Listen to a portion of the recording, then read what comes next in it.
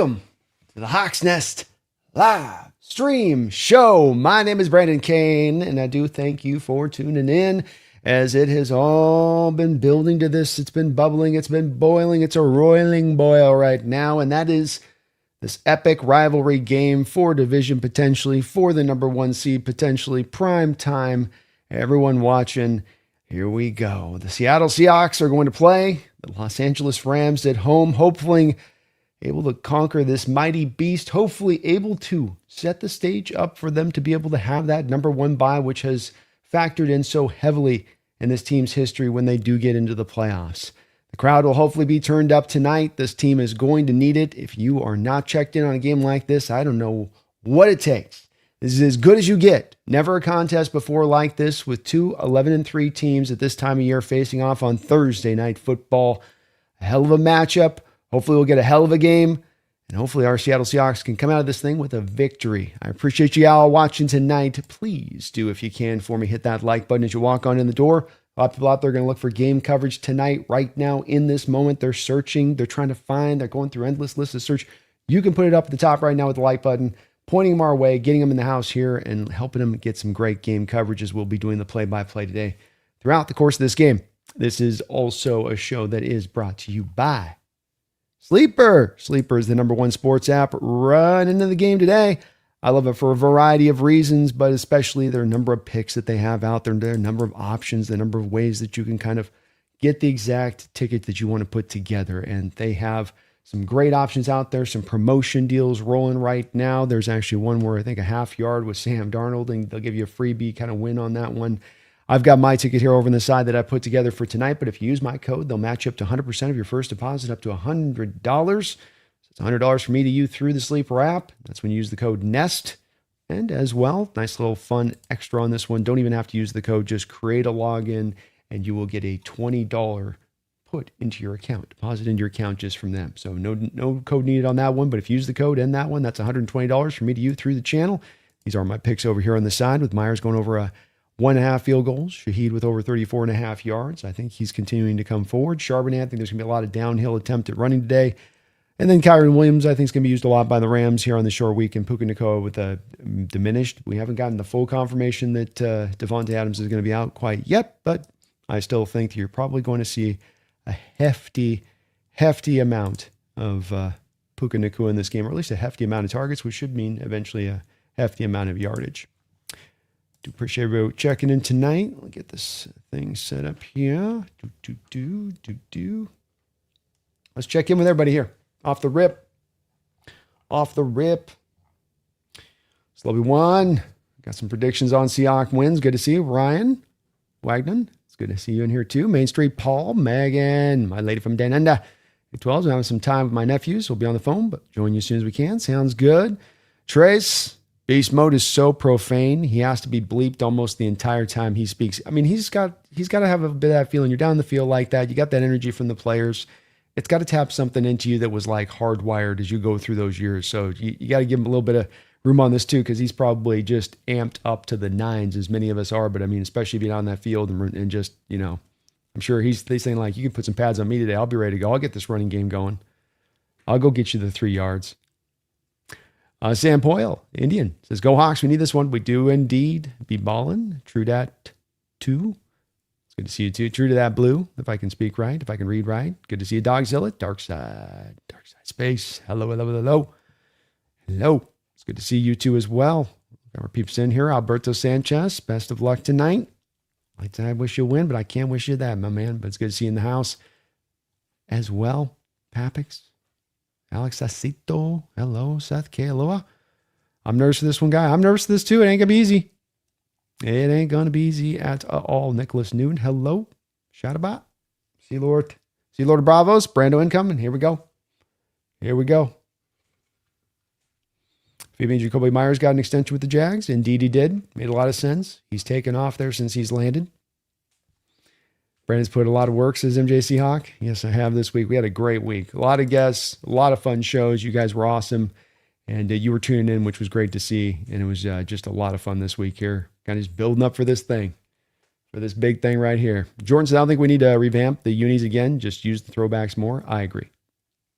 We are getting the rivalry jerseys tonight. So we'll see how those look here. Jason's got a request. If someone can tell him where the what channel to choose in Spokane to watch the game, that'd be great. It's our house, Alberto. It's our house. Space. How you doing, man? Herb in the house? Hello, Herb. Blake Harrington, Mr. Ness, no home. I'm home. I just take a little bit of time to get there. Yo, Wu-Tang, hello, hello, hello, hello, hello. You said a rivalry or a robbery? Ooh. Maybe a bit of both. Paul, got to defend the house. I hope the crowd tonight just can tap back into that spirit from about 15 years ago when we were kind of rolling at the hotness of it. Just get as loud as you can tonight. That team's going to need every inch of it, every decibel of it. Besides this ugly ass day in Seattle, indeed. Sounds like we had some rain that sort of went through. Kind of looks a little misty in there right now, but we're thinking that there might be the wind factor coming into this game. Jose says, go time, Brando. Let's see what we're made of. Let's see what we're made of. Let's go get this. Can't lose time possession. Certainly cannot lose it distinctly.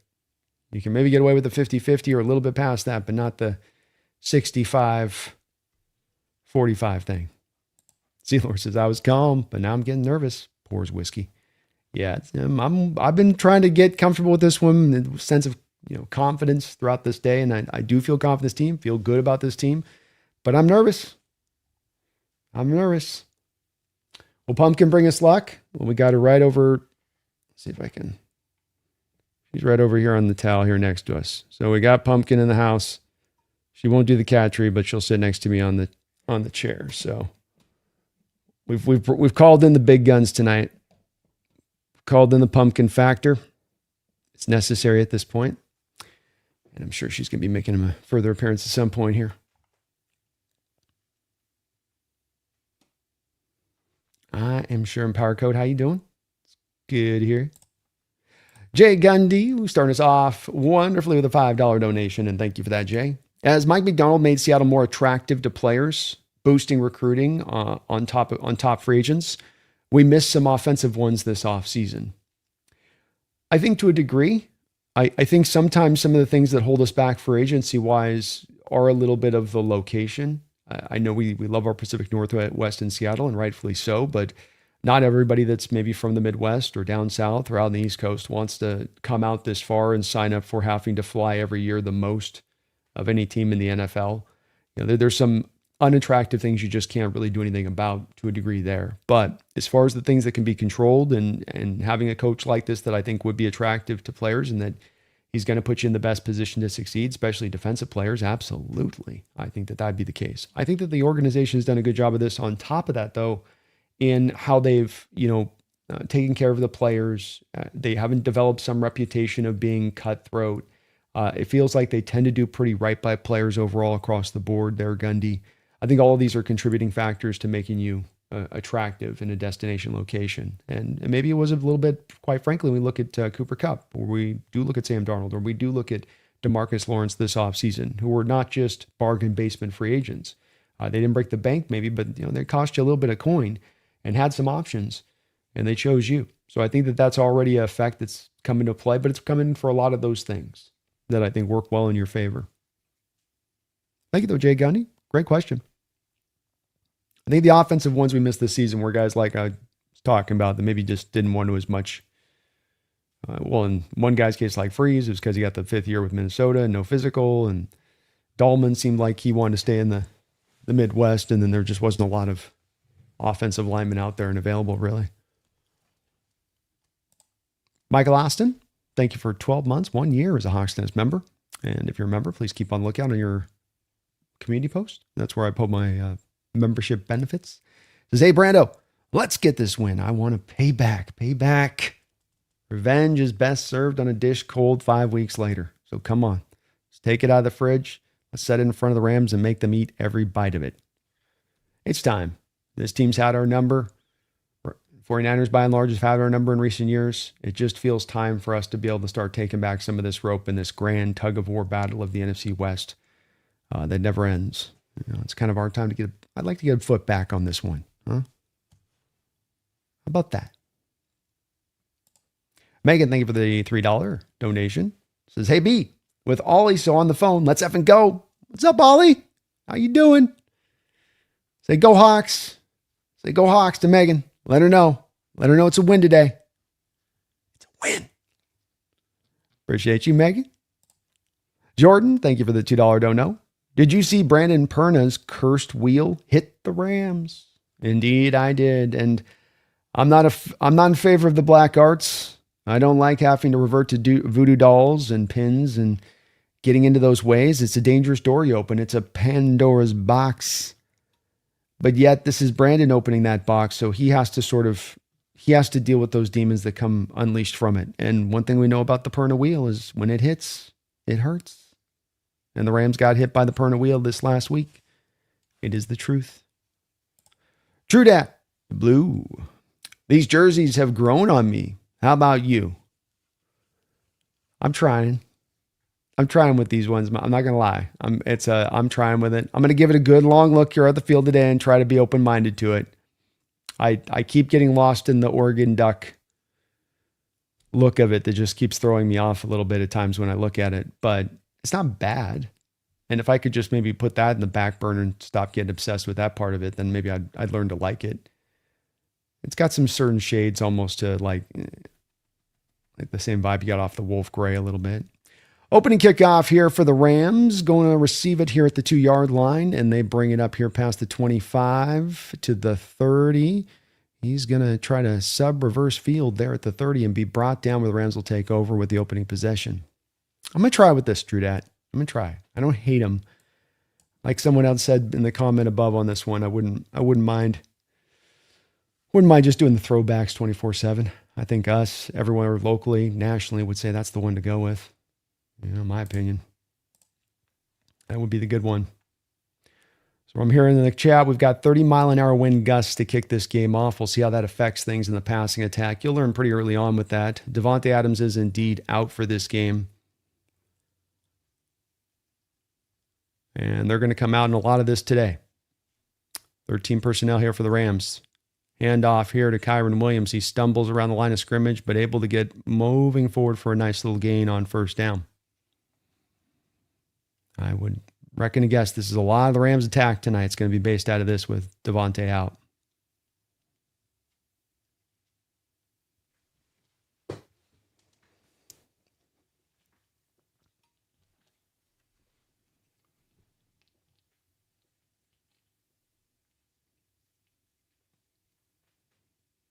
Back under center here now. Same look as before. A little bit of penetration by Leonard Williams. He's able to hold up Kyron for a second before the cavalry arrives. DeMarcus Lawrence and Jobe able to make the tackle on the play, but good job of getting out there on a little bit of that outside zone run there from a penetration standpoint from Leonard Williams there to hold up Kyron so he could only get a very small gain. This will bring up 3rd and 1.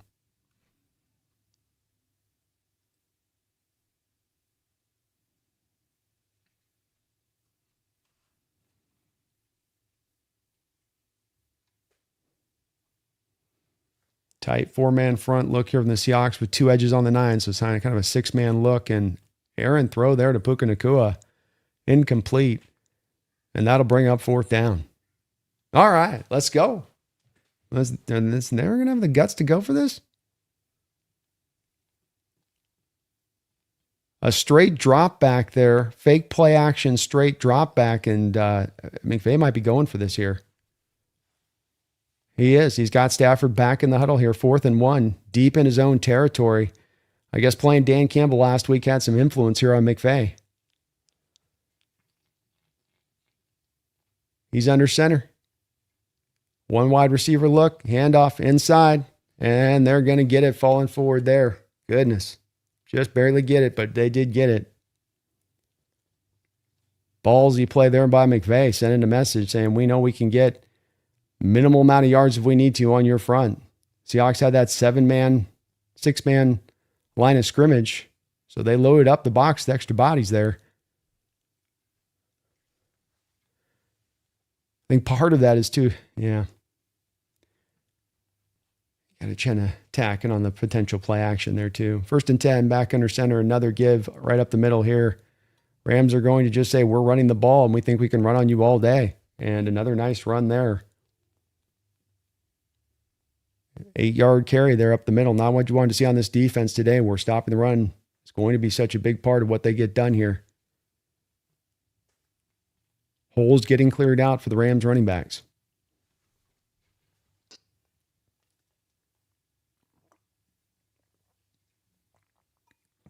We'll go with 7 there instead of 8. So 2nd and 3. Living in 13 personnel. Another handoff inside. Another good carry. Another first down.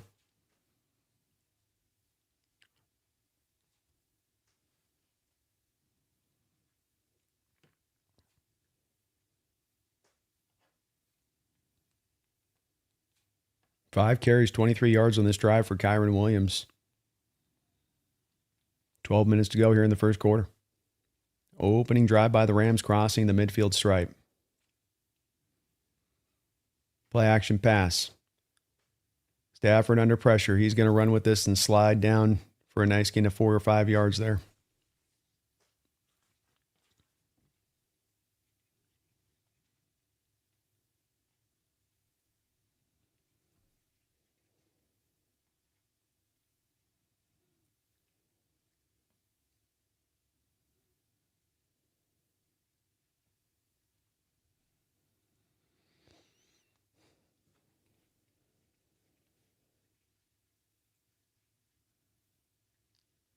Second down and 6. Handoff. Gain of for about 3 yards inside. Back to Kyron again here. Just a little B-gap run going downhill. Nothing too fancy.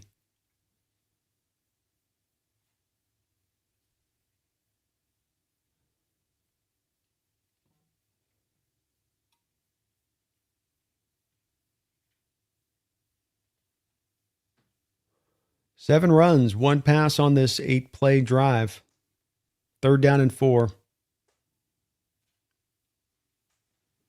Throwing it out wide here to the tight end, I think. Receiver there. No, tight end Ferguson. And they are going to be just short, it looks like, of the first down. So let's see what McVay does here. You went for it already once. Why not do it again here? McVay going for broke here on the onset.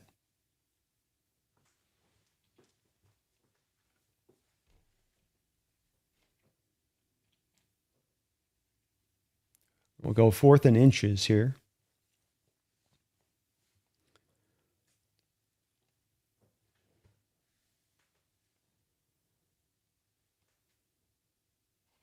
That goes in motion. Handoff here wide. And I think they got him short.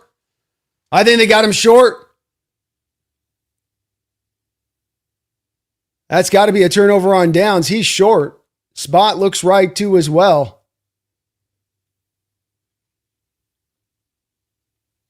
I think Emanwari had the running back initially. It looked like he was going to kind of squeeze through Emanwari, and then a second Seahawks player came up and was able to finish on the play to get the tackle there just behind the first down marker.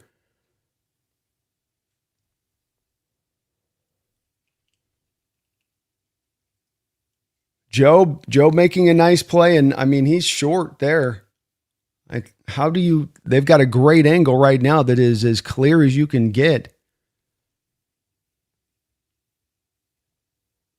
They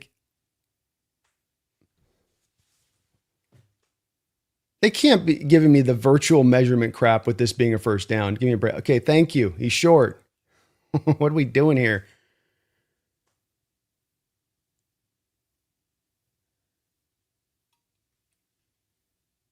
They all but got the microscopic angle giving you the short of the first down, but there was a back and forth. They had Mike with his hand in his pocket, reaching like he was going to have to go for the flag. But a hell of a stand there by the defense where it looked like this Rams offense was going to just come downhill running on you there in that opening drive and just, no, we'll take it to you. You know we're going to run. You can't stop it. Yeah, we know you're going to know we're going to do this. So what? We're going to do it. Let's go. Here we go. And big stand there. Ballsy by McVay, albeit it is a longer field goal attempt there, and you already went that once. So very nice job by the defense there to get stout there and root it down. See if the offense can strike back. It'll be interesting to see on a play like that. Big big kind of momentum play if Kubiak doesn't try to go in his bag and take a shot here. I can already see in the chat it being mentioned just a little bit as far as being inferred here on the flip around. M. Jordan, sorry. Thank you for the $2 donation, Jordan. Time to not breathe for 3 hours.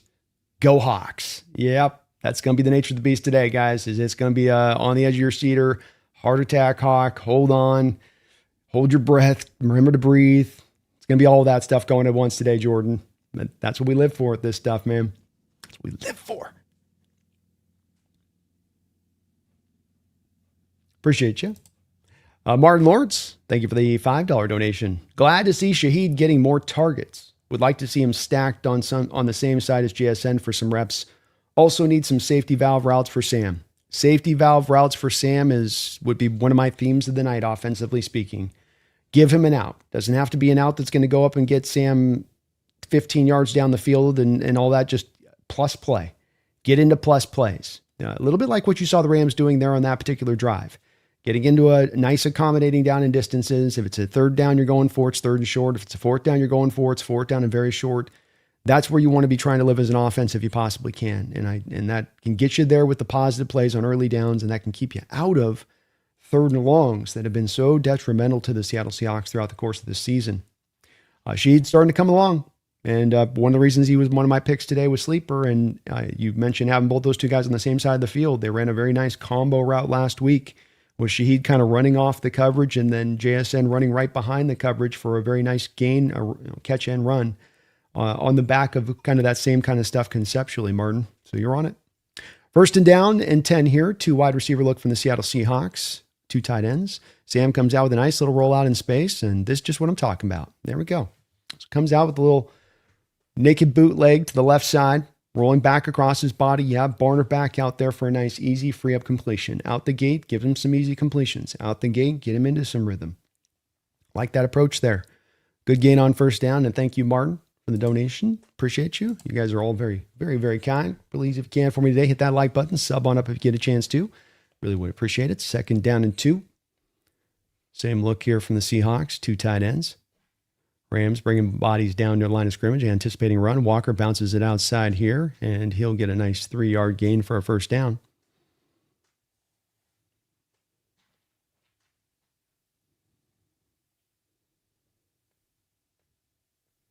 A little heavier box there from the Rams.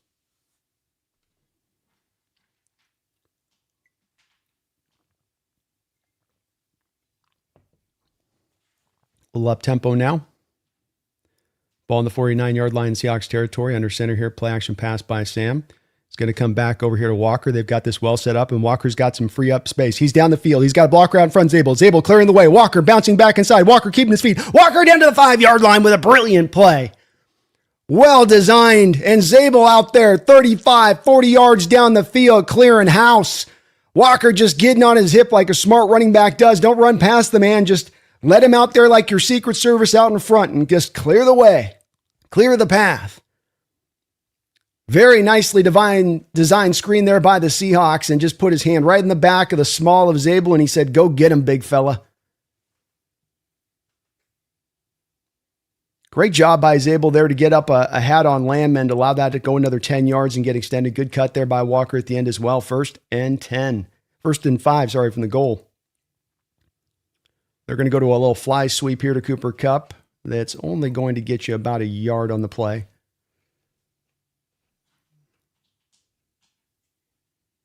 The ball will be spotted at the 4-yard line here. 7:35 to go here in the first quarter.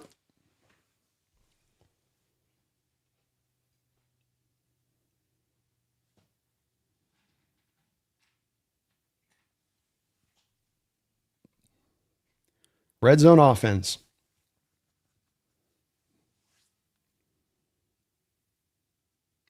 Got the 2 tight end look here from Seattle.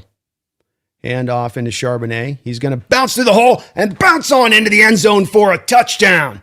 Zach Charbonnet does a good job of finding space in the little crease in the hole, but then bouncing off contact with some forward lean and falling into the end zone for a touchdown. 5-play, 61-yard drive, consuming only 2 minutes and 41 seconds off the clock. And the Seahawks are the nice answer for their defense on that stand. You can get the mojo working between these two in this way. Hell yeah. And boy, Charbonnet had Landman, who's such a good run stuffing inside linebacker. Landman had him right there in the hole. And he was able to just go right through him with a little, not even really just kind of a subtle sidestep there, and then create the nice angle to where then when he got into contact with Landman, he could just kind of fall forward off the contact and get that next couple of yards to get into the end zone. Nice job there by Charbonnet. Touchdown Seahawks. 7-0. Extra point is good. Here we go. I love the Oregon Duck jerseys. It's the best jerseys ever. Best jerseys ever. Love conceptually too with Kubiak. Let's give him credence. First drive when you came out with Sam, I think on the last game, there was a little bit too much to try and let's press the ball down the field right out the jump. And it's not Sam isn't capable of making those plays, and that those aren't plays you need to have in your offense and utilize. You're coming out of the game like this, primetime game. Be aware of some things there, Nerves are going to be a play for everybody. Give him a couple of little easy throws in space. Get him feeling kind of good. Get a little bit of that thing working in that direction before you try to kind of build up to someone trying to make some of those throws down the field. And you gave him the easy throw out there on the naked boot. Then you give him a nice easy throw out there into the screen game. Like a lot of what we saw there on that, and then still stuck with a run down by the red zone, which was good to see even with Cooper not getting a lot on that fly sweep. But fly sweep showed just even a yard, everything progress offensively when you're getting these plays. It doesn't have to be the big play, but really locking into progress, because it's the negative that's taken back so much of this offense. Wu-Tang Financial, thank you for the $5 donation.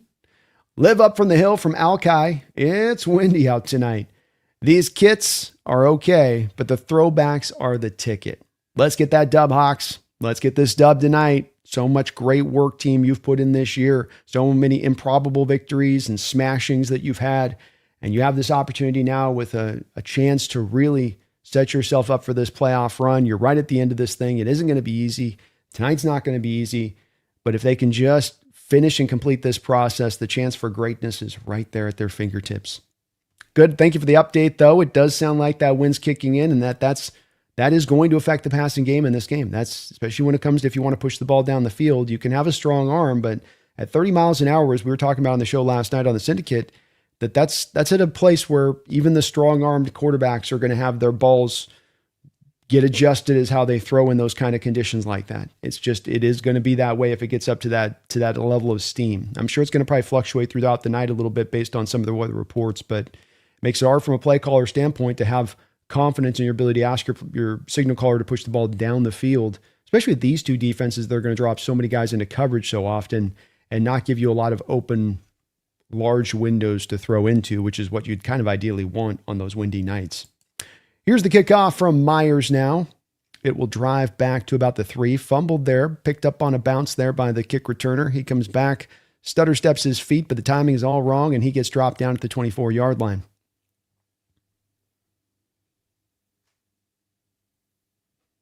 Rams will take over here with their second drive of the game.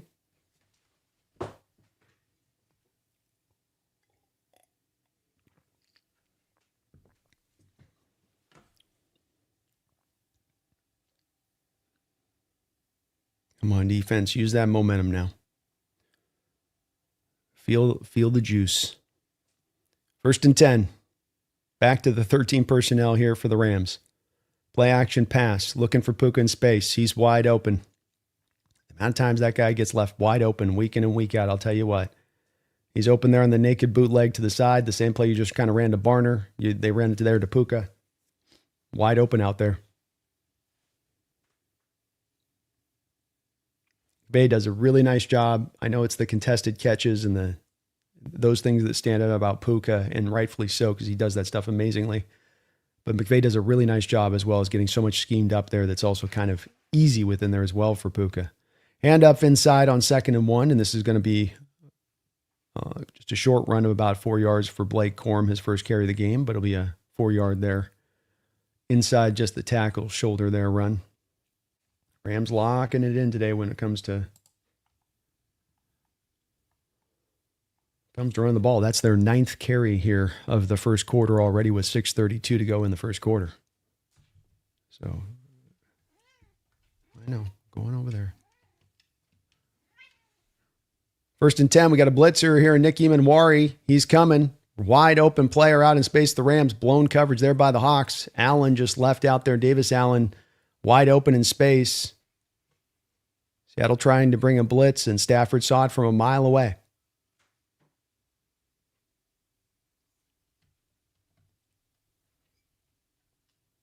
Well, that blitz just got totally muddied up. You just ended up with 2 players kind of running into the same spot. The cat's completely broken up about it. She can't believe it. 1st and 10. Back onto the Seahawks side of the field are the Rams here. Handoff, outside tackle run for Corum. He digs himself in behind a lineman, driving his feet forward, scrum, carves himself out. A nice little short carry, but a positive run for the Rams again there on 1st down. Seahawks are going to have to kind of solve a little bit of this rushing attack here for them.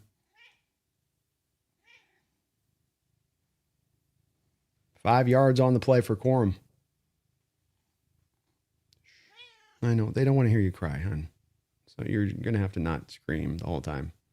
That's possible. 2nd down and 5. 4:37 to go in the first quarter. Ball at the 30-yard line of Seahawks territory. Again, back at that 13 personnel. Play action pass. Stafford tries to sidearm it into Davis Allen. Had him open. Just didn't have a great angle with the pursuer right in his face. Defender closing down. Seattle continues to, on the play action, have a defender just driving on Stafford. This time it was Mafe. Stafford almost had to submarine like a baseball pitcher submarine it, and actually made a good throw. It's a funky looking ball when it comes at you like that. Almost looked like the guy's underhanded it to you, and Davis Allen straight drop. 3rd and 5. 5-man pressure look here from the Seahawks with Ernest Jones standing in the B gap. Stafford changes protections here. Seahawks bring a blitz late from the other side after the change in protection. They're looking deep. Mumfield, the receiver, never looked back for the ball from Stafford there, and that will land incomplete deep. Stafford tried to take a shot down the field. I think Stafford felt uncomfortable and unsure there when he started to feel that blitz come in nice. That blitzing time was the prior blitz where they got beat on it, bad timing. That timing was perfect. You did it just after he changed the protections at that point. You knew the protections were locked in so the blitzer could get kind of free in there, and then Stafford would know that as well. Stafford's a good quarterback. He's going to recognize that, then get rid of that ball. 4th and 5. They're going to go for it again. Here are the Rams. Blitz here from the Seahawks again. Stafford is going to get this completed on a back shoulder throw to Nacua. There is a flag on the play.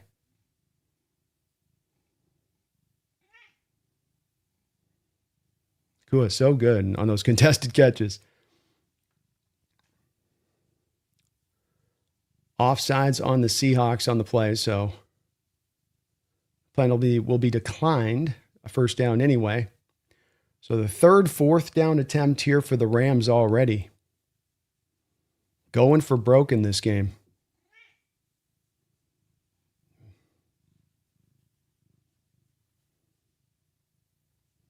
Man, what a catch there by Nacua.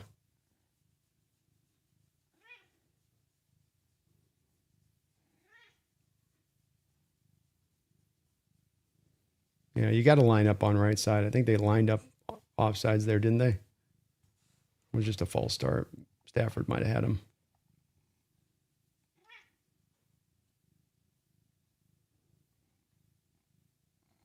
First and 10 for the Rams. Ball at the 24-yard line, Seahawks territory. Still staying in that 3 tight end look here. 1 wide receiver. Play action pass. Oh, man. Completed and down to the 4-yard line. Boy, this defensive series has just been awful from the Seahawks. They do not have guys in the right position. Last game, they were closing on Stafford on the play action, and here they seem to be kind of loading back up on the run now, so the play action completely held Emanwari there, where he's a beat slow from getting back there into Stafford's face because he's holding on the run. That's the effect of that early on, coming into play a little bit there, allowing Stafford then the time to roll out and find a guy wide open in space with another kind of blown-looking coverage. 1st down and goal from the 5-yard line. Handoff inside here. He is swallowed up nicely by Drake Thomas and a collection of other Seahawks in the backfield there. So no gain or even a little bit of a loss on the play.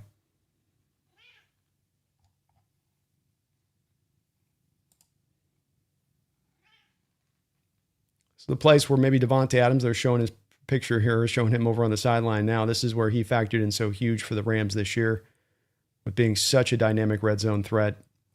9 plays, 71 yards for the Rams, their second long drive here this game in 2 drives. 2 wide receiver look here, outside run. We've got a nice play out in space there by Julian Love. Again, a couple of Seahawks getting there. Witherspoon out there as well. Love out there. It's not just one guy. You got early on penetration from Leonard Williams on the play, forcing the back to probably have to get the spot a little bit faster than he wants to on that play. Nicely done defensively speaking here. 12 carries, 38 yards for the Rams. So, yeah, they're running a lot and they're having like positivity, but 3.2 yard per carry. Empty look here. Stafford with a quick snap. Underhands it in. Finds his man Puka Nacua down at the half-yard line. My goodness, we're going to have another 4th down. Already the 4th one of the game. I told you guys the heart attack's got to be real in this one. Puka gets up kind of slowly there. We have another Ram down on the other side of the football field as well, holding his helmet.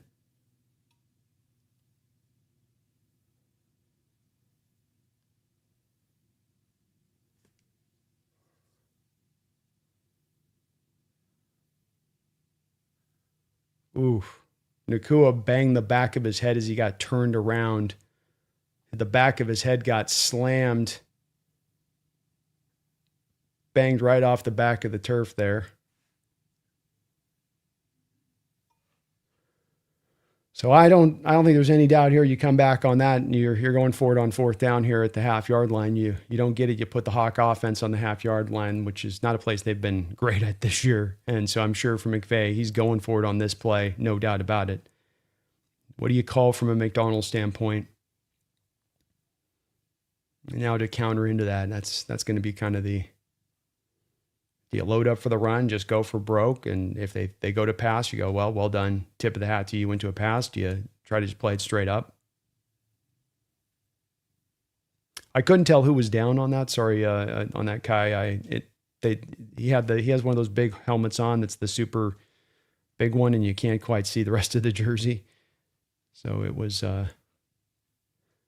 I am kind of wondering here, Tony, on allowing them to get away with kind of mismatching you up with Job out there. And Job's doing his best out there in Puka, but why you wouldn't maybe set more of this matchup with him playing kind of outside receiver in this game, have a little more of Witherspoon out there and let Witherspoon just travel with him. Dotson seems to be what everybody's referenced in the chat, so didn't look like he was in good shape there. We'll see what's going on with him.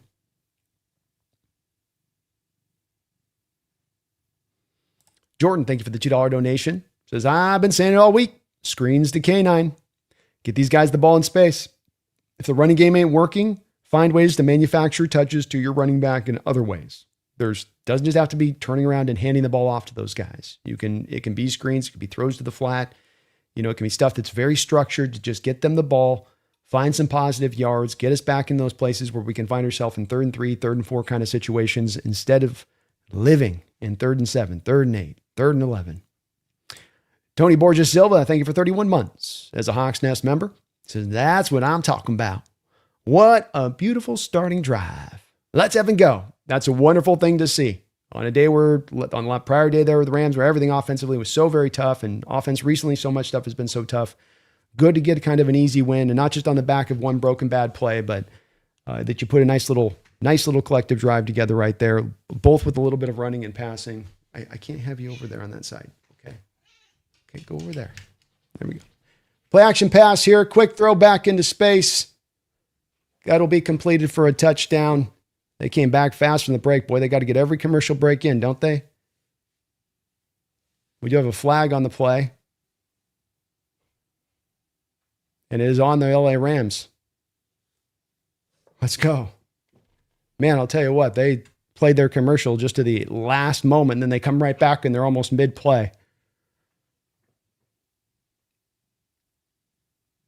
Big flag here because that takes the Rams out of a position of trying to actually go for it here on 4th down, back 5 yards.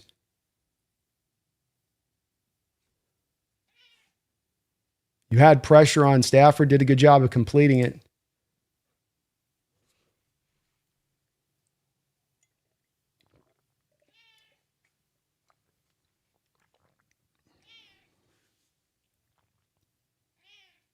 I didn't quite see the penalty, if that was a formational one or if that was something else going on there. Fans already blaming the refs.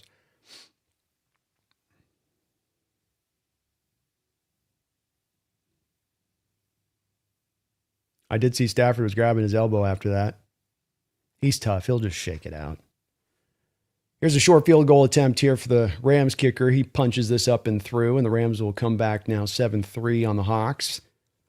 1:43 to go here in the first quarter. Fast-moving first quarter here for your Seahawks. And a good job by the defense there. Every blade of grass, as they like to say, every half yard, he made the catch. So what? Bring him down. Bring this to 4th down. Put him in a position. Make them decide. Now, good job by this defense. Rams are staying committed to the running game, and the thing with the Rams here in this running game and that they do is that they get that positive yardage every time. So it's not them busting off 15, 20 yarders, but they get you like that defensively speaking with that 13 personnel, and it's tough when you're a Seahawks defense running a light box to counter into that. And they're doing a good job at 3.2 yards per carry, but we are also seeing them able to execute some of these drives, and so it's I'm not saying I got an answer to it. It's just a tough thing to kind of deal with defensively and how they're trying to, attack this and get the feel for this. I think that understanding the Rams are going to live in 13 personnel is going to maybe make this a little bit easier. Oh, I see. Okay, so the penalty was that the lineman got down the field too far on the play. And McVay screaming over the sideline. There we go. So they showed a clearance. So the backup lineman who came in for Dotson got down the field, past the line of scrimmage when he's in pass protection there. And that's the call that ends up driving that and allowing you it to be called. So the injury on Dotson, and Dotson had to be helped off the field. It does not look like he's coming back in this football game, interestingly enough. And so we'll see how that kind of plays out over the course of this game. The Seahawks definitely have the interior defenders to attack you if you're going to your backup guard inside. 143, the time of possession in this game absolutely dominated here by the Los Angeles Rams, but not for lack of the Hawks offense not being successful. They scored on their opening drive here. This is just their second drive here right now. 1st and 10. Sam in a pistol look. Charbonnet in the backfield with Oots to his right. Barner goes in motion. Gibbs going to be inside here to Charbonnet. Keeps his feet. Rolls forward. Nice carry. Right up that AB gap, baby. That's just what I was hoping they would do in this game. And everything I just said about the Seattle Seahawks defense, you can say about the Rams offense from a schematic, stylistic standpoint. Now, they're a little different from Seattle in that they'll be willing to go into more of like they did here, a 3-4 look where Seattle will stay in nickel and base, or base nickel defense, basically. They'll go to base defense with the Rams, but they still have not the bodies necessarily that can hold up down there. They're a little bit of a lighter defensive drop here by Barner. Come on, Barner. You got to catch those, my man. Little rollout in space into Barner and just drops it off of his back hip there. Drops last week with the Hawks receivers was an issue, was the thing that jumped up on the day and was part of what held back your offense. You get the ball, you got to catch it here in this game. Dropsies ain't going to work. 3rd down and 1 here for the Seahawks offense. See if it's barnyard time. No, it's not. A little bit more than a yard, by the way. It's about a yard and a half.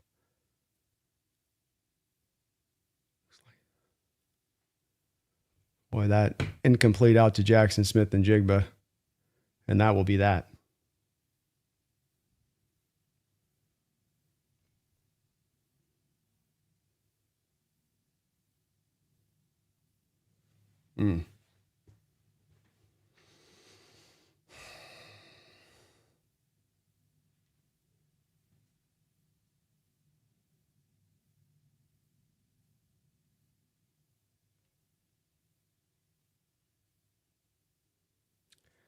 Tough 2-place weekend sequence right there. That's where drops factor in, though. It's like you get an easy completion 2 yards off line of scrimmage. You got to kind of catch that as a professional. Ball driven back to the 11-yard line here by Dixon, where the Rams will take over with their third possession of the football game.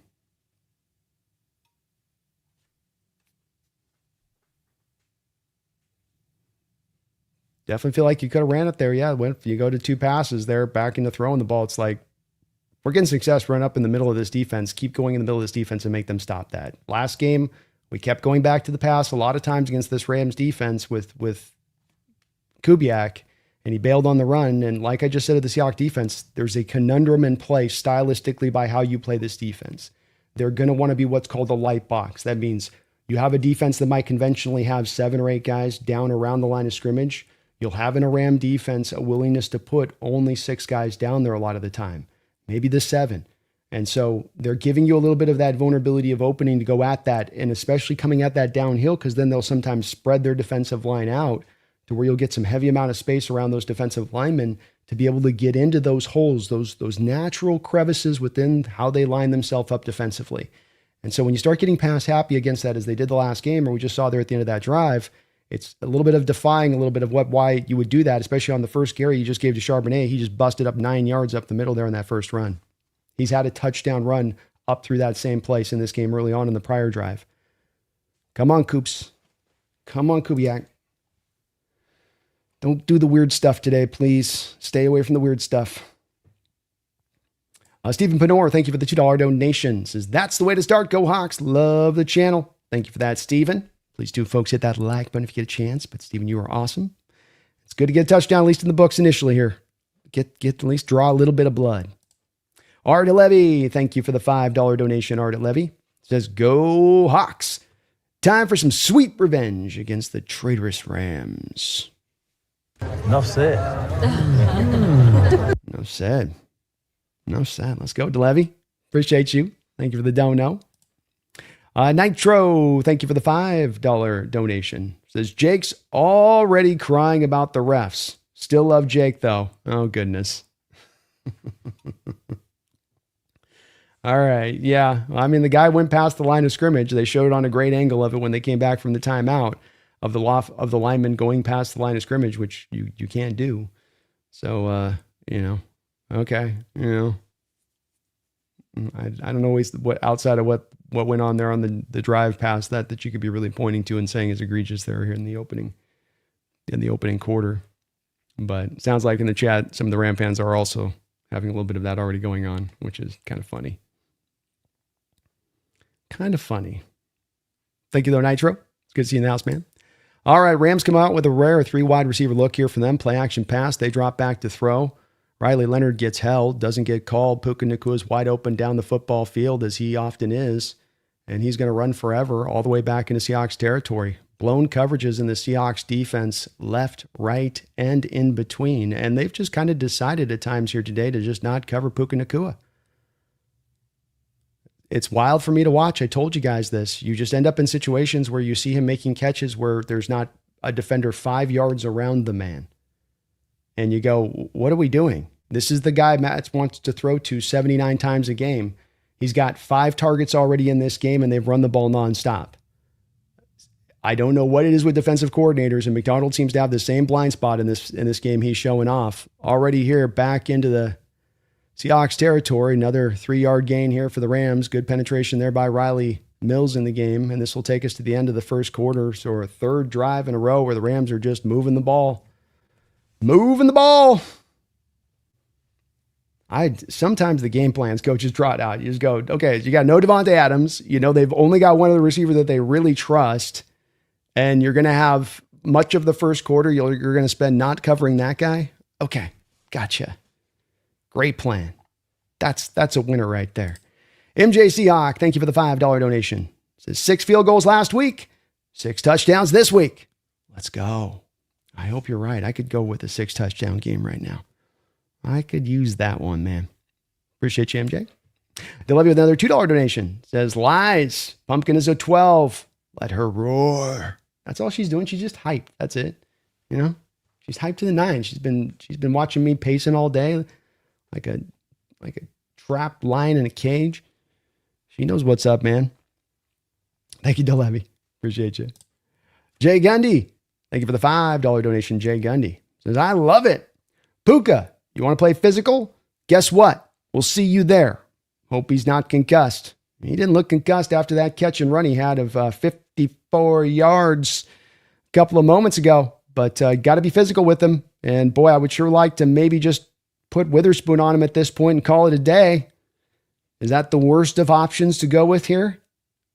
I know we absolutely can't change our defense. We can't do that, but you're not doing a lot of stopping him right now by just doing what you're doing. So, maybe we don't leave him wide open running in the middle of the football field. That'd be cool. That would be cool. Stephen Penor with another $2 donation says, those jerseys are prime rib tasty. I love this D. Joseph, thank you for another $2 donation as well. Niner fan here. Go Seahawks. F. Brock Purdy. Definitely as I can attest, fan bases will always have kind of those things out there, Joseph, of differing views on something where some are just sure it's this way, others are sure it's that way. That's definitely seems to be one there with Brock, and interesting to see what the Niners do heading into this off season, if there's a doubling back down on them or if they're starting to go, well, maybe we got to be open-minded on this situation a little bit. But thank you for the Niner fans rooting for the Seahawks tonight. We need all the help we can get. All the help we can get. Super Kane, thank you for the $2 donation. Is Njigba playing tonight or no? I haven't seen him.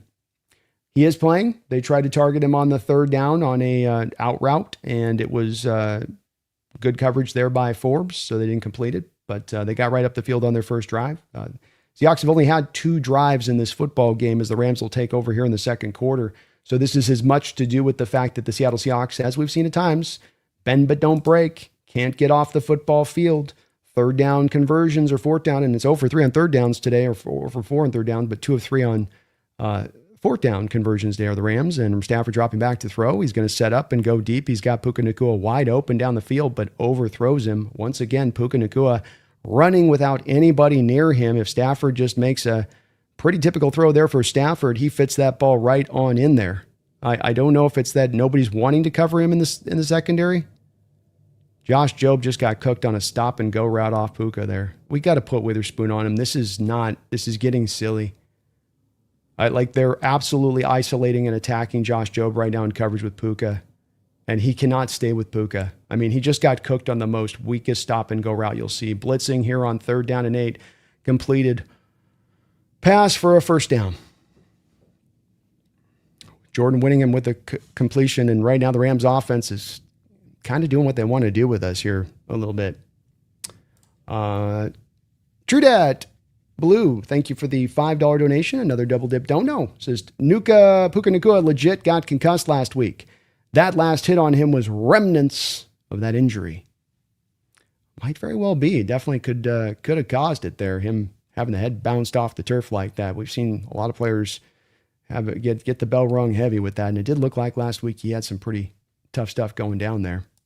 1st and 10, ball at the 13-yard line, hand up inside, bouncing it back to the right, and a nice little 5-yard gain here for the Rams.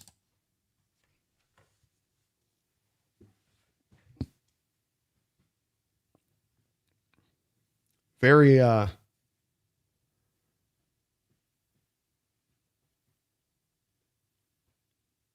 got Dotson is questionable while he's being carted off the field.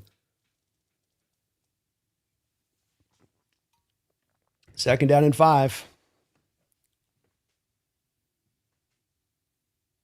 Donald's defense is kind of getting taken to him here. Handoff inside, handoff bounce inside, 4 more yards.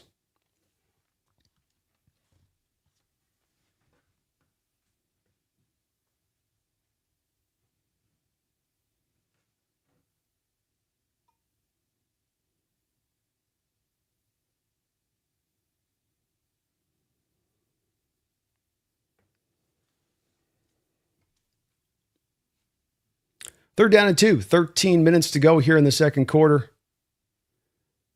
Stafford under center. 2 wide receiver look, 2 tight ends. Play action pass. Throws it back underneath there. Ball will be fumbled around by Davis Allen, his second drop of the game. 4th down and 2. No hesitancy here from McVay. Already 3 fourth down attempts in this game. Going to throw a fourth into the mix on 4th and 2.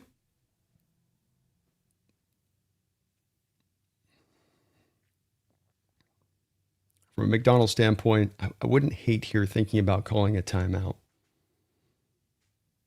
Your defense has absolutely had to live on this football field through this first half. 4th and 2, under center. 3 tight end look here for the 3 tight end look here. They got 1 tight end kind of aligned wide, and they're just going to let the clock roll down to triple digits, take the flag and attempt the field goal attempt, I'm guessing here. Delay a game. So trying to get him to jump offside. Stafford's good with a hard count. They'll get a field goal attempt here. Maybe that Devontae Adams missed presence as it stands right now. Big factor in this game early on here with a couple of these red zone stops for the Seahawks.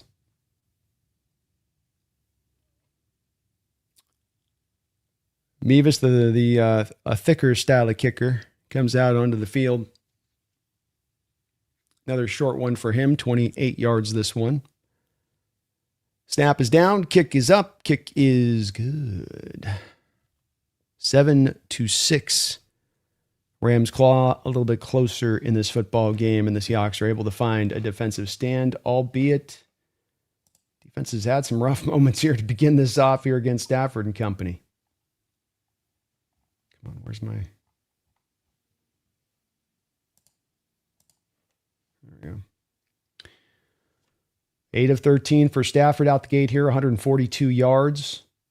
The Rams, 15 attempts in this first half already in the rushing attack to 48 yards for them. Seahawks only have 3 carries the other side. So, we've got a 54-yarder on the books, a 27-yarder on the books, a 19-yarder on the books, and another 19-yarder on the books. They're finding big holes down the field in this zone right now. Got to stay with the run, Piccolo, like you say. That's where I'm at with this. Can't just haphazardly, wantonly, voluntarily go away from it. Doesn't make any sense. David, thank you for the $2 donation. Says, should have run it on that 4th down. Certainly would have liked to have seen for instead there, try to go back that running game. That's where I just get that last game watching. I had that nagging suspicion, especially going back and rewatching the tape, that we just didn't stay with the run enough, and that we just kind of left it away and didn't need to be doing that. So we'll see if they get back into it here there. Only had a couple of drives, so it's very sample sizey on the offense right now. Joshua Carlisle, thank you for the $5 donation, Joshua. You can't convince me the refs don't conscientiously or otherwise favor LA. I've counted 3 missed holds on 3 big plays. Hate blaming the refs, but come on. Definitely the holding calls down the stretch of the season have seemingly gone away as far as for offensive lines on defensive lines here in the NFL. I don't know if the officials are just like letting them get away with, almost murder at times, but it's last week I felt like that was heavily the case, Joshua. I haven't had a chance to lock in on that yet. I'll take your word for it on that. But it does seem like they're letting them really, really let him play, maybe a little bit too far with that to a degree on that. And like we said last week with this, if this is the call and they're going to just let him loose, let him play, let it go like it'd be a playoff game, I'm okay with that. But then let him play. Let him do it both ways. It's got to be an equivalent thing on both sides of the ball and how you're looking to make that go. And hopefully that will be the case. Thank you, Joshua. That sucks to hear. And that's showing up. I definitely think there was a Riley Mills play where he got held, where he got through, and you could still see the guy pulling him after he got through. So I know that was one play that stood out for sure. Banker, thank you for the $2 donation. Says, let's fuse the Rams O and Hawks D to the Super Bowl. If only if. If only if. Kick goes through the back of the end zone here by the Rams, where the Seahawks will take over here with good field position on their 3rd drive. It's good to see you in the house, Banker. Thank you for the $2 donation. Jeffrey, thank you for the $2 donation as well. Says, less than 3 minutes on offense so far. Indeed, defense getting off the field. Bit of a problem here at times this year. Not in that it's a problem that's held back the defense. Got one of the best, if not the best defense in the NFL. It's just a bit of it is a bit of what we've gotten from this defense. And in getting that, they lose the time possession more time, especially if the offense isn't finding a day with consistency. 1st and 10 here for Sam and company. We're going to have a false start by the Seahawks. Not good.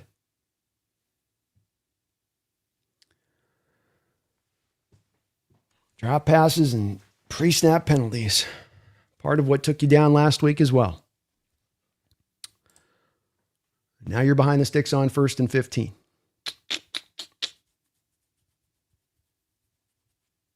Come on. Come on. Got to get some of this time of possession back, though, Jeffrey. Got to find a way to balance this thing out because that will factor in as you get into the third, fourth quarter on a shortened week like this. 1st and 10. Shotgun look here for Sam. 3 wide receivers. JSN goes in motion. Sam drops back to throw. He's got pressure right in his face. Sam's going to be brought down, falling forward just past the line of scrimmage for a gain of about a yard as the pass rush was bearing down upon him in the pocket.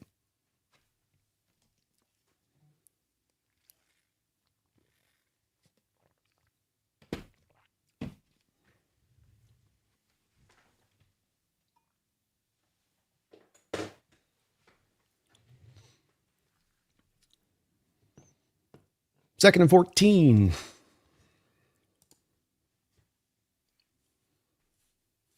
$12:07 to go in the second quarter. Sam, adjusting things in the line of scrimmage, drops back to throw. He's going to be sacked by Landman. Throw. Throw it again. Keep throwing. Keep tossing, keep yanking, keep tossing. He needs to run a game. 3rd down and forever.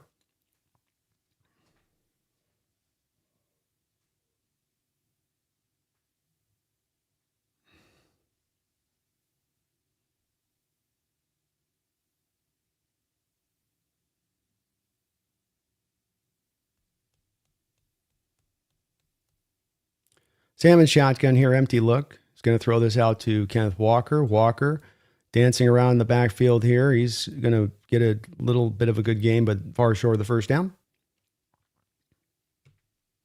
Another one of those dud offensive drives by the Hawks, or a multitude of problems, and Kubiak again doesn't seem to want to go to the run play or have any confidence in the fact that they can run it. So here we go. 3 passes in a row.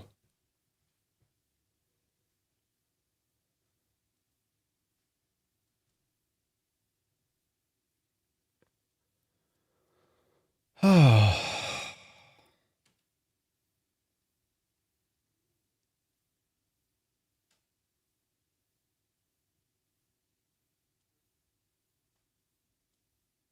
Returned here nicely, cut back across the field, still on his feet, still going, still running, still going, and he might almost break that one, reversing it back after a big gain here. Seahawks team needs to get this thing locked in here real quick. Everything across the board just feels like the energy's not quite right here. Come on. This is like just...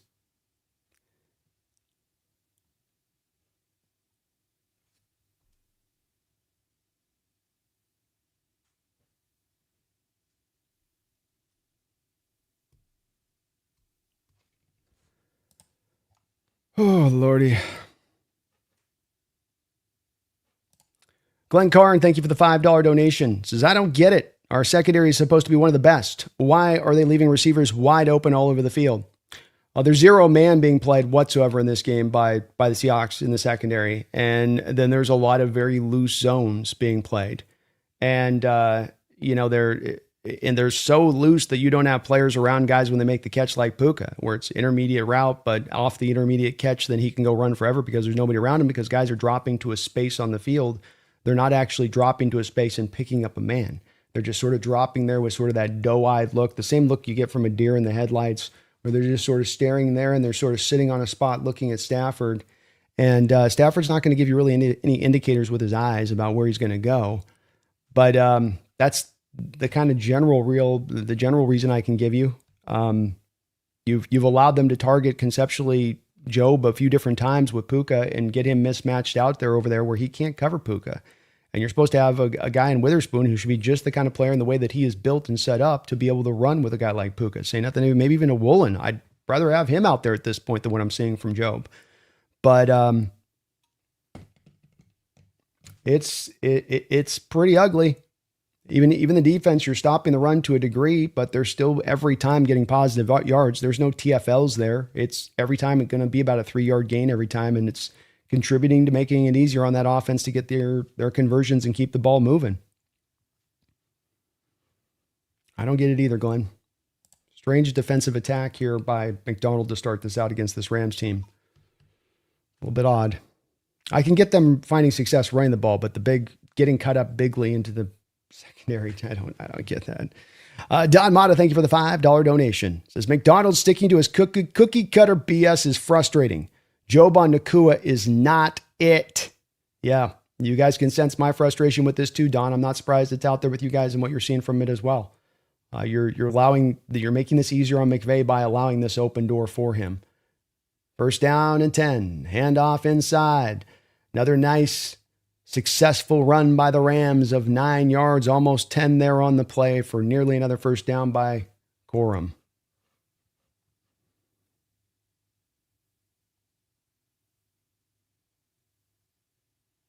Tough watch defensively here for this Seahawks team today.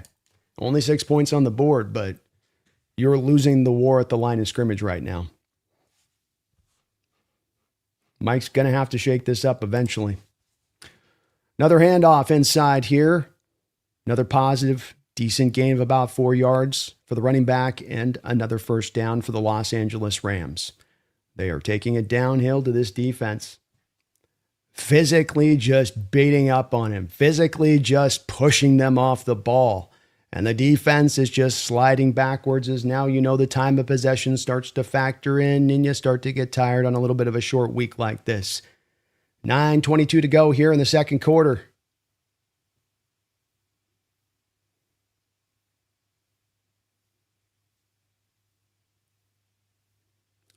Handoff back inside. Another 4-yard gain approximately for Corum.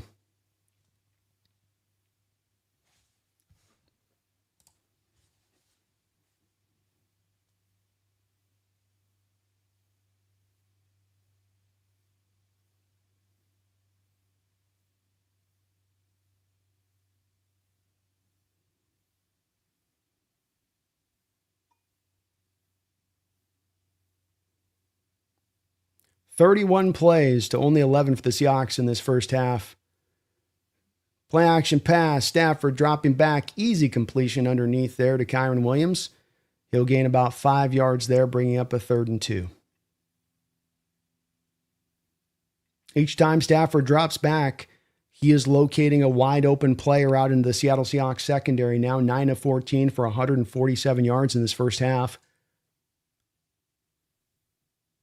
Seahawks are up 7-6 in this game, but it does not feel like it.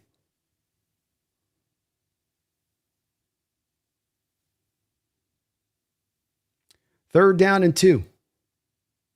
Stafford changed the play at the line of scrimmage. 4 wide receivers. Ferguson goes in motion prior to the snap. Handoff inside. Another nice, successful carry up the middle there for the Rams. They're going to gain another 4 yards and another first down.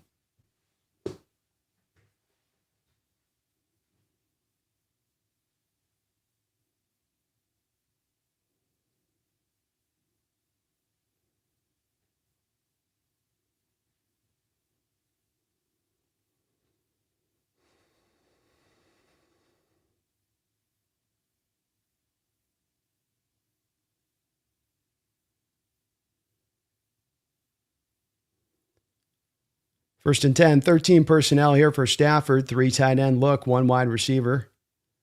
They're going to hammer this into the middle of the defense once again. Seattle Seahawks with a gaping hole in the middle of their defense. Could probably drive a semi-truck through that hole, and another 9 yards there for Blake Corum.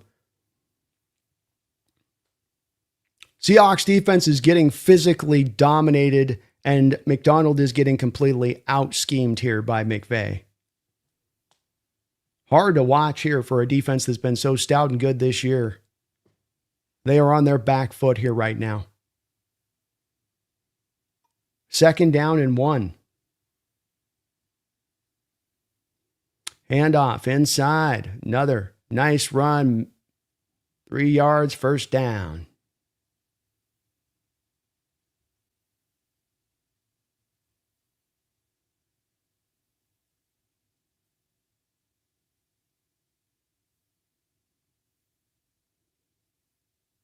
Clock continues to wind. 6:07 to go here in the second quarter. Seahawks need a turnover here.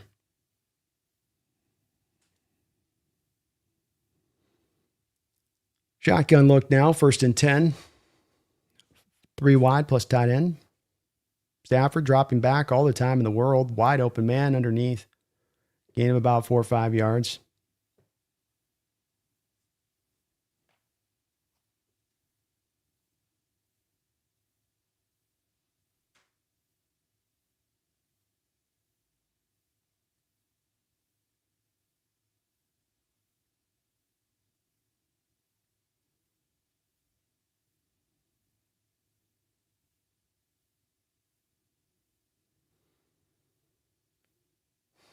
Second down and 4.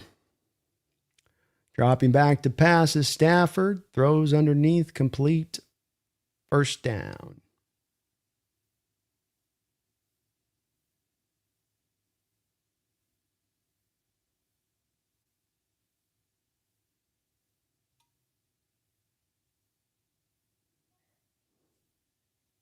Seattle Seahawks are covering nobody today. I mean, this is tough. You're getting your ass kicked on the line of scrimmage, and then you're literally covering nobody in the secondary. This defense looks like a shell of itself right now. And the Rams are showing them who's the best team in this division. You got time in this game. It ain't over by any measure, and you're up in this game. But this is another 5-6 yard run up the middle. It's like, I mean, they know they're going to run it, and we can't do anything to stop it.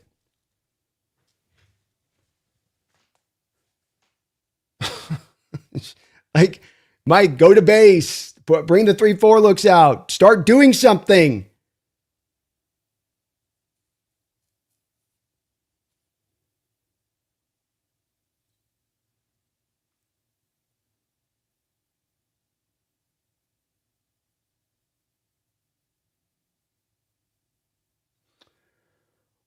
Three tight end look here. Play action pass. Stafford drops back, finds a man wide open in space for a touchdown.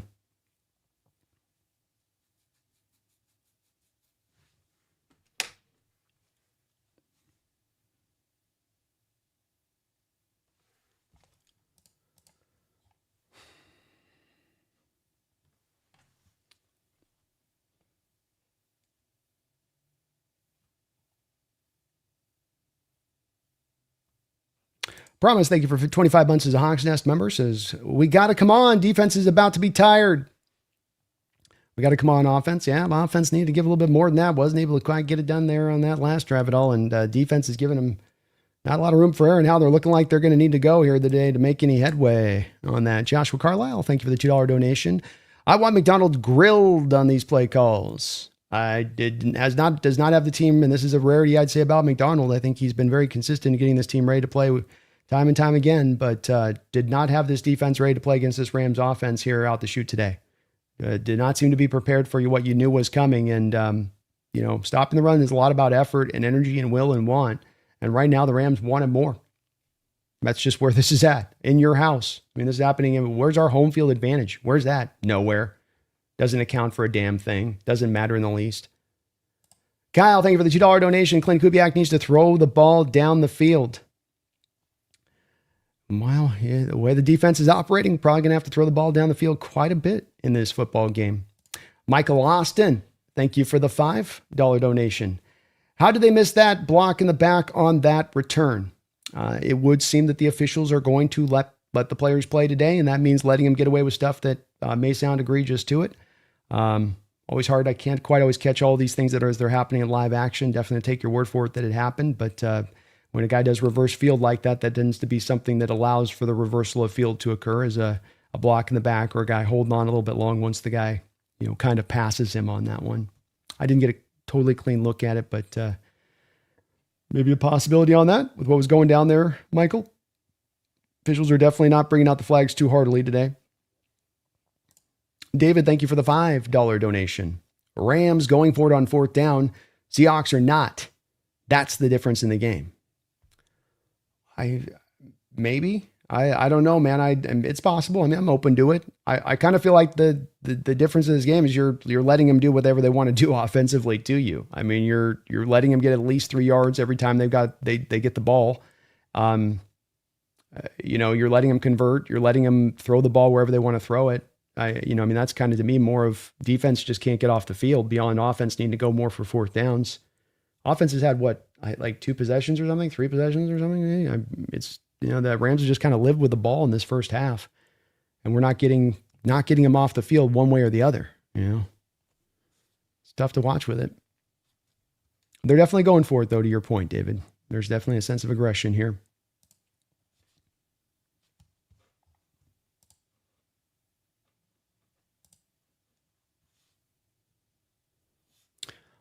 Jeff Jennings, thank you for the $5 donation, Jeff. Lots of game left, folks, but the defensive line is getting boat raced. They are. This is pretty embarrassing performance of the defensive line that's been so good this year. They're getting their ass handed to them right now in a handbag by that offensive line of the Rams. That is to be sure. That is to be sure. Joshua Carlisle, thank you for the $5 donation. Are we ready to talk about how our head coach has completely failed against McVay? I think it's probably a discussion for a point, maybe after a game, to talk on stuff like that. But I also think that I don't know if that's been completely the case with it, Joshua. You know what I mean? Like, I think he had a good game plan last year at home against this Rams offense. They didn't do a lot against you in that game. You did well against them defensively on the road, and then the offense definitely didn't hold up its end on that. But I'm not quite at that stage of being ready to kind of have that. Handoff inside here to Charbonnet. He'll lower his head and get about a yard or 2 on the play. Definitely has not solved him, to your point, Joshua. I don't know if he's failed against him, but there's definitely not been a solution found to the McVay problem. It continues to be a problem that McDonald's kind of still scratching his head on, saying like, well, how about we try this? Well, maybe how about we try that? It would seem on that side of it. Thank you, Joshua, the double dip donation on that side of things. Appreciate you. 2nd down and 8, 3:07 to go in the second quarter.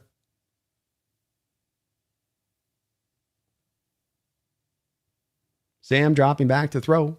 He's under pressure. Sam's going to be sacked. There he goes. There we go. Seahawks team's completely falling apart here.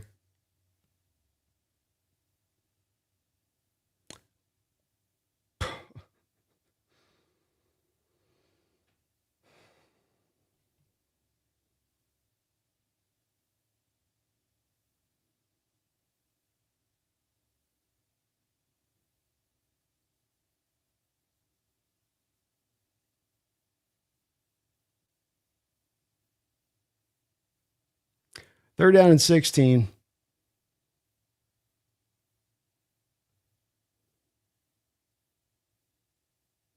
Walker with a handoff inside, and he miraculously somehow goes and gets the first down. What a run by Walker for the first.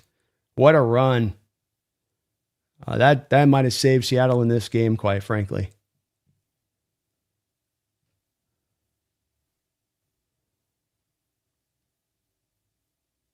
Byron Young had a tackle on him. He spun through it. Curl had a tackle on him. Fought through that. Fell forward. What a hell of a run there by Walker.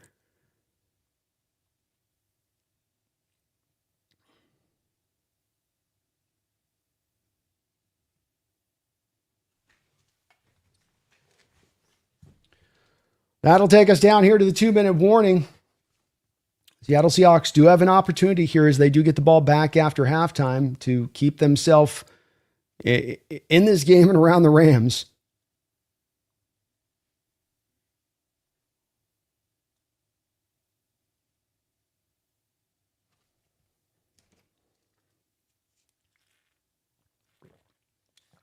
Not just for the fact that you'd like to get points and get the ball back at halftime. I think this is something that we were able to take advantage of last week when we were down in the game, but also then to be able to give this defense an opportunity to have some rest in this game as they are finding themselves right now with the Rams at 20 minutes and 30 seconds of time of possession to Seattle's just 7 minutes and 30 seconds of time of possession. So a 13-minute difference between the two teams as it stands right now. That's a pretty big difference. Pretty big difference there.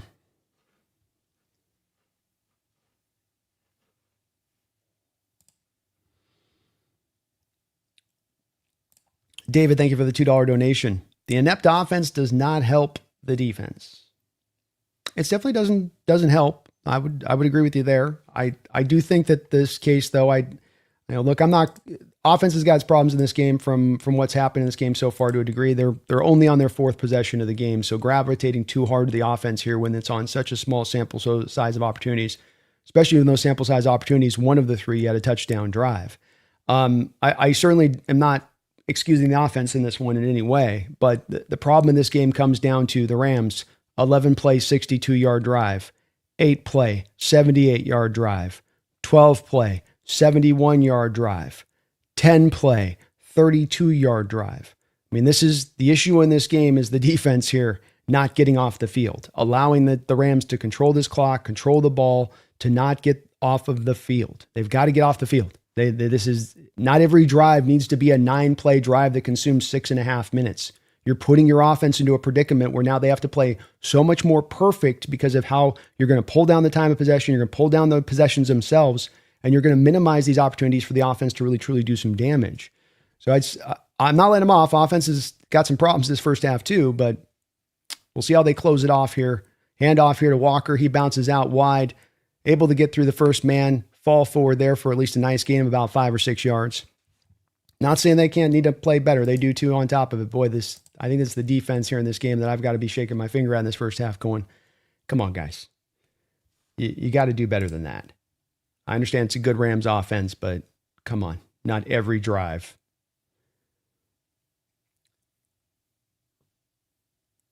Second down and 5. Handoff back inside here to Walker.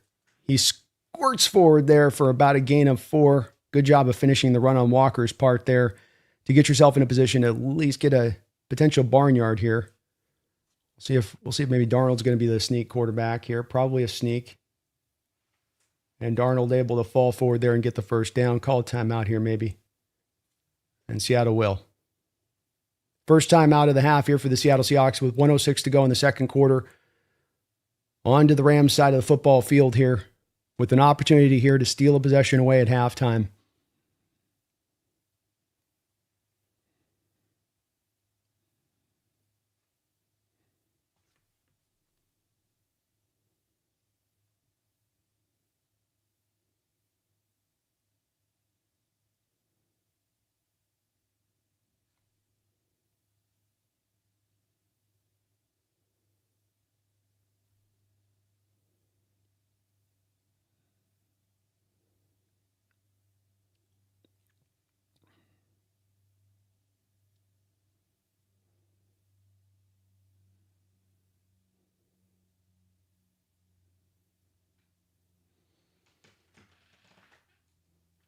Shotgun look here for Seattle.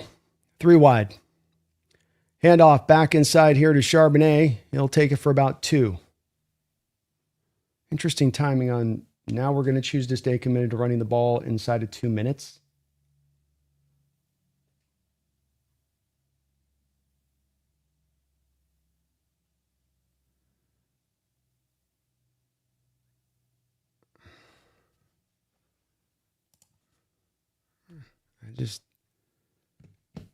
Okay.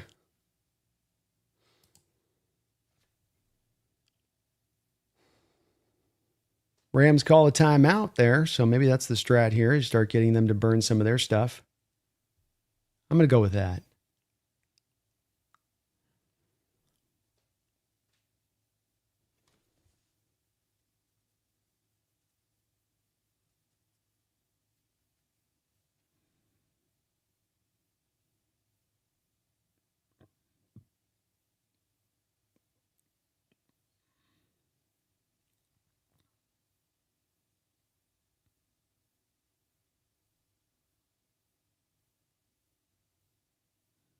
Second and 10, Sam dropping back here. He's going to roll out. Run with it, Sam. Run with it. We got a flag here. He'll go out of bounds after a gain of about 4 or 5 yards.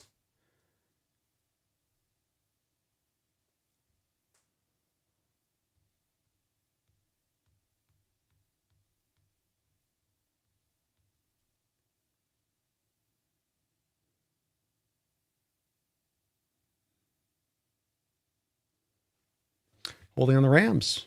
So an automatic first down for Seattle. 51 seconds to go here in the second quarter. Seattle will get the ball about the 39-yard line here. 2 timeouts remaining. Nice job by Sam to break the pocket there, and I think he was, running the ball there. I like seeing him do that. Take that 5-yard gain, Sam.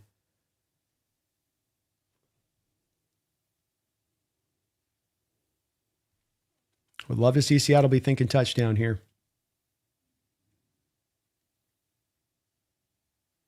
Barner going in motion prior to the snap. Sam in shotgun. Dropping back to throw. He's going to get this to Cooper Kupp. Cooper Kupp fumbled up the football field. Recovered back by the Rams. They'll take over there.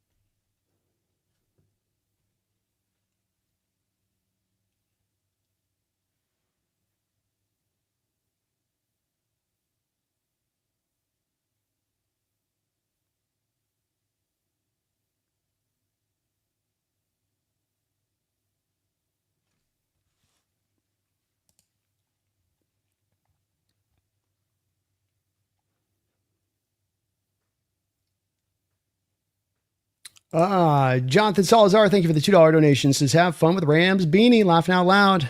I better start looking it up. Should get on Amazon now, maybe. Get that thing overnighted. Overnighted Mumbles, thank you for the $2 donation. Says, watch Rivers get comeback player of the year. Maybe so. I'll tell you what, if he brings the Colts into the playoffs and gets them playoff success, I know it's a short season. That's a pretty incredible story, though, at that point. That'd be pretty wild to see. Joshua Carlisle, thank you for the $2 donation. Says, Mike McDonald needs to look in a mirror. Definitely going to be one where you got to look back at the defense on this one. Go kick, guys.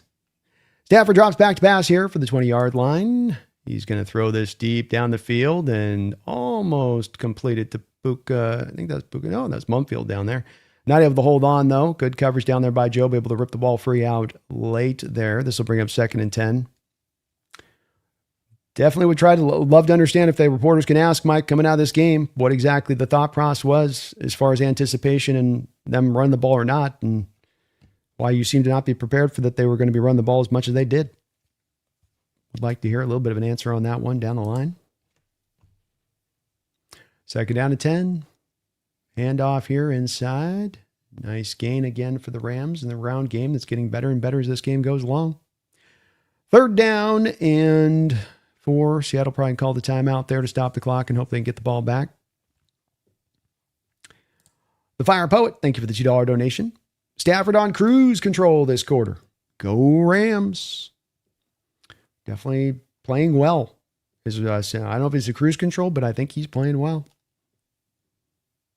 I think we're making it easier on him too at times. Mumbles, thank you for the $5 donation. I appreciate you for that, Mumbles. I think Cam Ward said it best a while ago watching the team play tonight. Yeesh. Mac needs to tell Kubiak what he told Grubb about running the ball. Indeed. A couple of those drives, weird. You got away from running in that way. We'll get back to that in just a sec here. Handoff inside here to Gorm. He's going to be swallowed up in the backfield. Seattle's going to use their last timeout with 23 seconds to go. They don't have timeout left, so that'll take us to halftime here, where Seattle will be down 13-7. Yep, odd a little bit that you didn't come out and run the ball a little bit more on that, but yeah, strange on that one there. Mumbles a bit. Again, I think I can understand offensive frustration here. Completely. Mumbles from this, but we had 4 possessions the first half, I think it is. Got a touchdown on one, had another one where you're driving down.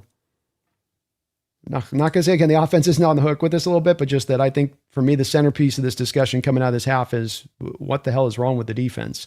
It's one thing if they can run on you and then you're at least limiting the passing attack, or you're limiting the passing attack, but they're running the ball on you, or you're getting them off the field, or you're getting turnovers. But there is really literally nothing this defense is doing well right now in this first half, and it is allowing this Rams team, to have taken full control of this game. And that's, to me, where this really starts from, is a major way, and that we could get around to the offense, but let's first, it's the defense with the platter here, in my opinion. Kyle, thank you for the $2 donation. Says, stop looking at Stafford's eyes and cover someone. Amen, man. A lot of sitting in empty, what I'd call empty zones, where you're just sort of sitting into a place and they've told you to get on a spot in the field, and then you're getting on the spot in the field. But when people enter your zone, you're not activating to that. You're not picking anything up. You're just sort of playing like with a body language of, I just hope nobody runs into my zone. Such a passive style, and so non-aggressive in addition to it. I'll be right back.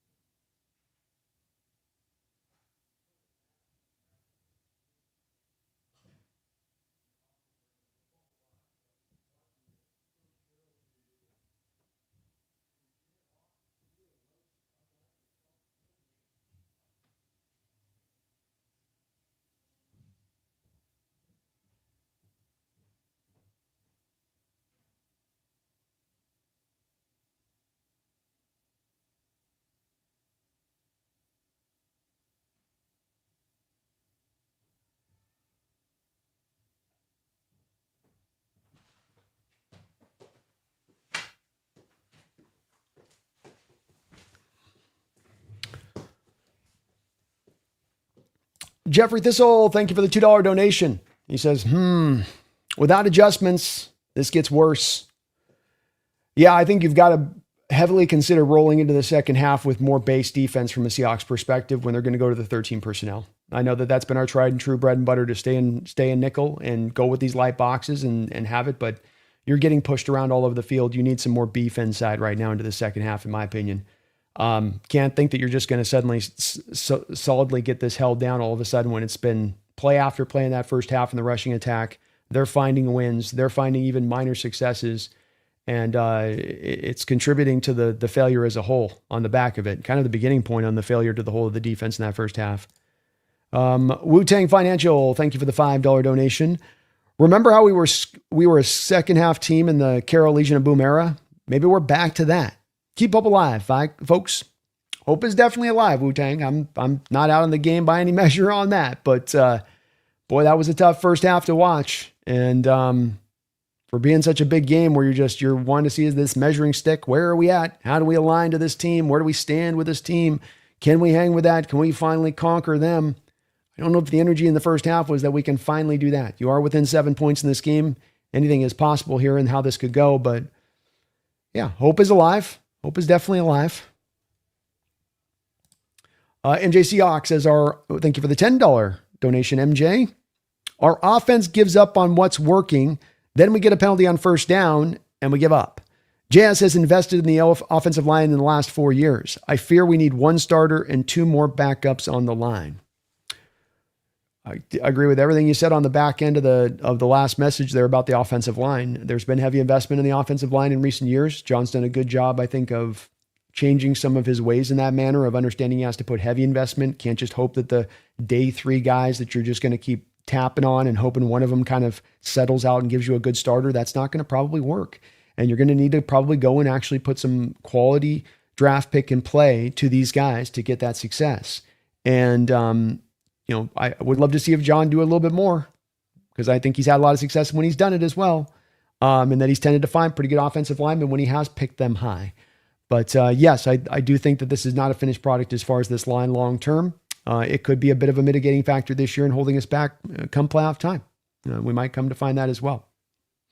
Definitely, I can see and getting a couple donos here, and I can see in the comment section the frustrations of the offense the first half. I'm with you guys a bit on that, in that I get it. The lack of the commitment to the running there in that first half. Then they got committed to it when you're on the 2-minute drive, where you're like, look, you're trying to kind of preserve the clock to go and get a touchdown as much as anything, not just be satiated with a field goal, but actually go get a tutty and try to put that down at half, instead of just kind of let's keep the ball away from the Rams. Let's make sure we keep the ball away from the Rams on this last drive a bit. But then you did hit Cup down the field on a nice play, and things were kind of set up well there. So you go down, you get a score there, or even a field goal, and we're looking at that first half offensively, I think, quite differently, where it's okay, you got 4 drives and you scored on 2 of the 4 drives. You can't, to me, I keep coming back on this one in my mind, and maybe I'm wrong on this, because there is many folks like yourself, MJ, kind of gravitating to the offense on this one a little bit in this first half, into saying, I come at this and really looking at the defense on this one at this half, and what they're doing specifically, going, what's going on, guys? This is not the Seahawks defense. Stafford 12 of 18 for 167 yards in that first half, and then they're running the ball 24 times for 90 yards. That just seems to me the one where it's, I just am kind of becoming fixated a little bit on that point of it from my standpoint a little bit here. But again, I might be off on this, because there's many of you that are referencing into the offense. So maybe that's more of the bigger problem coming out of that first half, is that we've got to be able in these games to match up and stay step for step with this Rams offense, because they're going to be mighty, and there's not much you can do about that mightiness. Possible. Hand grenade, thank you for the $2 donation. Says, what is it with Seattle and its offensive coordinator problems? We've had a lot of years where it's just been a struggle to find a good one. And they're not a dime a dozen out there, I don't think, in this way. And it's hard to find the good ones. And when you got the good ones, sometimes they've got a little bit of a couple of picadillos within their given way that they go about their business that can still be a bit problematic at times. And Kubiak is definitely a bit of that kind of guy at times, where you just sort of are scratching your head. You're going, man, that first drive was so wonderful to what you'd want to do conceptually, where it's like, give Sam some easy, quick throws, attack short, let your guys work with the ball up in space. And instead of that, you're deviating on that by the second drive, where you suddenly try to reinvent the wheel essentially into that second drive with being 3 straight passes in a row. You're going, why? Why are we doing that? Got the play then to Charbonnet, where he runs 9 yards on first down, and then you pass every other time out. It just, okay. It's a little weird. Get my coffee. I'll be right back.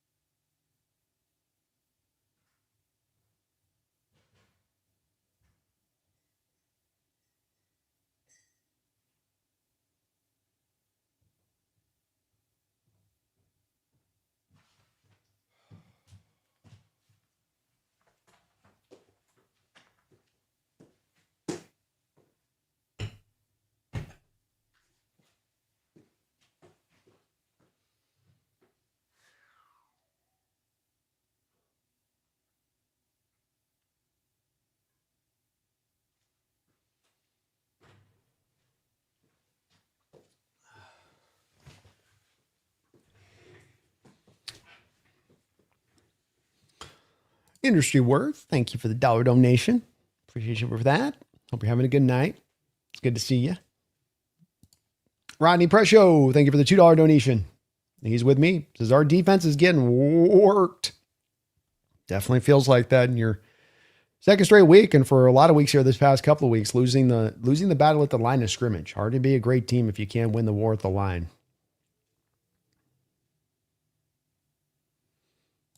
Glenn says the Rams or defensive backs are on JSN like a cheap suit. I mean, maybe a little bit. I know that they're flashing the stat heavily on the telecast that he didn't have a catch in that first half and just the one target, but you only passed the ball 6 times and you completed 4 of 6. And, 2 of those throws were set up to be specifically designed to a particular player, not JSN related. So one's to go to Barner on the naked boot. One's to go to the screen game to Kenneth Walker that he took up the field. Sam 4 of 6 for 72 yards in that first half. So I think that's one where there's not the opportunity. I mean, there's only 4 other attempts in that whole first half to potentially have a target to JSN around that. So it comes back again to like when it's that small of amount of attempts, it's hard to be like, why did you target him more? It's like, well, should we got him on the 2 of the 4 and you targeted him on 1 of those 4 attempts. You just weren't able to complete it. But this is where the offense just needs more plays. We need more opportunities, more ops, as they say there, Glenn. Nate, thank you for the $5 donation, Nate. We're going to flush this first half. Halftime adjustments. Come out strong. Got love for Kupp. Everything working against us right now. Yeah, I mean, no hate to Kupp. He's not a bad guy about fumbling, and he runs hard with the football, and he's been a good player for us. It's just it's a tough moment for that to happen in that moment right there, where now it's like finally today on a day where you just can't find any momentum. Maybe you're able to pull a little bit back before halftime to give yourself some feeling for the end of half, and then just something else goes, askew, and then you start to wonder like, oh man, is this just one of those it ain't your day kind of days? I don't think it's that necessarily. I've got strength and hope here for the second half. Don't get me wrong there, but and love me some Kupp too. But yeah, everything working against us is kind of a good way of putting it.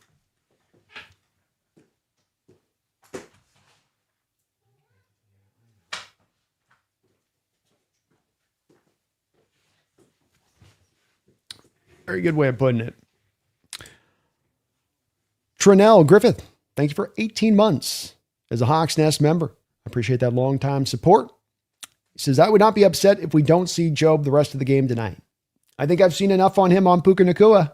I'll say that. I don't need to see any more of that. 2 adjustments I feel like in the second half you can make to start to rectify things. Doesn't guarantee that they're going to clean anything up. Rams might just have your number offensively today in this game and in general terms. But the one place that I would like to see here is you make an adjustment of getting Witherspoon up on Puka and then allowing for you to as well, outside of Puka going in the slot. Like you can keep Imawari on Puka then when he goes in the slot, but if Puka's on the outside, then you align him and have him out on the outside and put him into that position. And the second point, to be more embracing of some of the base defensive concepts, coming out and maybe some more pure 3-4 looks here to stop a little bit of this run game of the Rams in the second half. Those would be the 2 spots that I'd look for adjustment-wise. Don't know if they will, but that would definitely be a place I would lean into. Agreed. They've definitely targeted Job in this game of the Rams in coverage and attacked. Glenn Karn, thank you for the $5 donation, Glenn. He says, I disagree with going conservative on offense. That throw to Kupp was great. Fumbles happen. I'd rather see Sam throw the ball down the field. Well, we walked into this game a little bit last night talking about on the preview show a bit about what we wanted to do going into this game and having, Sam maybe throw the ball a little bit more than he passed. But I feel like a little bit at the heart of that too would be, from my perspective, Glenn, I also want to make sure that I'm not willingly or wantingly just going away from this light box of the Rams and sort of letting them off the hook in that, where I'm going, well, we're going to just have Sam throw because we just want to throw. And now we're throwing into the teeth of the defense, which is a lot of what led to Sam throwing the 4 interceptions last time. And if you're not running the ball well, I'm with you 100% there. If you're not running the ball with any effectiveness, I'm with you 100% there.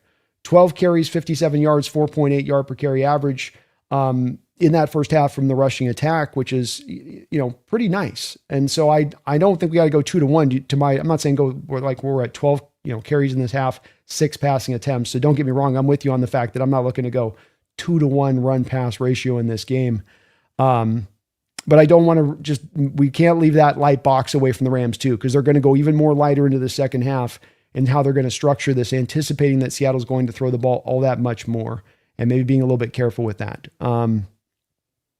It's where, again, I'm not going to ring up too much on the offense in that first half. It's where I'm really more my eyes are going to be more turned to the defense. Rams are going to kick this opening second half kick back in the end zone where they will take over. Seahawks will take over with their first possession of the second half. Glenn, you are the man. Appreciate all your donations today and all of your support. You guys are amazing as awesome always to this channel. I really, really do appreciate that. Hope you're having a good night, Glenn.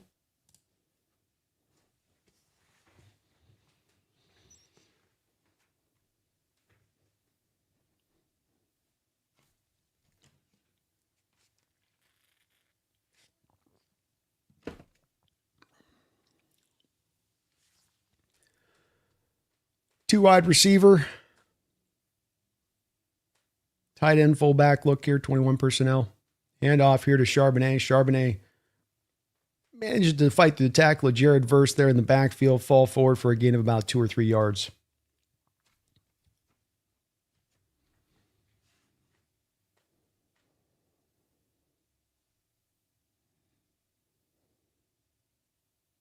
Man, Sundell got walked into the backfield by Poona Ford.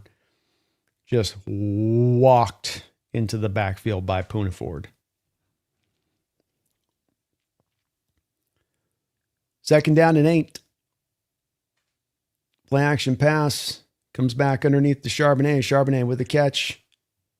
And he is going to be very close to a first down here. About a half yard short. Maybe about time for a little barnyard action. Give me some barnyard.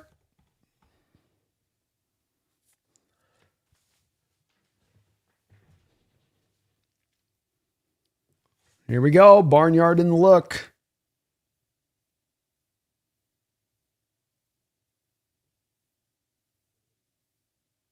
And looks like you got to push forward for a first down. We got it. Barnyard in business.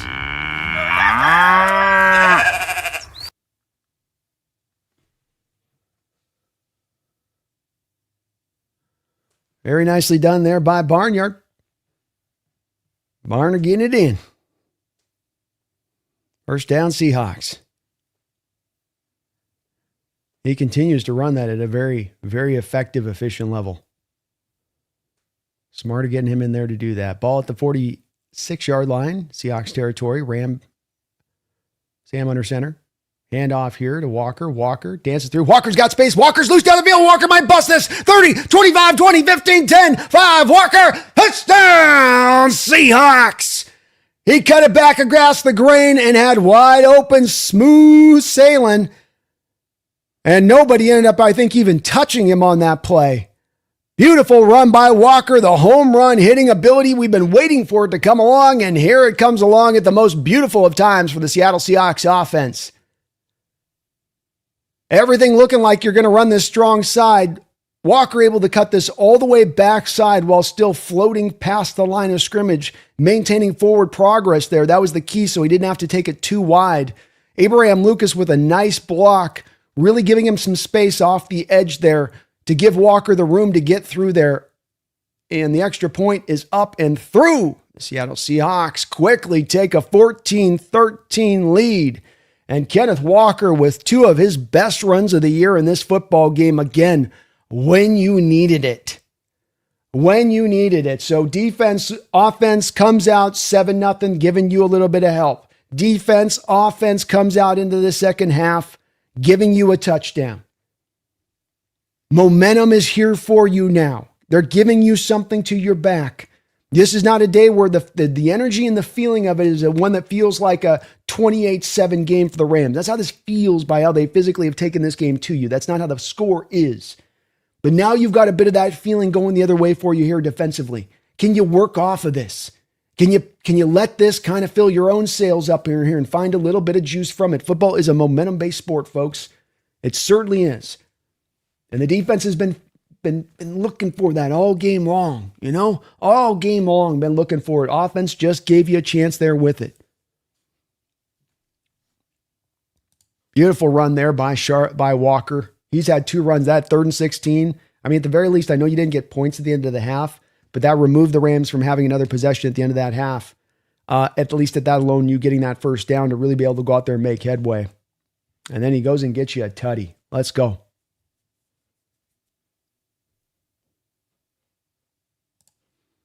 Cod Mister, thank you for the $5 donation, Cod.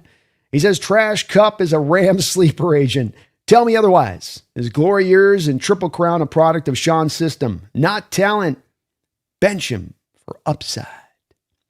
Well, I think this might be more of a question, Cod, if you had a guy like Torrey Horton still healthy and available. I think the guys that you got here on this receiving core behind Cup and Rashid Shaheed are going to be more of guys that are special teamers, run blockers. That's going to be what they do better, and Cup is going to do what he does better than what they could do in that spot. I don't think he's a sleeper agent. I don't think that was a very good play by Curl to get his helmet in on the ball.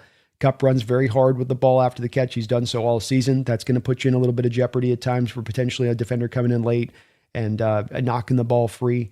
Don't think Cup was trying to bail on that one by any measure of it. And, he's been very consistent this year. We haven't had a lot of high target games. I mean, even in this game, you're into the 12:57 in the third quarter. Your quarterback's got 7 passing attempts. There's not a lot of opportunities here, especially when JSN up until this point throughout this year has really eaten up like half the targets throughout the course of these games. So, it's a contributing factor. I think Cup's going to help us. I think he's going to help us in this game at some point. And, I think he's a little better than that. Short kick here at the 9-yard line. Kicker runs into the back there. Nice job by Seahawks defensively. Drake Young down there to bring him down for a very short return. Very, very nicely done. Definitely not in his glory years anymore on that, but I think there's a little bit of gas left in that engine. If you can consider like what you need from him is really kind of those 4-catch, 35-yard games. Be the third down and Cup kind of guy. That's where we need you to help us keep the chains moving. That would be the nice thing to see. But thank you, Cod, for the $5. Appreciate you. All right, 1st and 10. Los Angeles Rams come out now. They are down Dotson, their right guard, in the second half.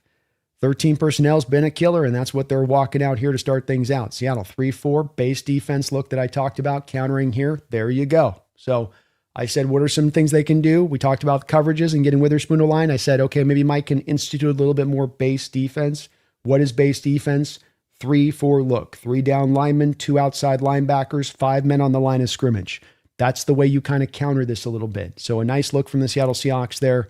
Put a little more beef up around that line. Less of those double teams that can be true. Leonard Williams gets a single block there. A little more opportunity to get after the run there. And no coincidence that you keep that from a 3-4 yard carry to a 1 yard carry. 2nd down and 9. Stafford in shotgun. A little bit of a wayward throw out to Davis Allen. He could not quite reel that ball in, and that will be 3rd and 9. Come on, D. Wind looks like it's starting to pick up a little bit here. I showed McVay, and he had his little parka flap in there. Folks, if you could for me today, please do hit that like button. Would really appreciate it. 12:07 to go here in the third quarter. 3rd and 9. Stafford, empty look here, 4-5 wide. Puka in the slot, unguarded. Ugh. You don't like that. He's going deep. He's got a man again wide open down the football field for a monstrous play.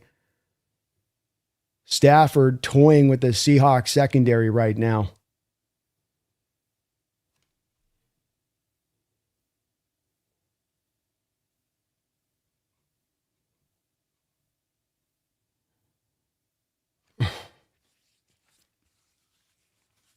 Zone coverages are just broken all over the place on the Seahawks defense. Just broken. I mean, they're not running anything conceptually intricate here. They're really not. It's just they're getting them with very just generic stuff.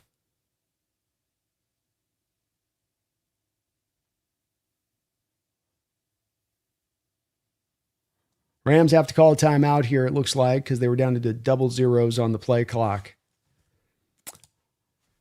Werner, thank you for the $2 donation. Says McDonald was too conservative. Can't punt on the 4th and 1. Definitely, if this offense continues to do what they're doing from a Ram perspective into the second half, to your point, you're going to have to start dialing up the 4th downs if it comes to that, where you're going to have to start to anticipate a little bit here that your defense is just not getting many stops today. You don't like it. You don't want to see it, but you can't just operate blindly that they're just going to get stops here because you are this great defense. They're taking it to you in every which way, form, shape, all that in this game. So I can't argue with it. I can't disagree with that. Thank you, Varner. First down and 10, 11:20 to go here in the third quarter. Seahawks up 14-13, but the Rams threatening at the 24-yard line. Handoff inside here. Big old hole. Nice gain of about 6 yards there for the Rams running back.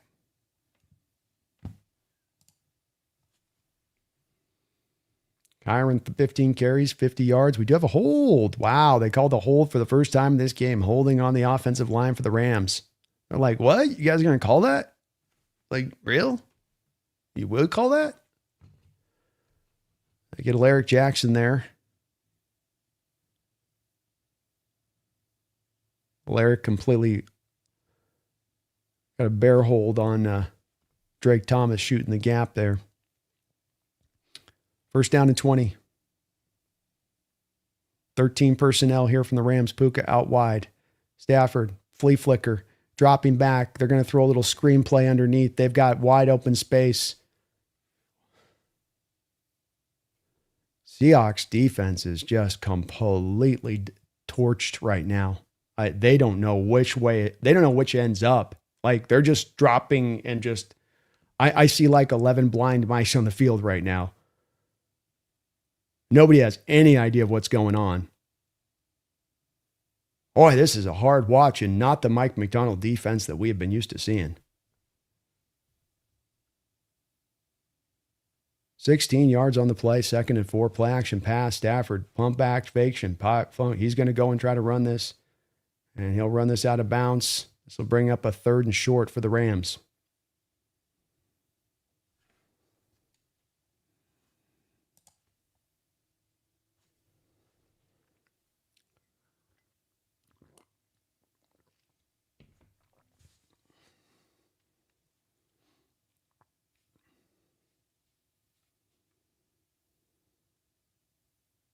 "47 offensive plays for the Los Angeles Rams. Owning the time possession. 13 personnel look again for them. Matt's back under center here. Handoff inside. Seahawks have the running back corralled. Great job back there by Ernest Jones to collect him in the backfield and get the stop and bring this to 4th down. What's Sean going to do?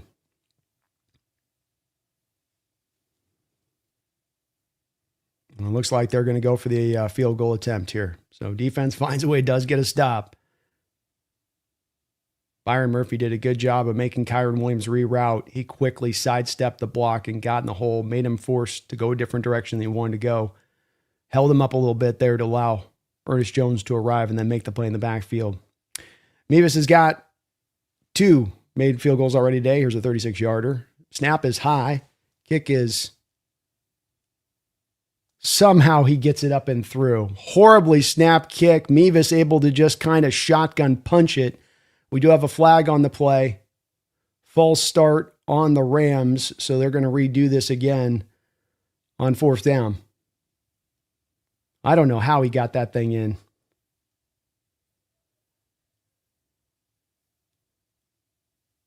Really high snap there. Oh. Got a fake snap that kind of like a no.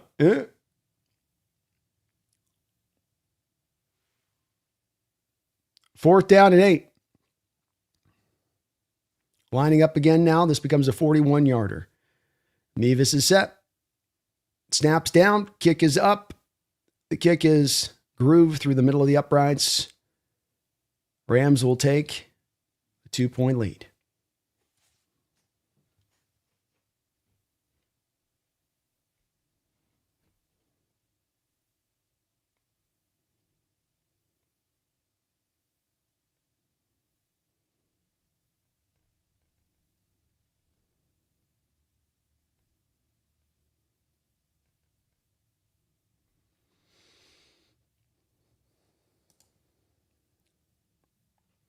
Mumbles, thank you for the $5 donation.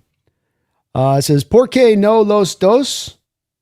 I just feel like the run fixes the O. Not sure what would fix the D at the moment besides just trying to stop the run at all costs. Just about.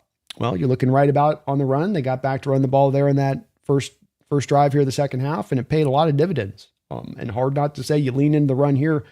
You probably just find balance offensively here, but certainly there seems to be a little bit more there in that running game here against this Rams team today. And it was there in the first matchup too. You just didn't stick with it. And doing a better job from Kubiak's perspective. I know we're beating him around a bit today, but a better job from Kubiak's perspective in this game of staying a little bit more heartily with that run game and understanding there's some holes to be had there with that. Aside from 2 of those drives in the first half, I'll say that there were the mumbles. But thank you for the double donation. And I do say as well, they did a little bit of that in that drive, and I think leaning into more of that would be good, which is 3-4 looks. Let's start getting them in a position on some of these first down runs that we know are coming now, that the Rams have hard line. Like, we're running the ball. We're running the ball on first down. We're running the ball out of 13 personnel on first down. Okay, well, let's anticipate that a little bit from a coaching perspective, if they're going to be that conservative and that predictable in how they're going to do it. You do that with the 3-4 looks as they did. I think that could help them out substantially if they just do that little moderate adjustment. Not 24/7, but just especially early downs. And again, especially to counter that 13 personnel. JD, Pacific Northwest, thank you for the $5 donation. He says, play man and bracket Puka. Why is that so complicated? I don't think it's so complicated. I think it makes a lot of sense. I think that would have been my plan of attack coming into this game, knowing a Devontae Adams was not going to play. I'm not going to look at Xavier Smith and Mumford, and as long as you cover Xavier Smith, blown coverages. But I think you can afford to do that, especially knowing, JD, that this is a defense that does drop 7 guys into coverage by and large. You've got the extra guys in coverage to accommodate rolling a bracket coverage to one particular player. And it looked like on that broken play to Xavier where they had Puka in the slot, first he's uncovered, then he comes off and Witherspoon's picking him up initially. But then Witherspoon kind of stays on him, and then another player kind of the safety comes up and kind of picks him up, but doesn't. Like, nobody's really committing to picking him up. Then they're sort of leaving space on the back end. We need a little bit more, to your point on the play man and bracket, a little more certainty from the secondary and how they operate. There's a little bit of a tentativeness and an on their heels kind of feel to the secondary and zone right now that's not helping the defense out at all. And I know it's just what we do, but there's certainly man cover concepts built within this too. And outside of Puka Nacua, I don't think that there's a guy on this offense that can beat you in man coverage, including these damn tight ends.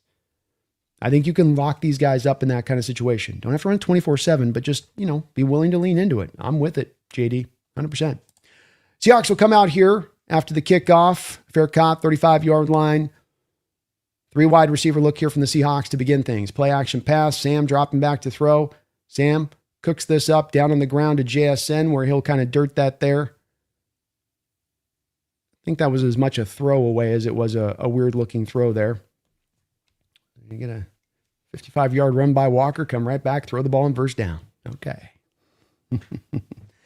See, this is where now Kubiak's gone hyper-predictable at times when he does this, I'm going to throw on first down thing, because now he doubles back down to running on second down so very often. And the defense then counters that by anticipating that tendency. Let's see if they do so here. Defense is in a 3-4 look, heavier look to stop the run. Sam and pistol. Oh, another pre-snap penalty on the offense. Because why not? You're at home. I mean, who knows the snap count at home, right? Everybody takes their turn. Zabel caught this time.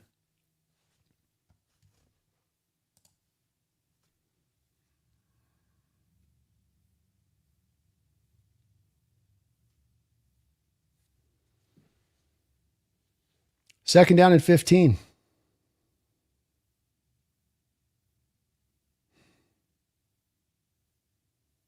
Sam drops back to throw. He's got JSN with the catch and run. Nice job by JSN.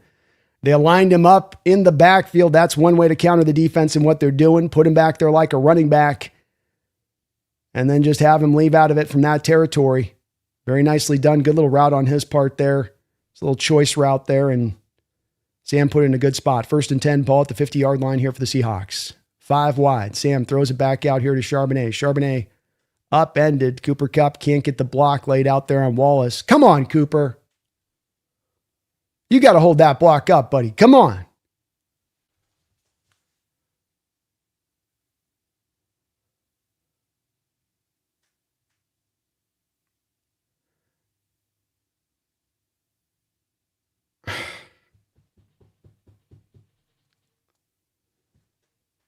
Little details in this offense sometimes. 2nd down and 10. Under center, 2 tight end look here for the Seahawks. Hand off here to Charbonnet. Charbonnet dancing through the hole there. He ain't finding much. He'll get himself about a gain of 2 or 3 yards here. That cut block was rough to watch right there.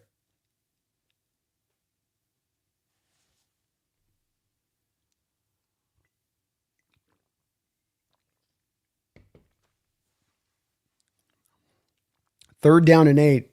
Seattle has struggled this year in these down and distance situations.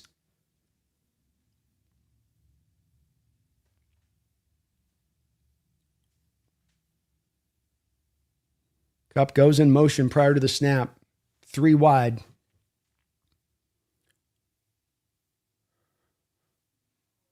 Ball's picked off. This will be a pick 6 probably.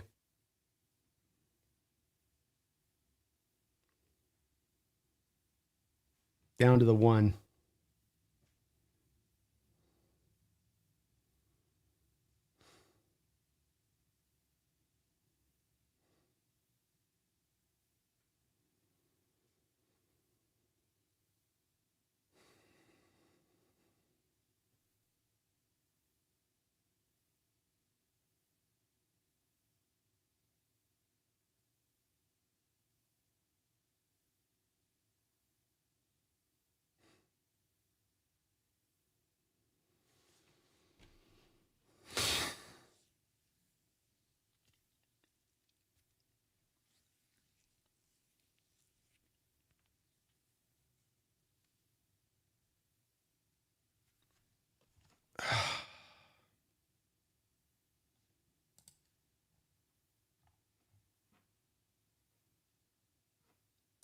Shay, thank you for the $2 donation. Appreciate it. Hand off inside.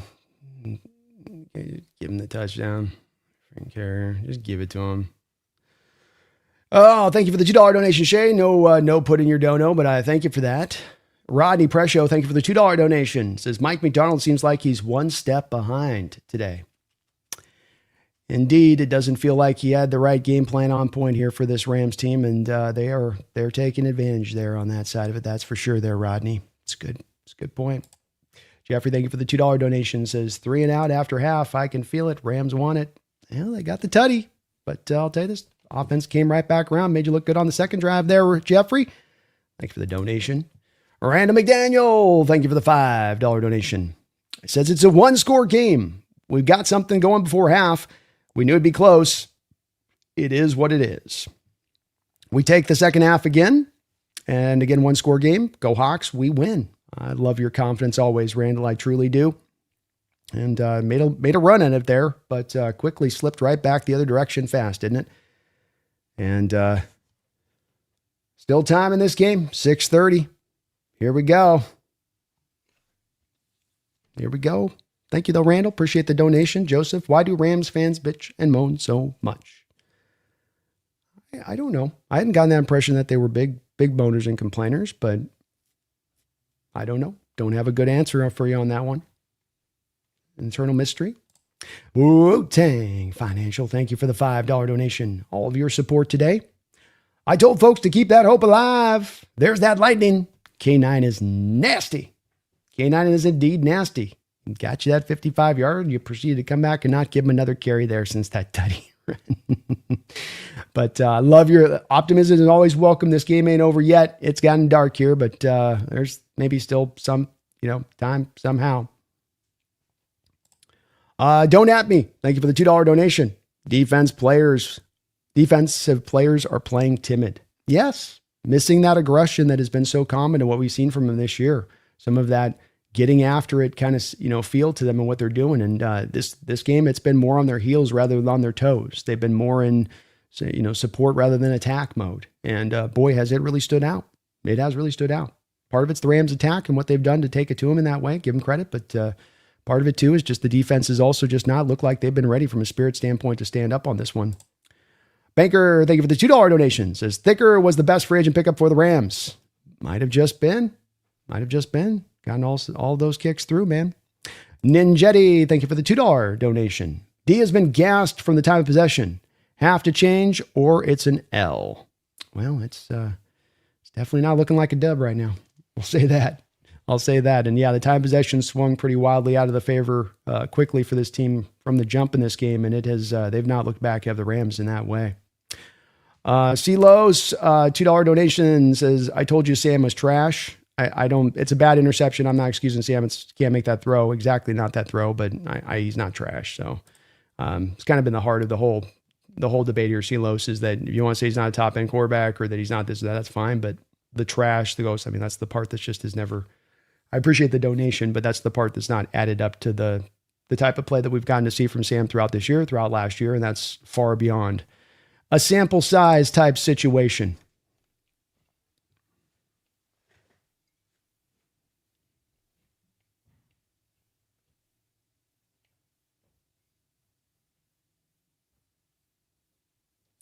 Kickoff goes back into the end zone here.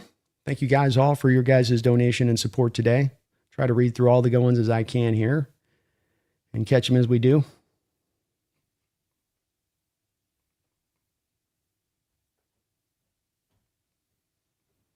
Dooby dooby doo, doo doo doo.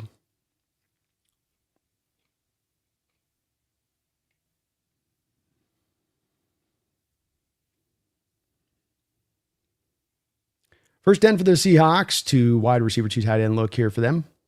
Sam drops back to throw. Hits tight end there for about a 10-yard gain in the first down.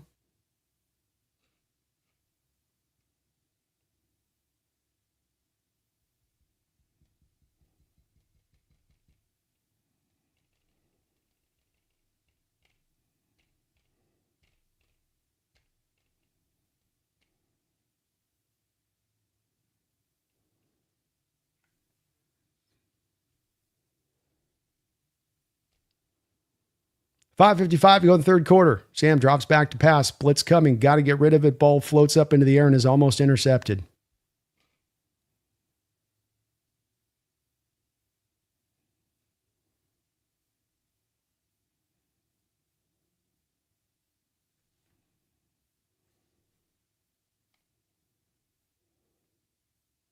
Sam's got to be a little bit slower on the snap count here to recognize this stuff a bit. Charbonnet went to the wrong hole on the blitz pickup.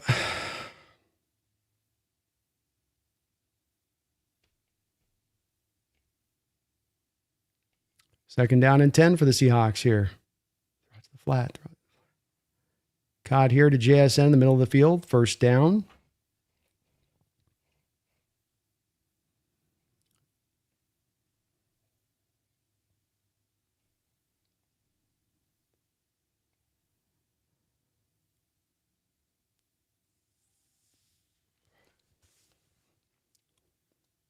Ball on the 43-yard line into Rams territory. Shotgun look here, 1st and 10. Out to Walker. Just throw it to Walker. Just throw it to the flat, Sam. Just get it. Look to the flat. This game has been a effing root canal. Every player has taken their chance to make this just an utterly painful experience at times today.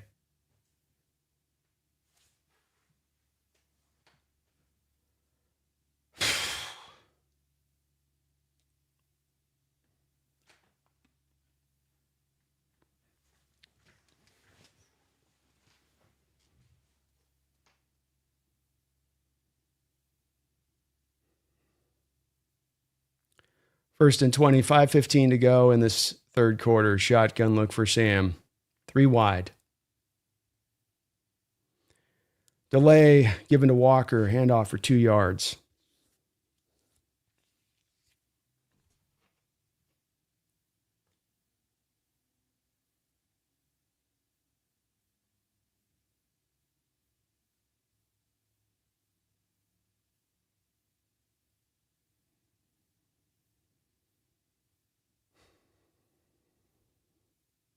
Why are Seahawks fans screaming on offense? Use that energy when the defense is out there. Second down to 19. Jesus. Walker with the catch and run. He reverses all the way back across the field. It's going to be a lot of running across the field for about a 5-yard gain.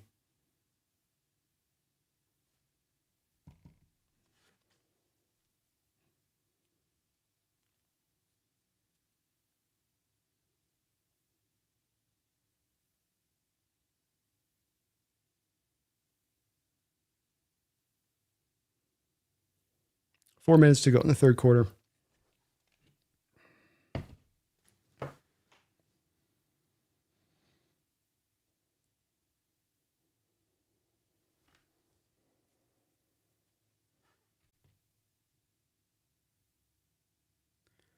Sam drops back to throw.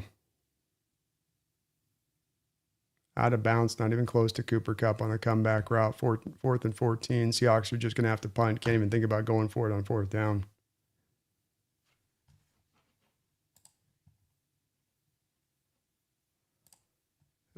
Top Shack, thank you for the $5 donation. This is on the coaches tonight. K9's balling. Why is Sharps getting the ball? I don't know. He had the 55-yard run. They came back with a delayed draw, and that was the first time they got the ball back to Walker since that 55-yard run to kick off this half. I don't know. The only thing I can say about the offense is I think Kubiak is a pretty smart coordinator overall, but I think he just does things at times that don't make a whole hell of a lot of sense. And that's as good as I can put it on that. He sometimes just doesn't have you in a place where you're just like, why are you doing this? What sense is that? Seth Kealoha says, so can we put Olu back in at center? Maybe something they'll consider after this game. I know he had one definitely awful snap in this game to Sundell, but maybe perhaps something that we see here go down into the next couple of weeks. You never know, as they probably try to find some answers here. Mick Brewer, thank you for the $2 donation. Can't lose the turnover battle against a good team. No, you can't. And I would reckon to guess at this point, the Rams are not going to give you any opportunity by putting the ball in jeopardy. But you have decided to put the ball in jeopardy for them, and that's going to be the difference on a game like this.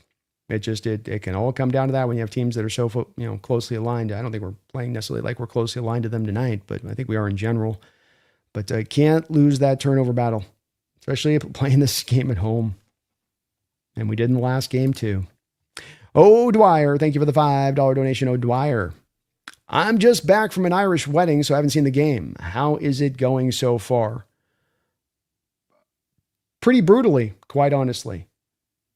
Just pretty brutally. I don't even know where to really begin. O'Dwyer, defense can't get off the football field. Offense is all over the place and doesn't seem to have, even when they have something they do good, they don't go back to it. They just kind of are running all over the place.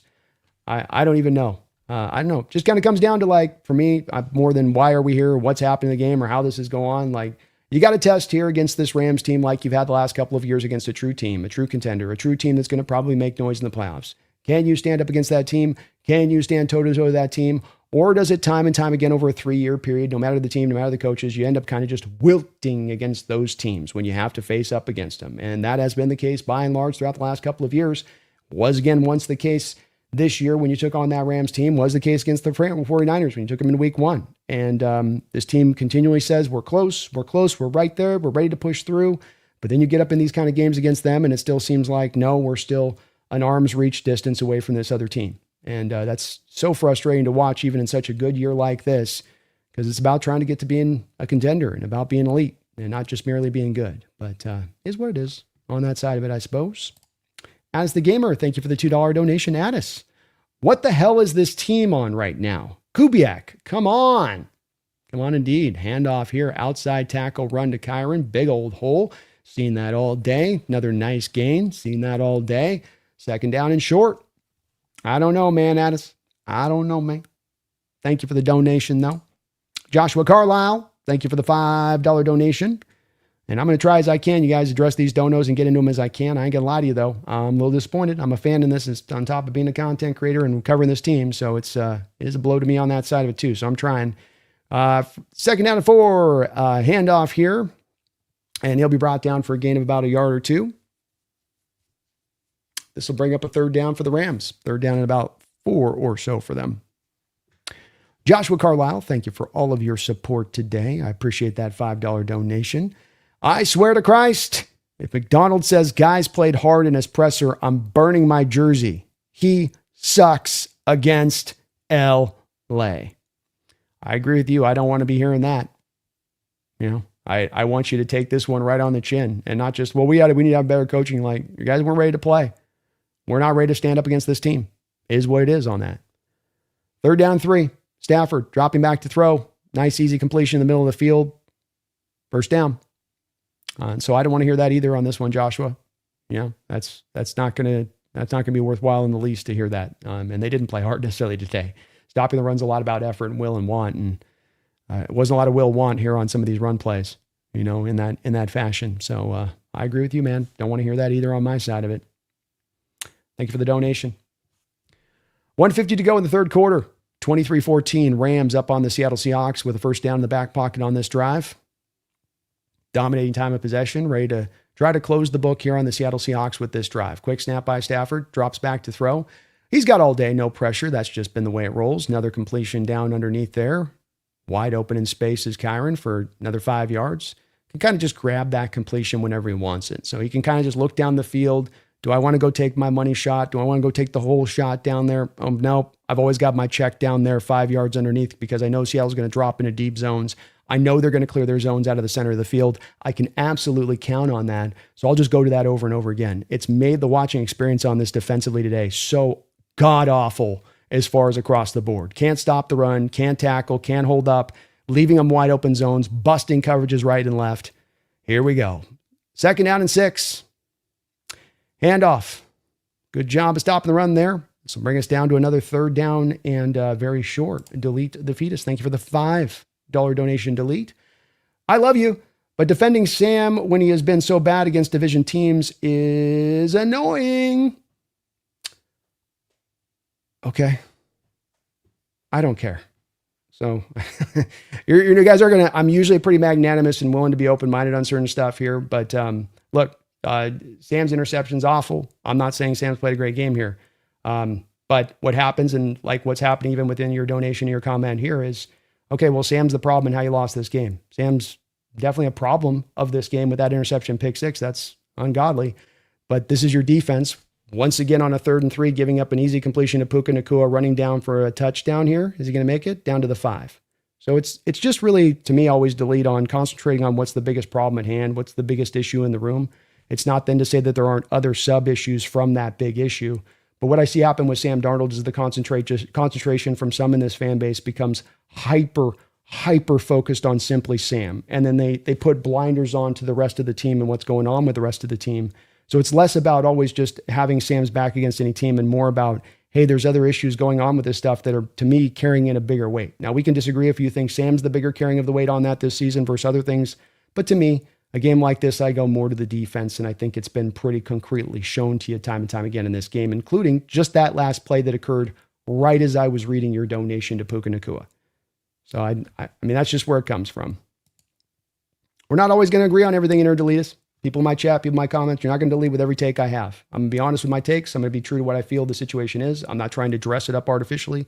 And that means with it that there's going to be disagreement, and I've accepted that. Just kind of comes with the nature of the beast of doing this channel.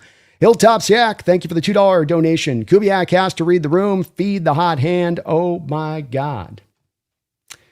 Feed the hot hand is something that he doesn't often do with running backs here in this system. It just seems to be such a commitment to getting back and forth between these guys, no matter what. No matter what one guy's doing on the day versus the other. Just kind of where he rolls with it. And yeah. He's a frustrating coordinator for as good as he is. He definitely can make you pull your hair out at times with some of the stuff that he does in his direction and his approach. Addis the Gamer, thank you for the $2 donation. I'm tired of waiting. Make noise right now.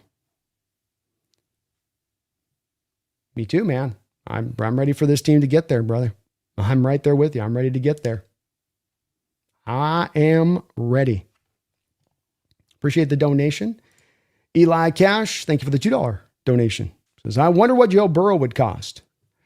I'm guessing that it's going to be somewhere in the neighborhood of probably like 3 first-round picks, a second-round pick, and probably a player. There's probably a combination of all that you'd have to put together. Might even be more than that if you get into a little bit of a bidding war there, especially if it's with a team that might have 2 first-round picks in this upcoming draft. So it's hard to kind of quite say on that.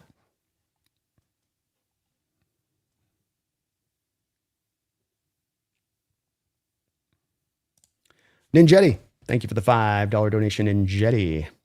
Also, those Duck uniforms are trash, and that stupid metallic green to purple helmet paint job looks like a gar you'd see. Well, you know where. Yeah, indeed. I'm not the biggest fans of these jerseys. I was open-minded and looking good on this thing, but definitely the way you're playing in them today, let's burn these things and never bring them out again at this point. I never need to see this jersey ever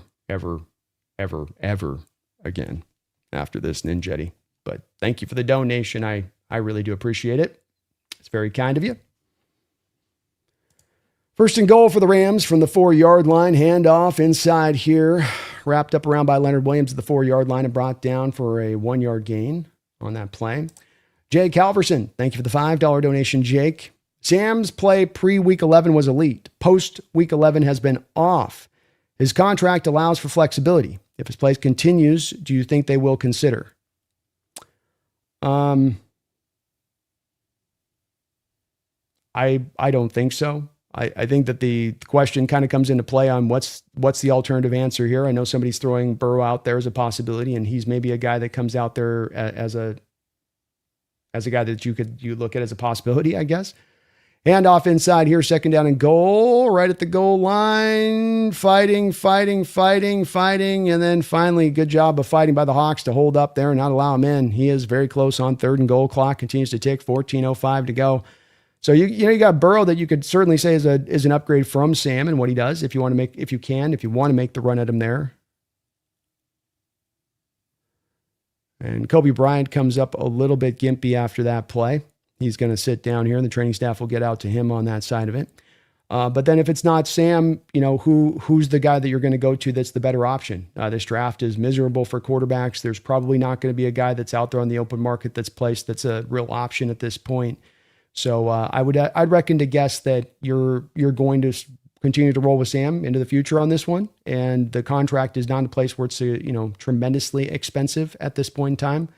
So probably still going to just keep rolling back that way, but like you say, you've got flexibility, you can go different directions if you want. I thank you for the donation, Jake. Jeffrey Thistle, thank you for the $10 donation, Jeffrey. He says, I'm okay with the booze. And Bryant's going to be walked off here. Boy, he's looking tough there with that injury there, walking off here. Very gimpy after that play. Jeffrey says, I'm okay with the booze coming down from the stands. All of the fans and media waiting for this game, and we do not look prepared. And my God, I have zone coverage nightmares from Pete, and they are back. Man, it's looked like the Pete Carroll defense today. It has been wild to watch. The slow bend but don't break. The just, constantly, there's always positive plays for the offense across the board, giving him situations to get conversions. Third down and goal, quick little throw out in space, touchdown, Puka Nacua, another score there. He's been unstoppable today. That's his 6th catch, touchdown for the Rams. They put this game to bed, and I am ready to go to bed, quite frankly. 9-play, 85-yard drive by the Rams, another big play with Puka down the field. Boos have a right to be back in there. This fan base is hungry for a winner. This fan base is hungry for you to give them something to root about, and you've just gotten embarrassed on national TV. Absolutely flatly embarrassed on national TV. And Seattle Seahawks have not, at any point in time in this game, covered Puka Nacua. Period. Short, long, intermediate, didn't matter. Did not cover him. This has not been contested catch Puka Nacua getting it done. This is blown coverage. We don't want to cover the guy, so we'll just leave him open and hope Stafford doesn't throw to him type of a coverage. It's not worked. It's not worked, Jeffrey.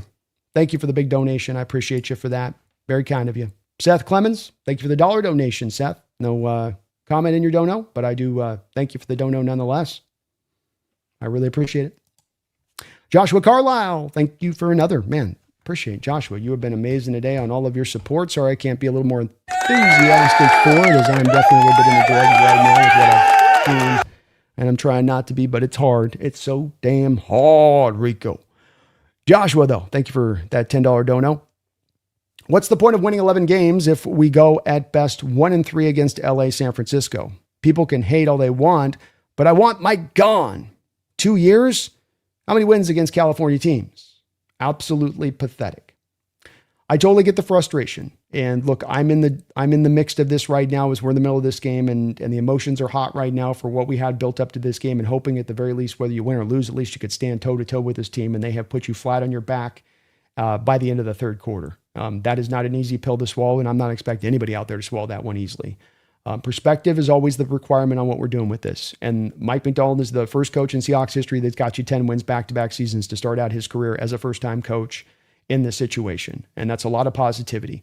I'd point back to when we look at this team and remembering that you took back the one step back this offseason so that you could long-term take the 2 steps forward. And I said this offseason, so I've been consistent about this, Joshua, and I know you've been following me since then to know that I've been consistent about this and saying that's 2 steps forward might happen in the 2025 season. It might happen. But it is one that because you've also decided to take that pain on the front end of this, and the pain being specifically the amount of dead money that you are sustaining on the load of this team in order to take that step back, the eating of the dead money on the Geno and the DK and the Tyler Lockett and all of those, all the money that you kind of ate up there, $60 million just to the offense alone in dead money to the offense alone. That meant there was a chance this was not going to be a full second step taken forward into this season. That was the possibility. And right now they're looking like they're not quite there. They've taken the step, maybe they've taken the step and a half, but it has been a positive season. There is still them getting in the playoffs this year where anything can happen. But I get the frustration from the fan base too, because I think within this has been 10 years since we've had a winner here and a true team that you feel like you can, root for and have, hey, they got a real true chance, as opposed to a team that gives you more of a mirage feeling where it's like, oh, we just eventually are going to be exposed for what we really are, which is a good team, but not a great team. And that's where I'm in the same feeling of that, Joshua, as far as that level of frustration with this. The Red Glove Man, thank you for the $2 donation.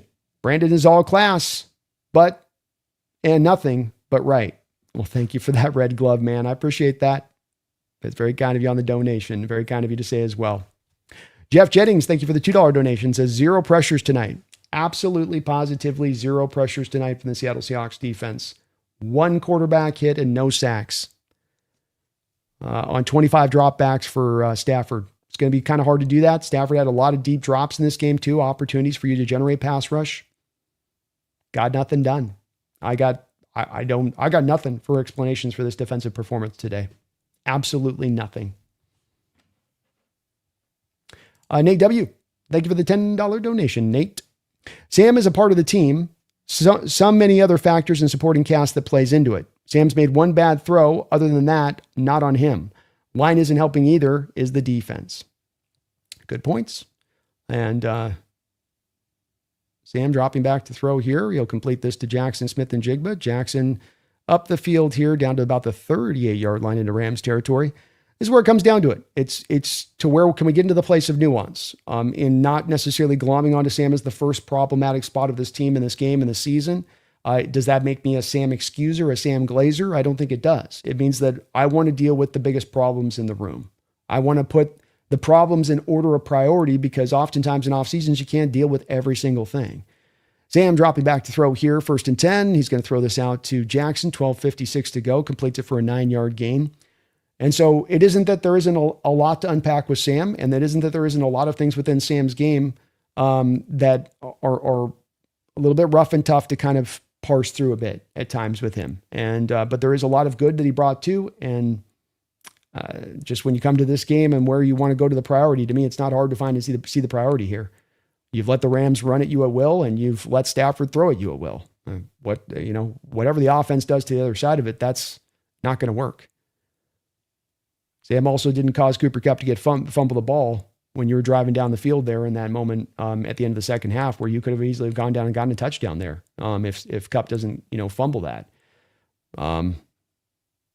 So yeah, not letting him off the hook. Not saying there isn't plenty of room to criticize on Sam on that, but this is a game where if we're having started the discussion off of where the problems lied, it's the defense. The defense really. 1st and 10. Pitch play out wide here to Walker. Interesting that you're going to run the ball here, but okay, sure. Thank you, Nate, for the $10 donation. And well said. on your part. I do agree with you. 100% there, man. 100% there.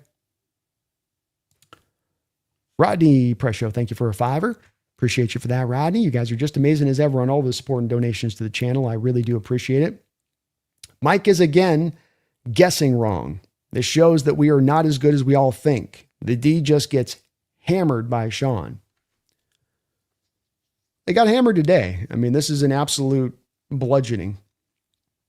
Sam dropping back to throw. He's going to let this rip here into Kenneth Walker. Nice job. Completed 15 yards. Got to get up, guys. Got to snap it quick. This was a hammering. There's no doubt about this one. They completely toasted us up. But as well, you had a good job of stopping the offense in the last run against the Rams at home. You had a good job for the most part of stopping the offense in the Rams home game against us, our home game last year against them. They didn't do a lot in that game. Granted, at the end, they were able to get a couple of plays there, and there was Woolen with a couple of broken coverage moments there in that game. First and goal here, ball at the 10-yard line for the Seattle Seahawks. Sam drops back to throw. He's going to get this to JSN on a short 4-yard completion. And then the Garoppolo game at the end of the year last year, kind of everybody was kind of checked out of that game because there was no bearing on it. There was no stakes to that particular game there, Rodney, on that side of it. But this is, Sean absolutely took him out to the woodshed today and did not let him out of the woodshed at any point in time. Just continually, just all we're hearing is screams from the McDonald child. Like, let him out, Sean. No, I'm not done yet. Second and goal, ball on the 6-yard line. Sam dropping back to throw. Sam is going to have to throw this one away. Nobody there. Nobody home. Nobody home.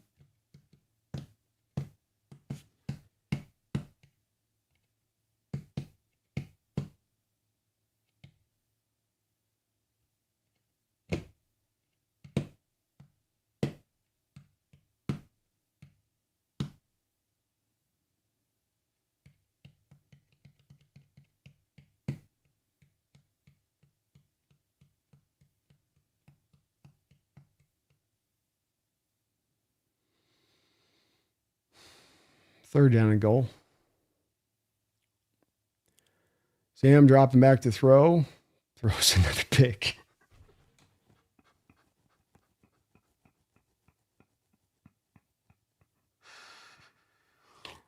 Oh, dude. This is not going to be a long post game tonight, folks. I ain't going to lie to you there. This is going to be the fastest freaking post game we have ever done in this bitch. Blaze, thank you for the $20 donation, Blaze. I really appreciate it. Very kind of the Blaze. And again, you guys, you're free to donate today, but I ain't lying to you guys. I'm not in the best mood on the back of this one, so I'm hanging on for dear life here, okay? I'm keeping the steaming pot with the lid on top of it just barely held on top here. So hang in here with me if you can. Blaze says, way to go. Way to effing go. Go have fun with your wives tonight. You've earned it. You've earned your paycheck, Seahawks. God, I've been saying more expletives if it wasn't a super chat. Dude, I get you, man, Blaze. I thank you, man, for the big donation, $20. You're very kind. I wish I could again give you a little more enthusiasm, but I've got a bitter taste in my mouth right now. And it's not the end of the world. I'm not bailing on this team. There's always a bunch of people like, well, you know, I'm a little negative. And like, I'm not doing that, but I'm also like, this sucks. This sucks. 10 ways from Sunday. And what do you say to that? I mean, expletives is right. You got completely embarrassed. Completely embarrassed. And you're trying to tell everybody, hey, we're ready to be this team, we're ready to, and you come out looking like you're not ready to play. It's a heavy hit. It's a heavy hit, Blaze. And I thank you again for the big $20 donation. Seahawks have to look themselves in the mirror after this game a little bit. It's one thing to get beat. It's another thing to get beat when you don't feel like your effort was ready there to play. That you came out there just almost going through the motions. It felt like, defensively speaking. I don't even know. I don't even know there, Blaze. Kyle, thank you for the $2 donation and all of your support today, Kyle. Very kind of you. Stop making hat bets, B. You're a confirmed jinx. Yeah, no more hat bets after tonight. Jesse can have that final one that I'm on the hook for at the end of the season, and then I'm retiring hat bets from there forward. My team ends up letting me down way too often. Way, way too often. Way too often. Thank you, though, Kyle. Glenn Karn, thank you for the $10 donation. And Glenn, thank you for all of your support today. You dropped many donations over.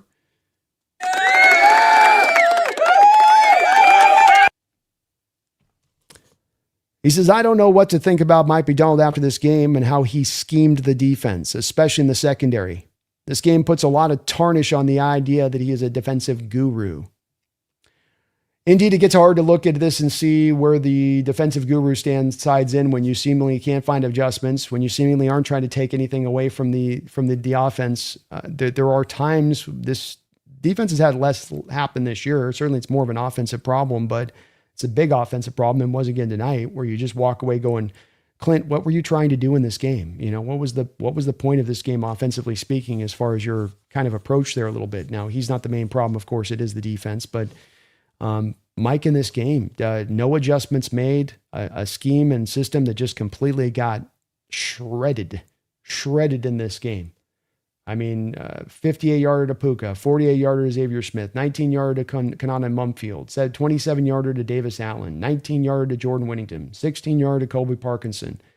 I mean, just about every receiver got something over 15 yards in this game on a reception. Just so you can't stop the run because you're running a light box, because you're dropping everybody into coverage, but then you're dropping everybody into coverage and you're still giving up the big play. Make it make sense. And this is where we come back to the old Coach Carroll thing. It's like, this is what we used to do with the Coach Carroll days.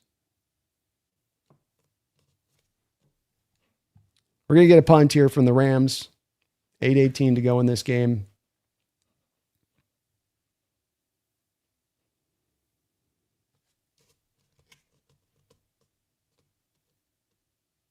Definitely disappointed by Mike's approach in this game. Definitely disappointed by a lack of adjustment, and just disappointed you don't have your defense ready to play in this game. You didn't have these guys ready, and for this game, they can't get up. For this game, they can't have that intensity drawn. Like, you can't get it for this. What game are you going to get it up for? Return here by Rashid Shaheed. Shaheed keeping his feet in bounds. And they're going to say he got into the end zone on the punt return. Let's go, Rashid Shaheed with a punt return touchdown. Seahawks crawled within 10 points.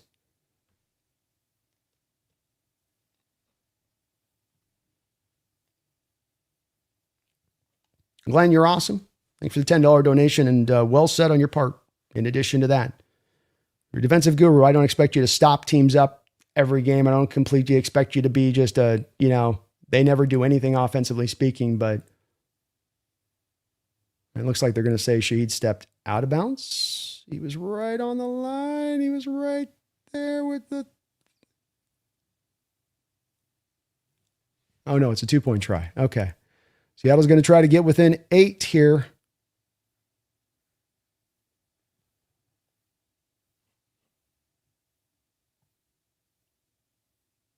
Sam dropping back to throw, whips the ball inside to Cooper Kupp. Kupp makes the catch.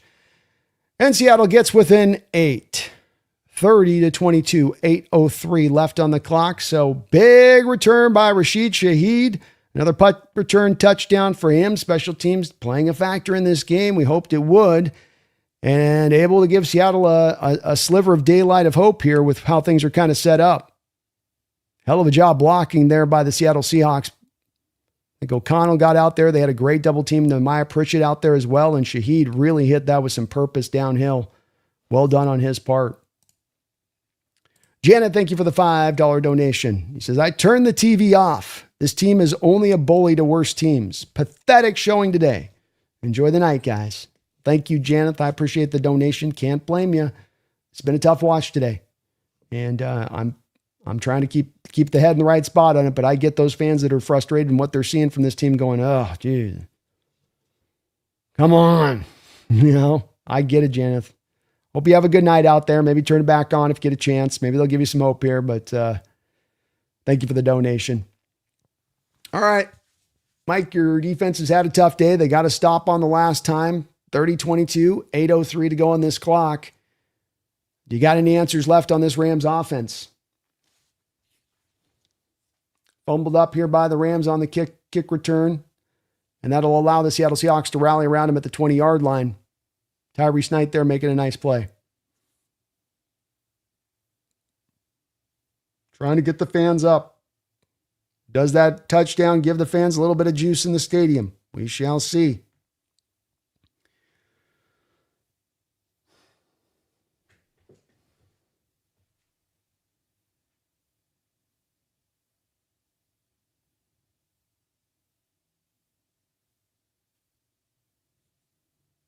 First and 10, 13 personnel.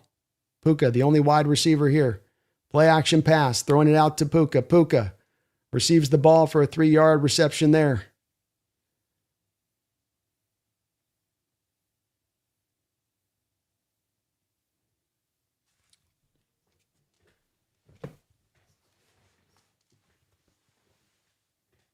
Second down and 7.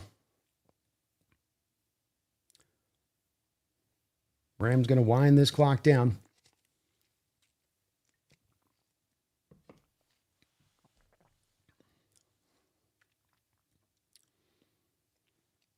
Pressure on Stafford. He jump passes it and throws it in the dirt. That's the first time this game the Seahawks have been able to get some real true pressure, it feels like, on Stafford. Leonard Williams supplying it.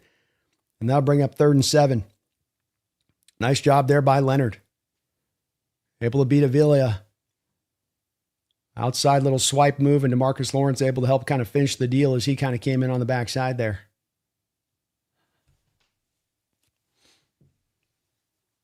Rams 6 of 14 today on 3rd downs. 12th man getting loud. They've averaged a down a distance of about 4 yards on that 6 of 14.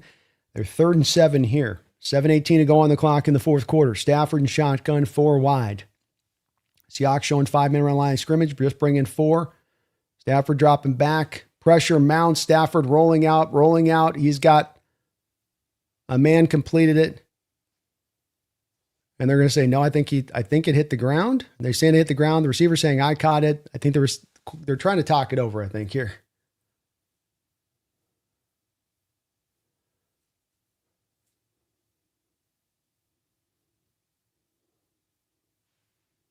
Man.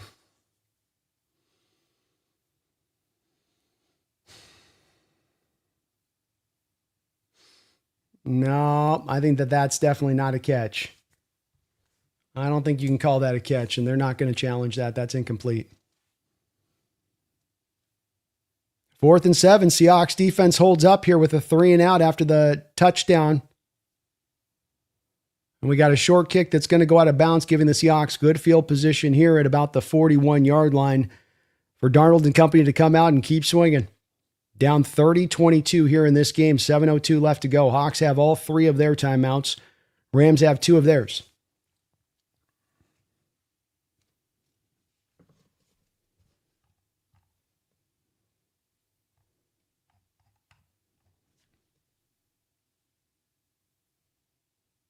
Definitely going for it on a 2-point conversion if you get the touchdown. You got to get the touchdown first. Good news is you got the full allotment of your playbook to go to here. Sam, 14 to 22, 170 yards in this game. Rushing the ball, 19 carries, 124 yards. Walker by far the more effective back in this game at 8 carries, 91 yards. Charbonne's not been bad, just hasn't gotten as much done quite as much, but both have been reasonably effective. So you can maintain some balance here. We'll see what we got. 1st and 10. Sam, under center here. They're going to go with the fly sweep to Rashid Shaheed. They've got some blockers out front. Shaheed's got some space to work with. Shaheed's down the football field, 20 yards, 25 yards, still running up the field. Dinely brought down after a 30-yard gain. Very nice play call there, though we've got a flag on the play.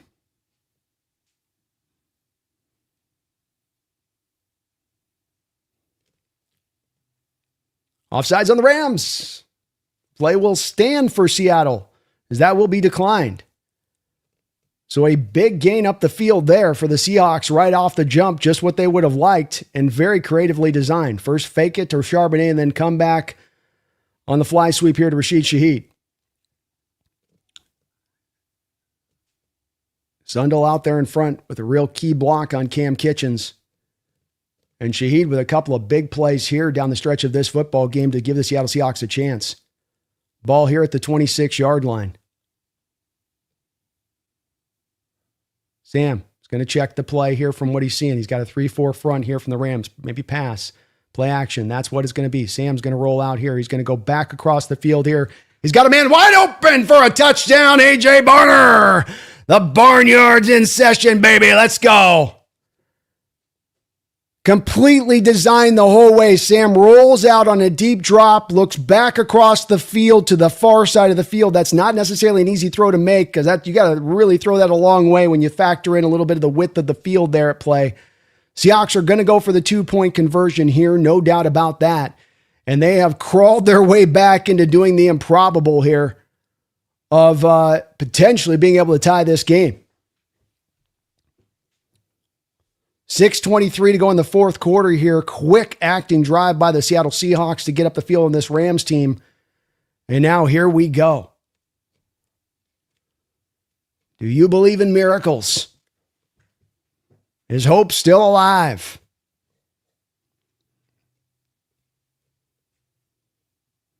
Does Kubiak got a magical play in the playbook here for the 2-point conversion? Able to get the last one a second ago. Coming back out now here with 3 wide. Charbonnet aligned as a wide receiver.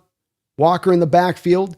You kind of tried to run a little bubble screen there to Charbonnet, and it just kind of was wonky the whole way through there. Doesn't get it done. You're not quite able to get it done there to Barner. What happened there? Or not Barner, but to, sorry. Very nice route there by Barner. Boy, he set that up so nice getting down the field. Just a great in and out move there to set that route up and to get that all put up. Corner completely bought on that inside cut move there. Not a bad throw by Sam either.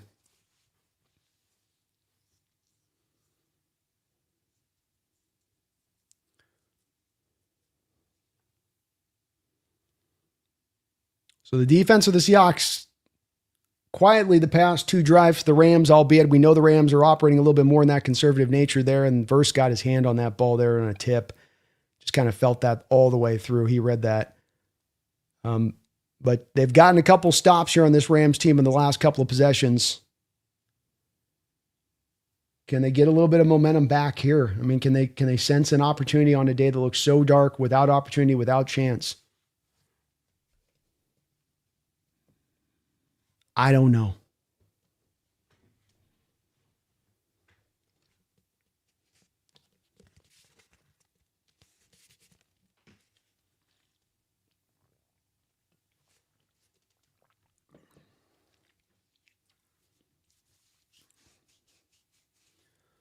Definitely a strange play call by Kubiak there. It's not exactly the look of a money play call. Because even if Verse doesn't tip that ball up, it still looks like you have Durant closing in and able to make the tackle on the play.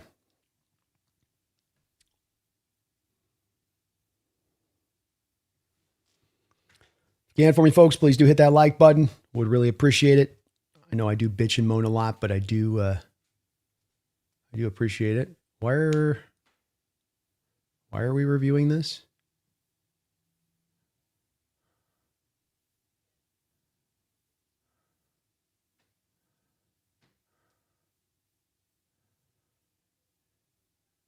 Huh.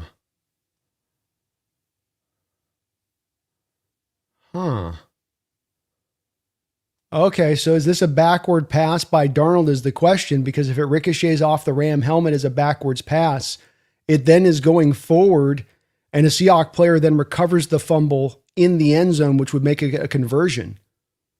This might end up getting... This game is... This game's going to be the death of me. All right, so it looks like it's a behind the back pass. It looks like it's a backwards pass that goes off the helmet of Verse into the end zone, and Charbonnet then picks it up. Smart of Charbonnet to go grab it. He's doing it all nonchalant. As Brian says, just the way Kubiak drew it up.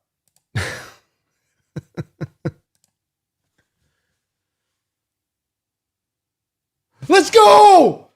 Let's go! The 2-point conversion's good! The improbable is in play! Can the impossible happen? You have heard about the miracle on ice. Have you heard about the Emerald City miracle that is taking place right now on Thursday Night Football? A team, by all accounts, that should have no opportunity to be in this game. They should be down on their luck, licking their wounds, thinking to next year. But this hungry, resilient Seahawks team says, no. And a little bit of lady luck working in your favor ain't too bad either. So a behind-the-back pass bops off the helmet of Verse, binks into the end zone. Charbonnet walks over there, just kind of picks it up. Everybody thinks it's a dead play. Charbonnet walks over there and grabs it. Here's the return on the kickoff now by the Rams. And boy, if this doesn't give your defense some life, I don't know what will today. Come on, defense. Crowd's got to suddenly have gotten turned up on that one. 30-30. Game of the year. Game of the year. First and 10 for the Rams. They're going to come out here now. 13 personnel. Been so problematic today as it has. Puka goes into motion. Handoff inside here to Blake Corum. He's going to be swallowed up there short. Gain of about a yard or two on the play there. Nice job by DeMarcus Lawrence. 6:07 to go in this football game.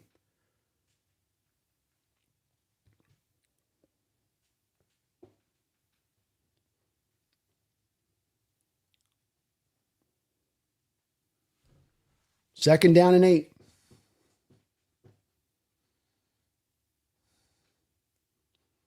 Puka off the field here. 2 wide receiver look, 2 tight end now. Play action pass. Under pressure is Bradford. Cannot quite complete it in there to Colby Parkinson. Parkinson looked like he might have had a chance, and Stafford knocked off his feet, comes up a little bit limping after that play. Seahawks also starting over this last couple of drives to actually get some pressure in on Darnold. Uchenna Nwosu was the man supplying it there. Oh boy, he stuck his helmet right into the rib cage of Matt Stafford.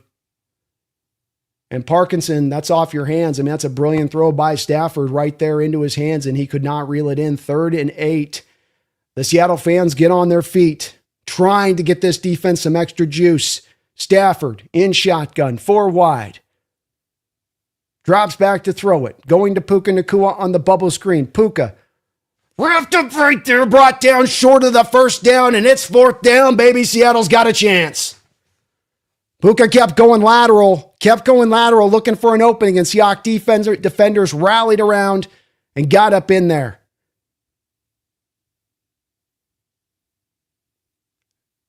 What a job by the Hawks defense to find some resiliency here today on a day where the Rams had their number every which way but loose, it felt like. 30-30 Seahawks, Rams, 4th and 3, 4:52 to go. Here's the punt. The dangerous Rashid Shaheed back there ready to receive it. And he's going to fair catch this one at about the 23-yard line, where Seattle will take over with 3 timeouts, 4:17 to go on the clock. And boy, you would just love a long drive turning clock. Defense, you've done your job on the day. We're not going to ask any more from you. Get up the field. Go get this field goal. And my gosh, what a game. I am emotionally completely frazzled. Woo! Seth, thank you for the $2 donation. Says McDonald played scared. Need balls like McVay. Got to play loose and free and let it hang out sometimes, right? Agreed there, Seth. Joshua Carlisle, thank you again for all of your support. Another $2 donation today. Says, good point. Read my last super. Appreciate you, B. And that was off of the, let me find it here, Josh. We got it here.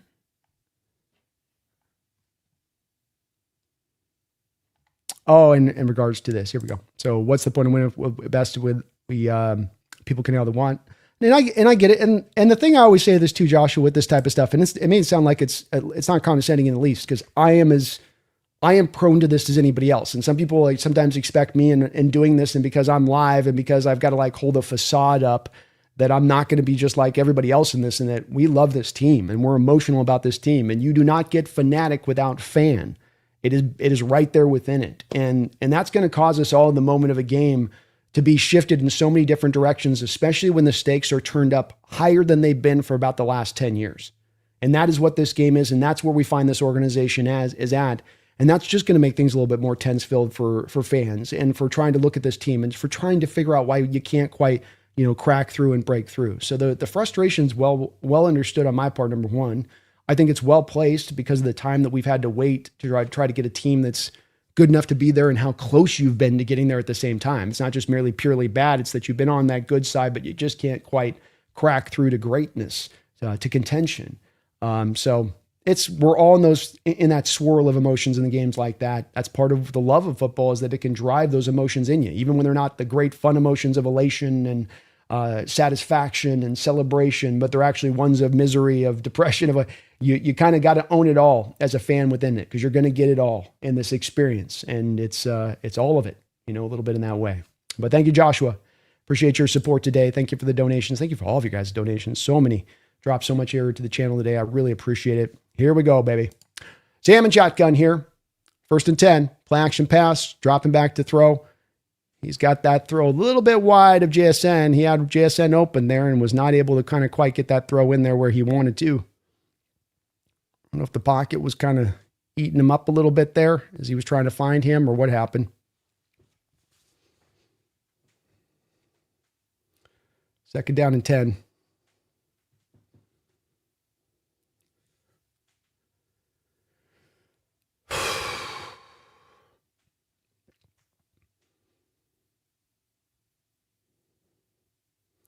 Sam throws it out here into the flat to Walker. Walker sidesteps the first man. Gets past a little bit of the second man, able to fall forward and make something out of not much there. About a 3-yard gain on the throw to the flat. I haven't really gone back to Walker with any sort of carries at times. After, I think he had like 1 carry since he had that 55-yard run.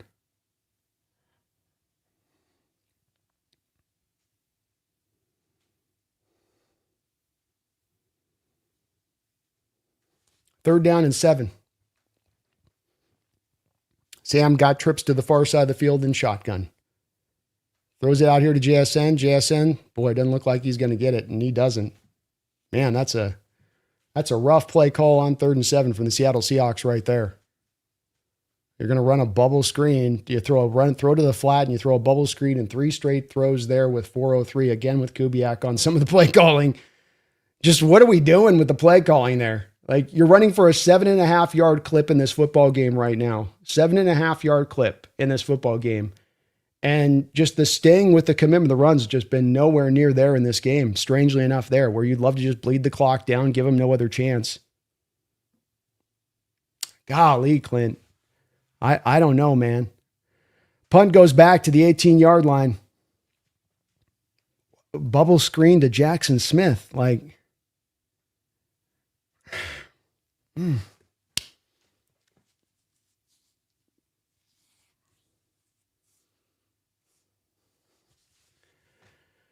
the defense get another one here? Can the defense get another one?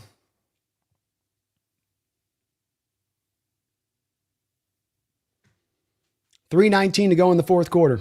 Rams have 2 timeouts.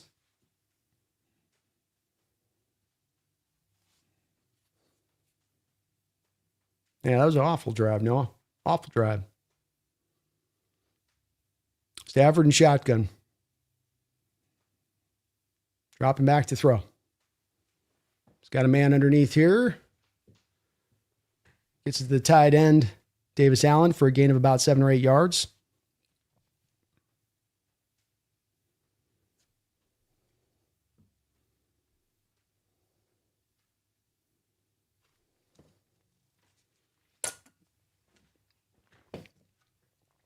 Okay, we'll go with 6 on that one.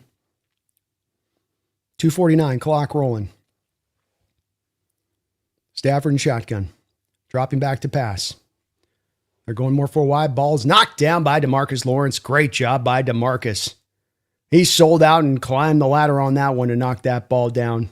Brilliantly done.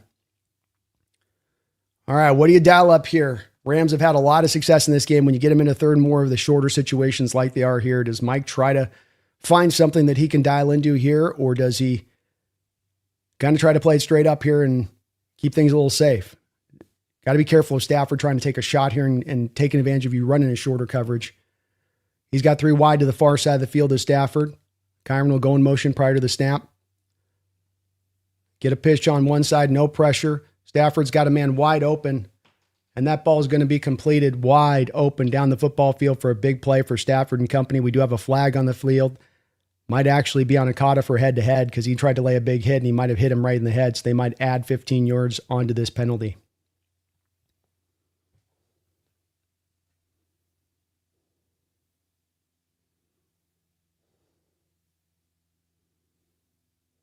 Too many times in this game, you've had receivers for the Rams left wide open, and I just said it prior to the play. Beware of Stafford taking a shot on 3rd and short there, as that's what he's going to try to do. He's an aggressive kind of guy, and you'll go to those shorter routes. You'll be sitting and squatting on those shorter routes at this time and distance of the game, and you end up getting hit over the top because you're not anticipating it a little bit.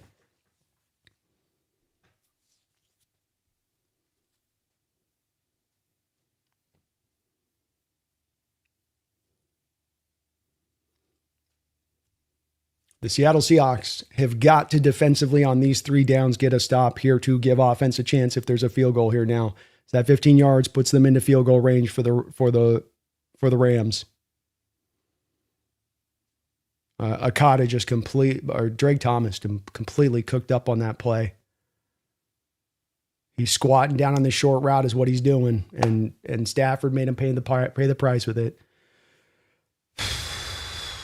We got holding on the outside on Imanwari. Come on, get a holding call there. Thank you. God. It's right there in front of you, official. You know, it's standing there. He's ripping at his jersey right there in front of him. 8-yard play on the hold by Davis Allen. It's like, you know, come on. It's right there where the play's at. It's right there where the play's going to. You can't freaking keep pulling when the guy's passed like that. Come on. 1st and 20.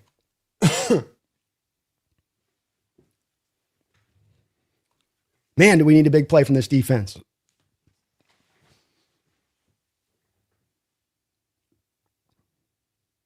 .226 to go in this football game. Ball at the 41-yard line into Seahawks territory. Stafford back in shotgun, dropping back to throw. He's got a man open here on the side. Easy completion and catch. Seahawks are probably going to have to call a timeout here.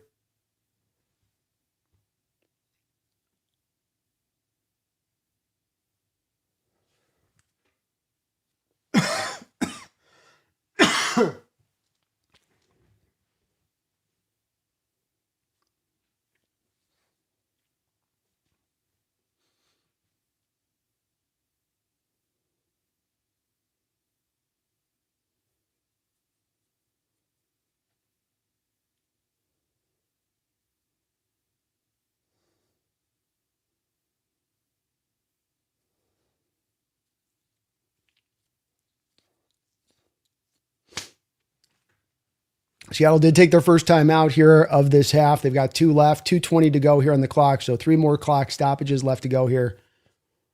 This is it, though. You need to stop right now. Handoff inside here to Kyron. Come on, defense. Come on. 5-6 yard gain on that play for Kyron.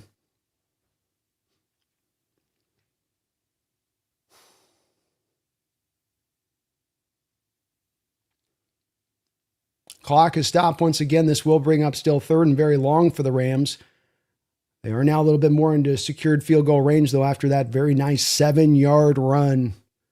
All game long, just kind of feels like they could kind of lean on that running attack when they needed to and go get at least 3, sometimes a 7, sometimes 3, sometimes a 7.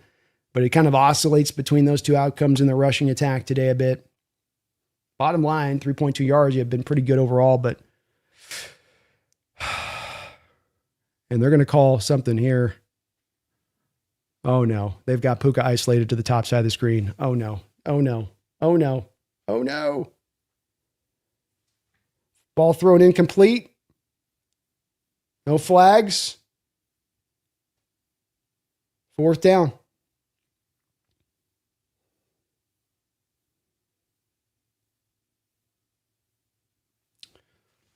All right.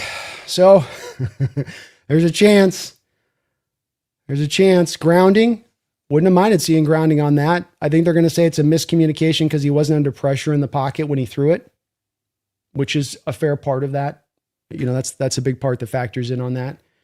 Here comes Harold Mevis now with a 48-yard attempt. Snap down, kick up. Kick is no good. Let's go. No good. He missed it just barely, baby. He just barely missed that thing. That thing wound. Oh. Oh. Oh. Oh. Oh. Oh.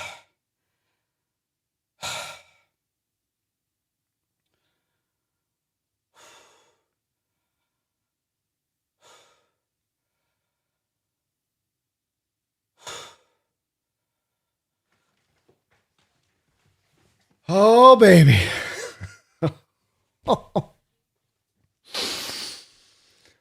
Oh, my gosh. Kick is missed. 30-30. Darnold and company back on the field now. Seahawks are going to try to run this with Charbonnet up the middle here. Charbonnet's got nowhere to go. He manages to somehow forge a 2-yard run out of that one.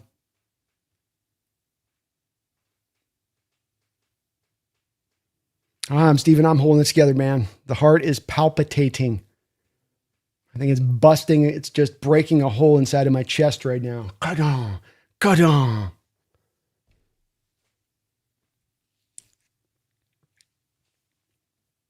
Ooh.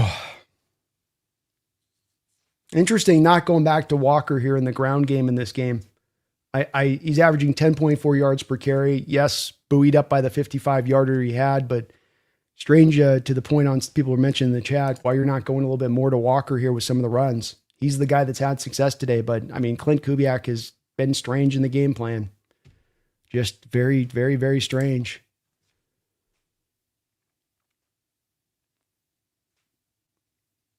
Second down and 8.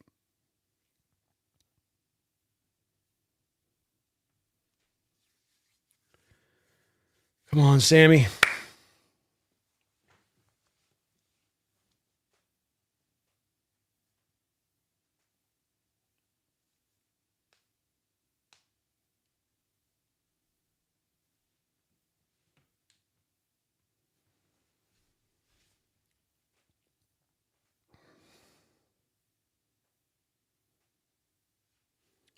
Jackson goes in motion prior to the snap. 3 wide here. A lot of guys up around the line of scrimmage here for the Rams. Seahawks trying to get a blitz indicator. Nothing's coming. Sam's got time, but he's got to get rid of it. Sam, you got to get rid of it, buddy. You got to get rid of it. Where is the security outlet? Just staring at things down the field and no security option for him right there to just a check down like we've seen Stafford have. Where are they? Where are the check downs? All right, you're going to chip first. And then there's no...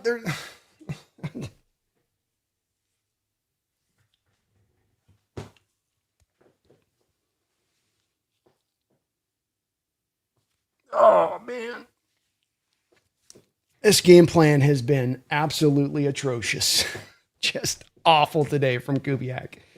They've almost scored the 30 points in spite of Kubes.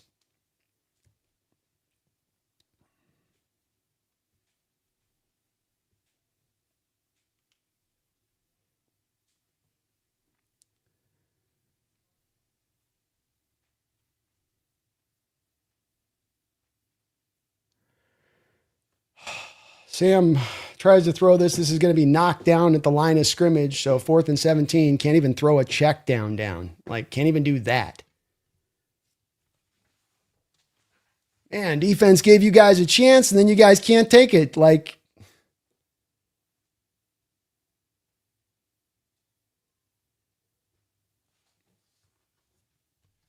ugh.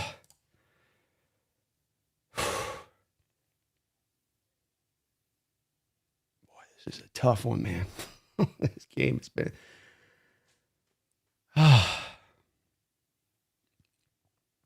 Fair catch here at the 11-yard line. The Rams are going to have 1 minute and 42 seconds to go up the football field and go get another field goal opportunity here for them. They have 1 timeout remaining on their side of it. Addis the Gamers, thank you for the $5 donation. Says, call me crazy, but I still believe this team can be better than those teams. Those other teams, they have to play like it.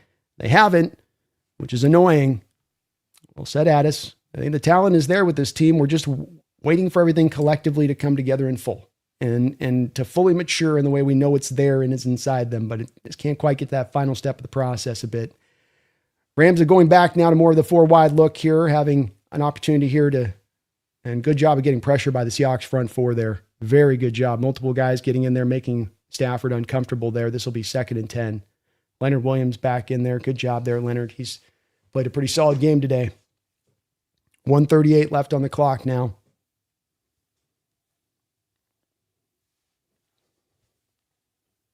Wonder if the Rams come back with a run here. 2nd and 10. They're going to drop back to throw. Stafford, he's going to look deep and go up over the top here. And Puka Nacua makes the catch. First down. Can't stop Puka. Just the same old story. Decided not to double him in this game. Like we see the Rams doubling JSN. You did have at least Witherspoon to lined up on him one-on-one here. But Witherspoon just can't even stay with him there. Beautiful throw by Stafford. 9 catches, 168 yards for Puka.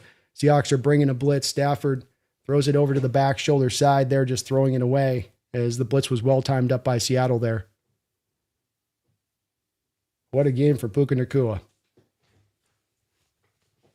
And what a strange strat from Seattle. I get at least they got Witherspoon there, so I can't bitch and moan on this one. I wanted him to at least just get Spoon lined up. That's good on good there, and he just whooped Witherspoon down the field. 1:06 to go here. Defense huffing. They've got to be tired. They've been out here for so many plays in this football game. Almost 80 collective snaps from this offense of the Rams. 2nd down and 10. Stafford dropping back to throw here. He's got pressure mounting. He throws it up over the top. Ball will be completed, and it looks like another first down. Eamon can't believe it. He was there tight in coverage. Nope, they'll be just short. And Eamon injured on the play. He's going to stay down. Seattle's going to call their last time out of this game here with him down on the field.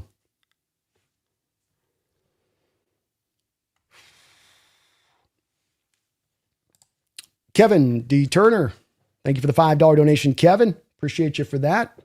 Seahawks taking it on the chin. Won't fold. Will tighten up. Will toughen up. Won't forget. Make us proud in the near future. Make us proud in the near future, team. And love your positive outlook on this one. I really do.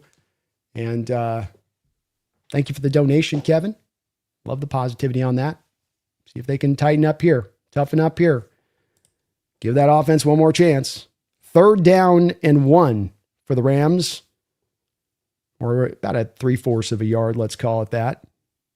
Nick Eamon is going to get up. It's good to see him.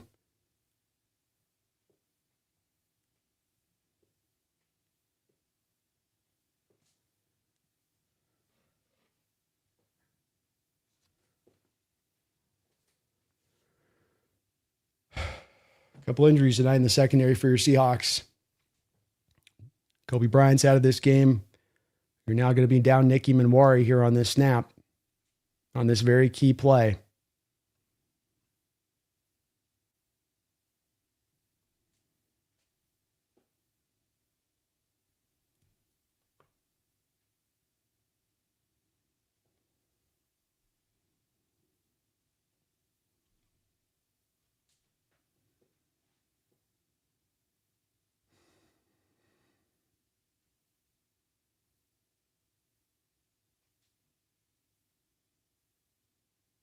Oh, they gave him a first down on that? All right. Cool.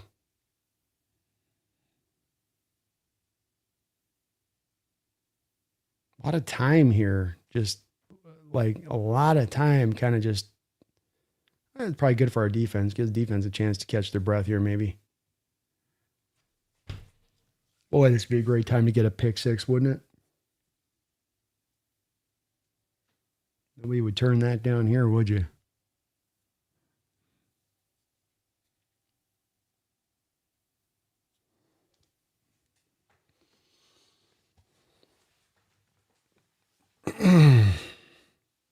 First and 10.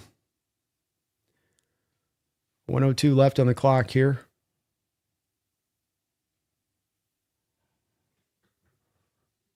Incomplete. Tight coverage out there by Witherspoon. Second and 10.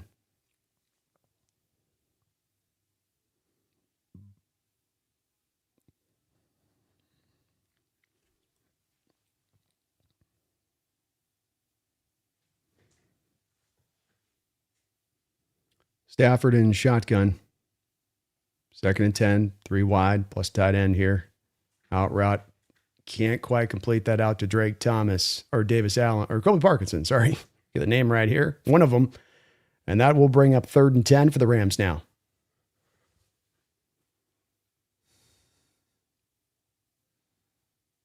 Big play in this football game. Biggest play in this football game right here.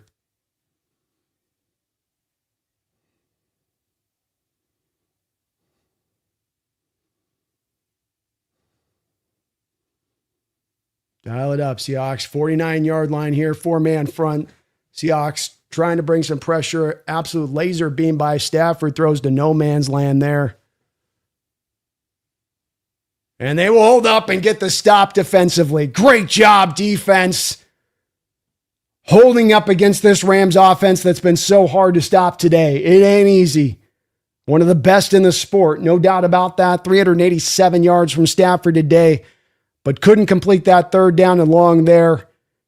And Seattle, again, offensively, this defense multiple times over, as bad as they played today down the home stretch of this game, they've given their offense a few different chances here to go and take this game. Fair catch at the 15-yard line. 42 seconds remain in this football game for Stafford and company. An opportunity for him right now to turn around a lot of open narratives that sit out there, a lot of narratives that will be sitting out there in this game right now as it currently stands by his performance. Drive them down again here, like you did last week. You'll start to turn a little bit of that thinking out there towards you win. Not that that's what should matter here. Let's just go get the win. You got Myers. 56-yarder last week for the win. He's got the leg to do it, but you've got some yards you got to chop up here to get down the field to give yourself a position. 42 seconds remain in this game. Cooper Kupp goes in motion. 3 wide receiver look here from the Seattle Seahawks. Sam dropping back. Cuts it underneath here to Charbonnet. Charbonnet with the catch and run. He will fall forward for a gain of about 13 yards and a first down. 33 seconds here. Sam's going up here. Says we got to clock it. He's going to clock it there. And that will leave us with 29 seconds to go here. Seattle probably needs about 40 yards here to get themselves in proper position here to hit a field goal. They're going to have about 4 plays to do so. Even Wari is being walked back here to the locker room. Not a good sign there.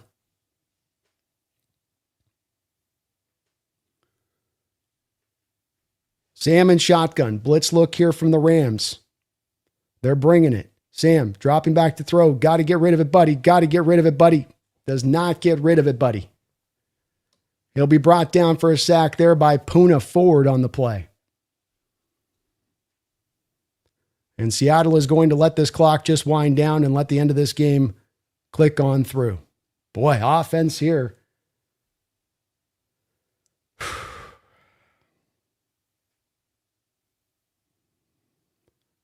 So here we go.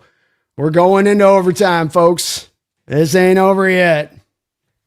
Into overtime, we ahead. What a crazy game this has been. You wanted your game of the year? I think you got it. Taker610, thank you for the $2 donation. Says, Amazon not working for me. Lucky, I guess. I don't know, man. It's gone around to at least being entertaining here down the home stretch. We'll see how the finish goes. But boy, there was some ugliness through most of this game and watching it. I'll tell you that. Fire Poet, thank you for the $2 donation. Was worried, but it was a fine dine and win. Go Rams. Not quite yet there, Fire Poet. Thank you for the $2 donation. Hold the horses. Hold the horses there. Sanchez, thank you for the $5 donation. Sanchez, McVay made adjustments from last game. McDonald got advice from Pete Carroll on how to play the Rams. Definitely think it's very apropos to say that, and that very much was how it kind of felt to me defensively through a lot of this game, how you kind of structured this up against Stafford, which was, giving him some kind of easy looks to look at in the secondary. And it's part of why, and then having blown coverages on top of it, and the contribution of the two really allowed for him to put this nearly 400-yard passing performance together, Sanchez, to your point. Odd to see, wasn't it? And I agree with you. I think McVay definitely made some great adjustments here from that first game. And especially with coming out with the commitment to run the ball out the gate and then making Seattle have to make that a point of emphasis to stop. And then that just opened up so much stuff, it felt like, from the passing attack side of things. Looks like I think Seattle is going to get the ball first here. Sanchez, thank you for the $5 donation. I appreciate you for that donation. Jeffrey Thistle, thank you for the $5 dono as well. I would give 4 first-rounders and Sam for Burrow. I agree. Sam was not the issue. Defense can't get off the field. I get that. And look, it's an upgrade for the position. And, potentially with a Sam, if you were going to move a guy like that for Burrow, then Sam would be maybe an included part of that package, or at the very least, Jeffrey, you'd be able to get some draft capital back in return to make that all go if that was a way that the team wanted it to go. I think Burrow is going to be moved this offseason. I think he's going to push his way out of town out there in Cincinnati. As to where that is and how that all goes down, we'll see on that side of it. But I get it. He's definitely one of those difference-making quarterbacks in the sport. I mean, he's a cut above of what you have in Sam Darnold. So I understand the thinking there. Jay Gundy, thank you for the $2 donation. Including the Ravens, Mike McDonald has the upper hand. Including the Ravens, Mike McDonald has the upper hand. I think you mean by wins and losses against McVay. That's a good point. Technically, yeah, he's beat him more than he's lost to him. You're right about that. Baker, thank you for the $2 donation. Says, get rid of Darnold. One thing Darnold does not do is drive soft takes. He does not have somebody that's kind of like, he's okay. He is a definition banker, and thank you for the donation of a love him or hate him kind of player. That is for sure, it would seem like. And a lot of folks in the fan base that feels that same way with it, even in the Hawk fan base here. All right, we got, I guess the Rams won the opening kick here, or maybe they had the whole thing where you each get a chance here, I guess. Opening kickoff goes here to the, All right, we got a flag on the play, but a great return out to the 50-yard line by Rivers. Well, let's see what the flag is.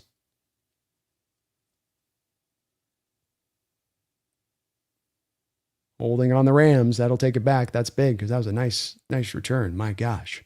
Alex Marin, thank you for the $2 donation. Says, love you, Brando, regardless of the game. Hey, much love to you too, Alex. Shout out to all the Ram fans that I've interacted with here leading up this week and throughout the course of this season and over on the Roundtable channel side of things. As I say, to a man, you all are very respectful, kind. You keep the discussion fun rather than toxic. And it's very appreciated here because that's where we try to live here with all of our fans normally too. It's where we strive for here just on a general basis. It's where we feel like the discussion's at its most open and free flowing a little bit. If we can kind of operate from that manner, and you guys certainly do. You included in that, Alex. Thank you for that, man. 1st and 10 for Stafford, dropping back to throw. He's going to hit Puka Nacua here out in space quickly. Puka's going to catch it and go upfield for about a 8.5-yard gain or so. Megan, thank you for the $2 donation. Says, heading out to watch the cricket. Talk soon. Sounds good, Megan. Appreciate you. Thank you for the dono. Lanny, thank you for the $5. Appreciate you for that as well. OT was a long time ago.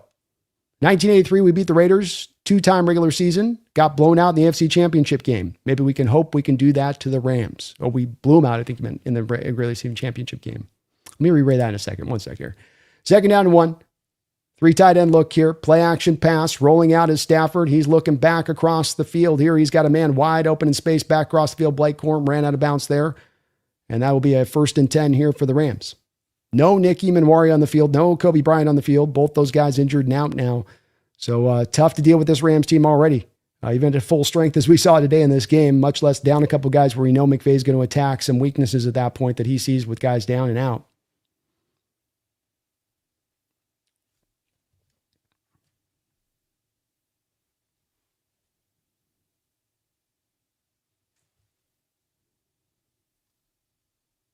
$8:40 to go here in overtime. Stafford up at the line of scrimmage here at the 42 into Rams territory, play action pass. He's going to let it rip. He's under some pressure. He's able to sidestep Leonard Williams and then overthrow what is a wide open man in the middle of the field there. Leonard's applying some pressure. He's just been playing better and better as this game has wore on as Williams, and has been able to give that rare pressure on Stafford today. They have not been consistently getting to him, and it's not just a matter of them throwing the ball super quick either. There's been plays here with Stafford where it's been having some time in that pocket to kind of figure out what he wants to do. And no one else really getting much of any kind of pressure. 2nd down and 10, the 12s getting loud, getting raucous, trying to help their defense find a way in this game. Quick snap here to Stafford, dropping back to throw. Pressure pushed back into his face, going down deep. That ball is going to be almost intercepted. We do have a flag in the secondary.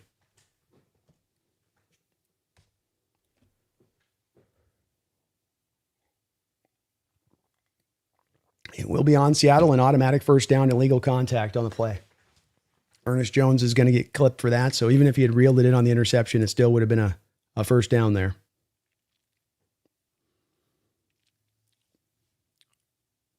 Ernest trying to get physical with Puka, and just trying to get physical with Puka a little bit too far down the field. A little bit past the 5-yard outstretch of things. Can't do it that far down. I like the thinking there.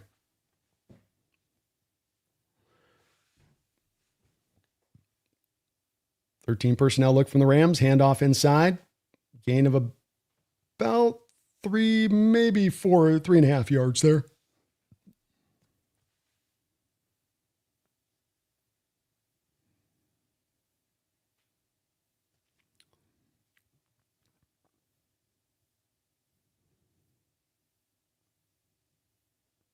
Definitely not an illegal contact call we've seen much of in this game from as far as consistency on that call with ticky-tack or not, but it did seem right on that line of 5 yards and further down the field. 2nd down and 6. Quick snap here by the Rams. Stafford dropping back to throw. Ball tipped up. Ball's going to be picked. Ball's going to be picked. Ernest Jones has got it.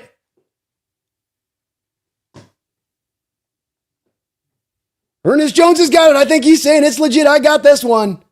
Come on down, boys. Come on down to the end zone. I got this one. Ball tipped off the fingertips of the Rams running back up into the air, and Ernest Jones was able to reel it in for potentially his 6th interception of the season. What a wild game.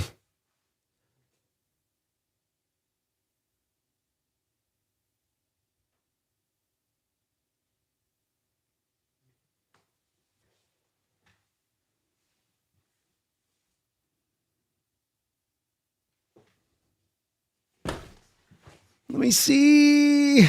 God, it's close. It's so close.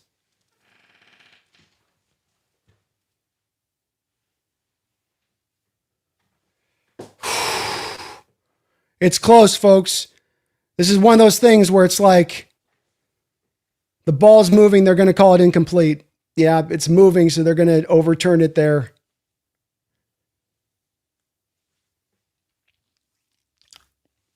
Very close.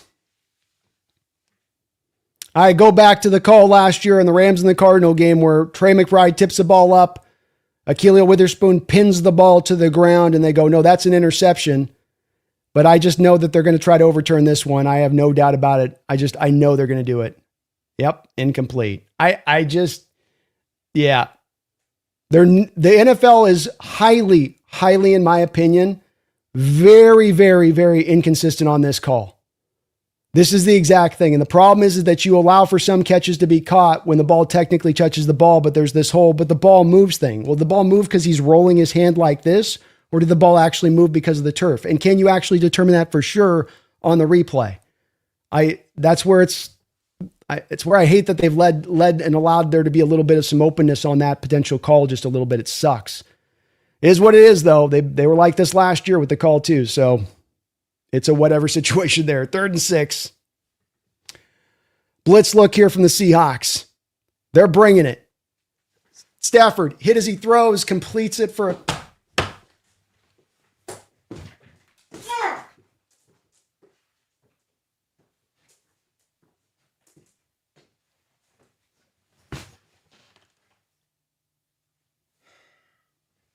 Oh, I just hit myself in the nuts.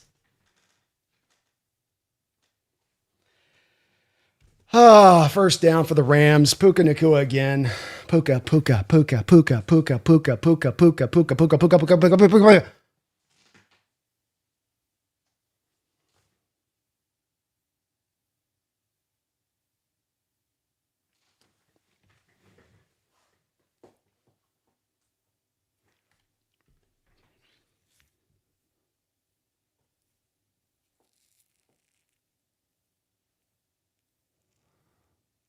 'Handoff here on first down. Byron Murphy is there to swallow that one up and take it down for a short gain.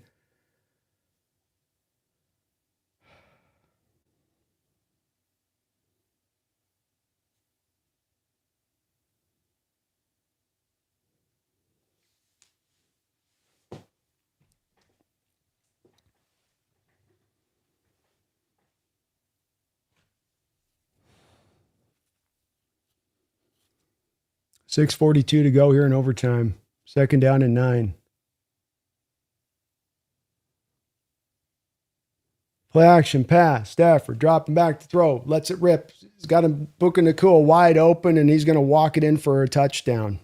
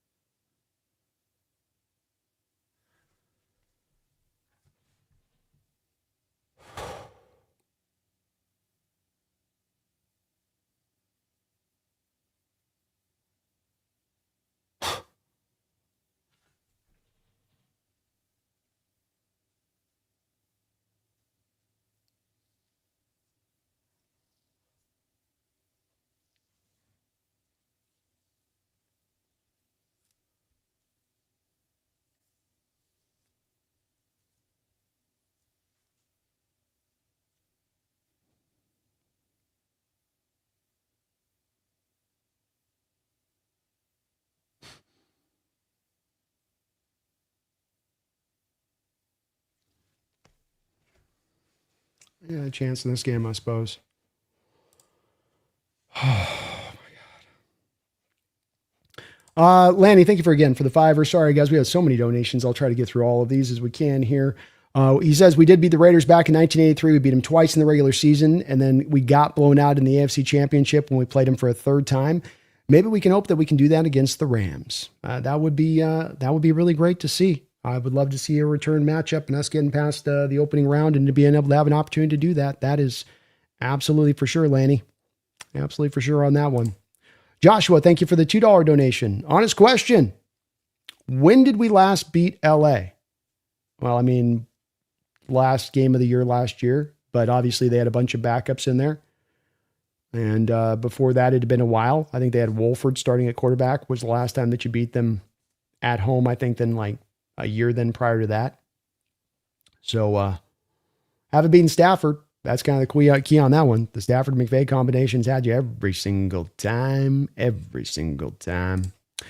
Seth, thank you for the $2 donation. Says Sam proved everyone right.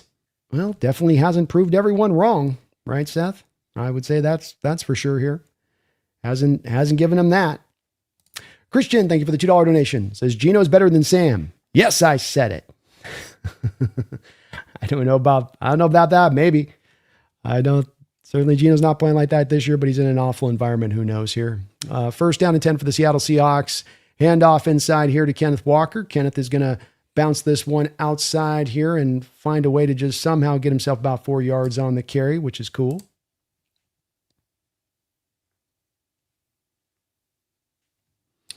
Jake Halverson, thank you for the $2 donation. He says, this is so painful. Now is your time to shine, Mike. Painful is a good way of putting it. Painful loss, painful game, painful a bit of an experience. As fun as it is to have this game so tight and through, it's been by a large part, a lot of this game just felt very, very much like you're kind of holding on by the tips of your fingers on the edge of a cliff at all times, just about to pull yourself over the top and then fall back down a little bit. All right, second down. Sam dropping back. He's got pressure in the pocket. He's going to float this one over the top and find JSN, who's going to be ripped out of bounds here for a first down. JSN gets it to the 45-yard line there. Nicely done there. Good throw by Sam. Glenn Carn, thank you for the $2 donation. Says that last pick by Darnold was huge. Indeed. Needed Sam to play a clean game in this game, man. Bottom line. Got to play clean, Sam. Got to find a way to play clean in this game. Got to find a way. Nice catch there by JSN.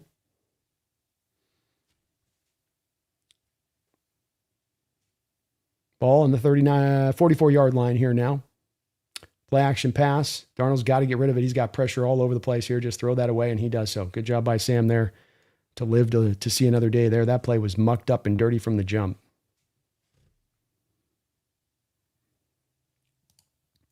Jeffrey, thank you for the $2 donation. It says the heart attack Hawks are back. Yeah, indeed. By the last couple of weeks, they're coming back in big form. We've had a bunch of comfortable wins this year, but it's getting real now, huh? Back to the old again a little bit with this one. Oh, my heart. Oh, my heart.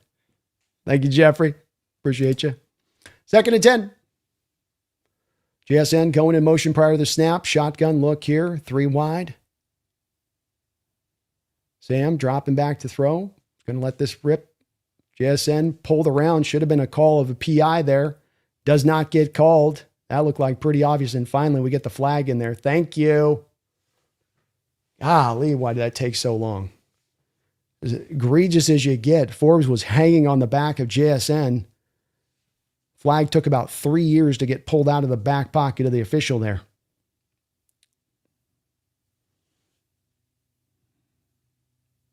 Got his arm all wrapped around him. No, it's not clean. Sorry, boys. Can't do that.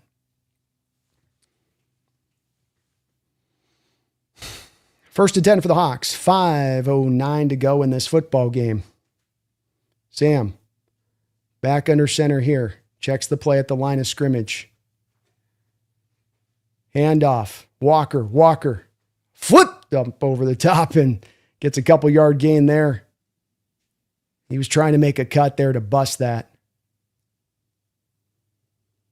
You got 4 down territory, no doubt about it here from a Hawk perspective. Little thing to think about is we're now on the other side of the 50 here as well. As does Mike think about potentially, as this game gets down to the line, maybe potentially just trying to go for the 2 here. We shall see. If you're able to, of course, to get it in. You got to first get it in. It's got to be a bit of the key here.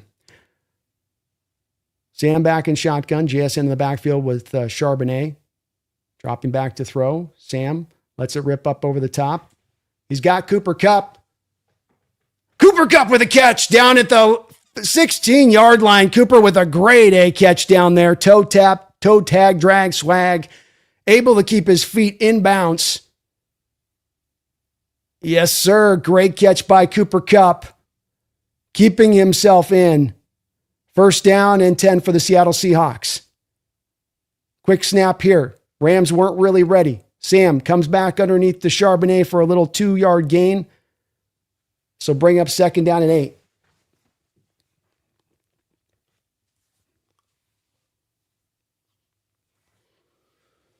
Oh, Lordy.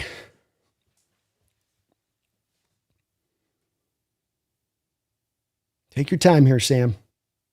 Be aware of what you're seeing up in front. Don't get too fast on the snaps.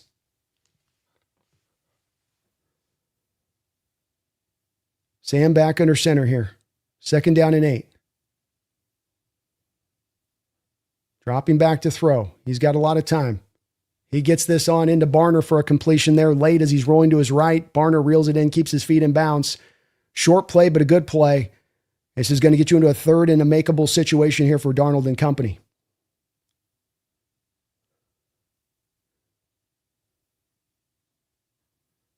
Third and 3.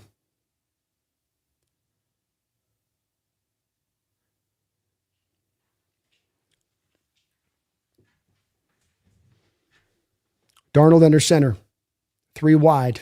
Charbonnet in the backfield. Hand off to Charbonnet. Charbonnet through the hole. Charbonnet falls forward for a first down. Seahawks. Ball down to the 3-yard line. 1st and goal. Clock continues to roll.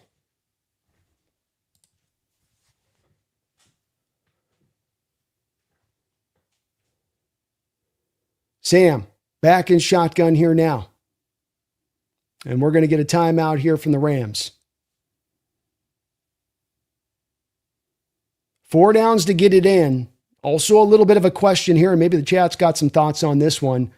as to whether or not that if you do get this in and there's a touchdown here, do you just go for the extra point? Because a tie game, a tie score, as I understand this, would still give then the Rams the opportunity to go back then and have the ball back, right? So you get down and you score. Do you want to try to go for 2 there? Considering your defense has had the struggles they've had in stopping this Rams offense.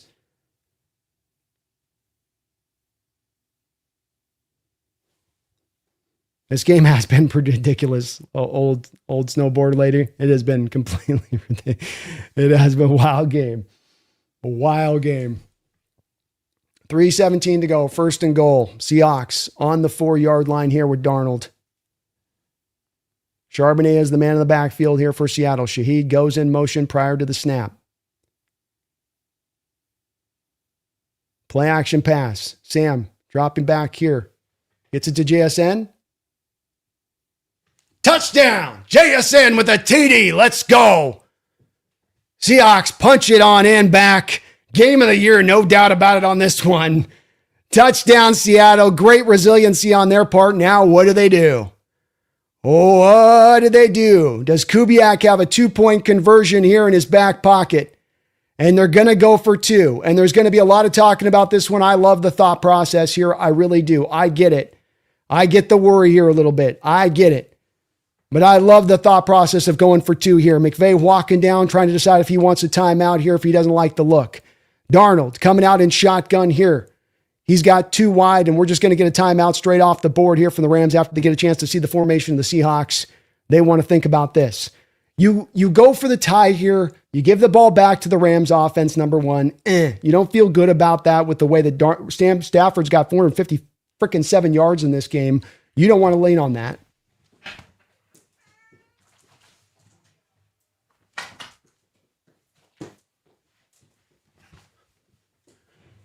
On top of the fact that a tie here doesn't necessarily give Seattle a lot. And I'll break that down in the post game a little bit as to why that's the case.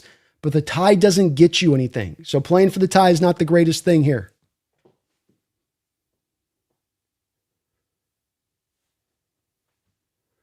(36-37) Rams. 2-point conversion attempt right here. 2 wide receiver look here. And now Mike McDonald's going to call a timeout here. So a little bit of a tit for tat now. So you tie in this game. Let's just say you can get the Stafford stop offensively with the 3:13 remaining, which is quite a challenge at this point for where this defense is at, number 1. That's something. Number 2, if you can just hold the tie then, well, you get down to the end of the year, and let's say we get the next 2 wins against Carolina and the Niners. Now you're tied up with the Rams, but the Rams have the tiebreaker because they won 1 game and tied 1 game against you. So the tiebreaker goes then to the Rams. So this is a little bit of a baked in on this decision, just a little bit as well on this one. And this is one where you hope your offensive coordinator's got those money plays in his playbook, those plays he doesn't call upon a lot, those, hey, when you need a play in a 2-point conversion, when you need a money play for a 2-point conversion, here's the one you want to apply. Here's his opportunity and chance right here. Here we go. What is the call? 2-point attempt. Darnold in shotgun. They've changed the formation a little bit up on this look after the last 2 timeouts. Barner goes in motion. Dropping back to throw is Darnold. Darnold looking. He's got it! He's got it! He's got it! He's got it! He's got it! He's got it! Let's go! 38-37! 38-37! Can you believe it, folks? Can you believe it? Do you believe in miracles? You save your miracle on the ice. I got my miracle of the Northwest. By somehow or another, the Seattle Seahawks have come from behind in a game they had no business winning. And the balls and the guts to say, we want to go take this game. We're not going for the tie. We're not going to hold on for dear life. Let's go get this win. And the Seattle Seahawks stepped out there and went and finally took it. Let's go with the win. Great decision by Darnold there at the end. Nice throw. Great game. Game of the year in the NFL. Are you not entertained? Oh my God. Oh my God. Let's go, Seahawks. Let's go.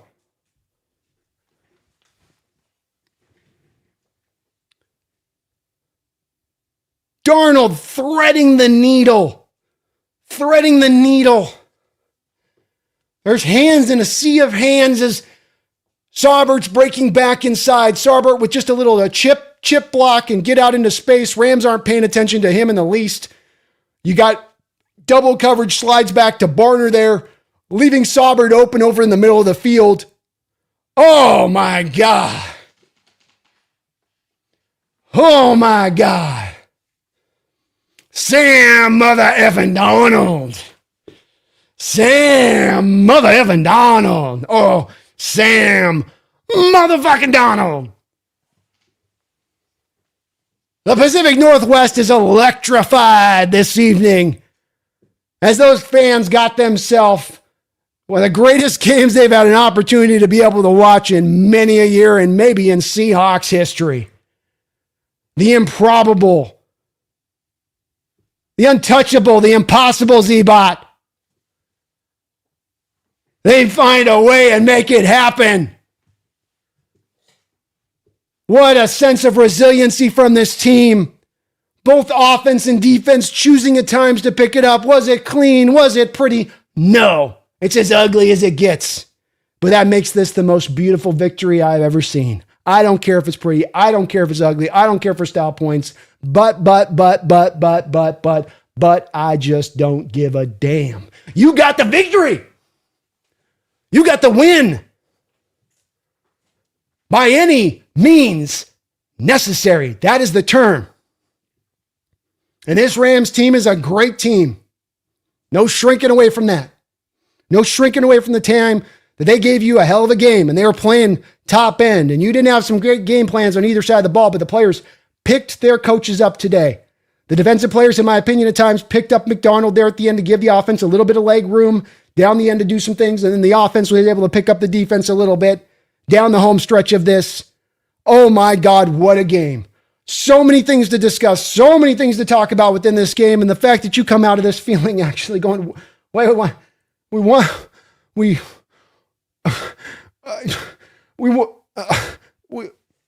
won. It doesn't seem real. You gave up 457 yards to Matt Stafford in the air. You never stopped Puka Nacua at any point in time in this game. You never really felt like, even though they only averaged 3.2 yards per carry, you never really kind of felt like you were stopping the run game. Wide open holes all day in your zone. An offense that would go on one drive and everything was locked in and great game plan and you could see how they're attacking the defense. Then the next drive they come back and it's like they've forgotten how to play offense. Then they come back another drive and they kind of find it and you're just all over the place in this game. Every which way but loose. And then they find a way to do it. I mean, they flashed some stat where what were we down by that many points in the fourth quarter? Oh, for like 160 in our history in those situations. But you could just say that just made us due. We were just due, baby. We were just due, baby. Oh, man. That's the NFL for you right there. That's big time football for you right there. And how smart of Mike McDonald at the end there to go for two. How brilliant a choice. I don't care if you fail. I don't care if you miss there. Still love it. And this is a game many of you rightfully pointed out in the comment section. We got to go for this. We got to stop playing on our heels. We got to stop playing to safety. We got to stop trying to not lose the game, but go win it. And that plan of play call right there. Yeah, let's go win this. Let's not go set this back to defense and just maybe we can just find a way, weak need, limp-wristed kind of a methodology to trying to go get the victory. Go and take that damn thing. Take that damn thing. Love it. Love the call there. It ain't a pretty game. It's a tough one, and that was a hard game to watch through a lot of that. I ain't going to lie. Whew. But you found a way. 457 yards through the air. 124 yards in addition to that on the ground. 600 yards of total offense for the Los Angeles Rams, just about. 2 interceptions for your starting quarterback. No turnovers for this Rams team. No business being in this football game. But they found a way. And when you talk about great teams, and you talk about that step being that last step there to contention status, when you talk about what that means, it means you don't give up. It means you find a way when everything's breaking against you, not in your favor, when the wind is not at your back. Do you have the intestinal fortitude to lock it in, bring it home, find a way, grind it out, scratch it out, bite it out? Whatever you got to do, you just become a feral animal on that bitch. That's what the Seahawks did today. They were frothing at the mouth. Just find a way. Just find a way. Let's go. Let's go. Fuck yeah. Whew. If I have a stroke, guys, just make sure you call the appropriate people.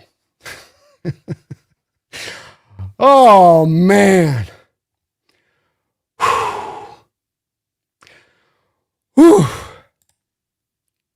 Jake, Mike shine there. He's shined at the end there. Let's go. Heart attack Hawks are back, Jeffrey. Thank you for the $2 donation, man. Levi, thank you for the $2 dono as well. I mean, a stop is a stop, but why can't we get an interception on Stafford ever? Almost able to flow things around with Ernest Jones, just about able to make that one pick on the tip, but you didn't put him in enough of a Jeopardy-like situation today. I mean, I think too often he had way too clean of a pockets to work with. The pass rush and the pressure just wasn't there. Then you're breaking big holes in the back end in your zone coverages. And it stood out in a major way in this football game, and you overcame it, but it was what it was on that. Jeffrey, thank you for the $2 donation. He says, these new outfits make us look like the Eagles. I think it's the Eagles or Oregon Duck. Bring them back every week. I've gone from the start of this to retire those and burn them to every single week. These things need to come out now. Every single one. I'm good with that. But thank you, Jeffrey. I appreciate all of your support today. And Addis says, let's go Hawks. Find a way, please. They answered your prayers, Addis. They got it done. They found a way to get it done. Robs with a $2.79 donation says, if we win, Shaheed gets the game ball. That spark. What a great dono and a great note on your part as well. Shaheed coming back and getting that punt return touchdown and getting you back that turnaround of points that quickly in that way after all that had kind of occurred, including that interception by Darnold there down to Kobe Turner. That was the spark. That was the thing that suddenly now the whole team kind of felt like they collectively, after you got the 2-point conversion, looked up at the scoreboard and they're like, oh, this has been an awful game, but eight points? We're just down to only 8. And I feel like she definitely gave you that. And his impact to this team, and we concentrated a lot on what he was going to bring as a wide receiver, but the kick return touchdown he had a couple weeks ago, the punt return touchdown he had this week, not only were those returns that got you a touchdown, these were momentous changing plays within the game to go get them. It was that in addition to it. Game ball absolutely to him. That spark was huge. Well said on your part.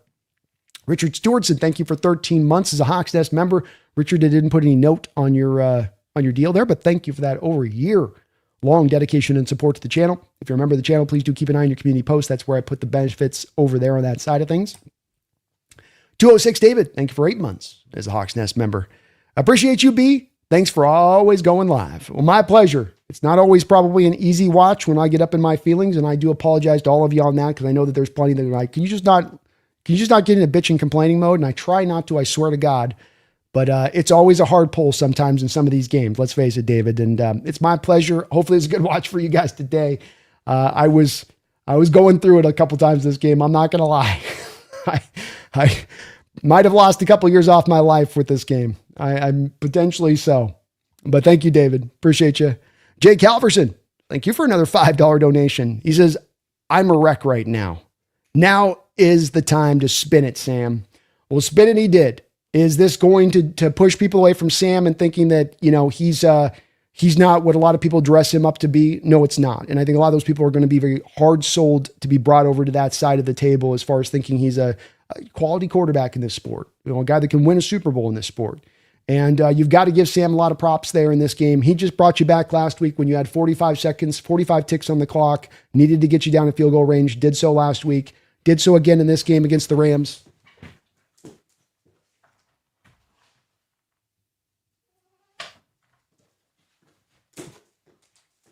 Did so again this week against the Rams. going down there and getting that touchdown and the 2-point conversion there, that throw down into Saubert, going to Saubert there, a guy you have not thrown to all game, and understanding a little bit of his decision there is understanding, okay, Saubert's going to hit this chip and then he's going to slide inside. And the Rams concentration is going to be on JSN. The Rams concentration is going to be over there on AJ Barner. You saw the subtle double team slide into Barner as it was crisscrossing with Saubert. So Barner's going this way, Saubert's going this way. And you could see the double go then to Barner, which I understand what the Rams are doing with that. They're trying to play to where Sam's going to go to his tendencies down there. And then you just come right back underneath to Saubert. Brilliant time there. If anybody's ever played Madden, you kind of understand this to where you can take advantage of the AI in the game, where if you're playing Madden and you're throwing to one kind of player and he's really having it and he's cooking it up, maybe get to a 3rd and short, maybe get to a 2-point conversion. If you've been going through the game kind of working your typical targets, when you go to that secondary target in that moment, you'll oftentimes find the defense kind of leaving them free and open, kind of like they're going to just kind of build into their attack here. Hey, we'll shut down these parts and we'll just anticipate that they're not going to look here, which is a little bit of what happened there in that moment. But Sam, smartly enough, found a way there to go to that guy and go and target him there. And great throw there by Sam. As I said, threading the needle there between a sea of hands that were kind of sliding right past with Sam in that moment. Hell of a job on his part right there. Hell of a job. Randall McDaniel. Let's go with the $20 donation. Thank you for that, Randall.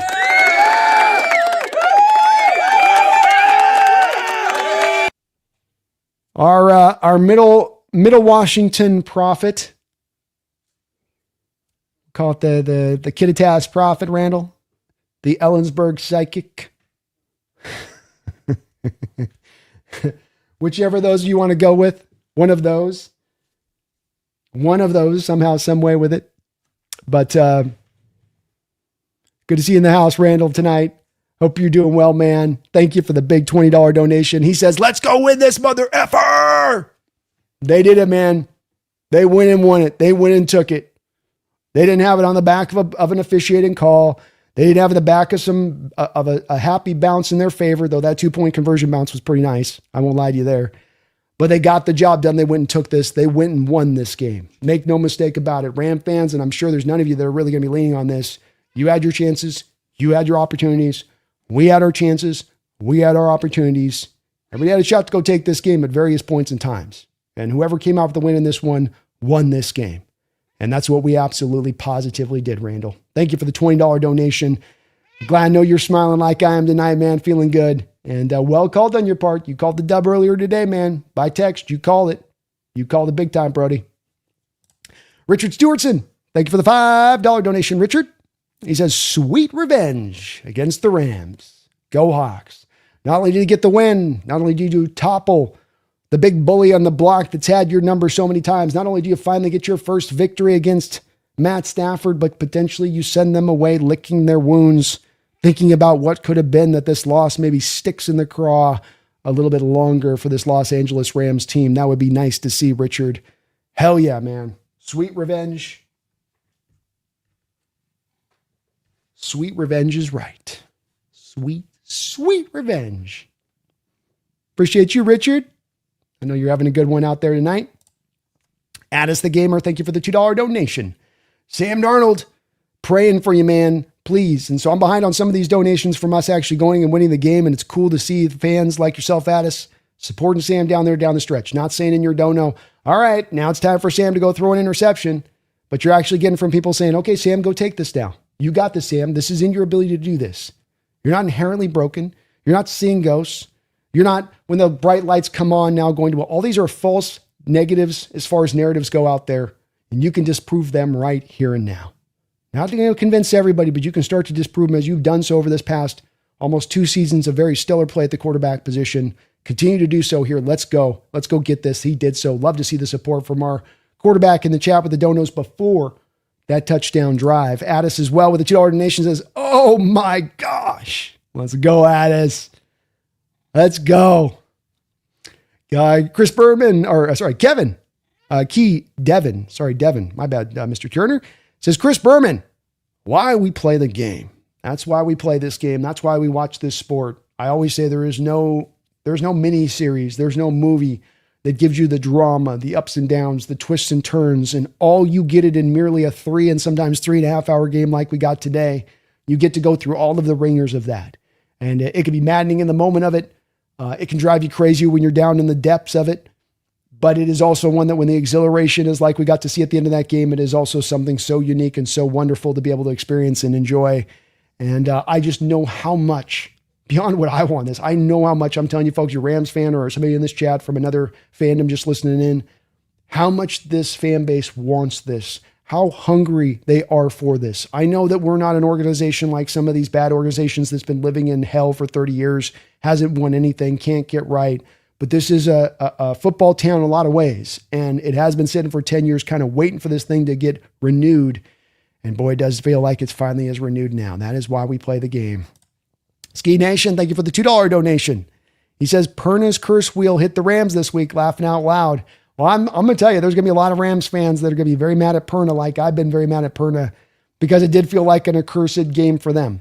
You know, you outplayed us in many different ways. You won the battle at the line of scrimmage in many different ways.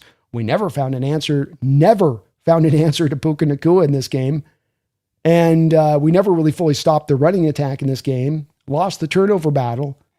But that Perna wheel, man, it finds a way to be true. It seems like every week, Ski. I don't know what he did to it. I don't know what black arts he's built into it, but we got to be on the other good end of it today, I guess. Devin, thank you for another $5 donation. Devin, appreciate the double dono, man. Very, very, very kind of you. Really appreciate it. He says you did a great job tonight.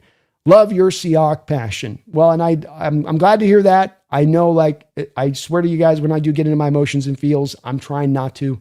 I'm trying to find a way back to the positive side of it, even if it feels like I'm not quite there. So I appreciate it. Hopefully I was able to somewhat find that line today, because I was struggling today. And it was a brutal brand of football that we were watching in that first half. And with all that was built up to this game and to have it kind of start, it was tough on that. But we brought that back around, Devin. Shout out to the chat too for helping me along, keeping me laughing, keeping me engaged here. And appreciate you, man, for all of your support. I love this team. I want to see this team great again. I want to see a Super Bowl. I want to be back there on the ticker tape parade, out there with my people in the city. I want it. And I know they all want it. And I know this team wants it. And hopefully we can come out of this where the injuries aren't struck too hard. Down Kobe Bryant, Eamon Wari came out of this game. Hopefully they're going to be all right here long term. The Seattle Seahawks now set the stage here. Set the stage for that first round bye potentially, which if you are down a couple of guys needing that extra rest, that could be mighty helpful. 11 and go to 12-3. 12-3 Seahawks. How's that sound, folks? 12-3 Seattle Seahawks. Atop the division in first place. All alone. The number 1 seed in the NFC.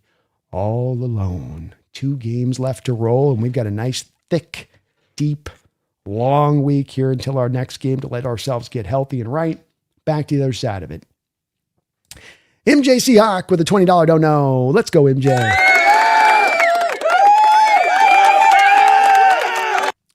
MJ has dropped a multitude of donos here today. Still a lot of fans in the stadium there, which is cool to say. So happy. I'd be late to leave too today. I'd be like, I'm just going to enjoy this.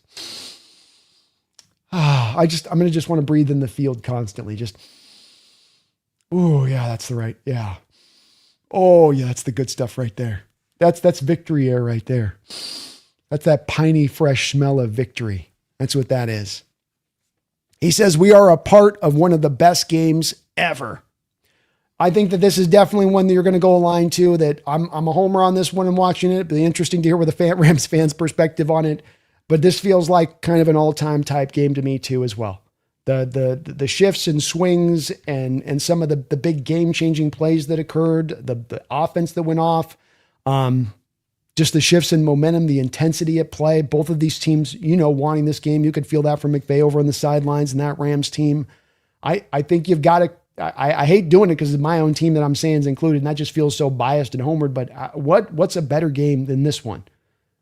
I know there's the one that the Rams played against the Chiefs a couple of years ago that was even higher scoring than this one, but hell, at least you got some defense in this one. At least you got a little bit of that. And I don't know if this overtakes that game, but one of the best ones ever. Absolutely one of the greatest games in Seahawks history.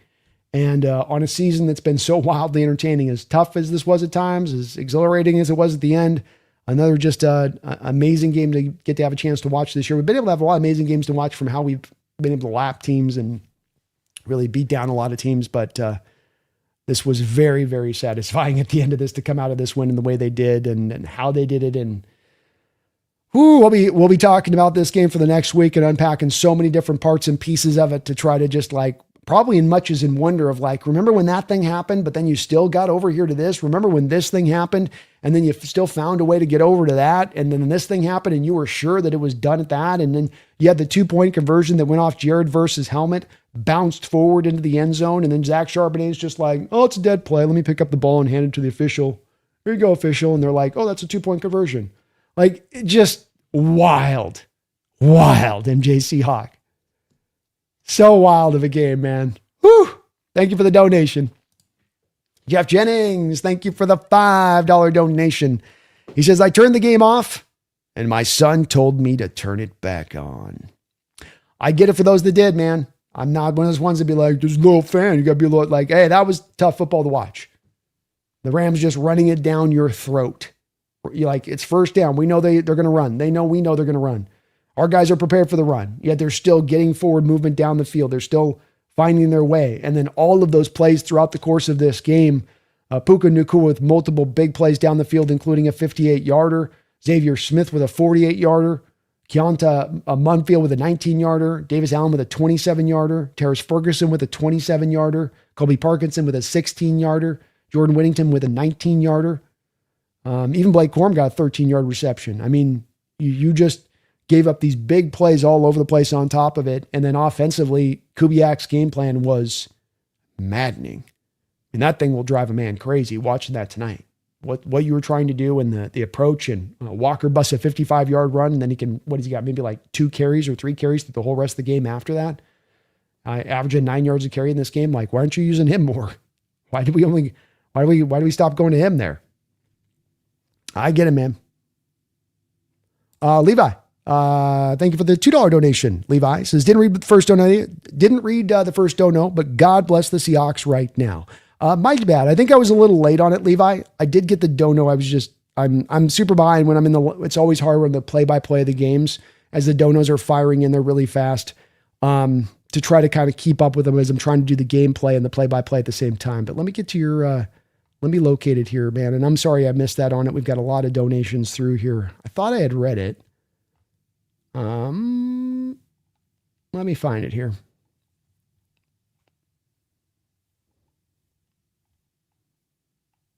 I know I remember seeing it somewhere there.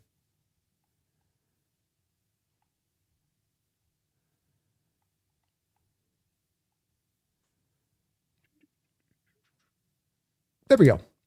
He says, a stop is a stop, but you can't. Why can't we get the staff? So yeah, I did read on that one. Why can't we get the Stafford interception ever? And, with getting a Stafford interception, you got to generate pressure. Number one, I think that Levi, the difficulty today really came into that you really had a hard time generating any pressure on Stafford in this game. I think you're very hesitant to blitz him because you were worried about how he was going to counter you on the blitz, Levi. And so that kept you a little conservative in your game call. And then you're dropping back into these zones, but you're not really squeezing the zones down. And Stafford's really able to go eat. Where you're going to get him throwing interceptions is when you're going to get a little tighter in your coverage, and then you're going to be able to get a little pressure as a combination factor. And then you're going to do so pretty consistently throughout the course of the game to get him a little bit more jumpier. And you weren't able to really do that in the course of this game. And so it allowed Stafford to just feel very clean back there and like he could get through his reads, and he was not uncomfortable in the least at that point. Thank you, Levi. Sorry, a little late on the reading the dono. It's always hard on these live streams a little bit with that. On the games, at least. Wu-Tang Financial, my man, your positivity and your optimism and your glass being 3/4 full was very much proven right. Wu-Tang was never wavering in this game. He was on the line the whole way. Didn't matter how bad it got. He was there rocking and rolling with his team, which I really appreciate about you, Wu-Tang. He says, trivia, Hawks Nest is in fact 32 years old. This is just how Seahawks football ages a band. Exactly. I'm literally actually a 32-year-old man, but if I showed you a before picture of doing the streaming with the Seahawks team, I'd look like a little baby. Oh, tonight definitely put me through it. I always like to joke. It's like the Princess Bride when he's on that rack, that torture machine in Princess Bride, and the guy's just, you can turn the dial up and take a year off your life, and you're like, I just took a year off your life. Like that's just a little bit how this one fell for this Hawk game, man. Whew. If you guys see the half side of my body just suddenly go dead, I think I had a stroke. Somebody call a hospital. It might happen one of these days, Wu-Tang. So I'm going to say it might happen. Shadowbot, Jones had it, man. He had it. Thank you for 25 months as a Hawks Nest member. Just couldn't quite reel that thing in. If the ball moves, I guess, whatever there. I don't think the ball helped him, but I get it. If the ball moves, it's an interception. So, Jordan, thank you for the $5 donation, Jordan. You can't tell me the Rams got an interception against the Cards last year, pinning it against the ground, but that isn't an interception. This one drives me crazy, and I think the NFL has been wrong, quite frankly, for allowing for ground catches to be even considered in play at this point. Because I think that there's just so much of an arbitrary nature to how they dial this up. We had a couple of years ago with the Cowboys. JSN made a catch in the back of the end zone. They overturned that one. I thought that he was more certain in that catch he made than the play you're referencing is, which is last year, end of the year, this game. This not only play cost us, it was from getting in the playoffs. It set the Rams up for getting in the playoffs and what it did for them there. And you have a play where it bounces off the helmet of Trey McBride. The ball is going to the ground. Essentially, I got a football here. So essentially, Witherspoon catches the ball and pins it down like this. You can go watch this. Look up the Witherspoon interception from last year against the Cardinals. He pins the ball down like this. Okay? And so pins it to the ground. And then they go, well, it didn't move. It's like, well, it didn't move because he's got it pinned to the ground. He's using the ground into the act of catching the ball. But that one went for an interception, of course. And that GSN one was, of course, incomplete in the Cowboy game. And then we have one in this game that's incomplete because the ball is moving. But I don't get the whole ball is moving if the ground's not helping the ball move, where you see his hand also being the moving factor. He makes the catch and the hand goes like this, where the hands are rolling like this. So the ball is going to move. Doesn't mean it's the ground then causing it. And if you're going to review it, then it has to be clear evidence at that point, like not on the line, but clear evidence to overturn it. I don't know if there was something there that was really clear, Jordan, to your point. Hoy Hand Grenade, thank you for the $2 donation. Says Purtis wheel, thank you. Hey, we've had to pay the price to the wheel. Don't forget, Hand Grenade. We've paid the iron price. Did you pay the gold price or did you pay the iron price? We had to pay the iron price for that Perna wheel because we got bit in the butt a couple times last year by it. We got bit in the butt by it in the Buccaneer game. We landed on Perna's wheel then. So we earned this right to be on the other side of it. Devin, thank you for the $2 donation. Says, unfreaking believable. New day tomorrow. Oh, the sun's going to shine just a little bit brighter. The breeze is going to blow with a little bit of extra cool. The coffee is going to taste a little bit more delicious. Going to have a little bit of a giddy up, a little extra.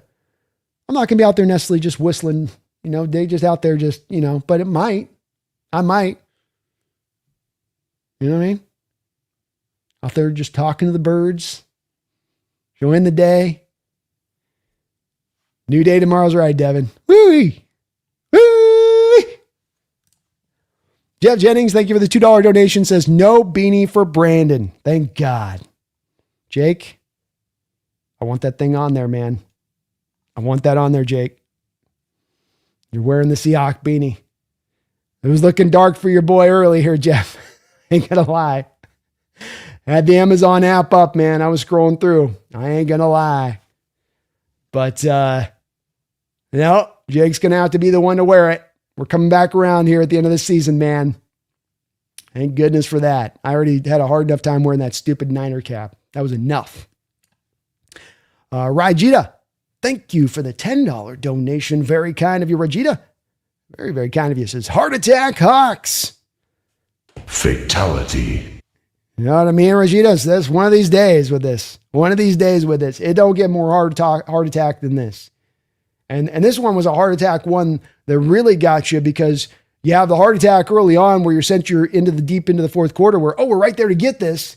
And then they sort of take your hope away there. Then you get back in and go, no, now we got another chance with it. Then they take your hope away again, then there. Then you get it on into overtime.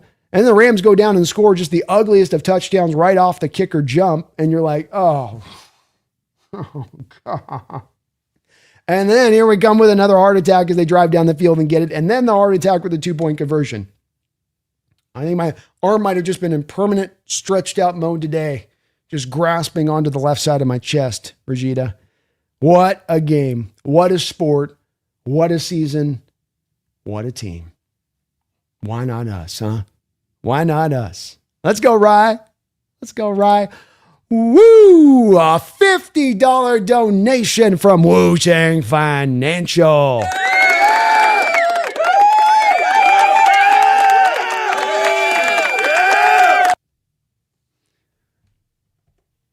Hold on, let me see if I can do this on. Let me get the megaphone out for this one, Wu-Tang. We got to get the megaphone out for this donation. Thank you again, too, by the way. Not your first, but I think you dropped a variety of donos today on this channel alone. A big-time contributor to this channel. I really appreciate it. He says, Ginger Jesus with the resurrection. Game of the year. Demons exorcised. Don't stop believing. Iconic win. Thanks for hanging in there with us, boss. No, thank you for hanging in there with me. Thank you for hanging in there with me. I'm the moody mother effer here in this house at times, and you guys still roll with me and you put up with it. And I do my best with it, but I'm an emotional man. Heart on my sleeve. When it comes to this team, most especially, you better believe that. There's something about what they do that draws it out in me and watching them play in the way that they do in that way. But Ginger Jesus with the resurrection is right. You can say a lot of stuff about Sam in this game. You can point to those interceptions, but you still got that touchdown winning drive there at the end, don't you? You still have that 2-point conversion, him making the throw at the end there, him with the decision making there at the end, don't you? And you can't take that away from Sam. And they can't take the last 2 years away from Sam. They can try as they might. They can become hyper fixated on the Jets' time as high as much as they want. They can sit there and get stuck on that final Ram playoff game last year as much as they want, but you still can't take away what the man's done the past 2 years. And it's not playing at Josh Allen. Was you playing at an elite, just superhero quarterback? Nobody's overstating it to that point. Nobody's saying that to that point. That was never my argument to this point. The argument has always been that Sam Darnold is right now a top 10 quarterback in this sport. And a couple notches probably ahead of that top 10 status. Probably top 8, probably top 7. And can a top 8 quarterback get you to a Super Bowl? Can a top 8 quarterback win you a Super Bowl? You better believe it can. You better believe it can. It did for us 10 years ago. It did with the Eagles last year with Jalen Hurts. It did so in Peyton Manning's final year 7 years ago with the Denver Broncos. Yes. Yes, you can. It's a different pathway than just having the superhero quarterback, but it's absolutely possible. And hopefully, to your point on this, with the demons exercised, Sam can build the confidence off the back of this and what you did. Was it a tough day? Yeah, it was a tough day. Are there going to be things to clean up and a couple of those throws in there where you're like, Sam, I know it was a bigger problem with the Kobe Turner one, but the pick 6 one, for instance, that's you pressing. That's you falling back into those bad habits of this season that we've pointed out. You can't let that happen.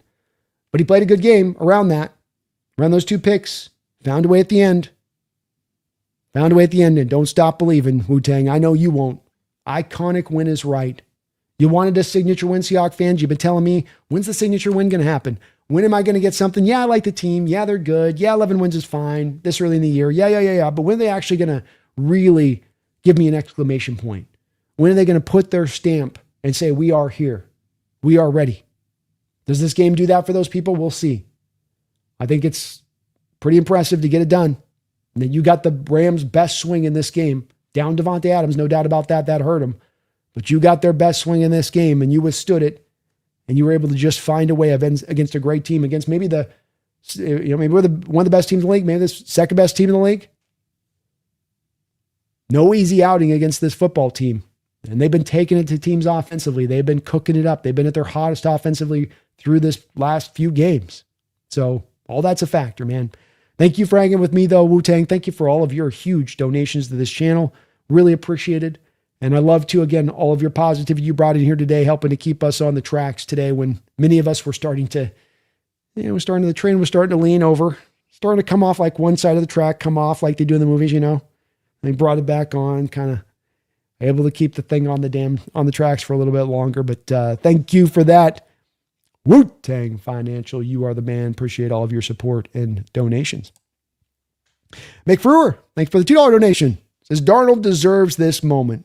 He does. I root for Sam. I do. And I'm not embarrassed by that or anything else. I root for Sam because he's an easy guy to root for, because it's not easy. because he does have a good high-level skill set to him that can work in this sport. That he has been a quarterback that's been able to rebuild himself and to make himself and to understand that the process is one that does not happen overnight with a light switch, but is one that you just keep chipping away at year after year after year. And if you can keep the work ethic up, if you can keep chopping that wood, you will break through and you will find your best version of yourself in the NFL. And Sam Darnold has done that and deserved this moment's right and has been so close to it here with this team this year at times. And finally here, it does feel like he got it, took it through.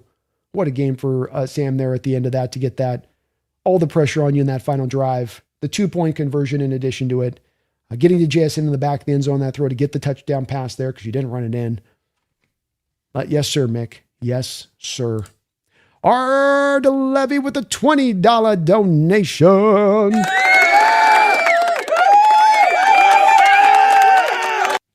Thank you for that monstrous donation, DeLevy. You are awesome, brother. I appreciate you for that. He says, win ugly or not at all. The Seahawks way. Suck it, traitorous Rams. That's right, man. That's right. There's going to be some ugly wins there. There's going to be some ones where it's that way. This is a sport where the parity has everybody very close to each other, even in years like this where the schedule is set up a little bit easier for you. But especially against potentially what is maybe the second best team of the NFL, when we might all come and find this at the end of the season when it's all said and done, that is certainly the type of team where you'd say by any way. Ugly is fine. They're that good of a team. I'm going to maybe have to win ugly in order to find a way to beat them because they're so good. So Seahawks way's right, DeLevy.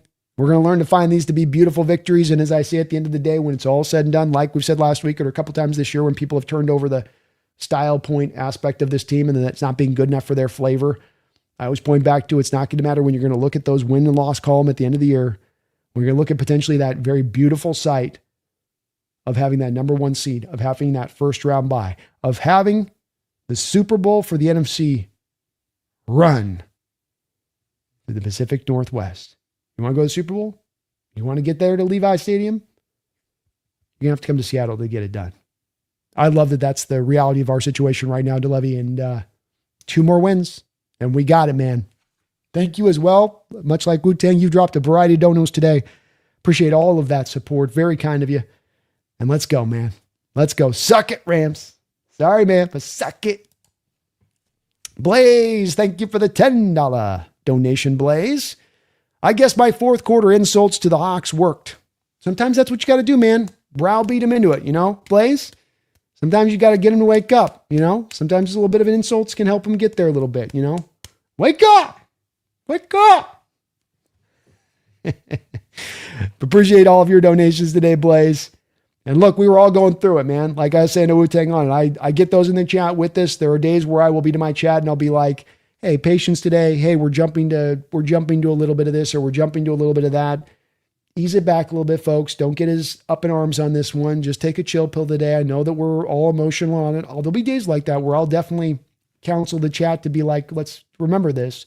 This was one day where I could understand completely coming through this game and going, why God, a little bit of the thinking from some of the chat and some of the donations I was receiving. And that it made a lot of sense to me. I get where the feeling was at today with the frustration and all that built up to this game, all that the hopes that were on the line for this game, knowing what this game meant. It's beyond just you trying to beat the big bully and what you could set up for the stage wise for the rest of the season and to give yourself that opportunity for that first round bye.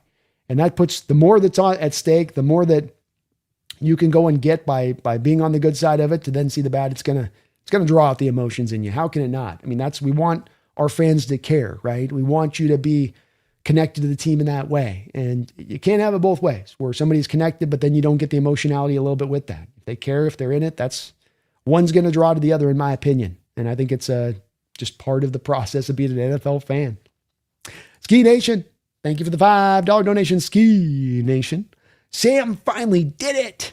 Sam did, man, Ski. Sam did. He finally did it. Not an easy degree of difficulty in this game. Didn't play perfect. This has never been about Sam Darnold playing perfect. It's about playing good football throughout the course of the game.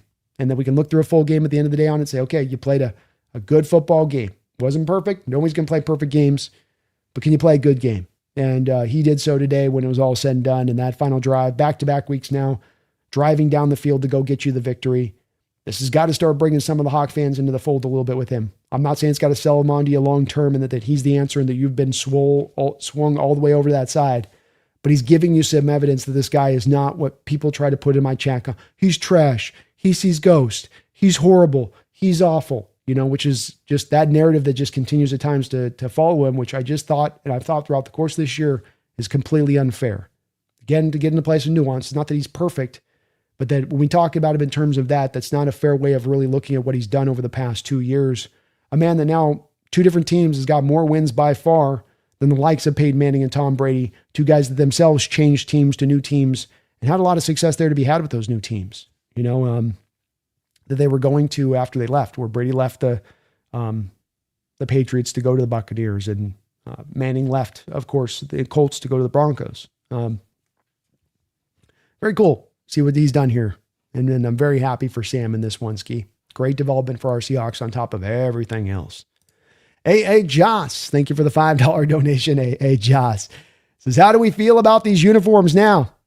I was out on them initially. I was out on them when we were falling back in this game, and they didn't seem to be giving us much juice, but can't argue with the final result, with the final product that we get on the field, which is that you get the victory and you get an iconic all-time game from the Seattle Seahawks in addition to it. So I'm guessing we are probably going to see the rivalry jerseys once again at some point because of that, Joss. Second quarter, I said, burn these things and never bring them back.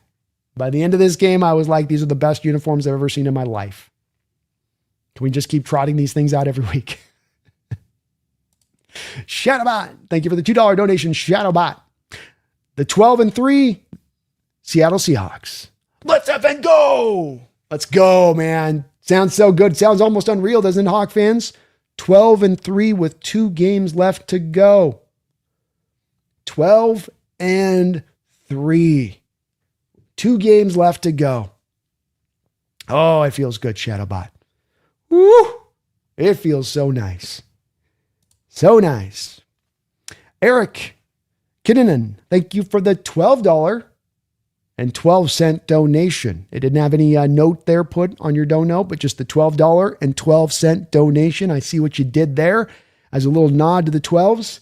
Hopefully it looked like they kept going to the crowd, and I'll tell you, it did look like the crowd was into it. It felt like they were on their feet a lot. It felt like they were all screaming collectively. There was not a lot of shots that we sometimes see of the 12s when they go over to the audience of them in these games where they're just kind of,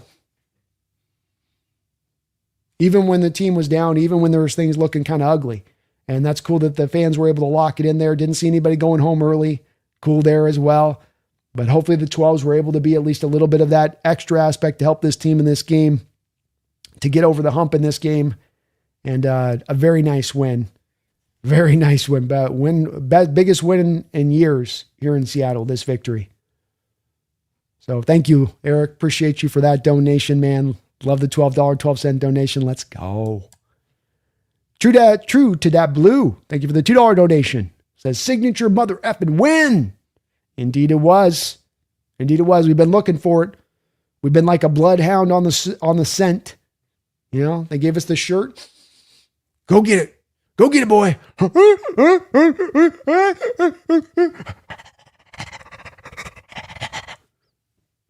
We went out there just sniffing the dirt for this thing. Sniffing it. Putting our snout in it. Are those leaves? Is that poo? I don't know.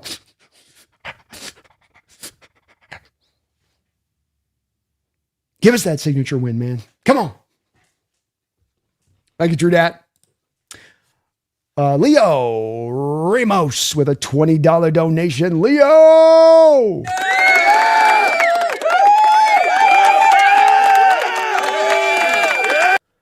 Very, very kind of you, Leo, for that. I thank you for that big, monstrous $20 drop. You guys are unbelievable in this chat. We've almost had 200 donations here today and member messages. Unbelievable, your support towards me. I don't know if I deserve this, but I thank you guys all for that, for those donos. I think you guys are all probably very happy in the win, and you're being kind to me because of it. I appreciate it. Leo, you are unbelievable as well, dropping a $20 donation for me. Thank you so much for that. It feels like we just won the Super Bowl. Let's effing go. Go Hawks. Well, look, this win cannot be discounted, and the pathway and the alternative to this win cannot be discounted because you're not wrong. Is this our Super Bowl? No, there's more of this season that you want to still go get great things done. But to go get to a Super Bowl, I often talk about it. You need a thing called the feast factor. And I referenced this theory that I built many years ago upon. You need to be able to work through your division in an easier division, have some easier games through the year to be able to set your team up in a position to not have them wore down, grinded out, busted down by the time they get the playoffs. You need them to be a relative amount of freshness by the time we get there. I think a lot of the comfortable games we got in this year, this one notwithstanding, have allowed you that opportunity to keep these guys relatively fresh on top of the health injury situation being relatively strong. So that's been a factor they've been able to work, but within the feast factor also comes going and getting that number one bye. And big thing that's helped out the Patriots for those years that they dominated the AFC was that they could get those 5 wins. They could get themselves in a position from a win-loss record to set up the fact you're going to have to go through New England if you want to go to the Super Bowl in that environment, in that inclement weather, out there in winter, how hard that is. So is this a win that, yes, your signature win to finally go take a team down like the Rams, like you did in this football game, and that you needed this kind of win for but the confidence as you go into the playoffs to know you can do it? Yeah, but it's a double dipper because the second aspect of that is that you control your fate with that number 1 seed, and to have that first round bye in this particular year where everything is so wide open across the board in both the AFC and the NFC is something that really could be the great mitigating factor to getting you back to the Super Bowl. It could be the great thing that allows you to be able to propel yourself, especially if this team can get hot, especially if they can really lock it into being playing their really true best football by the end of the year. I still maintain I don't feel like this team has played their best football yet, but there's still that room for the growth here in this team. I think they showed that to you today. So yeah, it is in a lot of ways it feels like a Super Bowl win because it's rare you're going to get a game like this that's going to be so damn entertaining, that's going to have so many twists and turns, that's going to be a game of the decade like candidate when we come back and look at the 2020s and we're like, what's the best regular season games of the 2020s? This game's going to be included in it. When we get to 2031, we're going to be talking about this game as one of those games or 2030. We're going to be talking about this game in this 10 years trek that was that game. So it's that. It's the conquering of the bully on the block that you have not been able to take down. Every time you go up to the bully and you're like, I've had enough of you taking my money. You're going to stop taking my lunch money. And he's like, psh. And you're like, all right, here's my money. Okay. I didn't know you're going to hit that hard. I didn't know it was going to hurt. There, just take my money. Go back about a month later and you're like, okay, I've been shadow boxing, all right? I've been getting my shadow boxing on, okay? No more you take my money, man. It's my bicycle too. My bicycle, punk. Maybe it's your bicycle, okay? Maybe it's yours. It's been like this over and over again. So there's that part of it too. That's that you conquering that bully, Leo. And then the third aspect of it, you having the true, honest chance to get that first round bye. Am I obsessed with it? Am I obsessed like a stalker after a starlet? You better believe I am. Because the last 3 times you've had the number 1 bye, you've gotten your happy ass to the Super Bowl on the back of it. Don't undersell it. Don't overlook it. Don't think that wouldn't be a major factor us getting there. So you better believe it, Leo. You better believe it. MJ Seahawk coming in with another $50 donation.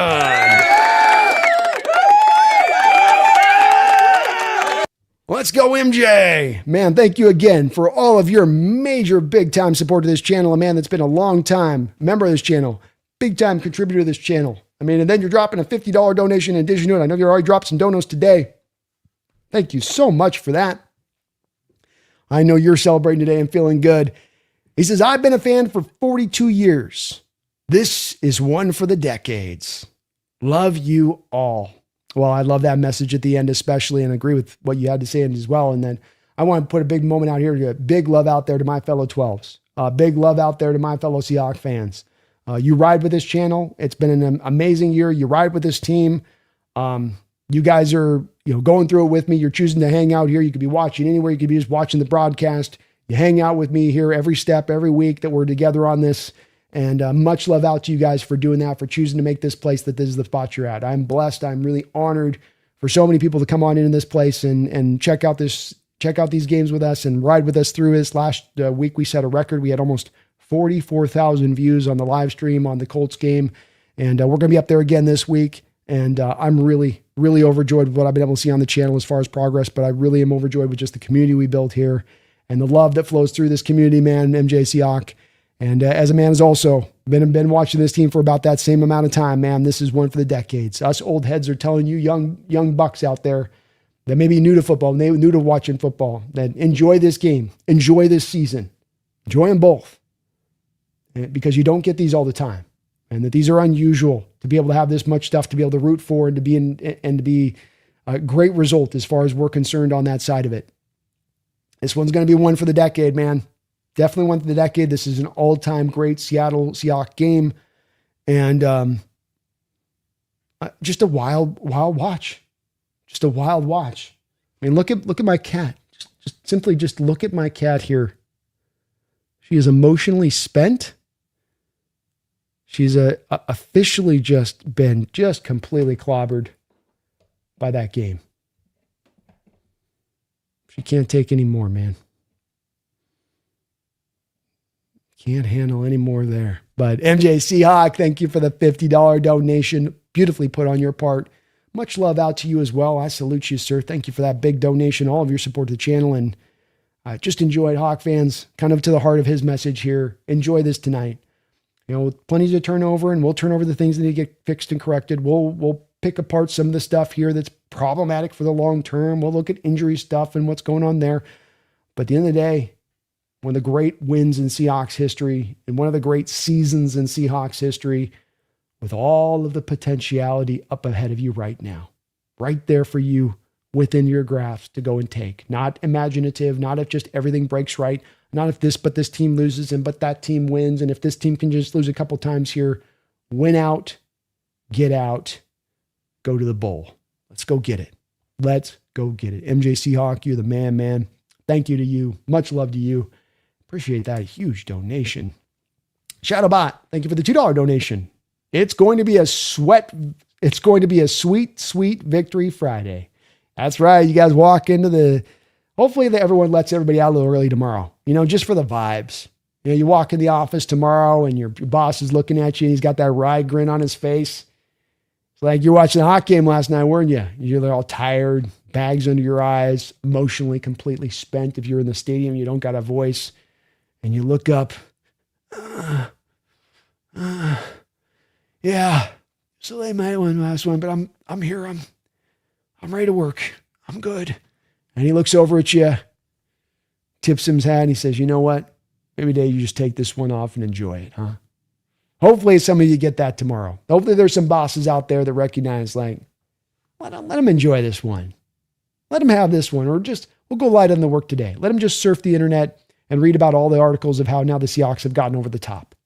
Let them have that as well. If you're not going to let them out the door, at least let them have a little bit of an enjoyment there with that, right? John Naylor, thank you for the $5 donation, John. Appreciate you. In terms of statement game, this reminds me of the 2013 The Tip, letting Big Brother know we can beat him. Indeed.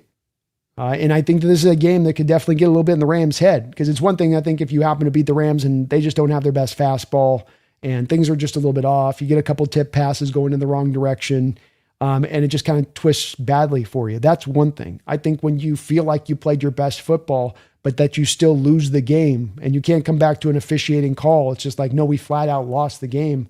You got to wonder if there's a little bit of a reverberation effect there on that Rams team from that. Say nothing of the fact that now they're on the outside looking in with having to go on the road in the playoffs in order to go out there and get to the Super Bowl. Tougher path to make that happen at that point. So I love it, man. Great reference there to the tip, the Sherman tip there and what that did. And we might come to find that this game is able to galvanize this team into the future of this season. This kind of win wouldn't be surprising if it was able to do that, would it? Wouldn't be the most shocking thing if it was able to provide that, would it? Jordan, thank you for the $2 donation. He says, you like that, Jesse? You like that? You like that? Let's go, Jordan. Nate, thank you for the $5 donation. He says, F that Rams beanie. Yeah, I ain't wearing no Rams beanie. I've wore my last hat of the year of an opposition. It's all on them now. And boy, that Seahawks beanie is going to look so good on Jake's head. Going to have to wear that thing low. Going to have to wear that thing right above the eyebrows, man. Get him that nice beanie there. Woo! I'm looking forward to that, Nate. Looking forward to that. Always hand grenade. Thank you for the $2 donation. I am so happy, he says. Is this what crack feels like? I mean, if it's got to be close, man. Got to be close. Can't be much better. I think if there's a Hawk fan out there that's crackhead, they'd be like, no, it's pretty close. That was pretty close today. I got to admit. I'd normally be like, no, you guys are crazy. Crack's awesome. But like, no, that was actually pretty close to that experience right there. Wouldn't shock me, man. Frogman, thank you for the $2 donation. Frogman, one of the craziest games in franchise history. Let's have it go. Let's fucking go, Frogman. Come on, man. Agreed. Craziest games, classic game. Sometimes you get a classic game and it's not crazy. It's like, well, that's just a classic back and forth, both teams executing at a high level. This was more of the wild back and forth, oscillating here, oscillating there, up and down, twisting you up into knots, then giving you hope, then twisting you back up in the knots, then giving you back hope, then ripping hope from you and making you feel like it's your DOA, and then coming back and getting it. Just crazy game. But a wonderful game. Thank you, Frogman. Tasha, thank you for the $10 donation, Tasha. She says, you got Jake's beanie ready, Brando? Woo! What a game. Let's have it go. Let's fucking go, Tasha. I know you're feeling good out there, and I haven't gotten it picked out yet. But we are going to get him one picked out, and he's very specific. He's not going to let me put him in the funny hat that I'm going to put Jesse into in a couple of weeks when we get that win. But we're going to get him nice in a nice little solid fitted hat, get him a nice little pick on that one, and I can't wait. It's going to be a very good look there. Got to wear it for the whole episode. And part of this bet is as well as you have to keep the hat for life. It's the way this bet rolls. So I got to keep that stupid Niner hat for life. It's got to keep the beanie for life too. That's the way this goes, Tasha. All's fair in love and sports betting. What a game. What a game, huh? Don't you just feel emotionally spent? Don't you just feel like frayed at the edges? Everything just burned out to the tips. Boy, that's how I feel right now. But let's go. Let's go. I know you're feeling good, and rightfully so. That was a hell of a game. We got ourselves a hell of a Christmas present early here with the Seattle Seahawks win and what they gave us. Yeah, Christmas. I guess Christmas comes twice a year here for the Seattle fans. Appreciate you, Tasha. Let's effing go. Operative Mass, thank you for the $5 donation. Operative. Tonight, the Darnold folds under pressure narrative died. I hope it does, or it's just the last vestiges of those folks desperate to hope their point eventually can be proven despite the data which is pointed otherwise for quite a bit of time. Operative Mass. I want to see it go away. I'm never getting, and it's always back to the point where those people that are those sort of what I'd call quasi-haters come back around to being like, you're never going to talk me into Darnold being great. And it's always a little bit of where they're trying to think that you're trying to talk him into that he is Josh Allen. He is Patrick Mahomes prime. He's playing in a Burrow prime. It's not quite getting there. And look, you can get to a Super Bowl with those guys. You can win a Super Bowl with those guys. There's no doubt about it. But you can win a Super Bowl as well with a top 9 quarterback. There's not some magnificent differentiation between those top 5 guys and the top 10 where it's like, well, the top 5 guys are like way up here.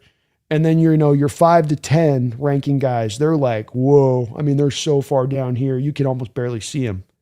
It's a lot closer, I think, than people would usually like to acknowledge. And Darnold's showing you this year and showing you the past couple of years that it is a little bit closer than people want to acknowledge on that front. And hopefully you're right on that Operative Mass. It should be the case. This was a game that was not made to be easy for you necessarily.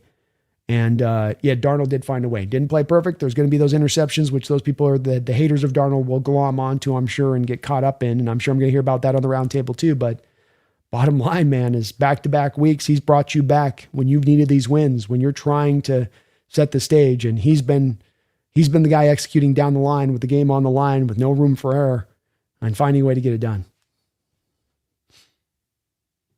Byron P., thank you for the $5 donation. Byron, what a game. My boy Sam comes through. Yes, sir. Yes, sir. What a game. What a game. What a gift for us on that one. What a beautiful, beautiful gift, Byron.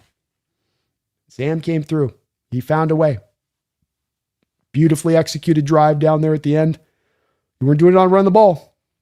You had plenty of time on the clock and you ran a little bit, but you didn't get anywhere with running the ball there at the end. It was going to be on his arm. He was going to have to throw it through and make it happen there.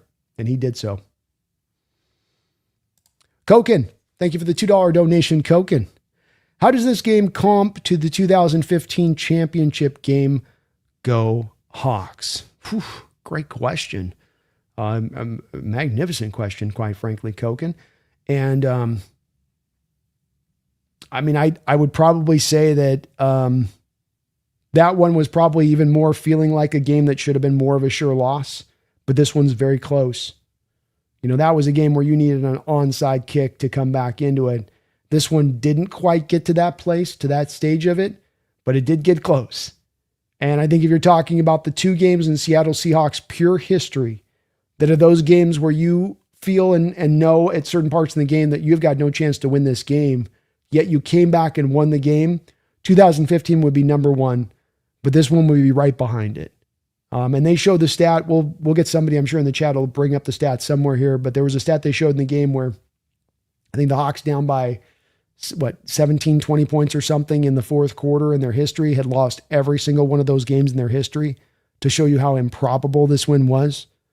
And so very close. That one probably supersedes it just a little bit because of that, how it took what it took there for you to get that win there. But very close nonetheless, Koken. The almighty Dagda, thank you for the $5 donation, almighty. Aneurysm game for sure, but it feels so good for the win. Yes, it does. Yes, it does. At the end of the day, that scoreboard just is a beautiful thing. 38 to one side, 37 to the other side, and that's all that matters. It's all that matters when it's all said and done there. So, agreed, almighty.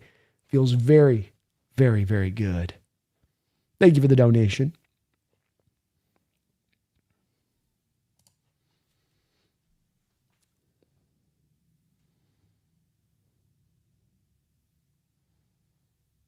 Taker610, thank you for the $5 donation. Taker, he says, let's go. Seahawks Nation needed this one. 2 to go for the number 1 seed. Playoffs clinched. 2 to go for the number 1 seed. Wonderfully put on your part. Seahawks Nation needed this game. I do long chats here, folks. We do long streams here. I have a heavy amount of interaction, as much as anybody out there you'll see, as far as just the amount of people I get a chance to talk to and probe where their mind is at and get the feel for their energy. And I'm telling you right now, this Seahawks fandom is hungry. I've always said it's the part that I love about this fandom, and some people knocking about the Hawk fandom and go with the complaininess, the bitchiness, or blah, blah, blah. I more of chalk it up to, this is a fan base that has got its sightlines set on championships, that we're not one of those can't get right organizations that's merely satiated on the back of getting the playoffs, but that this fan base looks at it through the lens of how can we get to Super Bowls? And that's what I want, quite frankly. That's the standard I want my fan base to operate off of. That's why I don't always push back against a lot of the complaininess there, and I hope people don't with me as well, because we are seeking that in the pursuit here of this team. That is what we want. And anything short of that is not, it's not that it's not unacceptable, but that's the goal. And we're keeping our eye on the prize at all times in that way. And they wanted this one. They've been looking at this one. They've been setting up for this one. And boy, you gave them a reward today in this game for all that they've been in their hopes of this thing being able to pay off. And 2 more to go. Go on the road in Carolina, tough environment to play. Get the win against that team.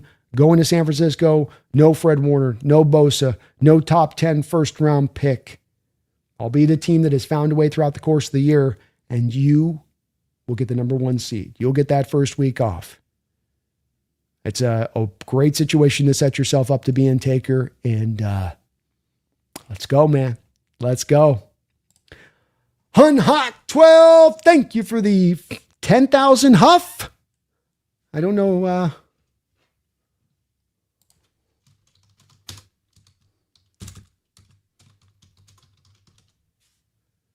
Thank you for the 10,000 Huff over on your side. It says that's about, we got over $30 on that from the Hungarian side of that with it, but appreciate you for that, Hun Hawk. Thank you so much.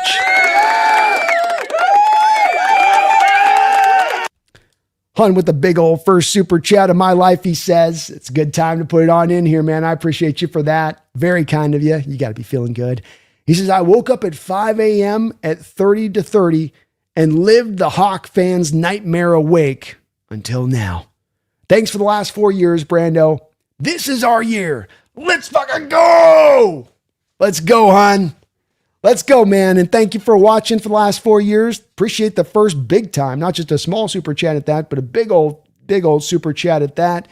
And Hawks fans' nightmare was right. You know, you're looking at that and you're like, we're about to get embarrassed on national TV. We're about to get blown out by this Rams team.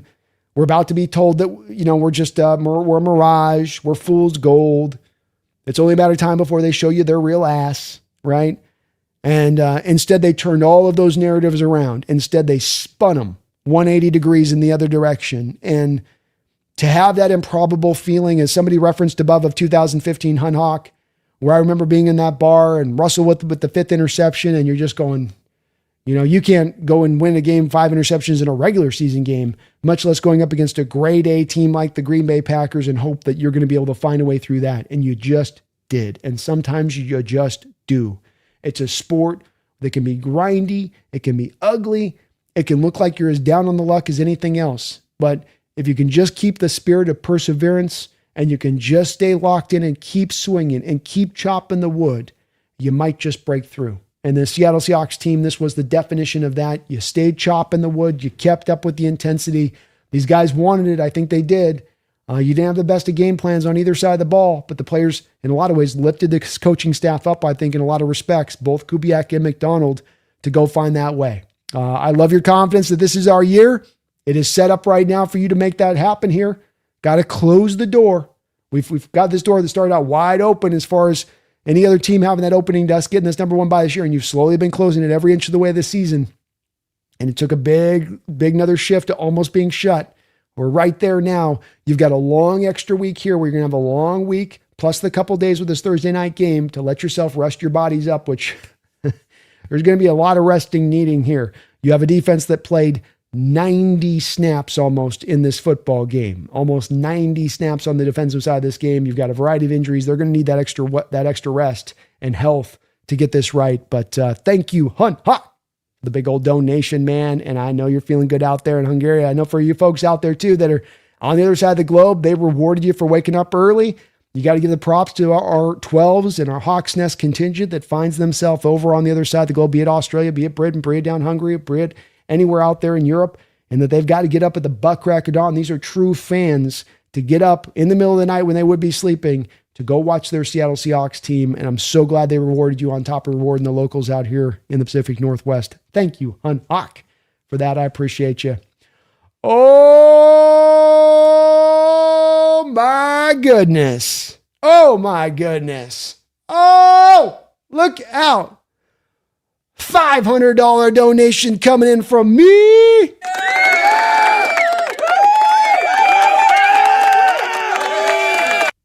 I said a $500 donation. Let's go, me. Let's go, me. So, I mean, you feel me? Start taking care of y'all mentals, y'all bodies, and y'all chicken.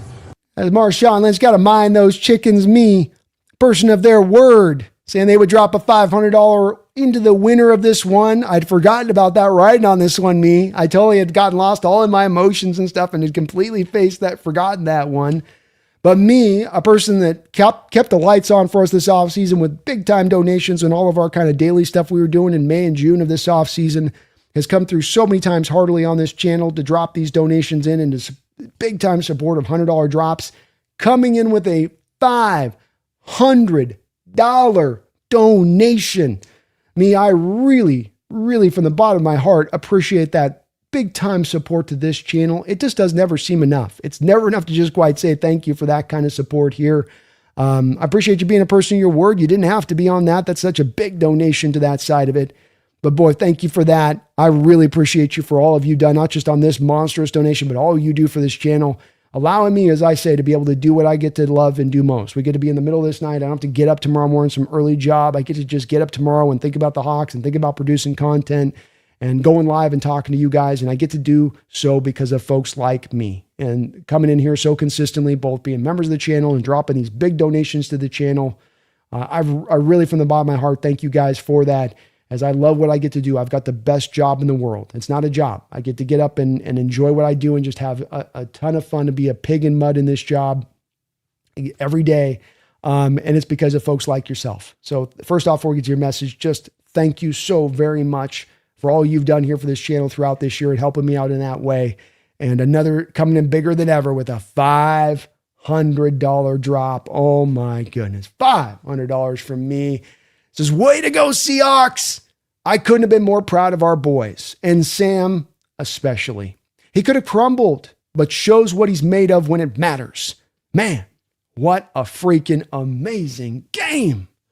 Love you, 12s. Find a way. You're awesome, B. Oh, well, thank you. You. You are awesome. You are next level in all you've done for this channel. I'll tell you what. And that spirit and vibe you've got in your soul and heart right now is, I'm sure, the same one that many of these other 12s out there have. I know I have it right now and where I stand with it. I'm very proud of these boys. It's easy to go out there and win when everything's working right in your favor and you're feeling good and the play calls are working right and you're set up for success and you're just kind of catching the other coach wrong. It's so much harder in these games to maintain that perseverance and spirit when everything seems to be shifting against you a little bit in so many different ways, right? In just so many different fashions. It can be down to Ernest Jones at the end there where he's got the tipped up ball, seems to have the pick, seems to make the interception, overturn call. Like, man, just doesn't seem your day. And there were so many moments in this where this team offensively and defensively could have said, just doesn't seem to be quite our day. Just doesn't seem to be quite aligned up. It just doesn't, we're not quite ready.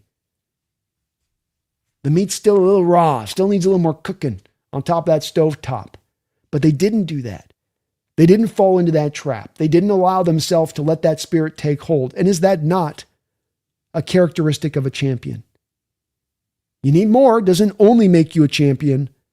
But when you look at champions and those teams that raise those trophies at the end of the day, that is the spirit that they have to have in their heart. I refuse to lose. I refuse to accept today is not my day. It might not be my day, but I'm going to get through the end of this game with blood on my jersey, hands ripped and torn, body sore, laying it on the line to make sure I've done everything tangibly I can do that's going to be the case. Not because of some ethereal energy working against us kind of situation. And when it comes to Sam, as you mentioned as well, just a wonderful game from him when it all gets said and done. You came into this game, if I went to any Seattle Seahawks fan and I said, hey, the Los Angeles Rams in this game are going to put up 600 yards of total offense, I don't think many of them would have given Sam and this offense any chance to maintain or match that energy and to stay on point with at that point. They would have said, well, that's just a loss then at that point. You let Stafford do that, you're done. You're cooked, you're spent. There's no chance to that. But again, we come back to that thing you talked about, being proud of these guys and proud of them not just getting the win, not just finding a way, but the pride to keep fighting, keep swinging. Shaheed coming up on that punt return and not kind of lightly going through the motions and I'll go get 15 yards and I'll kind of fall down. But staying in bounds, getting up that field with that acceleration he did, the good blocking that locked in and that the way that kick started things back to the rest of that game to giving yourself that chance in it. This is what you had. This is the stuff of champions. There's more that's got to be there in addition to this, right? Execution, game calls, game planning, aggression. There's other stuff that goes with this too, on top of just being great. But this is also, I think, a bit of what's got to be and who you are, because it's very rare as a champion that you're just going to go to the championship by just blowing everybody out every week and never having very many close games and just being far supremely better than everybody else. It's very difficult to make that happen. Some of these games, you got to find that way. You may be on your knees. You may be on your knuckles. You may be bleeding out. You may be out of breath. Find a way. And they did today, man. Never enough here to say thank you to you for all you've done for this channel, all you do for this channel, all you just did for this channel here with that big old donation. helping in part here to pay for the Senior Bowl trip that we got coming up in about a month. I thank you for that. All of your support is tremendous. Love your energy in addition to that. Love you and love the 12s. It is a great night, a special night in Seattle Seahawks history. Everybody in the nation right now, as they go into their bed after they watch that primetime matchup, making those East Coasters stay up to 1 a.m. watching that matchup, and they're going to bed right now and they're saying, Seattle's a problem. Seattle's a problem. Let's go, me. I thank you again for all of your donations. Gosh sakes, $500. Get out of here. Let's go. Let's go, me. Let's go. What an amazing game.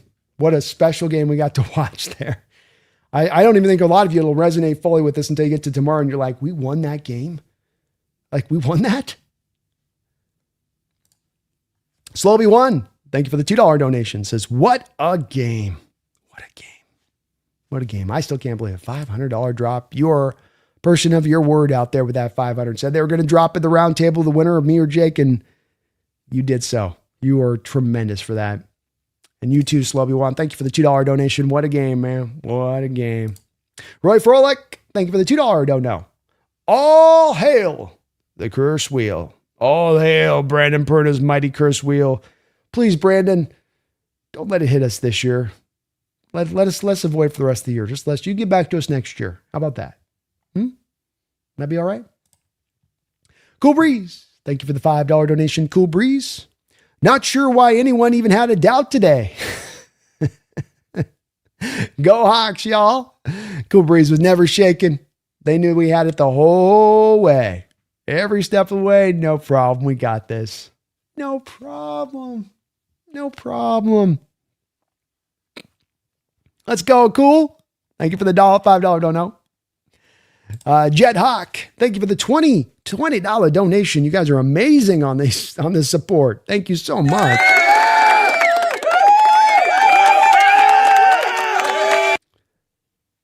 Jet Hawk, thank you for that 20. And we got Jose here.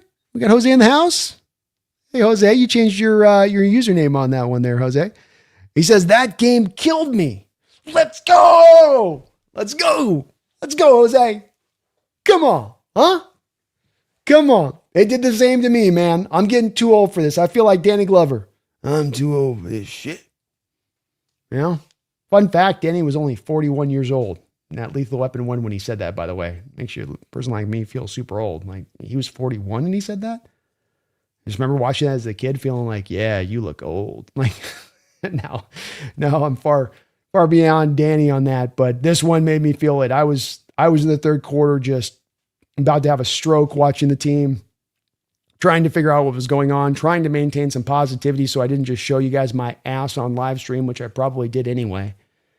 And just you don't win these kind of games, right, Jose? You know, this is not the games you don't go take these kind of games. You don't give up 600 yards of offense and give a win. You don't give up 600 yards of offense, lose the turnover battle 0-3, and still go get the win. You've got no business winning this type of game. No business. I would love to see in NFL history if there has ever been a game where an offense has had almost 600 yards of offense, lost the turnover war, or at least had a 3+ on the turnover war, however that functioned out, and still lost the game. I don't know if it's ever happened before. I'm going to guess probably not. Probably not. But thank you, Jet Hawk. Thank you, Jose, one of our mods in the house as well. Do sub up over there to Jose Rodriguez's channel over there. He does some great stuff on his end. And you are awesome, man. Appreciate you for that. You guys are just amazing on all of your support today to the channel. Well over 200 donations to the channel today.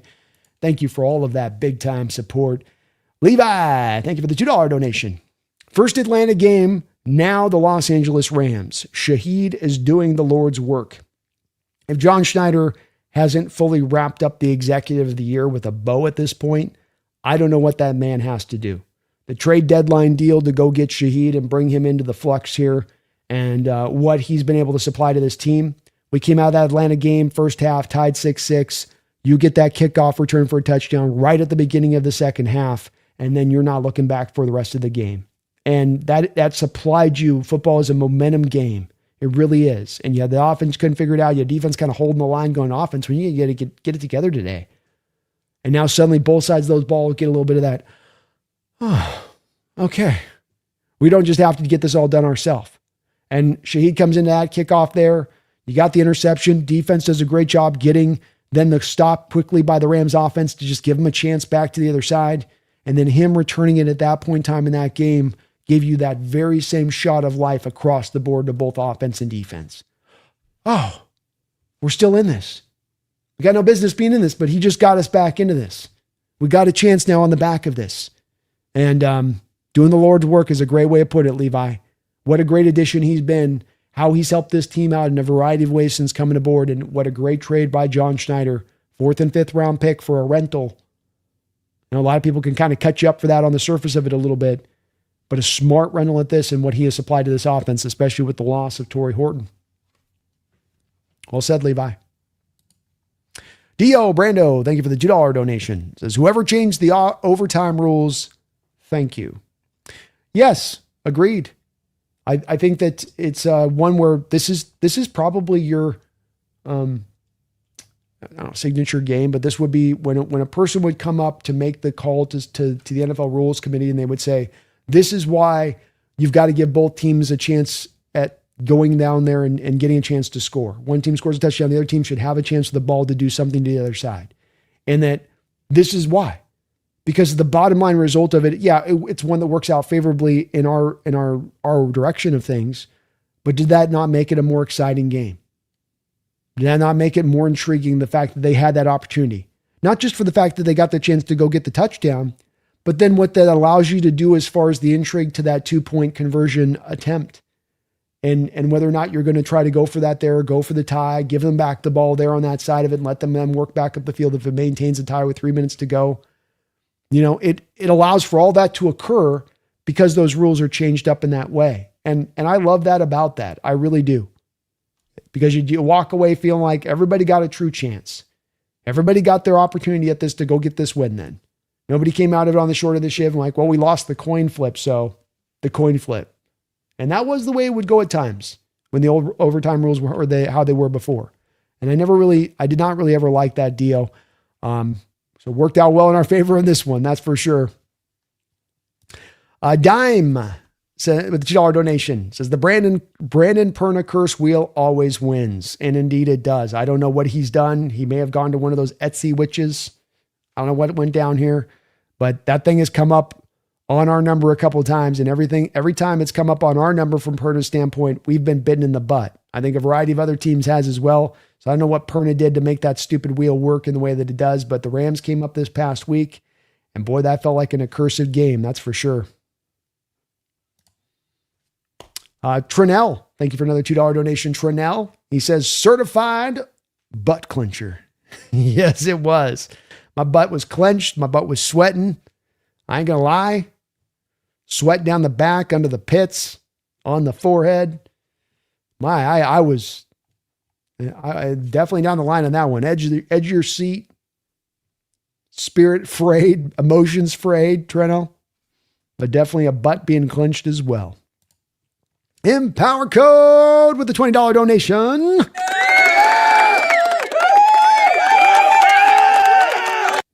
Very, very, very kind of you for that, Empower Code. Thank you for that big old $20 drop. Today, I just had to donate. Moments like these don't come along often. You can count us off. You can bully us off the line of scrimmage. But don't you dare sleep on Seattle. Don't you dare. Let's take the motherfucking S. Let's take the motherfucking NFC West. Let's win the damn Super Bowl, baby. Let's go win it, man. Let's go take this thing. Seahawks players, I was in that locker room and be like, look at what you've done this year. Look what you've set up right now. You got a home stretch of this season where it's entirely on your hands. You can become legends in this town. Everything you got, all that's in you, lock it in on this home stretch of this season. So much hard work you've already put in, understanding that sense of urgency. Not just trying to turn it on at the end, But this was prevalent throughout this offseason and the optional OTAs, which had full participation. This was prevalent in the intensity of the training camp practices that Mike McDonald conducted throughout the course of training camp. You've understood. It's been one of the common denominators about this team as to why they're where they're at right now is that these vets realized the potentiality of this team, realized the talent of this team, realized what they could accomplish if they could just fully lock it in. And that's what it will take, fully locking it in with everybody. And you feel like you're getting closer. You feel like the team's right there. Thank you for the $20 donation. Well said on your part. Moments like this don't come along very often. This is an all-time Seahawks game. This is an all-time game, maybe in NFL history. And you just got to enjoy those. And you just got to enjoy a season like this. How many years we've been on the edge. How many years we've been a little bit better than average. How many years we've beaten on some of the bad teams, but not quite able to stand with the good teams. Running out of gas at the end of the season, broken down, beat up, injured across the board.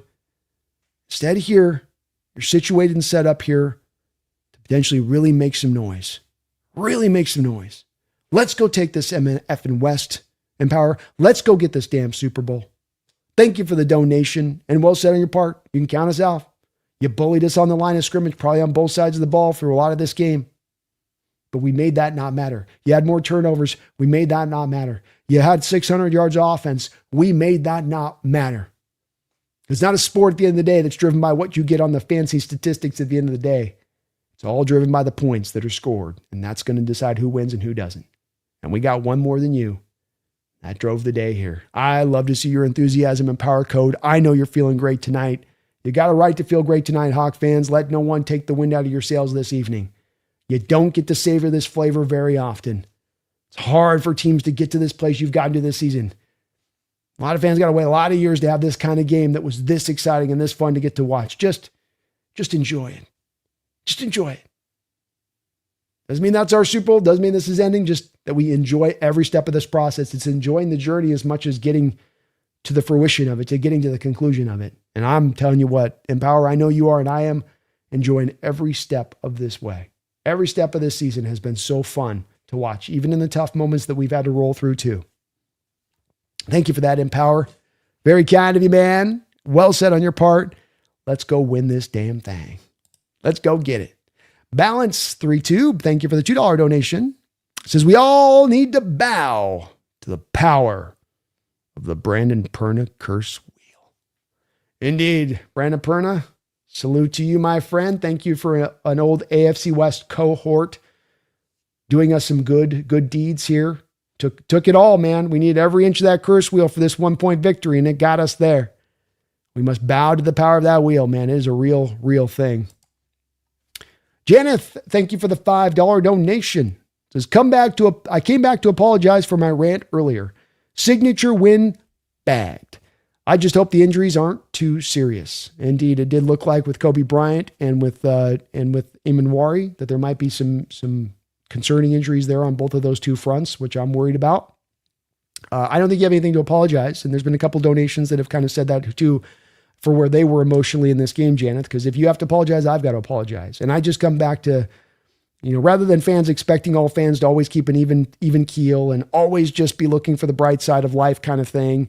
I think it's more of a fandom, and that you go through the shifts and turns of a game, and that the shifts and turns of a game, wherever they may twist and turn you, if you care, if you love this team, if you want it, you're going to be a bit of a victim to those twists and turns, I think, Janet. I think it's those that are not as much caring and is not as much with all 10 toes down on this team that are able to keep a little bit of separation there and keep that just even, Kevin mild set. And I say that for those folks, there's nothing wrong with that either. If you're able to keep that 1 foot off and you're like, it's just a game, put it in perspective, kudos to you and more power to you. But I also do say that no fan ever tells another fan how to fan. And fans are going to go through it. Fans are going to be emotional. You don't get fanatic without fan. And fanatic doesn't mean, I'm just even keeled and I take everything in and always take it in stride and put things in proper perspective. And that's not being a fan.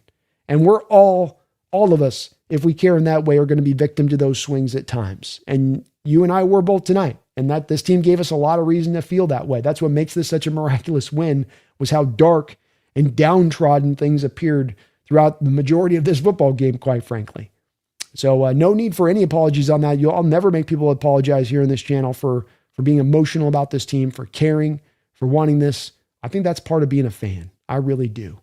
That's part of the wonderful aspect of this sport, is that it takes you through those twists and turns. And you can be so dark down at in the dregs in a game like this, where you're so assured at times of, man, the vibe ain't there, the energy ain't right, things aren't just working in our favor in this one. So then you go and get the win, and just improbable, miraculous, amazing. Got that signature win though, Janeth.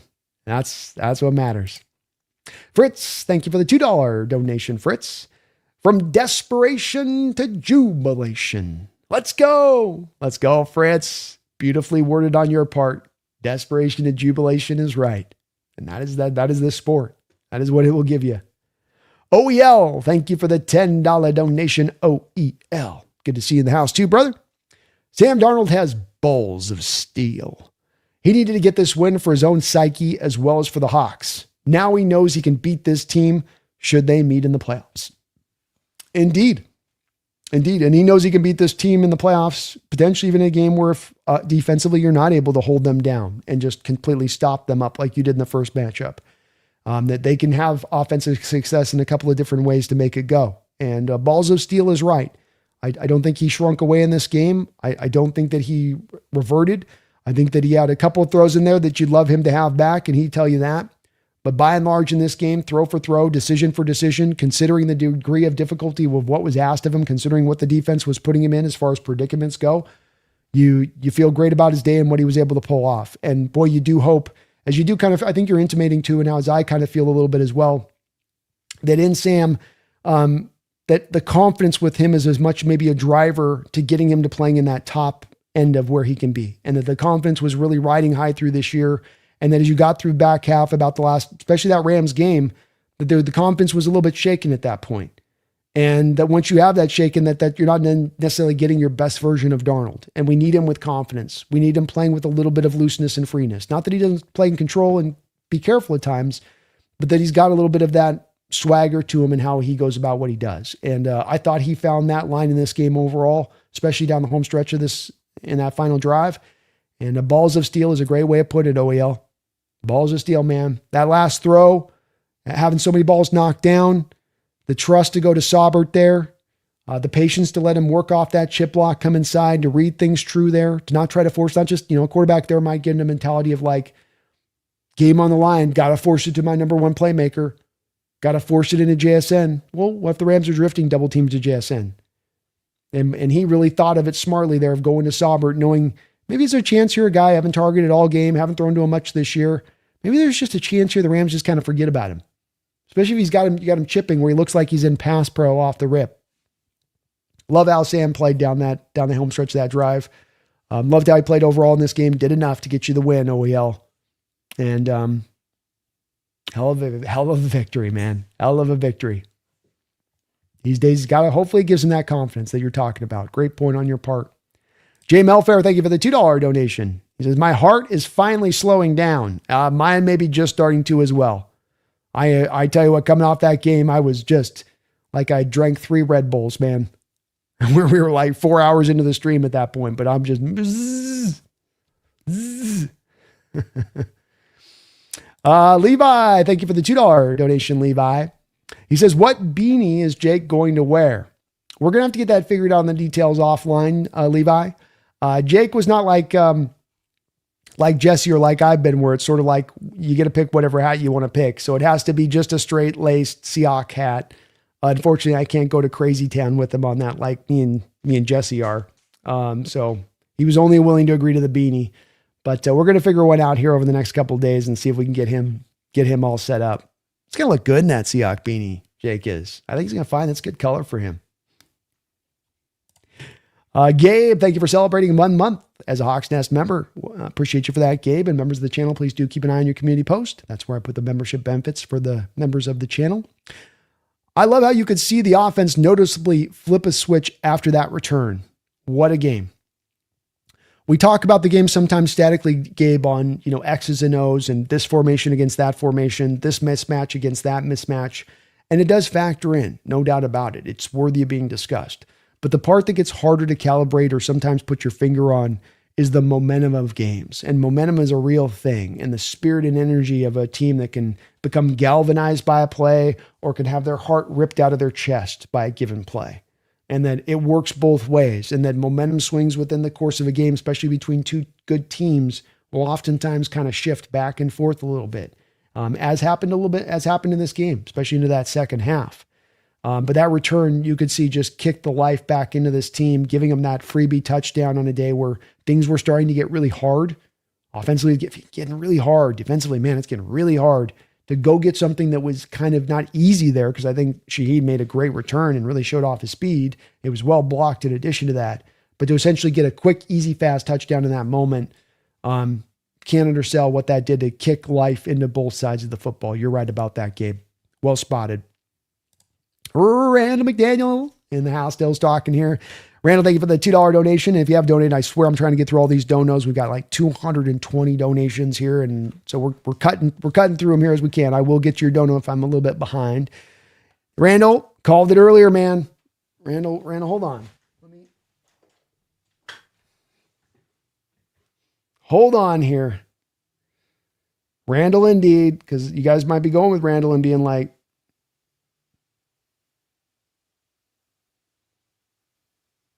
all right. So there's Randall. There's Randall in text to me. In text to me. He says, we are going to win tonight. So Randall is not saying this in retrospect. He called it today, early afternoon. Randall gets feelings. I've told him I think he's got some psychic inclinations to him. Got a couple. Just a few. Randall called it. He says, told you.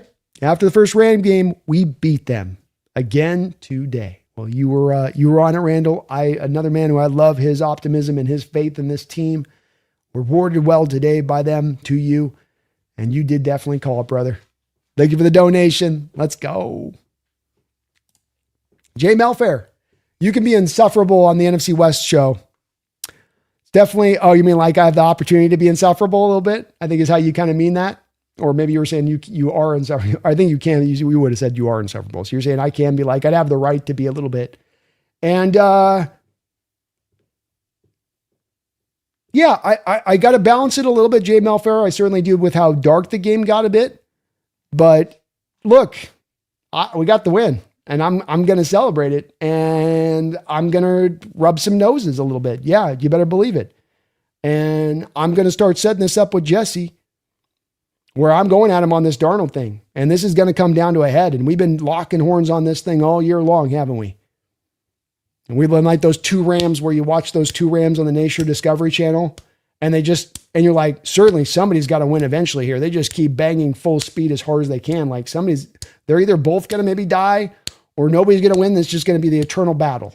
And maybe it'll just become the eternal battle forever between me and Jesse on this one. But yeah, I'm going to be letting him have it on the Darnold's takes. I'm going to be feeling myself. And that's the good part about it. When you win, they just got to take it, man. They just all got to take it. Can you imagine Jay Melfair too? If we get this win and then the Niners lose to Phillip Rivers on Monday night? Can you imagine the vibe and the flow and the feeling in the NFC West channel? And if you're not aware, folks, we got the NFC West Roundtable. I'm on every week at 6 o'clock Pacific Standard Time. It's a great show in there. Work with some great guys in there, and it's going to be a fun one this week, Jay. Thank you for the dono. Mickey Monster, thank you for the $2 donation, Mickey. Appreciate you for that. No comment in there, just your dono. So thank you for that, though. Appreciate you. Devin Turner, thank you for a $5 donation. Denver Perna got hoodwinked by Russell Wilson. Ha ha ha. Not Seattle or John Schneider's fault. Nope. And Perna was all on board with the Russell Wilson trade. He thought that they were getting the gold, the goods. Didn't know we were giving him the fool's gold a little bit with that one. But he's got to be feeling good about his team in addition to that. Getting Sean Payton in there has proven to be a great addition for that team, as I suspected it would be. And Payton has gotten that thing turned around so very fast, considering the dead money that they had to sustain with the Wilson situation and how dark the situation in Denver looked just 2 years ago. But indeed, Indeed, we were able to hoodwink them, and John's been able to hoodwink the last couple of teams on quarterbacks with Russell and with Geno in that way.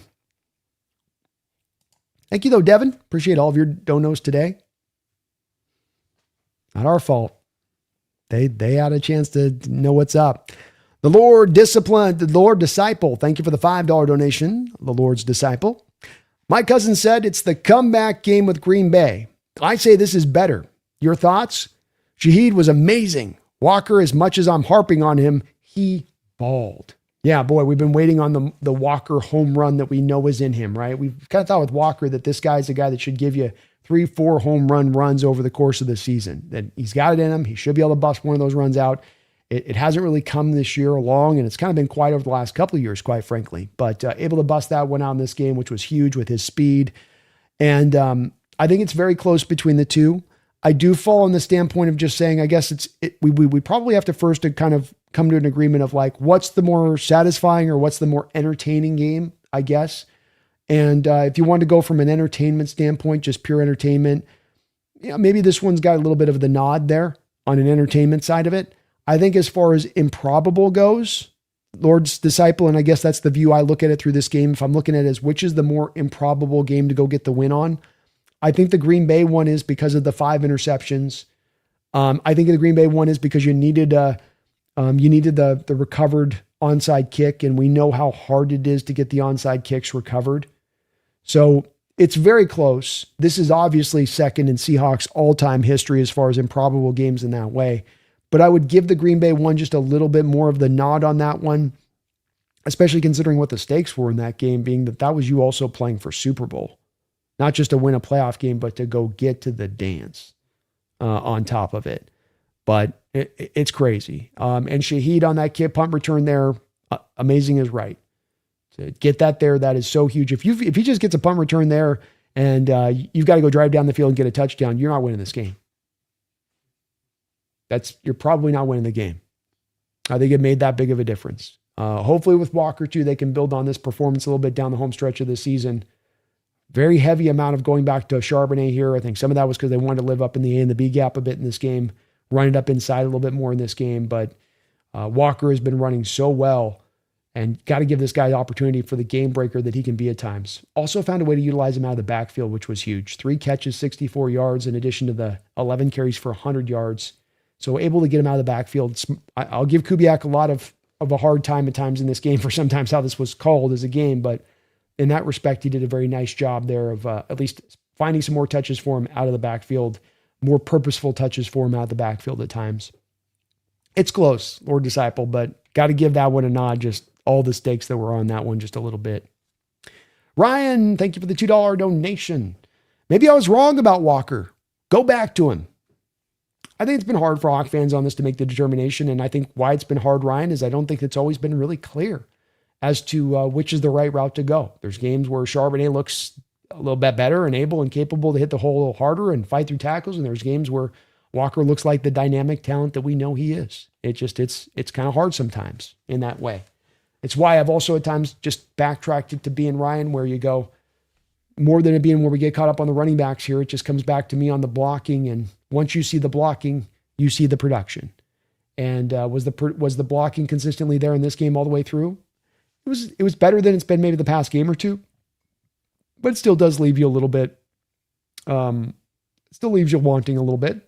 I think the nice part about today was there was a lot more positive runs, a lot more of, hey, find a way to, at least get the 3 yards.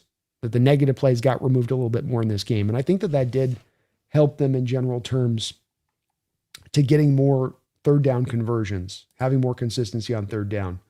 4 of 11 in this game on third down. And that is an improvement off where we've been. I think last week we're like 2 of 15 or something. You pumped up, baby? You pumped up? Yeah. Yeah. Yeah. Yeah. Yeah. Yeah. Come on, one more. Yeah. Pumpkin's pumped up. She's pumped up. She's getting salmon tonight. She's getting victory salmon tonight. Aren't you, Pumpkin? John Naylor, thank you for another $2 donation. Says Jake will look fabulous in a beanie. Oh, he's going to look so good, that beanie. He might not want to take that thing off right now, John.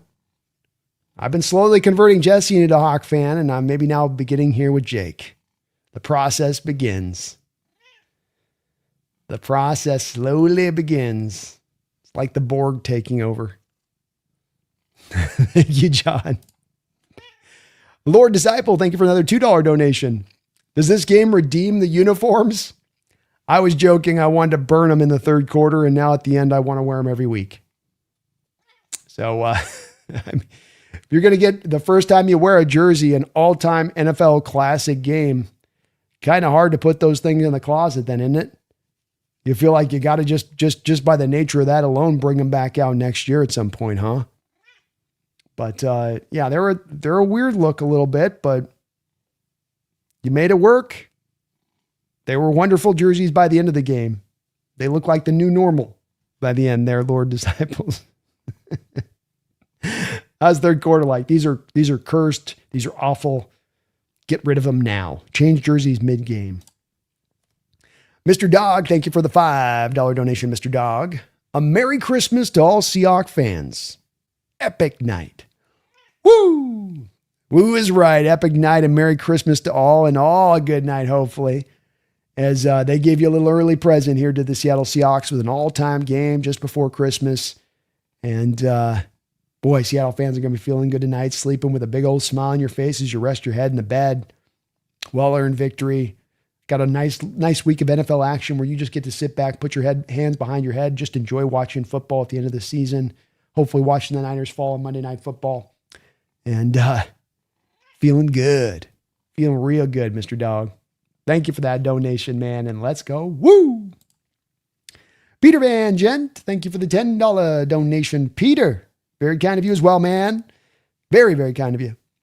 Clawed our way out of hell, 1 inch at a time. An instant classic.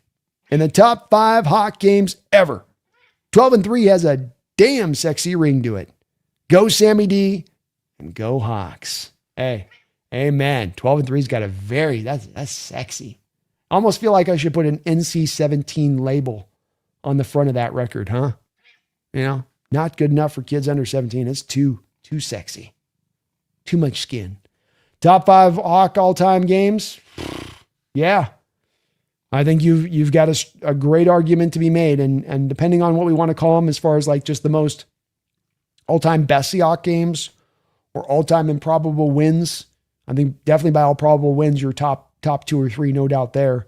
All-time Seahawks games, I could be talked into this being a top 5 all-time. They don't get better than that. They don't get more intense than that. They don't get more back and forth than that. There's not a more emotional game. All of what was riding on this game on the back of the twists and turns, because it's not just this game itself in a sort of vacuum. It's the stakes. It's the potential that these could maybe be both the 2 best teams in the entire National Football League, not just the NFC West. It's that this is for the first round bye. It's got all of that on the line here. All of it right there in front of you, right? So it's very much a possibility. I think we're going to be turning over that very matter over the next week. Peter going, where does this game kind of fully sit? But improbable victory-wise, if we're going to go by that, I think it's definitely number 2. I think it's solidly number 2. And 12-3, 2 more games, 2 more wins if you can grab it against 2 quality opponents. And you will have the number 1 seed. You will have the greased up slip and slide to finding your way to the Super Bowl. What a place we find ourselves in. Cool Breeze says, Brando was part of Deflategate. I know the football's... So I've been meaning to try to get that football inflated for about the last 2 weeks. Fun fact, NFL footballs, if you're going to try to pump them up, take about like 3,000 pumps with a hand pump to get those things up. They can hold some air. I'll tell you this, after dealing with trying to pump up this football, because it's the football I've got, literally the football, if you guys can remember this way back in the day, Brandon Browner had a pick against the New York Giants. He returned for a touchdown for game. It's that game. It's that ball that I've got right here. So it's an NFL ball. But I'll tell you what, after realizing how much it takes to inflate those things, very easy to let a little bit of air out of those balls. Very, very easy. I could, and not kind of maybe always notice because they can hold so much air there. Cool Breeze. But indeed, yeah, I got a deflate ball going. I'm trying to get the thing pumped up. It's just that every time I get tired, I'm one of those things. Ninjetti, thank you for the $2 donation, Ninjetti. He says, walked away at 14:30 saying, it's over. I did my part. Thanks for the donation, man. I think a lot of Hawk fans did at that point. I was seeing in my chat a good number of them. Mark Sanchez, thank you for the $5 donation. Mark, he says, B, what an amazing game. I'm so glad I don't pay Jake. I'll send that hundo over on the Panthers game. Christmas came early. Let's see that beanie, Jake. I forgot about you. You had the $100 match on there as well. Well, no worries on that. No rush on that, Mark. Glad you don't have to pay Jake as well. Glad we're going to get to see Jake in that beanie. Early Christmas present for us Hawk fans, huh? What a great early Christmas present on this Thursday night. And amazing game. That's just the way you can put it on this one. Just an amazing game. A jaw-dropping, wow, just unbelievable kind of game where you just go, whoa. I mean, just whoa. You don't get these kind of games coming down the line very often. The stakes, the matchup, the quality of the two teams down at the end of the season, primetime matchup. All hope is lost deep into this football game, deep into the second half, and yet we found a way. What an amazing game, Mark. Just a great way of putting it, man. Thank you, though. I appreciate you for all of your support, and no rush, man. No rush on that on the dono with that. MJ Jordan, thank you for the $2 donation. Puka doubled down about refs post-game Twitter, shaking my head. Yeah, if Ram fans in any way are going to try, and I've got to give them props, I haven't seen any Ram fans coming in here leaning on that. I think early on in the game, there was a call or two that they didn't like in their favor, and they started kind of getting in that direction, but I haven't seen a Ram fan coming up in that way. I think I would have gotten a dono with Ram fans saying that the officiating somehow affected some of this. I don't think that that's my outlook on this, though. I don't know how, as a Rams fan, you can look at this and say that the officiating was so much in our favor versus yours. You know, I saw a lot of Rams fans bitching and moaning about the touchdown that was called back early in this game, but you had a backup offensive lineman in there filling in for Dotson who got past the line of scrimmage by a couple of yards, and then it got called. I have seen that same penalty called on my Seahawks multiple times this season. So officials have been consistent about calling that throughout the course of this year. There's no reason for that offensive lineman to be 3 yards deep into the end zone when Matt Stafford's throwing that football. And that's not officials going against you at that point. That's your guy committing an infraction. There's a lot of this game that they let a lot of stuff get away with, especially on that offensive line, the Rams. I'm going to go back and watch the L22 to take note of this. But a lot of what I was reading in the chat and a lot of what I was seeing live was they were letting those guys play as far as the holding calls go off the edge on our edge rushers, especially early on in this game. So, you know, I think it's a very, very pretty evenly officiated game when it's all said and done. They overturned the interception on Jones. You know, if they're working in your favor on that, I don't think you're going to do that there. They had the catch that Eamon Wari got injured on. Looked like it was about a half yard short of the first down. They ended up giving him the first down. You know, so I felt like it was pretty evened up there. Kyle, thank you for the $2 donation. He says, let's effing go. You aren't a jinx, Brando. Number 1 seed.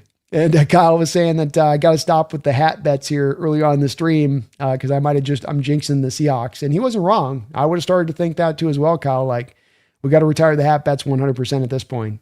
I'm not doing my team any favors. And you got to be aware of when you're jinxing things. It can be a real thing. If you got to be aware of it. You got to be, paying attention to it. So luckily I didn't jinx this though, Kyle. And hopefully this is going to bode well for that final hat bet of the season that I have set up to go with Jesse in the final game of the year as we go into San Francisco. It's all going to come down to the Niners maybe here. Brock Townsend, thank you for the $5 donation. Brock, I can see the grit in Sam's eyes.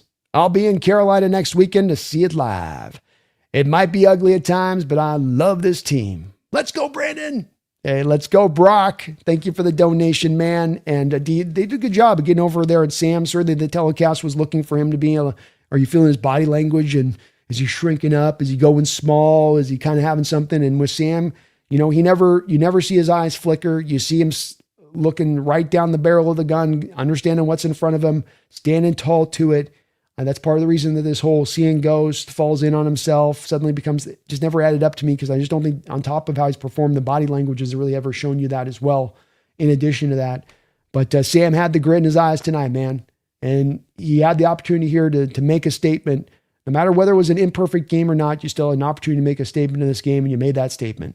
And he ain't going to convince the Sam haters all aboard here, but he should start to at least neutralize a little bit of this narrative that's out there, further disprove it from where he's already disproven it for the past couple of years, and start to slay this Rams team that's been a bit of a thorn in the side over the past 2 years. And he did so tonight. It's great to see. Glad to hear you'll be at the Carolina game, man. Hopefully we have a great Seahawks contingent that shows up in that stadium for that game. They're going to need it. Certainly need it, at least not to have the volume of the voices for Panther fans super loud in that one. And hopefully this team's ready to go in a week and a half from now to, lock this in with the injuries too. Cheeto, thank you for the $2 donation. He says, congrats, dude.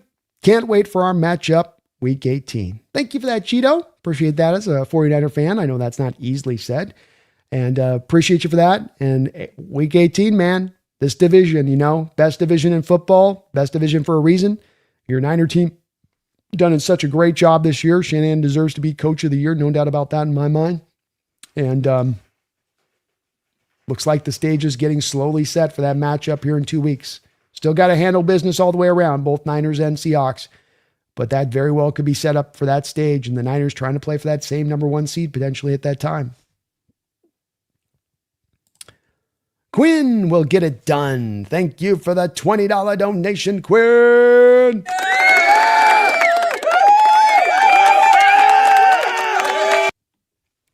Very, very kind of you, man. Thank you, Quinn.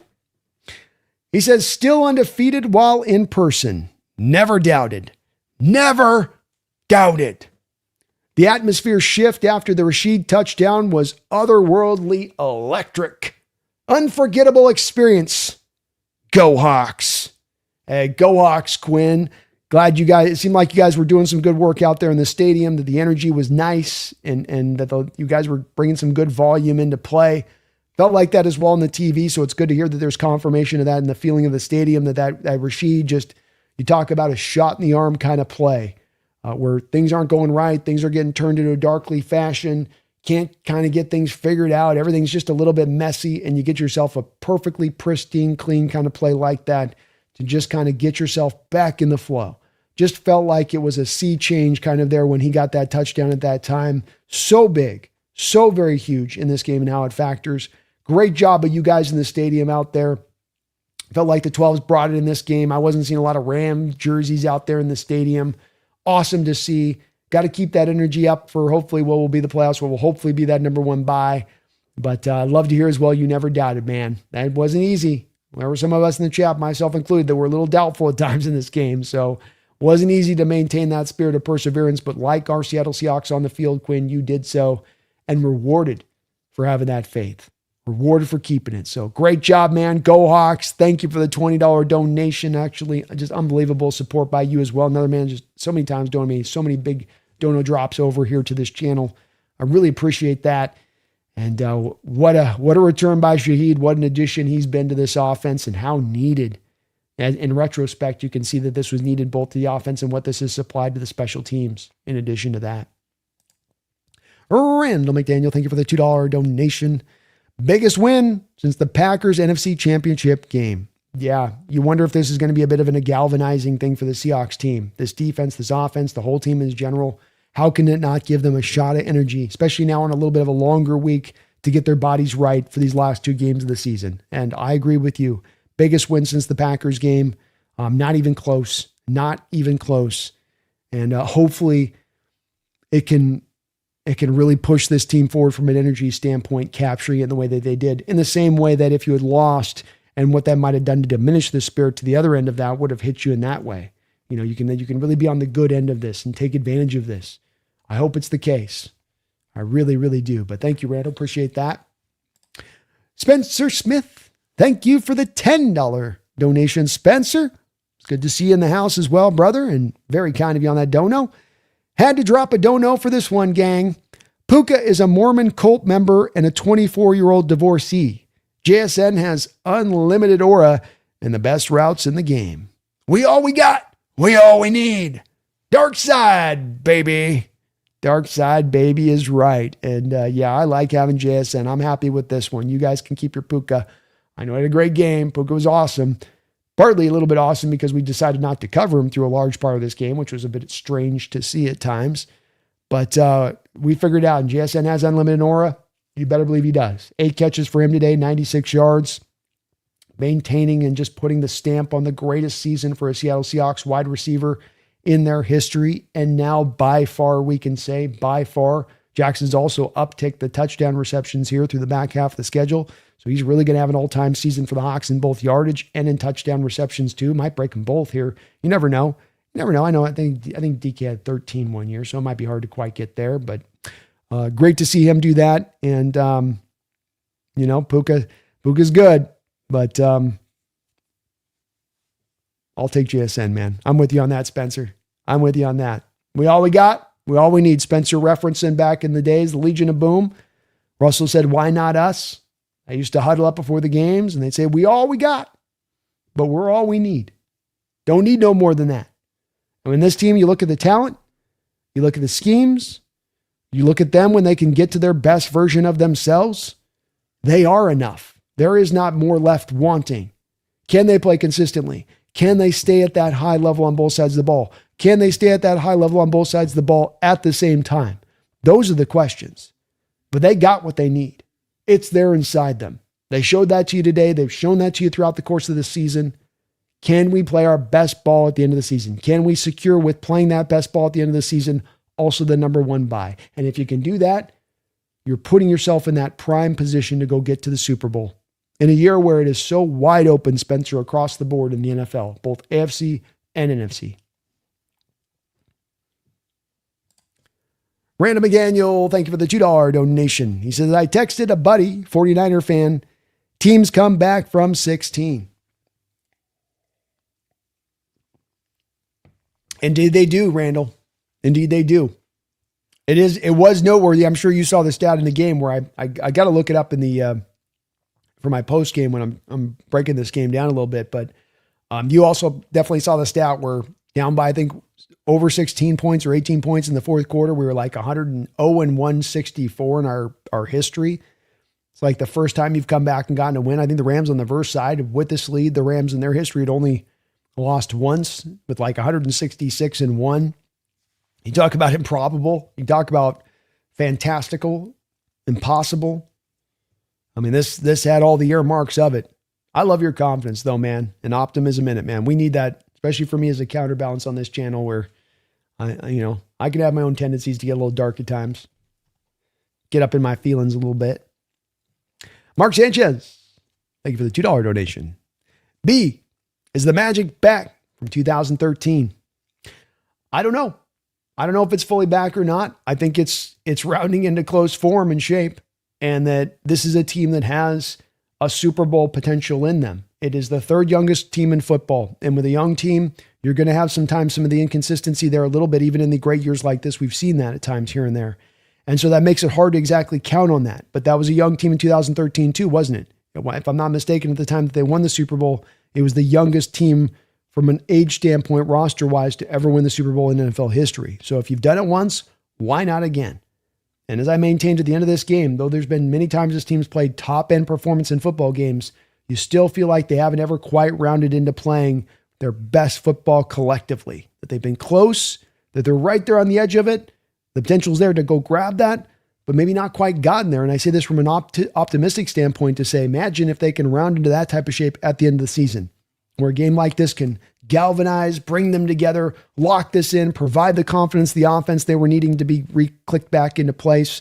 And then that's enough to really set you down the road here down the home stretch in that way. We'll see if it does that for them. We'll see if it can be that. But certainly the potential is there for that in this team right now, Mark. You better believe that it is. You better believe it that it is. Appreciate you, man. John Catalano, thank you for the $20 donation, John.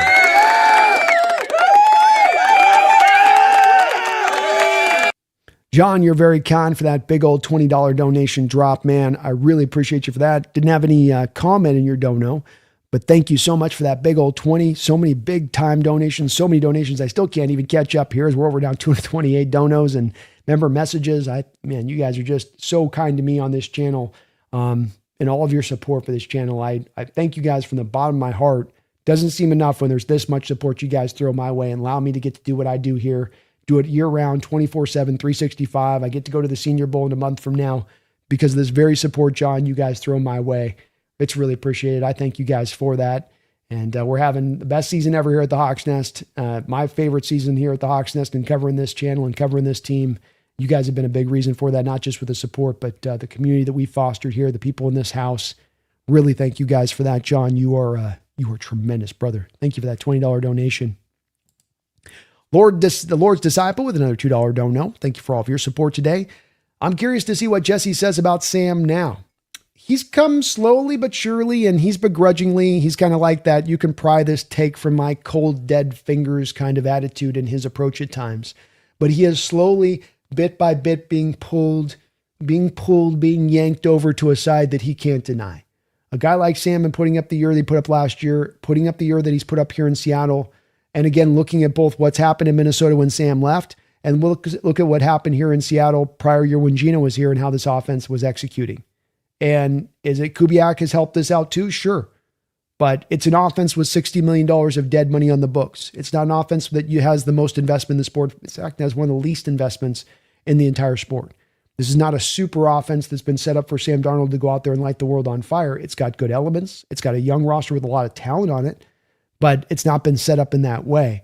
And so you get to the point with him where I think you've got to start to acknowledge how well he has played. And I don't think that this is going to be a game to sell Jesse there. Jesse said he has to see Sam play well in a playoff to get rolled there. I think that there's sometimes with Jesse where I go, well, this isn't exactly a kind of an equal application of a metric that you apply all across the board. Because you'll look over at Justin Herbert and you love Justin Herbert. And, he hasn't gotten that win in the playoffs, but yet you trust and have faith in him. We're a Brock Purdy that has won the playoffs, but you don't have trust or faith in him as much. So it's not always consistent, his outlook on this one. And I'd say that's one of the dangers when you do Lord's Disciple, lean on one individual point to drive the day as to your outlook on a player or a situation, and why you want to try to take into more data points than one to make that determination.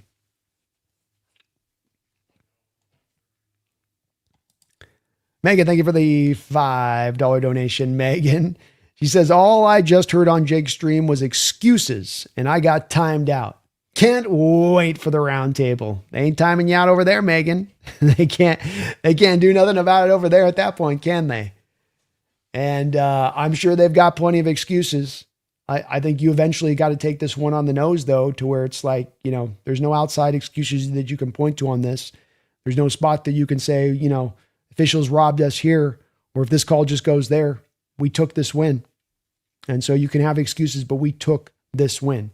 And you had every opportunity in this book to put us away, put us to bed, and you didn't take that opportunity from a Rams standpoint. And that special teams play that factored in here, Megan, where this comes down to all of the parts of your team contribute to a win, all the parts of your team contribute to a loss. And when you have us with a special teams unit that already on the year has a kick return touchdown, already on the year has a punt return touchdown, and coming into this game, you've got a heavy advantage over the top of the Rams in the special teams aspect of things. So when a play like that carries through in a game like that, when it rears its beautiful head for us and an ugly head for the Rams on their part of the special teams play, that's not by happenstance. That's by roster construction and by where we've put the onus on wanting a strength of our team to lie. That's part of the driver of this win. So I'm sure. I think that they're going to come down to when they have a couple days to kind of sit and turn on this one. The excuses will be probably limited down to, we had our opportunities, we had our chances, and we just couldn't take it. It was right there in our lap. We were right there to get the culmination of this done, and we just couldn't finish it up. We could not put you guys away. And that's on them at that point. Glenn Karn, thank you for the $2 donation, Glenn. A most improbable win. I am emotionally drained. I'm right there with you, Glenn. It's going to take a couple of days to get back on the other end of this one. I went through all of the emotions in this game, from anger, desperation, elation, back to desperation, back to the darkness. back to making my peace with it and just already kind of starting to try to look a little ahead, to then having hope, to then just to pure absolute celebration. It's just every swing in the book you can go through in a game like this. It's part of what makes this an all-time type of game. And if it doesn't emotionally drain you, this kind of game, then are you a fan? I'd ask. This is one with definitely, if you care, if you want your team to win, that this will take a bit of it out of you in that way. But you get the win, and it makes you sleep better, and it makes you wake up tomorrow with a smile on your face, and it has you going through another week of this NFL season through this Sunday as you watch these NFL games thinking, yeah, my team's got the win. Yeah, my team's got that number one seed right there. They can go and grab here over the next couple of weeks. And it's just a great feeling to have, as there's been so many years recently that we've just felt like at times getting to the end of the season, we're kind of running out of gas. We're down too many bodies. We're just not quite strong enough. We're just not quite talented enough. We don't have the right kind of scheme. We don't have the right coordinators. Don't have those questions at hand this year at this time of season, and it's just wonderful. Wonderful. Samuel Carlson, thank you for the $2 donation. He says, John Schneider better win General Manager of the Year after that Shaheed trade. John's already, in my opinion, done so much to have earned this General Manager of the Year award. You should have gone after the Russell Wilson trade, quite frankly, with all he did and the draft that he had. But this offseason, when so many people were throwing John around for moving from Geno, throwing John around for moving on from DK Metcalf, right? Banging him around for grabbing Sam Darnold and bringing him in at a lesser price, going, what is he doing? You can't let DK Metcalf go. What are you doing? And he got battered around for that. And those moves look great. DeMarcus Lawrence, Sam Darnold, those free agent signings, even Cooper Kupp. I know Kupp had the fumble in this game, but he had a clutch catch down there on a toe tag, drag, swag play, getting his feet in bounce there down at the end of this game to get you in the position that he got you into. And then the Shaheed trade at the deadline to go get him. And you look at a team like the Buffalo Bills, you can't tell me them right now wouldn't love to have a Rashid Shaheed there instead of what they got. John's deserved this General Manager of the Year award a couple of times in other years and other seasons. This year, no more so than now. No more so than now. You've got to give him the nod. The way he's drafted, the way they've spent the money, the trades that he's made, he has by far earned this, and hopefully he gets his flowers this year because he's done just a hell of a great job. Nameless Alchemist, thank you for the $10 donation. Nameless. Mission over bullshit. Mob. Go Hawks. That's right. Mob is right. And that's it. BS don't matter. What's happened don't matter. It's the mission. And is this not a game that's a representation of that mantra? We've given up 600 yards. It's BS. I don't care. Sam's thrown 2 interceptions. Don't care. Don't matter. What's the mission? It looks like it's the Rams' game.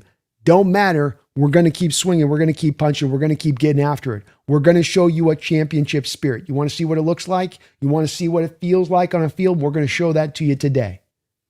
It's the mission. It's that if there's a tick on the clock, you keep fighting. If there's a half yard to hold them inside the end zone on a play where Job comes up and makes tackle on Puka in this game early on to eventually force down stop, you get that opportunity. Keep fighting, keep battling to every inch, every blade of grass, every half yard that's left that you can hold up. If you still got that possession left, is there still that chance? You keep swinging, and you swing with all of your might, and you don't give up. And it's a spirit that's easy one for me to sit here and talk about and say, just do it. Just be that way. Just act like that. But human nature is human nature. Momentum shifts are true in a game. The feeling of things being like they're just not working for you on the day can cause you to lean into the worst psychological tendencies. Seattle has not allowed that to happen, and they didn't allow that to happen in this game. And that's that beyond setting the stage for the number 1 bye, looking for the hallmarks of a championship spirit. I think that's within it right there. The Lord Disciple, thank you for the $2 donation. McVay is saying that the 2-point conversion was not legit. Well, it's a variety of 2-point conversions he could have been referencing to. Hard to see where he would have thought that the last one wasn't legit, so I'm guessing that he's probably referencing the helmet one off of verse, where I thought that there was a pretty good angle that did show that the ball was thrown backwards and that it's hitting off of versus helmet and it's a backwards pass. So I'd be interested to hear where McVay operates from and not thinking that that's then legit at that point. It's a weird looking play, but Verse gets such good penetration on the play in the backfield there that kind of makes that happen. So I don't know where he'd be coming from on that one. Coop, 53rd, thank you for the $2 donation. He says, where are the Darnold haters at now? Seahawks. Let's go, Coop. Where are them Darnold haters at now? They're going to be, I think, mighty, mighty, mighty quiet. 12 wins. He's got your Seattle Seahawks too. 12 wins. Huh? Game-winning drive. No room for error. Not much of a running game to operate off of. Got to put a 2-point conversion down in addition to it. Let's go. Let's go. John Collins, thank you for a $2 donation as well. This turnaround by John Schneider and Mike Mack is amazing.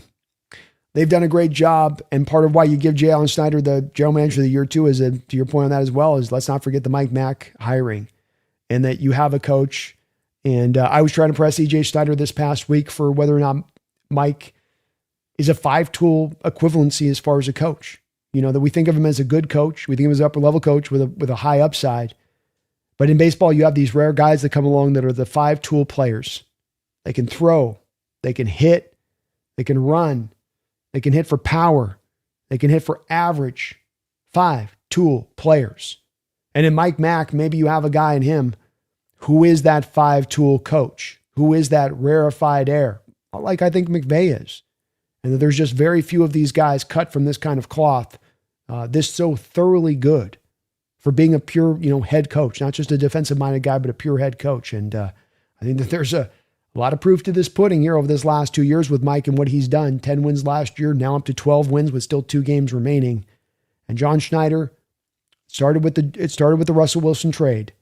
And all you had to turn over, and you really had a full team to kind of turn around through there at that point in time of that trade. And you've done so, and you've restocked this talent group up in a major way. You're a year ahead of schedule, really, in this progress, in my opinion, considering the schedule and where they probably even thought they were going to be this offseason. And amazing is the word we keep coming back to, Sean, and I think it's the right one. Amazing. Amazing job all around, amazing team, amazing season. Hopefully they can finish this thing up. Pretentious Cameron, thank you for the $5 donation, Cameron. Mike McDonald has really transformed this team in just 2 seasons. If we win out, we will set a franchise record at 14 wins. This is our year. Be very interesting to see at that point with 24 wins in his first 2 years, if there's been another coach that's had that many wins in his first 2 seasons at that point, Cameron. And yes, he has. Mike, you went through a very exhaustive process. You interviewed literally everybody in the NFL who possibly could be up for a head coaching job. And you came back around to Mike and you waited on Mike. And it cost you a little bit because in waiting on Mike to get around with the Ravens and the playoffs as they were, you weren't able to interview him very quickly. And that hurt you in getting an offensive coordinator in here that was legit out the rip. But you knew you had the right guy. And I think John Schneider did such an exhaustive, great job of targeting in the guy that needed to come here. Give me somebody at the forefront. It doesn't have to be an offensive mind. I want a guy that's a super hyper smart mind at the forefront, cutting edge in his thinking and how he's trying to apply his trade as a coach here in this modern era. And he did so. John's being rewarded for it, but a great find by John to go for Mike because that's not an easy one as well. It's very easy to go for a retread coach that's had success somewhere else. You go grab a guy and you're like, he has success. And it's like, okay, well, you went for a retread and it kind of rolled the dice and worked in your favor. Hard to go for the coach that's in his mid-30s, who's never been a head coach before, and target and realize what that guy can be. And with John, of course, he's got a lot of contacts through the league that, of course, helped to buoy this on.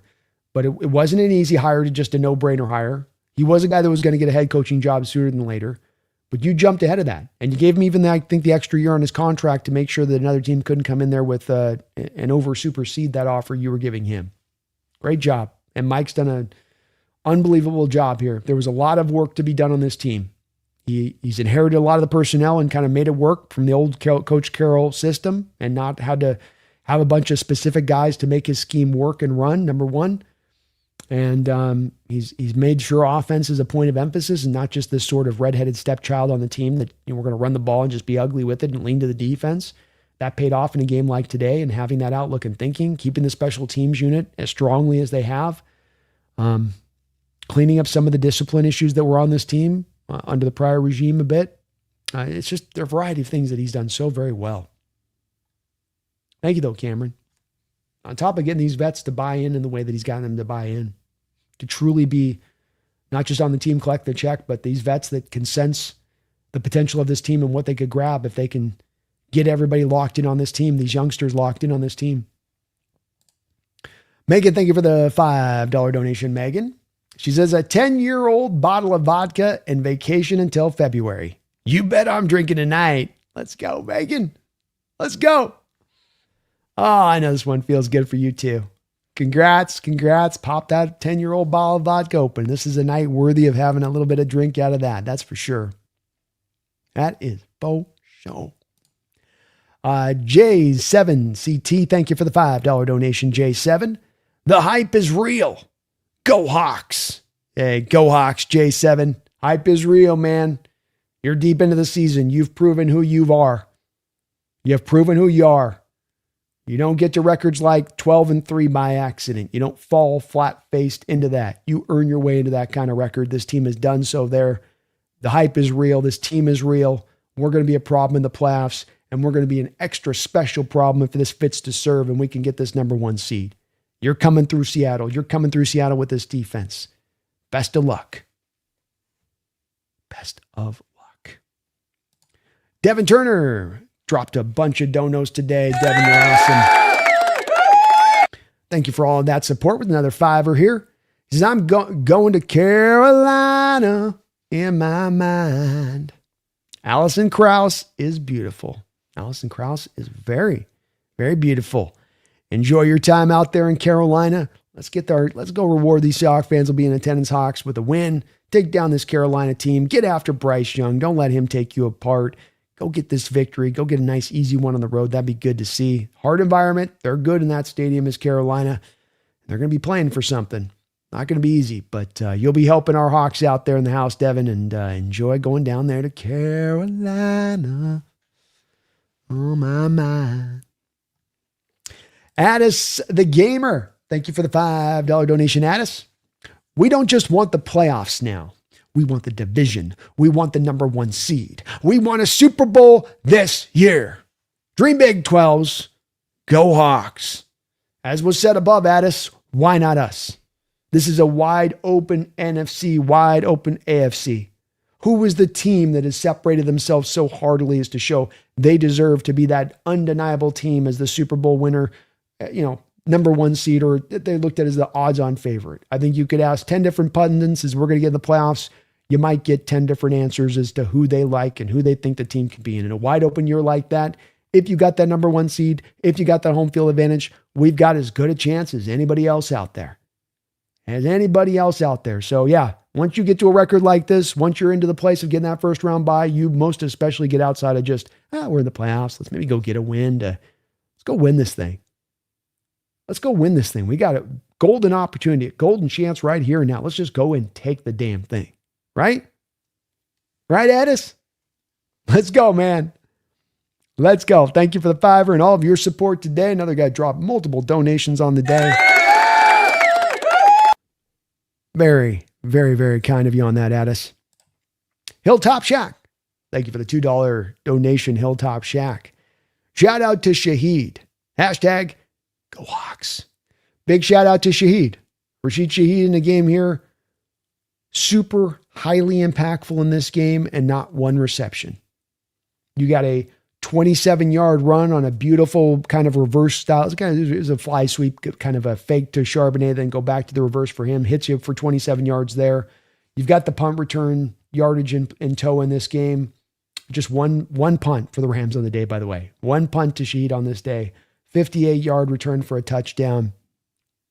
Impacting the game in a variety of ways as he can. You can manufacture touches for this guy in this way, be it punt return, kick return, bubble screen, fly sweeps, and he can have some impact in that way. It doesn't just have to be him catching the ball. But his addition into this offense, we can see in a game like this how needed this would be. I mean, even if you have Horton out there and Horton healthy, I think that, this supplies you a little bit of an extra thing down the stretch that you can really count on with a vet like Rashid in this way. And the special teams part of it was a big part of you bringing him in here. It's how dangerous he is as a kick returner, how dangerous he is as a punt returner. 2 touchdowns already here. As Jay Harbaugh's crew, by the way, continues to have the all-time best season for a special teams unit in Seattle Seahawks history.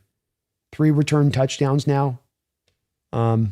Did a great job again today defending the kickoffs. You had Rams a lot of times on short fields or long fields, even at like the 23-yard line.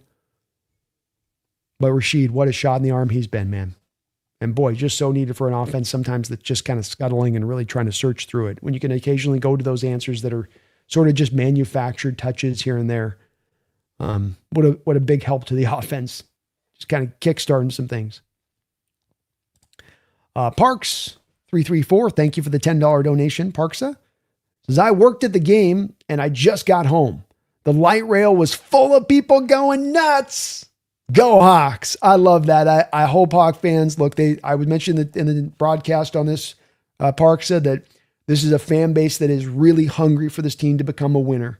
And that they've been part of the little bit of the stadium not getting filled up last year at times. And sometimes the other fans, oppositions taking over the stadium at times, came from a reticent from a lot of these fan base to feel like, it doesn't feel like it's the right time. Doesn't feel like we're still ready yet to go. Doesn't feel like we're not quite there. I need you to sell me Hawks, bring me to that side. They want to be brought to that side.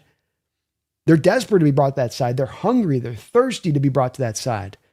But the team just doesn't quite give them that full confirmation, right? And as right as they've gone up to the line to give them that confirmation, they walk it back a little bit. And this felt like a walk it back game. You're at third quarter, you're like more of the same of what we've seen over the past couple of years where right up that line, you do all this hard work to give yourself that opportunity to break through. And right as you're on the precipice of breaking through, you fall back to the floor. No falling back to the floor in this game. And they got that win in this game. And it's great to hear the Hawk fans were going nuts in the light rail afterwards and celebrating this. Celebrate it. Enjoy it. Enjoy it. You don't get this as a fan very often.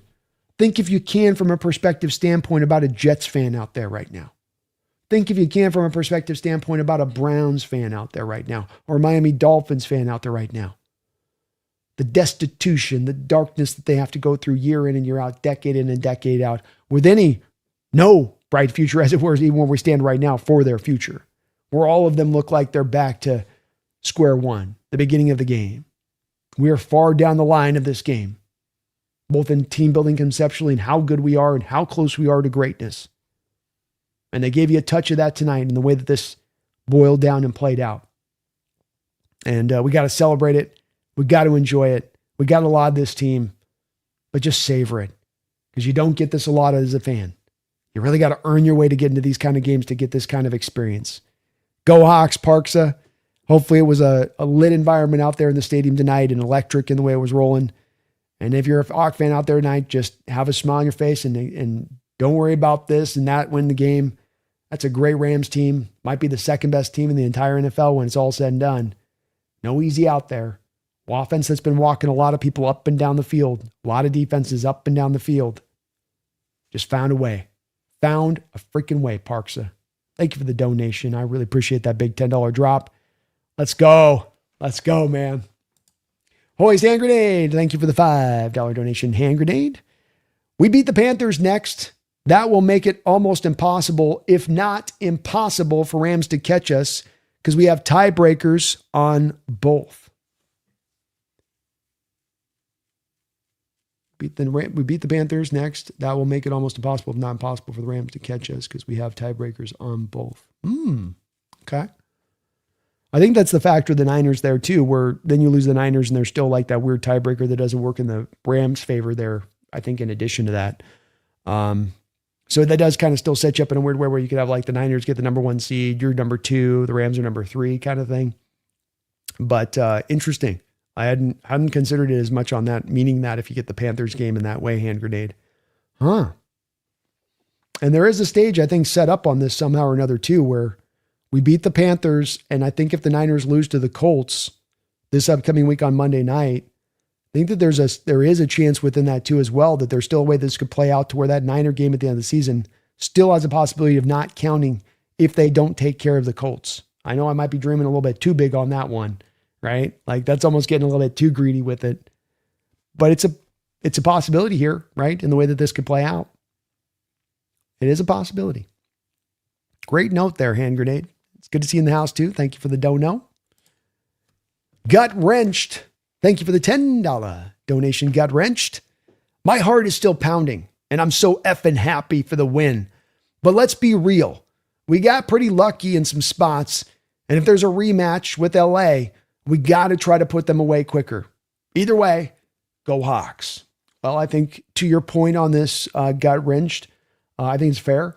You know, I don't think that you're going to get away with giving up 600 yards to a Rams offense and finding a win in the playoffs.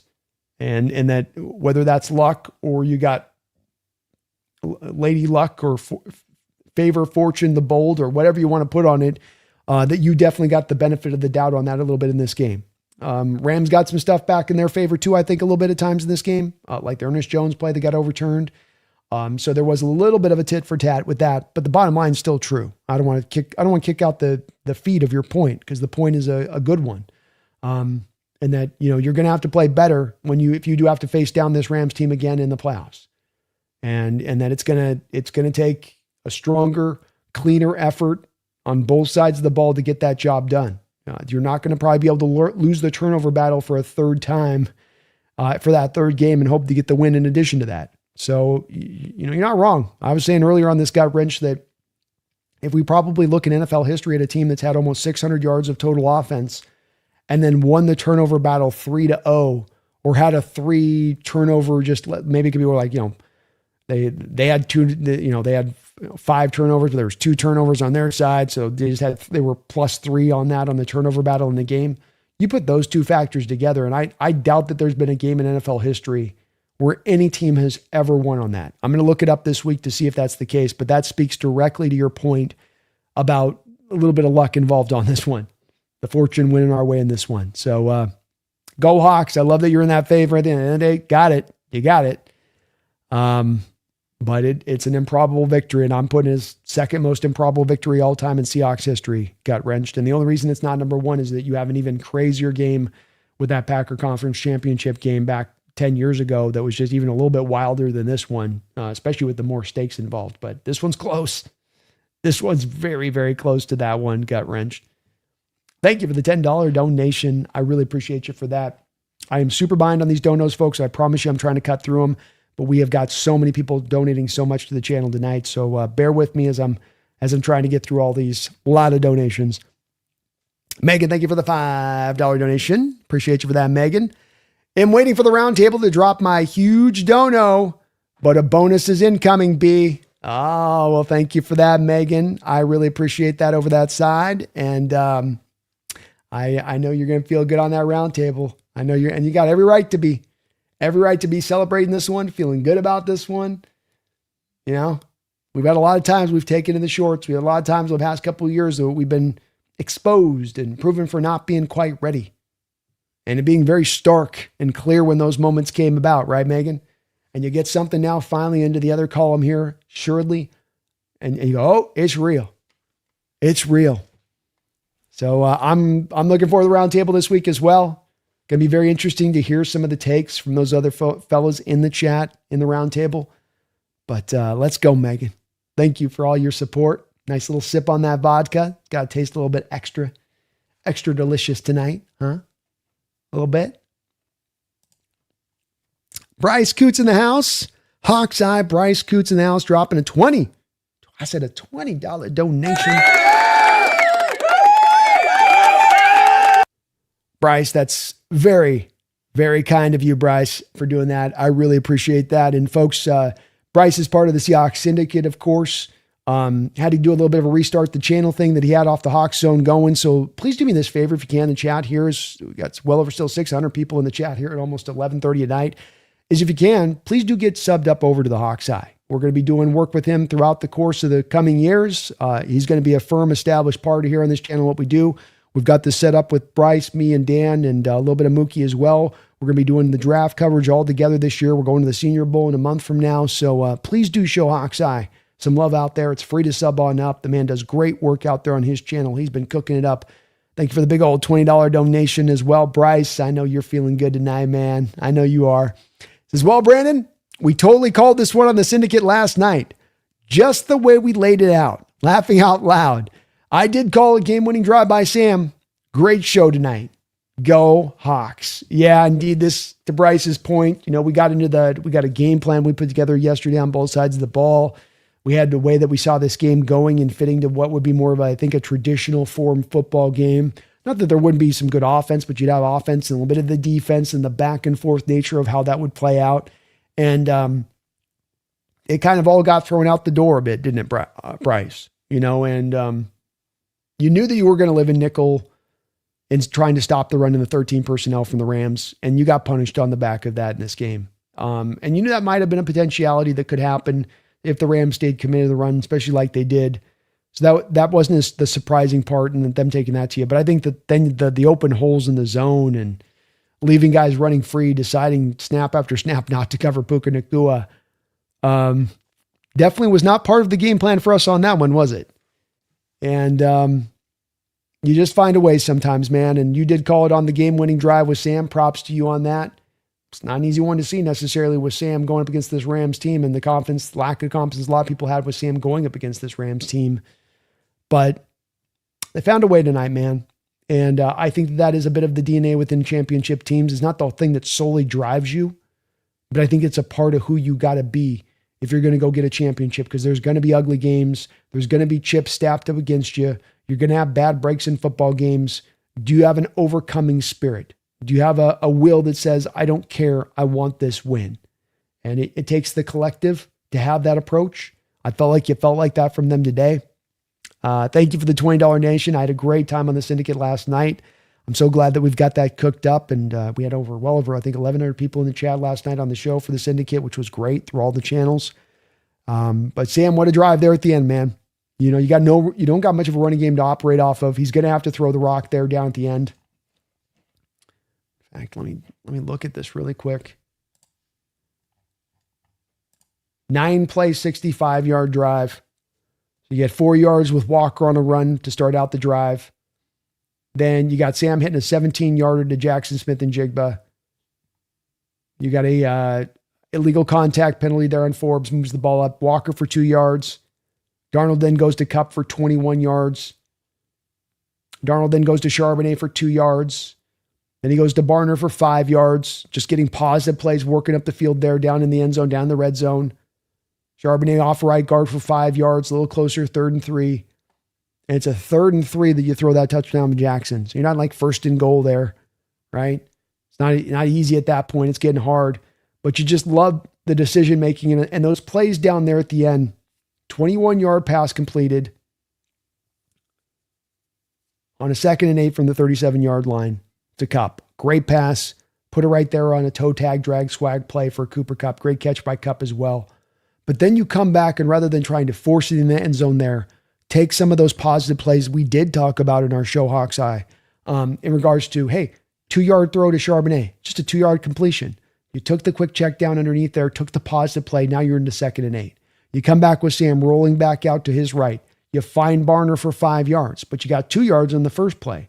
So now, because of the good work you did on 1st and 2nd down, you get to 3rd and 3, and you're right there knocking on the door of the end zone. And a run play is still in play on that play. LA's got to look for that. They can't just load up on the pass there. You're able to then find JSN on the 3rd down. And then, of course, the really nice throw there, the ballsy throw. I'm going to be very interested to hear your take, Bryce, a bit on that throw with him as he kind of let everything kind of fade past and then was able to thread that thing right there into a tight spot. Great throw, great decision to Saubert there. Great timing to go to Saubert there. But that's just a wonderfully executed drive by Sam, making both big-time throws, both having to push the ball down the field, but also just managing the game within that as well. In addition to that, especially getting down there by the red zone. Just a picture-perfect drive by him, and he is the one that's driving it. You got 3 carries for a collective 9 yards on that drive. It's on the back of him throwing it, making it happen there. It's on him to make it happen. He can't lean on that run game. So it essentially just wasn't made easy for him there, Bryce, that final drive. It was the degree of difficulty was all the much more on his shoulders to make that happen there. And he stood tall to the task. He made it happen, man. I thank you for the $20 donation. You are awesome, brother. Please do, folks, get subbed on up to Hawk's Eye here, Bryce Coots, as I know he's super happy tonight as well. Good feeling, brother. What a good feeling. Megan, thank you for the $2 donation. She says, so, my voodoo doll works? Yeah, I guess so. We got to use the Brandon Perna wheel and you got to use your voodoo doll. I don't care. That's why we say by any means necessary, Megan. By any means necessary. Whatever it takes. Thank you, sweet. Appreciate you. Y2K in the house. What's up, Y2K? Good to see you, brother. Dropping a $10 donation. F yes. Bonus points because my opponent benched Ken Walker for the Chiefs running back. Down to left tackle, Darnold stepped up when it counted most. How good is Barner? Where do you rank him among tight ends in the NFL? I mean, Barner's really come on strong for the most part. He is certainly rising in the ranks, I think is what you would say there. I think that there is a weird thing with Barner where while his pass catching has come forward and that's been very impressive, that's happened. I think there's also been a little bit of a backward step as far as run blocking goes. But as a pass catcher, he's also been far and away beyond anything we thought he was going to necessarily be when we drafted him. We thought he was just going to be that, good run. I thought he could be more, but a lot of the Hawk contingent out there, of course, thought he would be just a really good run blocker. I think Kittle, McBride, Dalton Kincaid, Sam Laporta, Tucker Kraft, Brock Bowers. I'd probably put those guys up ahead of him. But then maybe in that 9th spot, maybe like the 9th best, 10th best tight end in the sport, I'd probably put him right in there. And certainly there's room even more for him to grow beyond this, I'd say.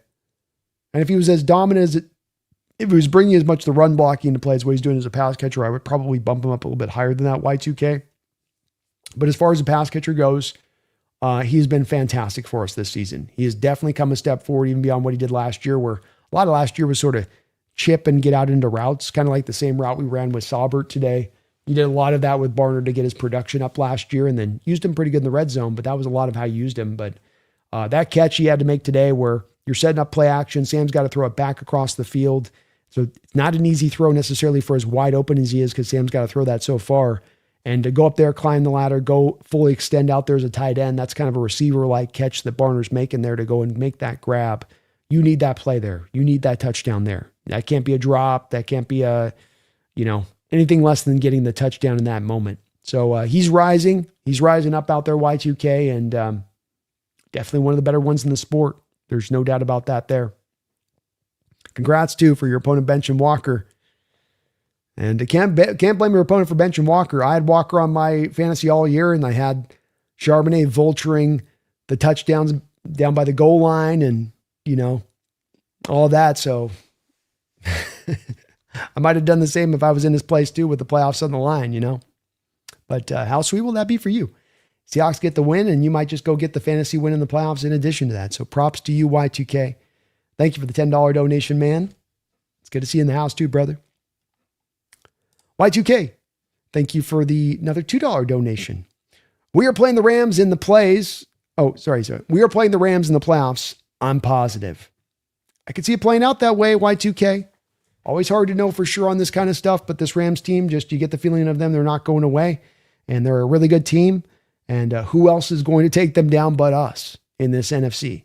And this NFC playoffs, you have a lot of teams with some question marks. The Green Bay Packers losing Micah Parsons and never quite rounding into the elite shape I think people thought they could be. The Bears, are they for real? Who wants to win the division in the NFC South? Eagles look nowhere near at their full strength or how strong they've looked in recent years. So, Rams definitely have that chance to come back and play us a third time. It has felt like that's going to be kind of the reality of this situation come hell or high water, one way or the other here. It does kind of feel like that, yeah. NGB Worldwide, thank you for the $2 donation. He says, you remember when the Legion of Boom was playing 120 snaps? I think he's joking here because this was an unusual game with all the snaps that the Hawks had to run out there, especially defensively speaking. Was there a game on that one? I don't think there was. I think you're being facetious to this game. And indeed, you've got almost 90 offensive snaps alone here for the Rams. Only one punt on the day. They definitely had some success against you in that way.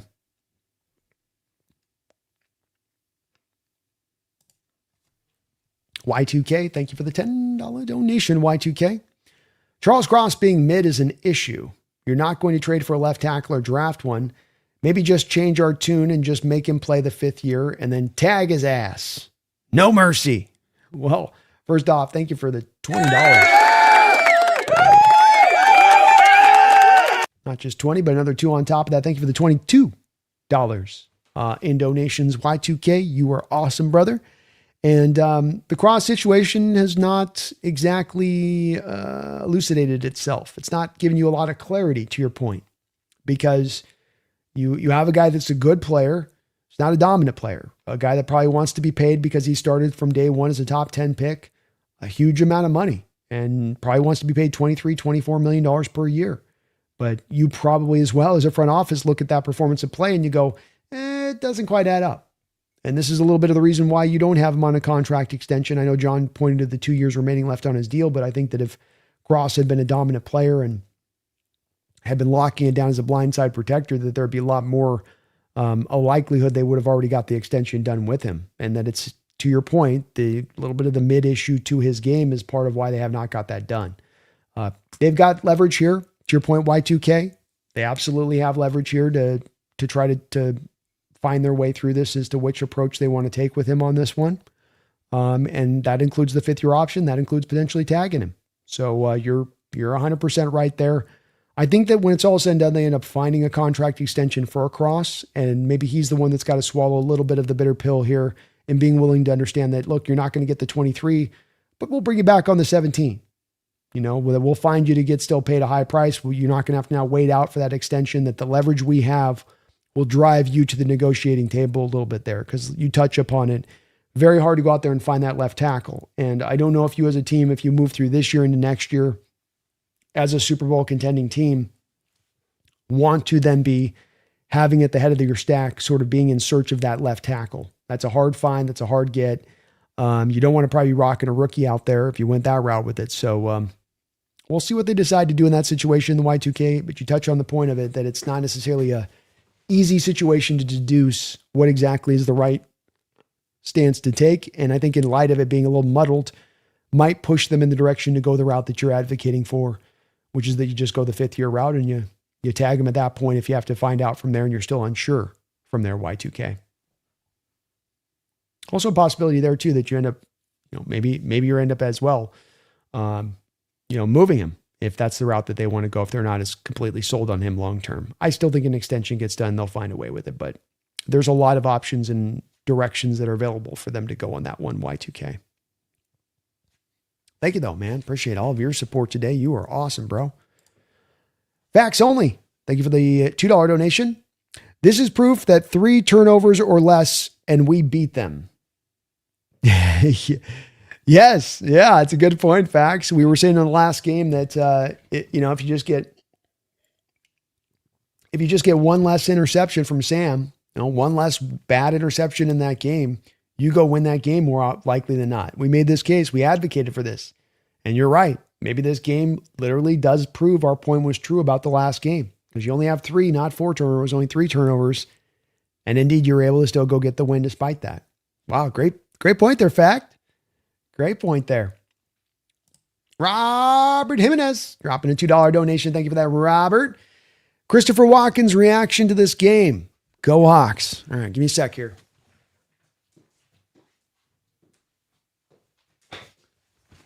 Watkins' reaction to this game.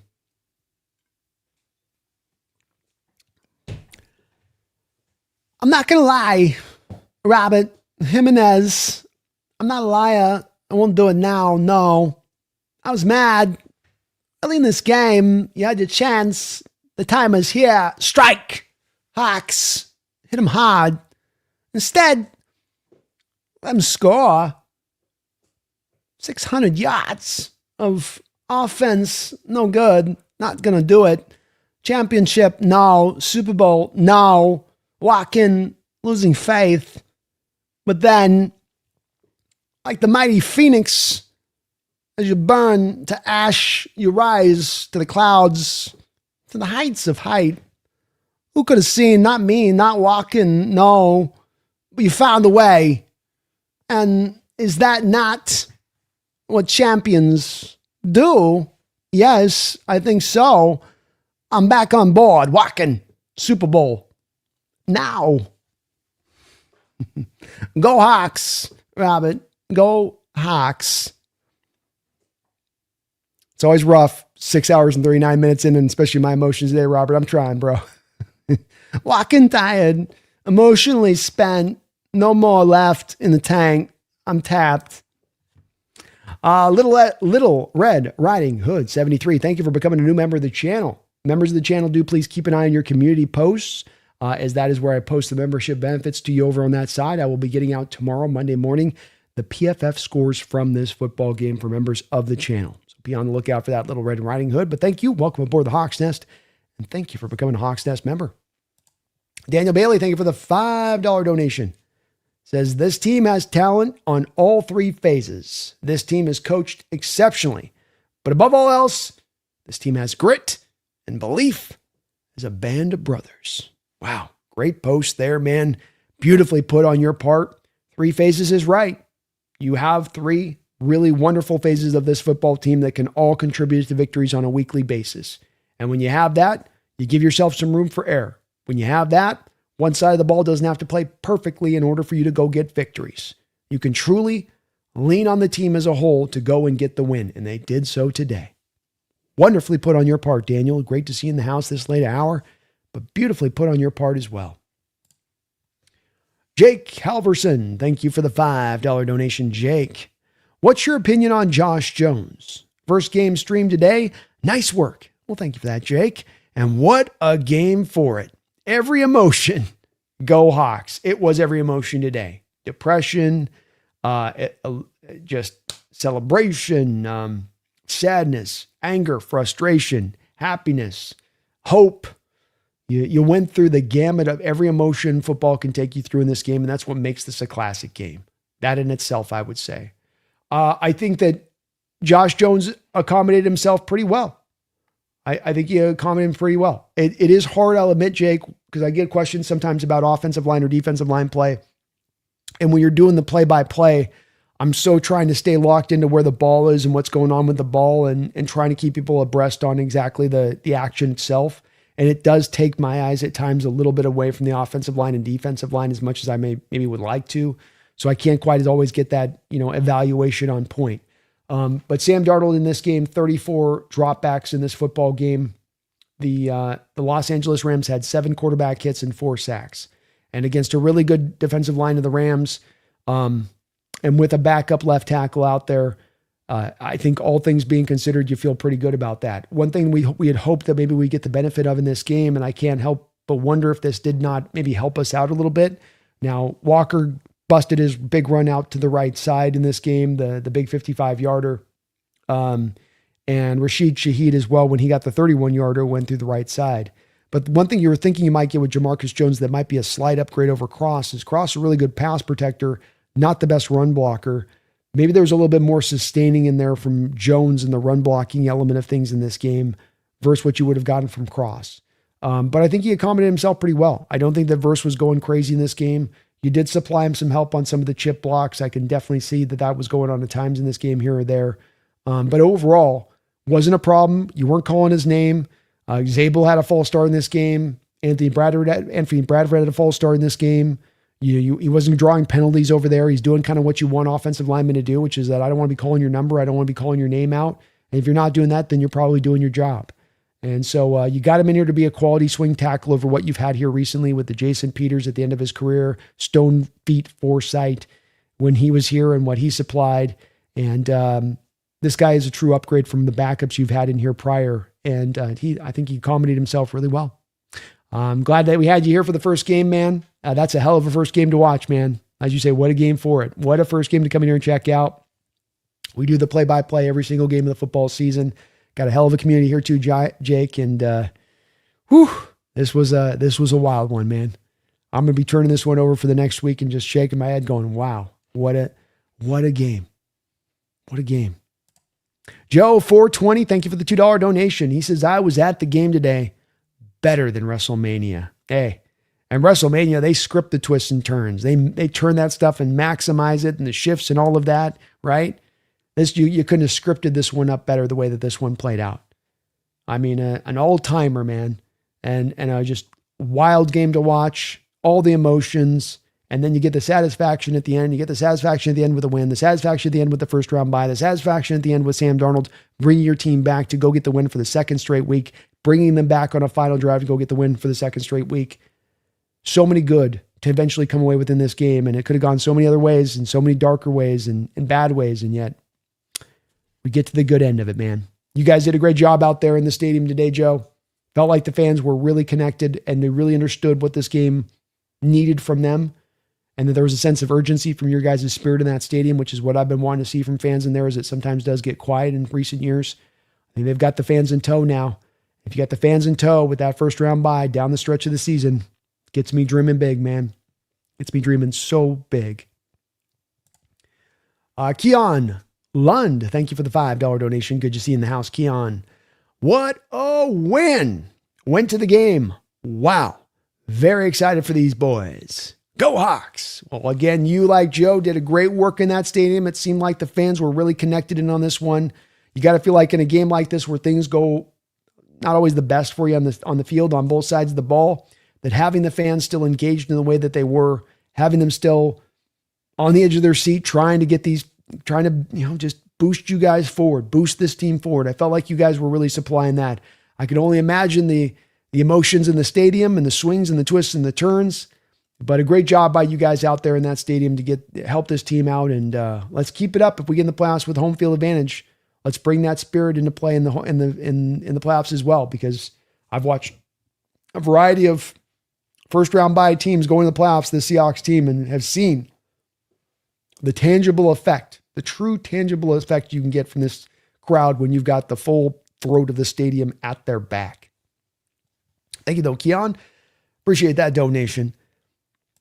Rick Zapata coming in with a $42 donation. Thank you for that, Rick Zapata, with a $42 donation. Man, let's go. You guys' support like this game has been absolutely bloody amazing tonight. Rick, you joined the crew on this one. Almost 233 donations throughout this stream and member notes. Wow. Thank you guys so much for this big time support. As I say, I don't know if I deserve it or not, but I thank you for supplying it. Thank you for that support. Rick Zapata says 4-7. 4-7.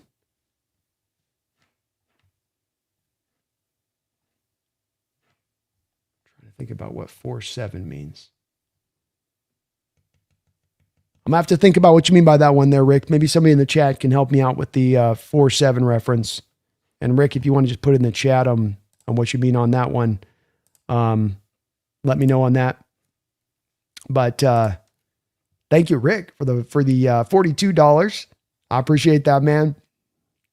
What a win tonight for this team. I'll try to see if 4-7, does he mean in a jersey number? So I don't think we had a 4-7 out there jersey number wise.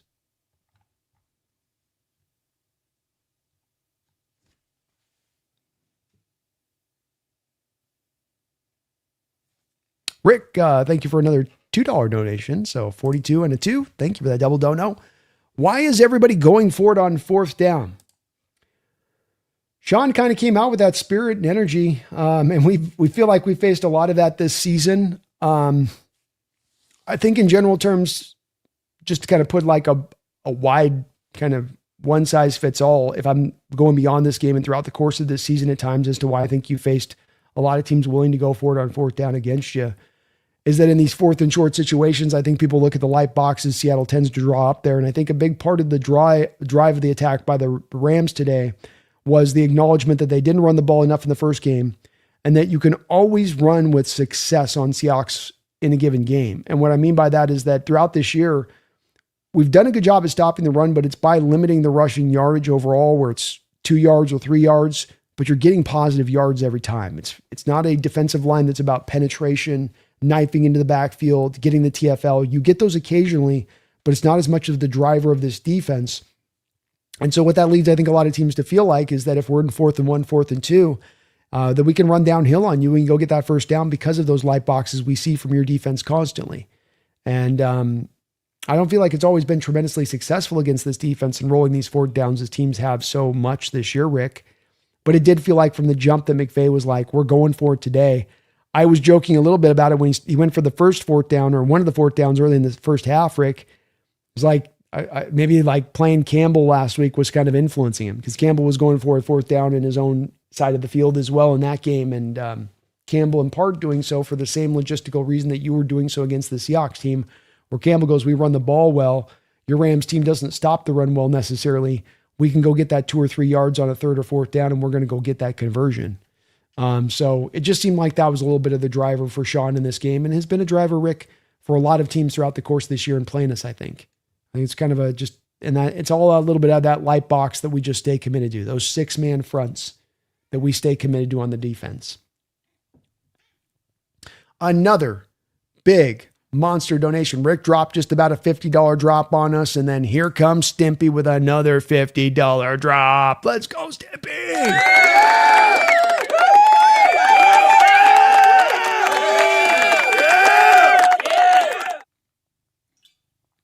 Stimpy, you are the man. Thank you for the $50 donation. Very kind of you, man.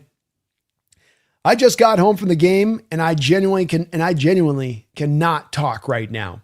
I don't think I've ever screamed that much at a game before. Oh, how sweet it is to beat the Rams. What a freaking game. Had to drop a big dono for that one. Go Hawks. Oh, man, no doubt about it on that. Thank you for the $50 donation. That is very kind for you. I say on this, you guys, all these donations, thank you is not enough. You guys are just tremendously kind to me. Unbelievable in your support to this channel. Has been so from day one with y'all in here. Stimpy himself, any of you dropped a lot of these big donations, be it Rick, be it Stimpy, be it anyone in this house has done so. Me, the $500 drop. You guys have dropped big donations on this channel before. You guys have shown so much support to this channel before. As I said, don't know if I deserve it or not, but you guys are really kind in doing that. I really appreciate it. This fan base wanted this win. This fan base needed a signature win. This fan base is hungry for playoff success, hungry for a contender. And they can sense it's close. They can sense that we're on the threshold, and we're ready to just about push past that threshold. But it was going to take you taking these big dogs down. It's going to take you taking down those teams that's had your number here through the teens in the early 2000s in McVay and in Shanahan. Can you conquer them? Can you take down those that just seem to have your number? And you got to do so that way by any means necessary sometime. You just got to find a way. And I want to just put another thank you out to you, Stimpy, and the rest of y'all in there, Keon Lund and Joe 420. Y'all that were in the house, I egged you guys on yesterday at the Syndicate saying, when you're in that stadium, be up on your feet. Be connected to the process. Give this team everything you got. Leave that stadium with your ears ringing and your voice toast. And it sounds like you guys did that. That's the feeling I got. You know, I've seen them flash over to the crowd in games at times in recent seasons, and you'll see the quiet, third down, arms folded up, stuff in their face full of food. Every time they flash the Seahawks crowd in the stadium in this game, you guys were up on your feet, you're screaming, you're engaged, you're pounding the railing, you're stomping your feet. You guys did a fantastic job in that stadium, and that's the energy we need. We have the greatest home field advantage in all of sports, not just football, all of sports, but when we engage it. Nobody else can mess with us on that. You can have a tangible effect on the game. You've had tangible effects on the game going back to the 80s. The NFL came up with a rule. They actually were, at one point in the late 80s, you were so loud, they were throwing flags for being so loud. If you continue to be this loud, we're going to flag you for it. You as a fan base caused that. And not when the team was riding high in dynasty mode, but when they were a middle of the road team, a little bit better than average. You brought it that way. And so when they give you that championship-like look, when they got that DNA that they're showing you throughout the course of this year, then they most certainly to prove to you that they deserve that support. They deserve that level of noise, that effect that they can have at home field. And now we've seen this year, we're starting to retain back some of this home field advantage. If I'm not mistaken now, this takes you to 6-2 on the season at home. Starting to bring it back into tow, right, Stimpy? And you guys were a big part of making that happen. So sweet to beat the Rams. Hadn't beaten Matt Stafford once prior to this game. Goes out there, throws for 457, showing you why it's so hard to beat this bloody guy. But you found a way, Stimpy.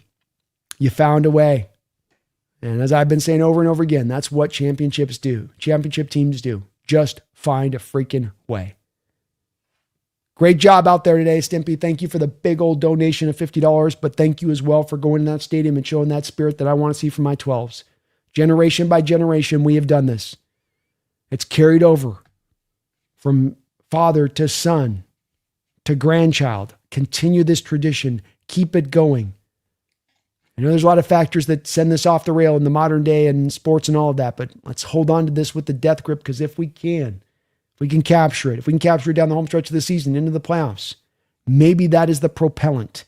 Maybe that is the rocket fuel to help slide you back into the Super Bowl and go get you that Super Bowl win. Go Hawks, Stimpy. Thank you for the $50 donation. What a freaking game, man. We were on the TV watching, just the swings we were on, just watching through TV. I can only imagine in person what it was like going back and forth through all of the twists and turns of this game. Game of the year in the NFL, one of the games of the decade when it's all going to be said and done.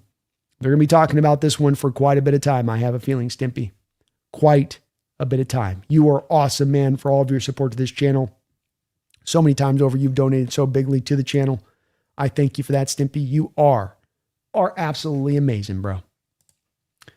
Mark Sanchez, thank you for the $2 donation, Mark. That end zone strikes again. It's our lucky nest. It is indeed. It is indeed. The good things happen to us on that side of it. Bad things happen to the opponent. That end of the end zone is one that's, it's got a lot and many years behind it. You've got the old, back in the days of the Giants, the day the 12th man helped us win that game, and all of those missed kicks by that Giants kicker kicking in that end. But what a beautiful side of the field it was today for us, Mark. What a beautiful, beautiful side of the field it was. Thank you for that, Mark. Appreciate you for all your support. BGZ, thank you for the $2 donation, P. He says, oh, Jakey not happy, big D dog. Oh, I don't want to hear no excuses from Jake. I better not be hearing no officiating excuses. I better not be hearing any, anything outside of we lost the game. We had a chance to win the game. We should have won the game. But we took it from you. You didn't close us out. You didn't put us away. You left us with signs of life, and we took that signs of life and we ran with it. Special teams matters. I walked in this game telling Jake we're better special teams than you. It makes a difference. It shows up on a weekly basis for the Seattle Seahawks football team. It did so again in this game. But that's a tough loss to swallow too. 600 yards of offense, a game that you felt like you fully had in tow through 76% of the game. You felt like this is all yours. Even at points where you were down 7-6, it still felt like a game that felt a little bit in the Rams' favor, quite frankly. So I can understand if he's a little bit better off the back of this one. That's a tough loss to take, especially with all that was at stake, PGZ. He now knows his Rams team's got to go on the road in the playoffs. He knows that's harder. He knows he's not going to get that first round bye. He knows that's going to make this harder. Feed me more Seahawks. Thank you for the $5 donation. Feed me. Amazon crew said after the game that the Seahawks fans were the biggest crowd after a game in Amazon through day. Sorry, there's a word left out here. So Amazon crew said after the game that the Seahawks fans was the biggest crowd after a game in Amazon through day game since it's been a thing. Love our fans. So I think what he's trying to say here is that was the biggest crowd after a game. So the crowd just remained in that stadium. And that's that savoring that I think is kind of going on here, because I think a lot of us Hawk fans are in the same place on this one. Hungry for the team to be great. Disappointed throughout a variety of different seasons as you felt like you're right on the edge of getting to that greatness status. Not quite able to land there. Not quite able to get both feet planted on the ground in that way. Heartbroken a lot of different times in that way. the moving on from Russ, the moving on from the Carrolls, the painful re-engineering around that. And I feel like when this fans got rewarded with this game and you're able to carry out this win at the end, to have them stay in that stadium in that way is just them breathing it in and going, after all the hard times and after all the difficulties to kind of build up to this point, I am going to savor this. I am going to just enjoy this. I'm just going to smile and I don't want to leave. I don't care about getting home for traffic. I don't care about nothing. I'm just going to sit here and just kind of enjoy this for a second and let it wash over me. And it's cool to see. I love our fans for that reason too, man. And I think we all are very much similar in where we're at feeling about this team and how much you wanted and how satisfying it is to then go get it. Get it. Hey, Joss, thank you for the $5 donation. Joss, appreciate all of your support today too, man. And we get to spend the weekend lean back, feet kicked up, smiling at the plebes, fighting amongst themselves. That's right. Let the peasants play on Sunday. We've already been accomplished. And indeed, we're going to just get to kick our feet up. There's that enjoy it part. Enjoy it this weekend, folks. You just get to enjoy NFL action, watch Red Zone all Sunday, and just sit back with a big old smile on your face as they all try to duke it out for the second, third, fourth, fifth in this conference. Let them all have that. Let them all have at it in that way, right? Hey, Joss?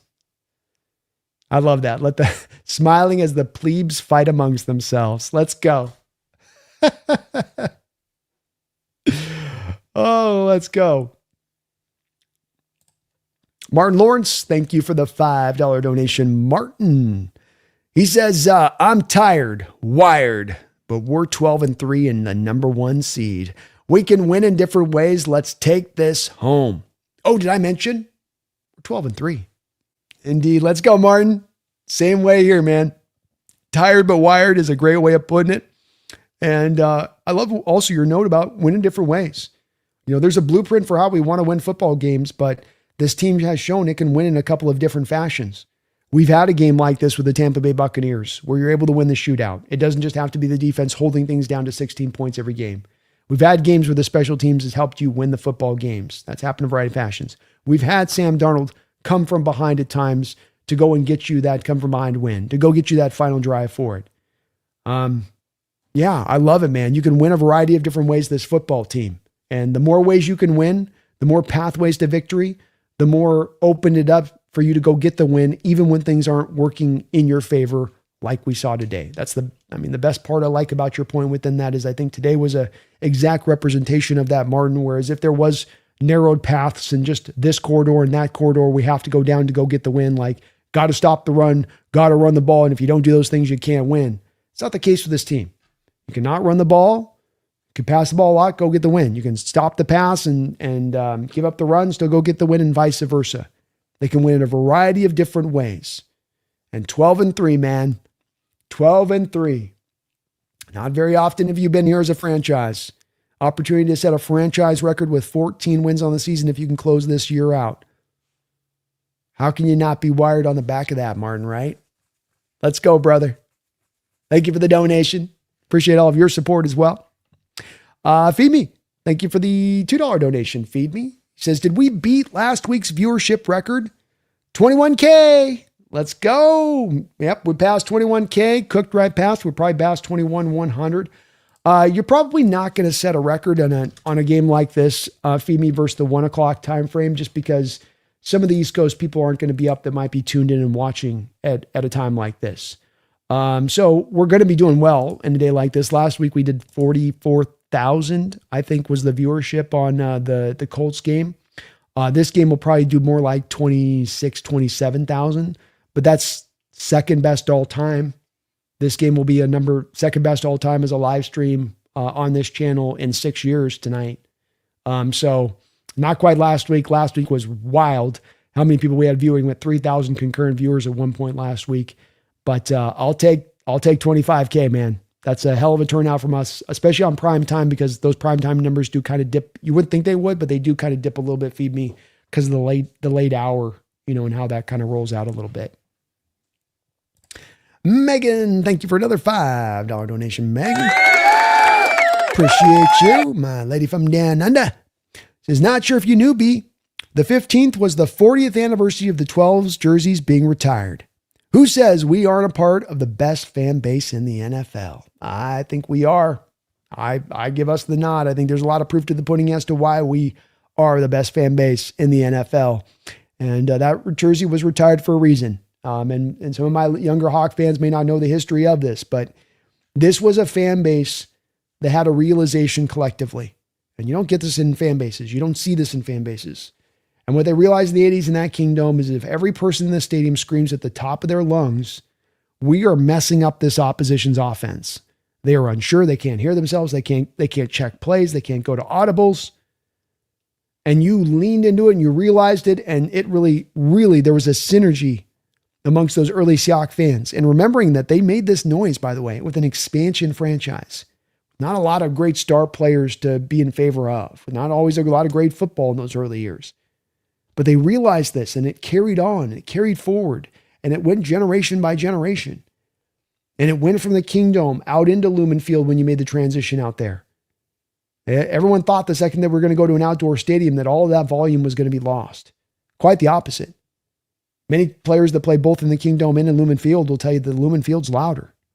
Louder. So you retired that jersey for good reason. You retired that jersey because your fan base, for the first time in any sport's history, forced that sport to create a rule to punish that fan base for being too loud. Think about that. Not only to the point of retiring a jersey, it's one thing because you can kind of go, well, that's sycophantic, and you're just trying to tap your own self on the back, essentially, collectively. No. That's the NFL creating a rule because of you and what you're doing. That's how much of a problem we were. That is the fan base we are. That is our lineage. That is what we can be in full again if we embrace it in this way. Best fan base in the NFL, Megan. Well said. Well said. Ethan Tech World, thank you for the $2 donation, Ethan. Appreciate you for that. Says, let's go, Brando. Jake's going to love that beanie. Oh, it's going to look so good on Jake. I can't wait. I can't wait for Jake to be wearing that beanie, man. Boy, that's going to look good. And if we can just come back around to Jesse in a couple weeks, that's just chef's kiss to the NFL season. First round bye.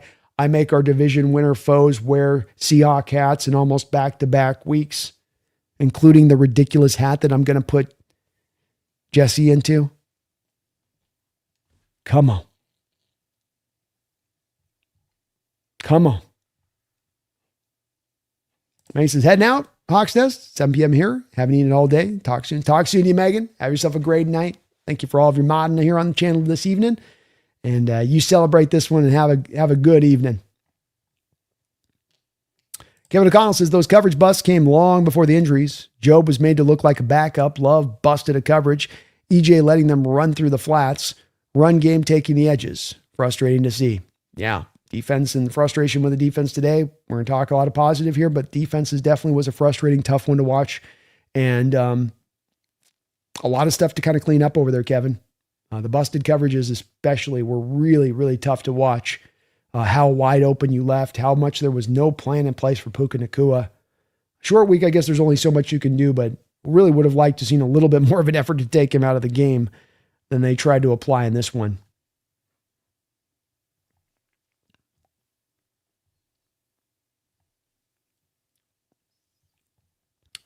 Too funny. Let the peasants play. That's right. That's right. Martin's the best part about a Thursday night win is you get to sit back, relax, watch the other results roll in over the weekend. Also, mini break to the Panthers. Mini bye to the Panthers, which is good because you ran 90 plays tonight. They're going to need that rest. But you get a little bit of a rest for Panthers, a little bit of extra time to prepare for them. And hopefully that can make a difference here.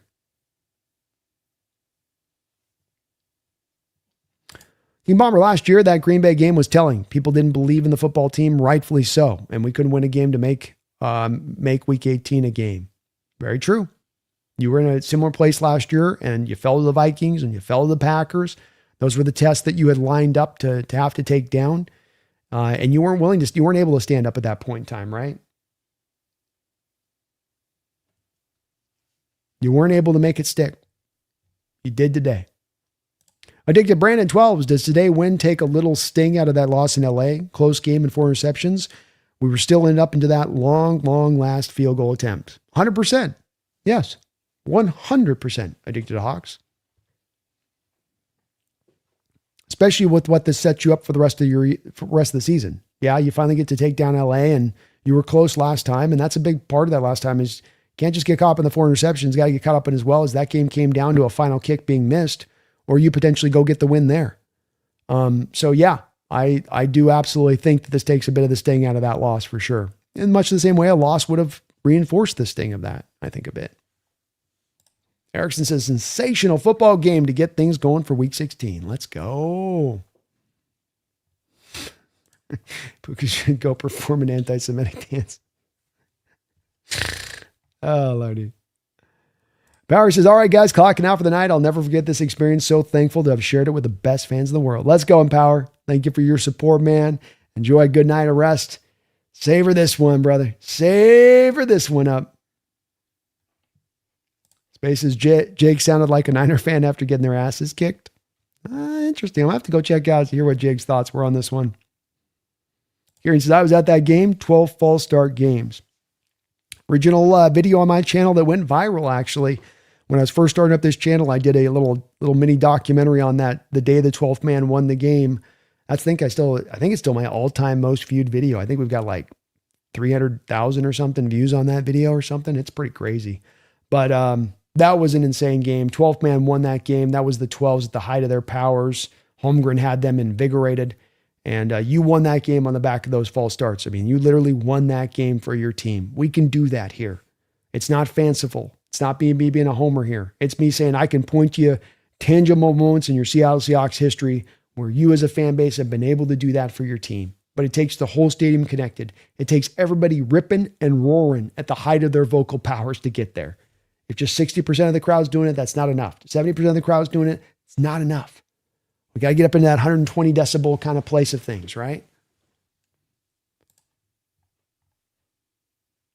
Erickson says 2-point walk-off was the coolest. Boy, was it ever. And a great call there from the team. Don't give the ball back to Stafford. Put it away right now. Go take this win. Don't put it to chance. Don't put it to hope. Don't try to eke your way through. Go and grab that win. And I just felt like they went and they took it there. They said, right now, we're going to put our foot down. Flagpole gets stuck in the ground. We're getting us win, and we're going to take it right now. Love the energy on top of the execution. Love the feeling of going out there and doing it in that way. It's great to see.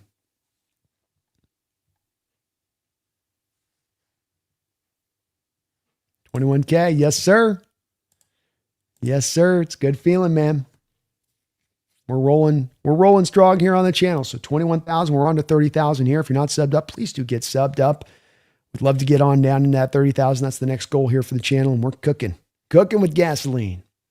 But Ellie says the stadium was roaring, absolutely deafening. People next to us had to leave because they had their baby with them without ear protection. Ooh, yikes. Yeah, you got to get that protection out there. That gets too loud in that stadium. And it felt like that from the home crowd tonight. And that's great to see because that's been a part. It's not quite always gotten into full-throatedness here over the past couple of years. And I think based off of a little bit of that, just not as sure with the team, not as quite sold on the team in full, needing a little bit more proof to the pudding before they're ready to fully buy in. Well, buy in now, and buy in they did. King Bomber says, apparently we're the first team to win an OT when allowing a touchdown on the opening drive. Yeesh. A lot of firsts. King, they had that stat that they flashed. I wish I could bring it up, but first time in our history, I think we've been down by 16 points or something like that into the fourth quarter and come back and won the game. I forget they flashed the stat on the telecast, so I'm probably misrepresenting it, but it stands out that just you had a lot of firsts in this game. A lot of firsts in this game.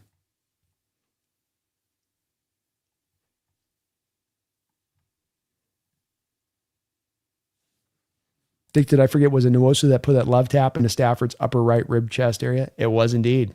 Yeah, he gave him a little bit of, hello, there you go, buddy. But I'm all about the throwbacks, man. All about the throwbacks. Brandon Jan says, this S feels better than most drugs. It is, man. It's a hell of a high. It's a hell of a high. That's why you got to enjoy it.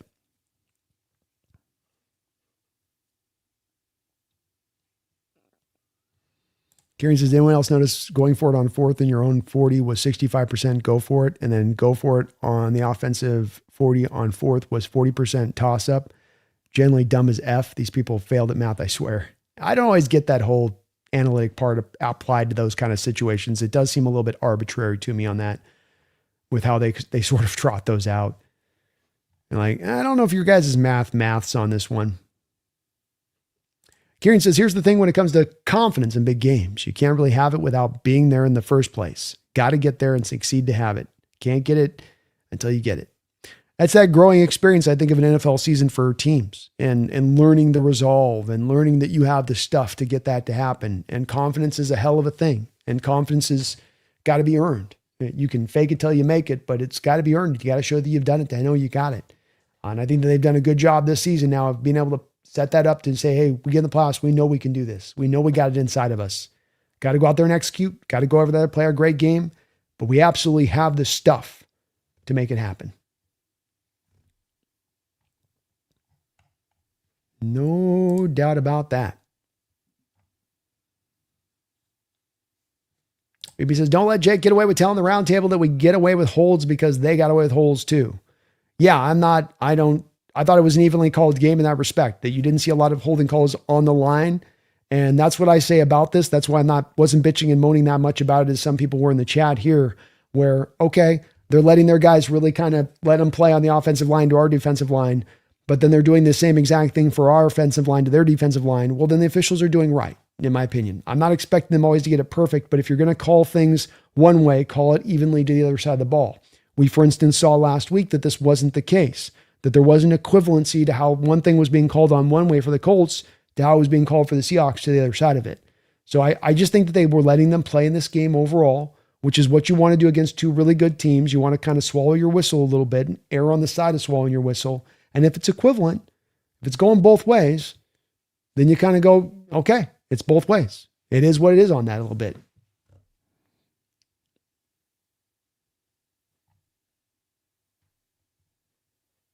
Roy Stansel says, B, the Matrix is real. You've been on fire this year. No black cats tonight, but I would swear I saw some glitches. We are starting to believe. He's starting to believe. I need my Morpheus quote there, Roy. He's starting to believe.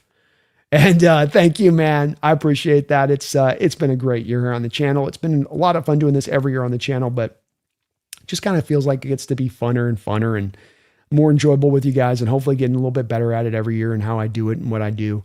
And no black cats tonight, but you're right about sort of that glitchy feel to it, Roy. Brandon Perna had the curse wheel that he runs over there on That's Good Sports, where he's run this curse wheel for a couple of years. We've had it come up on us a couple of times, and it's gotten us each time that we've come up on it. Rams got it tonight.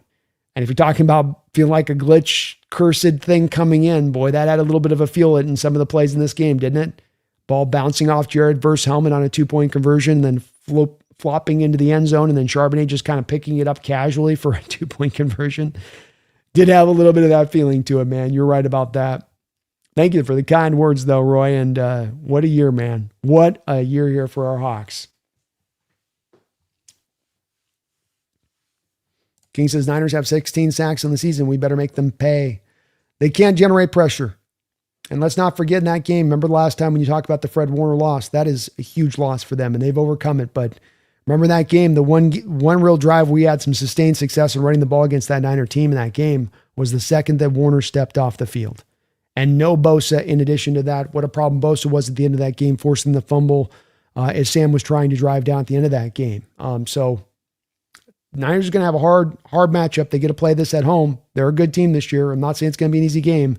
But you're definitely having a lot set up in your favor in that matchup to go out and find success, to go out there and find the win. Go get that dub.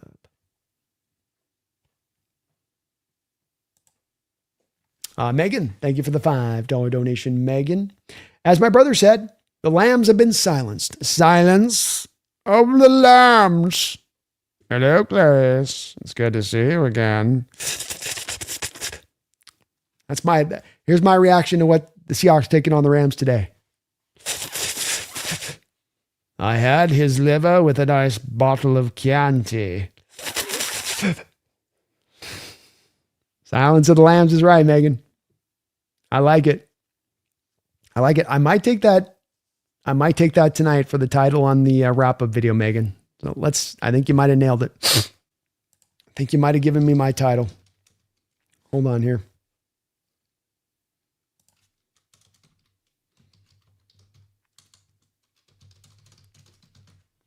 I might also go with game of the decade. That's also kind of a catcher too, isn't it, Megan? But I mean, Silence of the Lambs is just pretty. It's just pretty good. Maybe I'll do a thumbnail with Sam Darnold and I'll put Sam's face with the mask that they put on Hannibal in the movie. You know, the face cover mask. I'll put Darnold's eyes and his hair coming out of the mask, Megan. It's a great idea there. I like it. I like it, Megan. Your brother's on it with this one. Let's go. Silence of the lambs. Do the lambs still cry? Do they still cry, Clarice? Do you still hear the lambs in your dreams? X-Wing Dispatch, thank you for the $2 donation, X-Wing. Can we get a propeller added to the Seahawks beanie? I'll try. But Jake was very insistent upon I couldn't do him dirty like Jesse did me dirty earlier this season. I don't get to do both on that one, X-Wing. So he said it has to be just a standard issue beanie, but maybe I'll try to see if I can slip it in under the wire to where he won't notice, to your point. Maybe I can find a way to kind of slide it under the door there to him. How about this one? Does that have a propeller on it? I mean, it might. I can't really tell from the picture, Jake. I mean, maybe. It's just a beanie. Just a beanie, Jake. Just wear it, man. It's a great idea. I'll try X-Wing. See if I can pull it off. He's a proud man, Jake. I don't think he's going to be willing to go with the silly hat, though. Can't blame him. I looked ridiculous in that thing before. AA Joss with another $10 dono. Joss, thank you for all of your support today. You guys are, just thank you guys so much for all the big time donos here on the channel here. Almost 239 donos. Unbelievable. Unbelievable. Josh, thank you for that tenor. Stafford lost the game, missing all of those wide open receivers in crucial moments. He lost the Carolina game too. Ram fans want to point a finger. It's the ref, not our precious boy. Look what they did to my little boy. It's like, God, look what they did to my boy. I want you to clean him up. I don't want his mother to see him like this. And refs is ridiculous from the Rams standpoint on this one. I mean, it's going to be ridiculous on this if that's where you're going to go to. I don't think anybody nationally on their outlook of this game is going to look at this and say that the Seahawks got the benefit of the doubt by the officials and that was a helping hand. I mean, even in them saying it where it's not like the rigged thing, but they're just like, well, Seahawks got to be the beneficiaries on that side of it. You had 8 penalties for the Rams in this game for 54 yards. You had 5 penalties for the Seahawks for 40 yards. It's a 14-yard difference in penalty yardage in this game, a game where your offense went for 600 yards.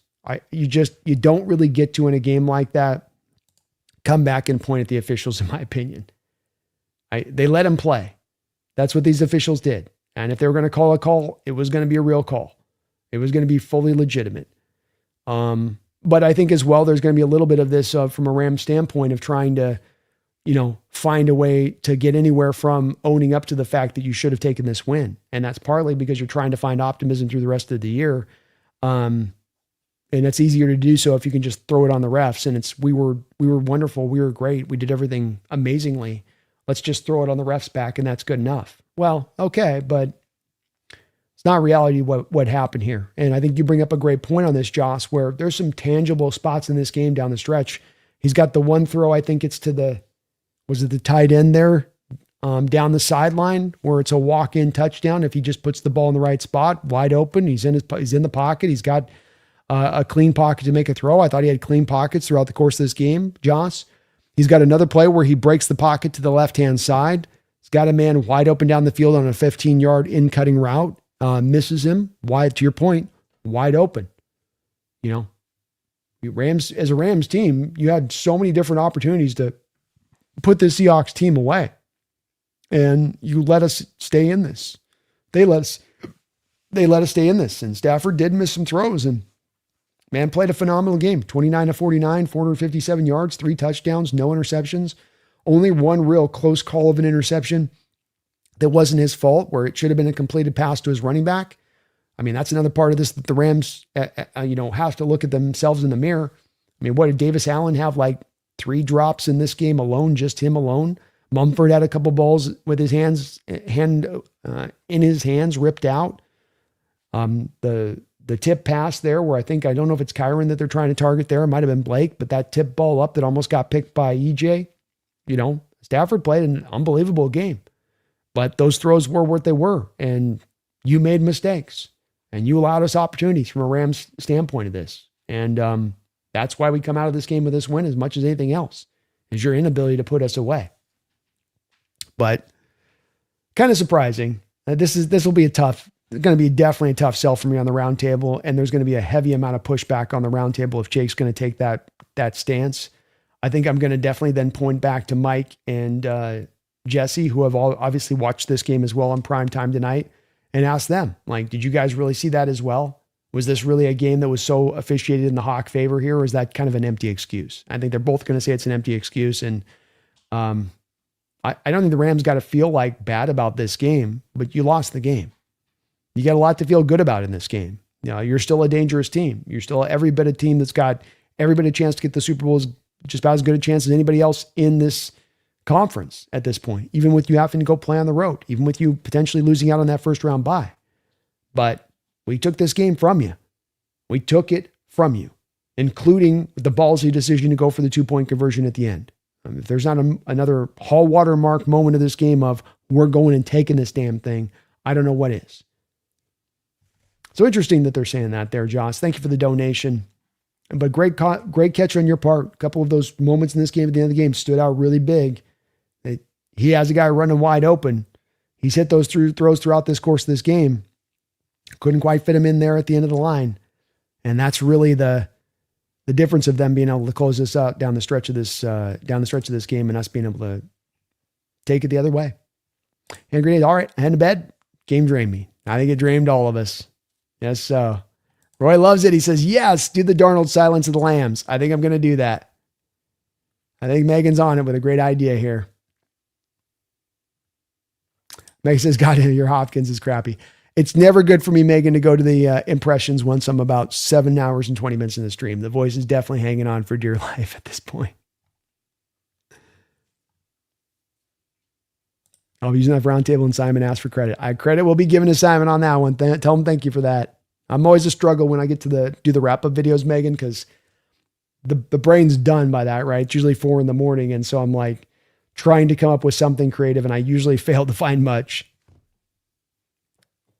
Dig the Brandon, bottle of Chianti and some fava beans, I think. That's right. That's right.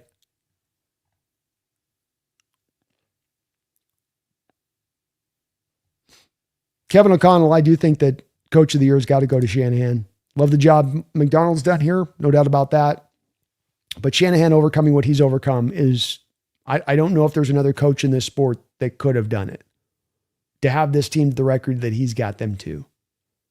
He's done his best work out there that he's ever done. And you got to give him the nod on the Coach of the Year thing, I think. How can you not? Jonathan says, my brother is a huge Rams fan, so I'll be rubbing this win in. Let him know, man. Don't let him use that officiating crap. I don't want to hear any of that crap. No. Kieran says, I would never take even a young person to a football game. Half the time you have a drunk person falling from a few rows back on top of you, let alone the ringing in the ears when the Hawk fans are on. Yeah, I probably wouldn't take a baby in that stadium either, Kieran. Oftentimes I feel that way about those. Once you see parents taking babies onto like flights and stuff, and you're like, really? Okay. Emerald, did we not do that versus the Green Bay in the playoffs? Yeah, no, I think that's the only other game that supersedes this one in Hawk history as far as improbable wins go. And it just does so because it was even crazier a situation, not to mention the stakes that were at play. Yeah, I think so, Emerald. Diego, it's 3 a.m. in Peru. I love that about my Hawks Nest worldwide, folks. My Seahawks fans worldwide that tune in here. You guys got to get up at the butt crack of dawn to watch these games. You are true fans. The fact that we have this connection that can extend beyond our region. For you guys that are worldwide, the Seattle Seahawks are not just a state thing or a Western Washington thing. They're a Washington thing. They're a Western Montana thing. They're an Idaho thing. They're a Canada thing. They're an Alaska thing. They're a Hawaii thing. They're an Oregon thing. And so why should they not also, in addition to that, be part of the rest of the world with it? It just goes really nicely in conjunction and being what it is regionally wise. And I love that you guys hang in there like you do, Diego, that we have this worldwide fandom for this Hawk team, and appreciate you. Benelli, what were Puka Nukua's stats? Did he go over 200? Yes. 12 catches, 225 yards on 16 targets and 2 touchdowns. It was a day for our guy, Puka. It was a day.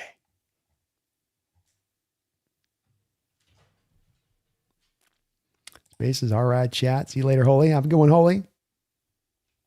Phoebe, it's crazy. If Sam was a second late on throwing the game-winning touchdown, Jared Verse almost had a sack. Stood strong in the pocket, did Sam in this game. Had a couple times he took some hits, but he kept his eyes down the field and tried to find a play where he could. It's a great throw there at the end to go get that. You're right about that.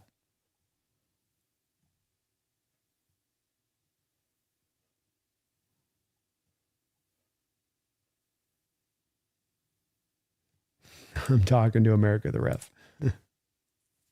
Benelli, Dimebag, Darnold became a man today. Catalyst says, give me a break with the refs. You blew a 16-point lead and had no turnovers. Take it on the chin. Yeah, sometimes you got to take a loss on the chin, right? Like sometimes you got to just own it up and go like, it is what it is, you know? You didn't play bad. I mean, if there's a consolation victory prize, right? If there's a game where you go, well, there's a lot to build out of this from the Rams standpoint. Did a pretty good job of holding down our offense as a whole for the most part. You not great, but you weren't necessarily awful. Just it kind of went backwards near the end of the game for you. And there's a kick return on this, the punt return that skews things a little bit for you defensively. But you're right. You know, it's like 16-point lead, no turnovers, won the turnover battle. It's you kind of don't have any excuses at that point. It's like just you take it on the chin. Great way of putting it, man. I agree.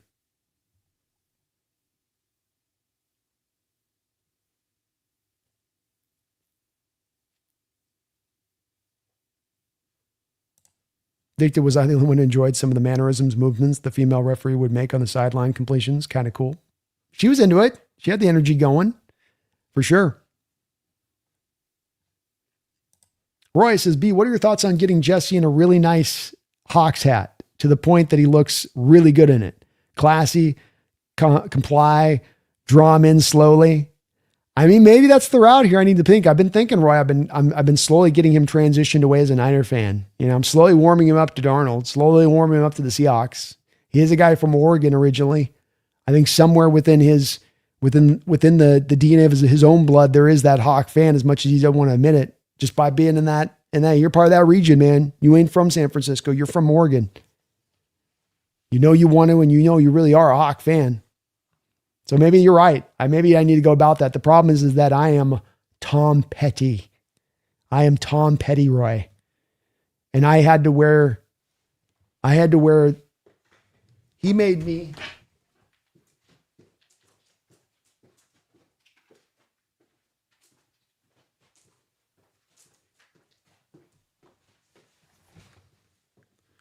He made me put this thing on his head.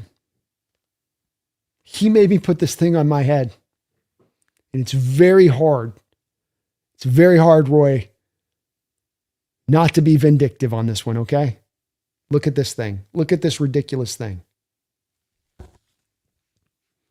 Very hard for me not to be vindictive on this one. I'll try, man. But I know I can't guarantee. I'm kind of driven to want to go the other way with it. I ain't going to lie.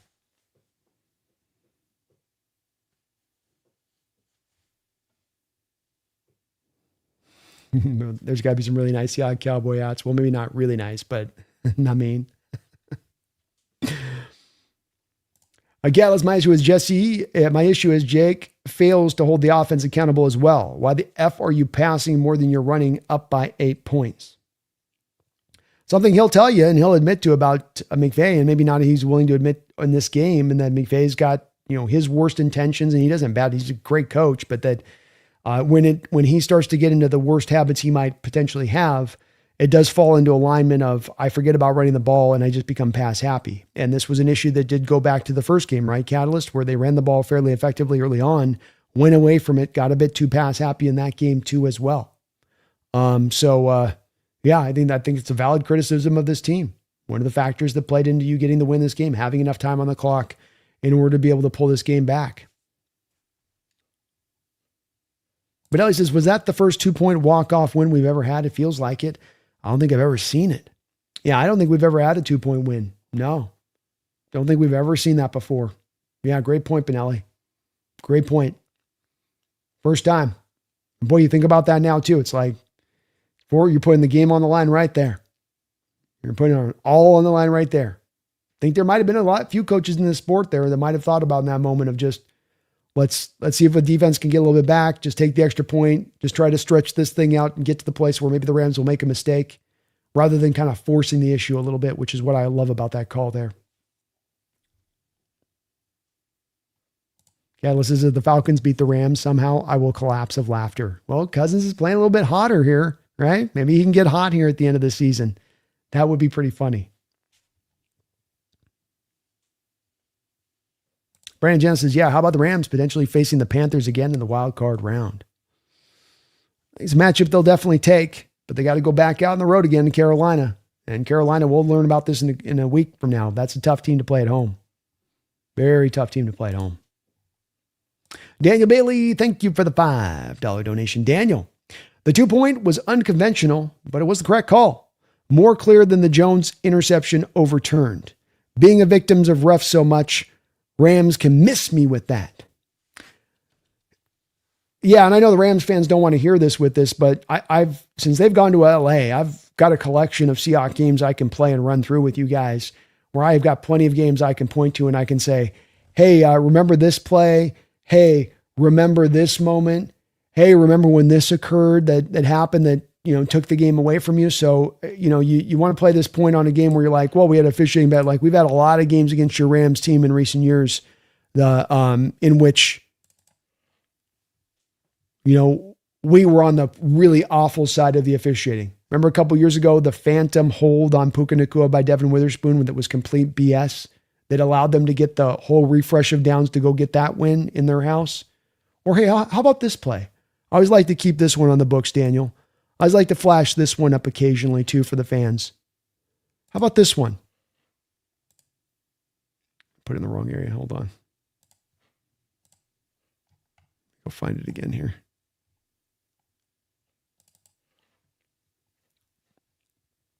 So how about this one? You guys all remember this one? Russell Wilson a couple years ago on the road against the Rams, trying to make a final throw down there to get a first down. I can go through so many games of playing the Rams recently like this one, where do you guys see how the guy is clearly lighting up DJ Dallas before the ball's gotten there? Do you see how the arm's raking across the arm and the contact's going chest to chest and the ball has not yet arrived? This was not called a pass interference. This lack of being called pass interference closed this game out and gave the Rams the win because they did not call this in a game that was poorly officiated throughout the course of the game. So, if you want to play that game with me as a Rams fan on this, which I don't even think this was an officiated game that was skewed out of our favor or in our favor heavily, but there have been so many games, the Rams, that I've had to watch with them going to LA where they've gotten the benefit of the doubt on some egregious type of calls. Be it that Witherspoon hold from a couple years ago, be it this DJ Dallas play, which you look at that and you tell me how that's not PI. Do you see the guy playing the ball, looking back? Do you see contact before the ball's landed?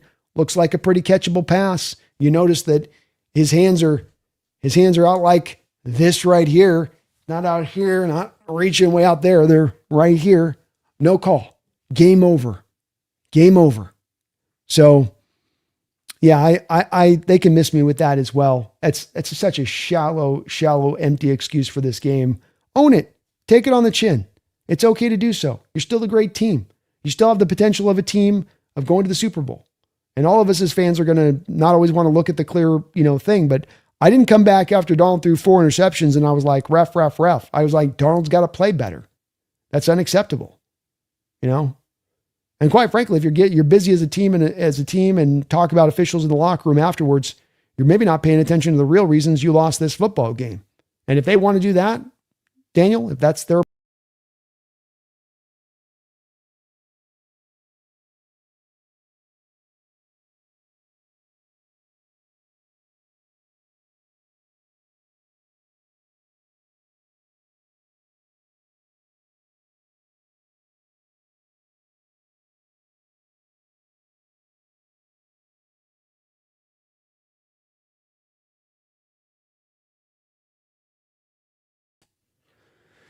internet just dropped out on me all of a sudden. Sorry about that, folks. Something just went down there on the old stream. We'll see if we're still up here or not. Do we get people back in? Yeah, power looked like it almost went out there. Let's see if we're okay or not. We've come back. We're back? Okay, we're back. Goodness gracious. Sorry about that, folks. Don't know what happened. We had a little bit of a glitch. We've been going long here, so it's probably a little bit of the... All right. We're good. We're good. Sorry about that. Sorry about that.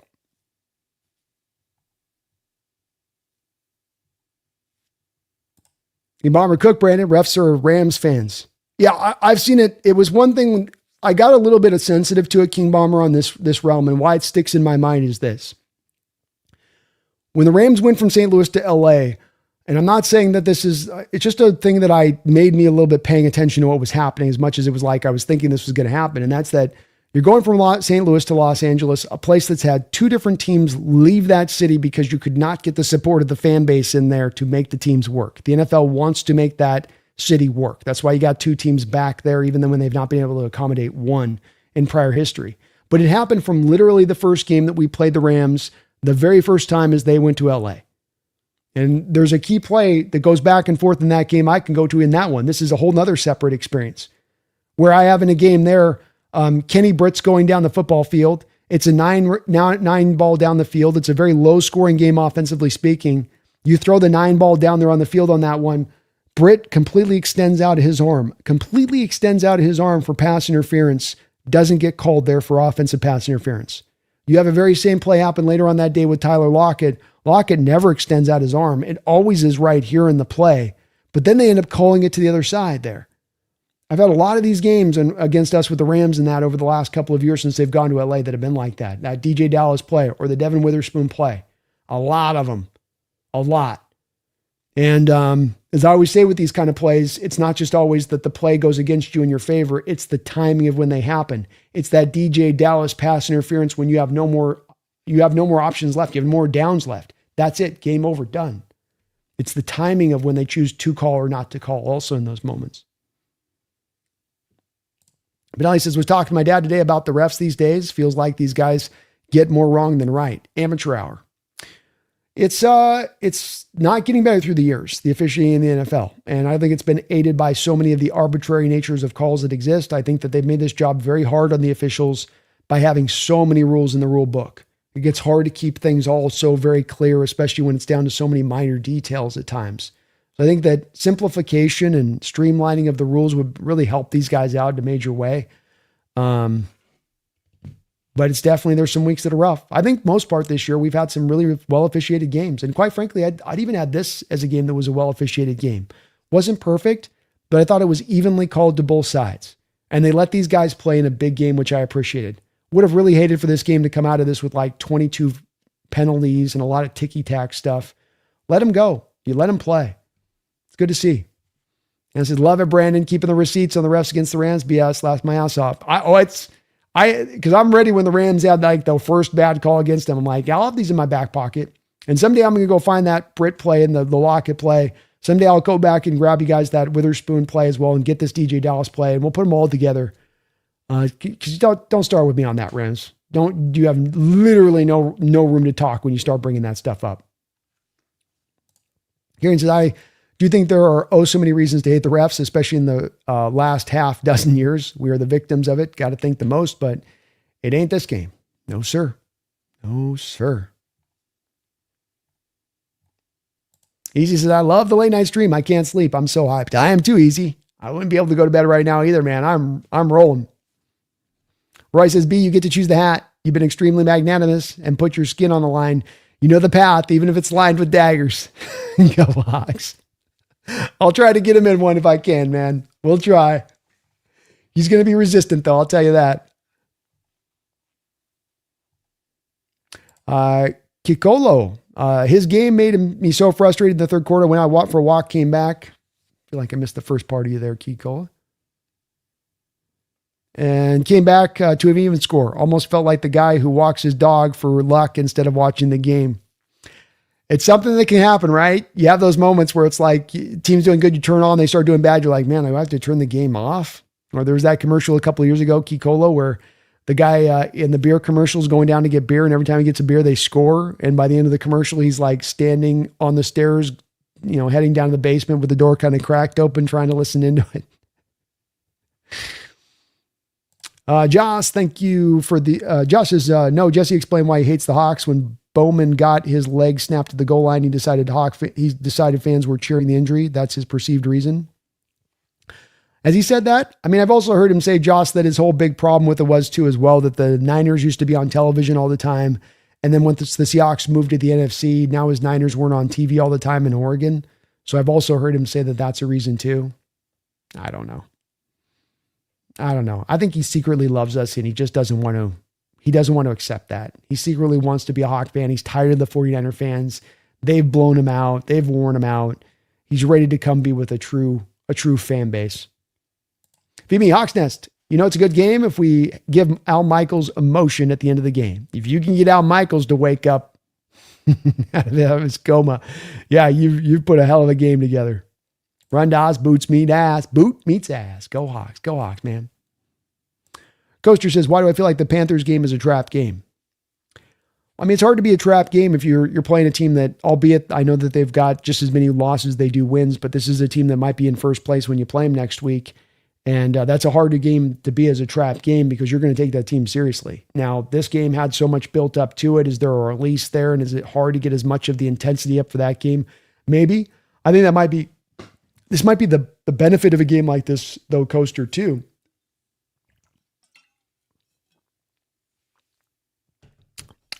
This might be the benefit of this game, too, in that instead of you coming out of this one feeling yourself and like your shit don't stink and like, you can do no wrong, you kind of feel like, man, we did not play our best game and we found a way, but we certainly have a lot of work to do. We've not realized our best version of ourselves here.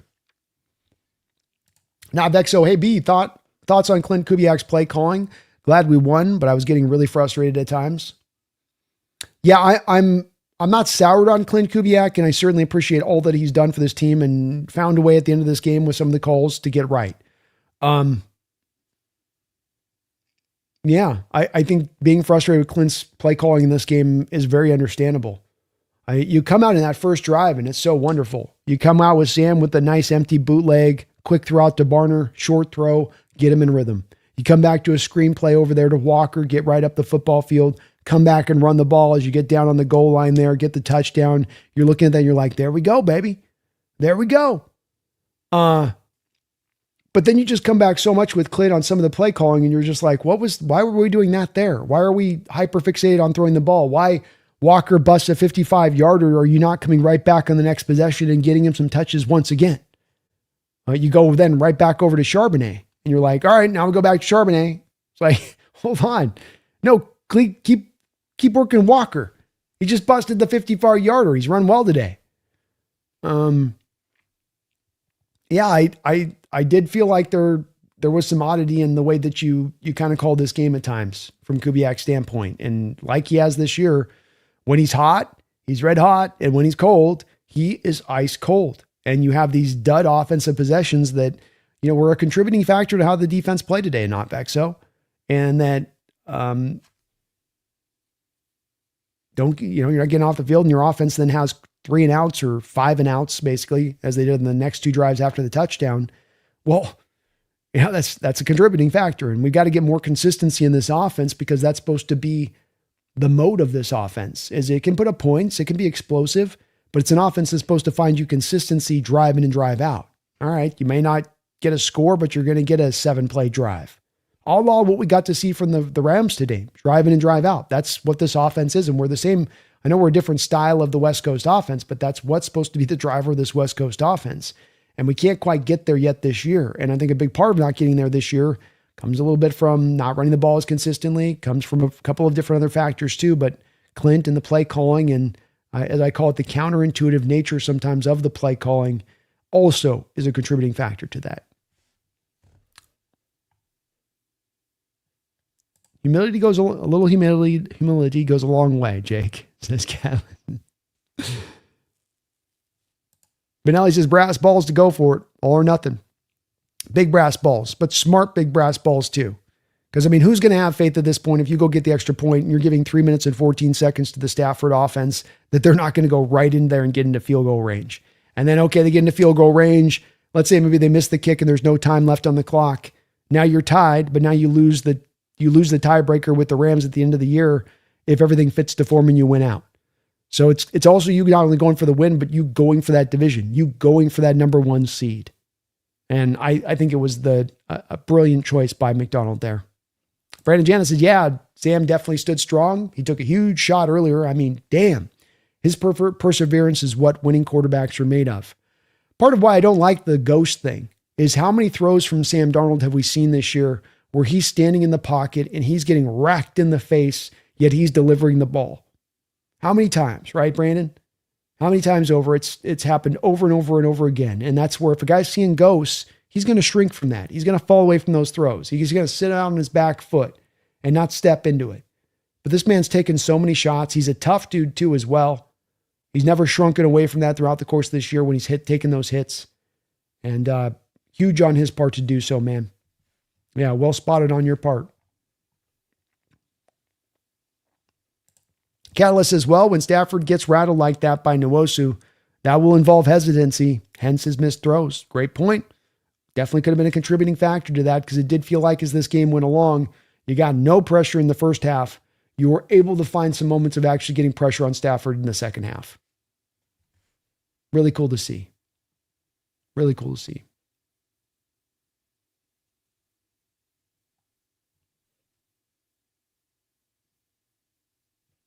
Josh Zal is an absolute legend for making the 49er defense into a real thing. Please, somebody make him a head coach. It's got to happen. Because as though Shanahan definitely gets the coach of the year for how he's overcome what he's overcome, Saul has been lockstep with him on that, Josh. And you do that coaching job, you get short sold with that Jets situation and that organization. I don't know how teams, and when there's not a lot of great coaching candidates out there, can't look at him as not but a great coaching candidate at this point. Probably the first guy off the bus hired as far as coaches this offseason, Joss. Let's put your poor defense back in the predicament, Joss, of what will it be now for a 4th straight year having to go find a new defensive coordinator? That ain't easy. But he's done a great job.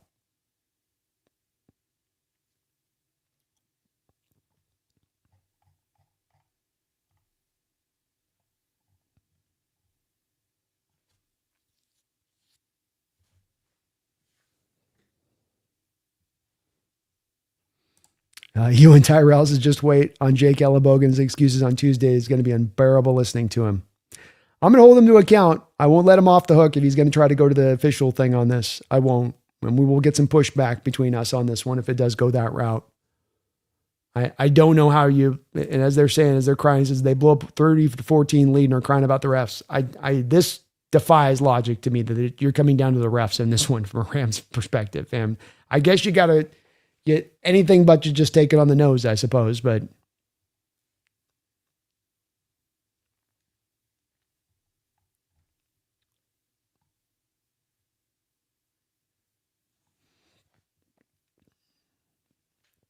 yes, folks, there's 661 likes live stream. We're trying to get to 666.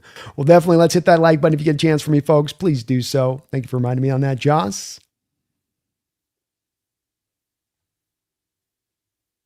I don't think Jake liked your comments, but I don't think he did, man. I got booted out for a second there. Manelli Executive of the Year needs to be John Schneider. He's earned it in every way. And the job he's done, I mean, even beyond just this year's been the culmination of great work for a couple of years now. It's not a 1 year flash in the pan thing, but what he has built here so smartly with decision after decision after decision, and not always decisions that were easily seen. A lot of decisions that in the moment he was derided for making. Desert Seals is headed back from the game right now. It was electric. Let's go, man. You guys did a great job, Desert. Great job in that building. And I felt like that we had a little bit of that old-timey magic working through that stadium with the 12s. King says, and it's not just against us. It's against everybody, by the way. That Ernest Jones incomplete pass was an interception. Refs screwed us on that. And if Rams fans want to complain, go look at that.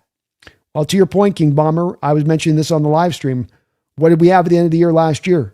Right? When the Cardinals were playing the Rams and we saw an opportunity to win the division, and you've got the ball that bounces off.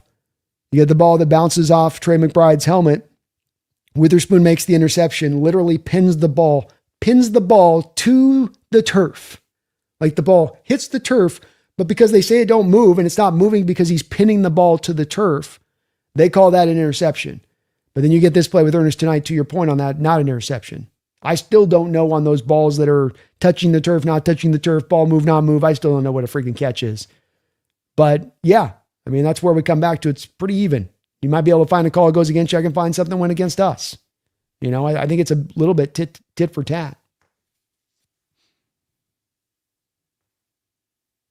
King mentions, and it's Rams getting some of the benefit of the doubts in the other place. The Parkinson touchdown from last week, which even Rams fans said they didn't think was a touchdown. The Khalil Witherspoon interception last year against the Cardinals. Yeah.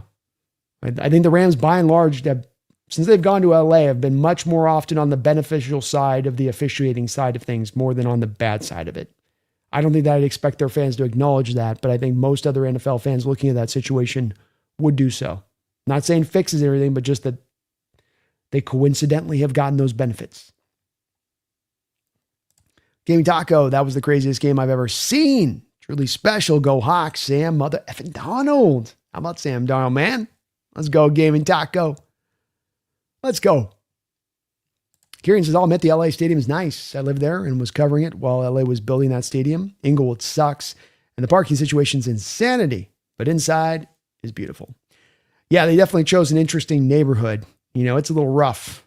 It's a little rough around the area, but the stadium is unbelievable. That is for sure. I dig that Brandon. I talked to Gus and Rocco. Vegas is behind the Hawks this year. Go Hawks. We're going to let them win this year. That's the way we're going to do it. We've told the officials. They got the memo. Got the memo. Daniel, if I was a Rams fan, I would not only own the loss, but feel good about outplaying us for 3.5 quarters. McVay and Puka complaining about it made me lose respect for that team. Mike would never.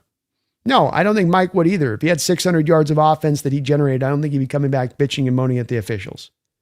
I think it's bad form by the Rams, and it's weak. It's very weak. Rundah's not a fan of the unis, man. But man, if they're going to give us a classic game like this. Randy Creates says, what the F? You're still on? Man, I'm juiced. Win like this, I'm going to have a hard time sleeping tonight. I ain't going to lie about that.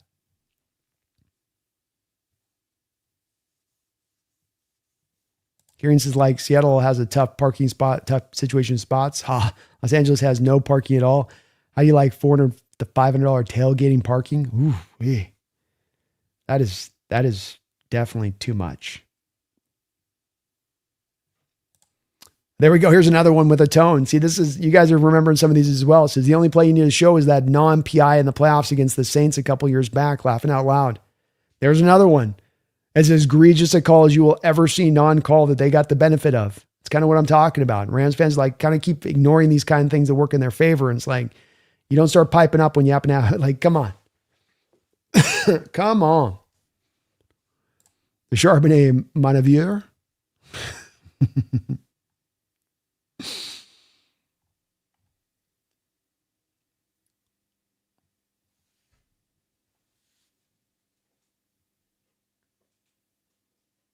King Bomber, was Bowman a dirty player? No, he's just a good player.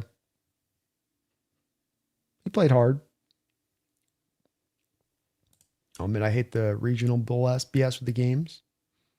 Understandable. Nick to Brandon, this year I stopped wearing my Lucky Beast Mode jersey. And that's the reverse season why the Hawks are winning. Not McDonald, Kubiak, and Darnold. Laughing out loud. It might just be. You never know, man. You never know how that luck stuff works. Power of the jersey, not wearing the power of the jersey. It's a complicated thing. Rundaw says the curse wheel is so powerful. You got to stand back in awe at what Brandon Perno's created there. Haphazardly cut out, not well put together or constructed, but the thing just damn well works, doesn't it? Benelli Navarro was just a nasty player all around, man. He was just a good player. Jordan Clark, people always see the NFL pushing their agenda, and gambling is behind a lot of the bad reffing the last couple of years.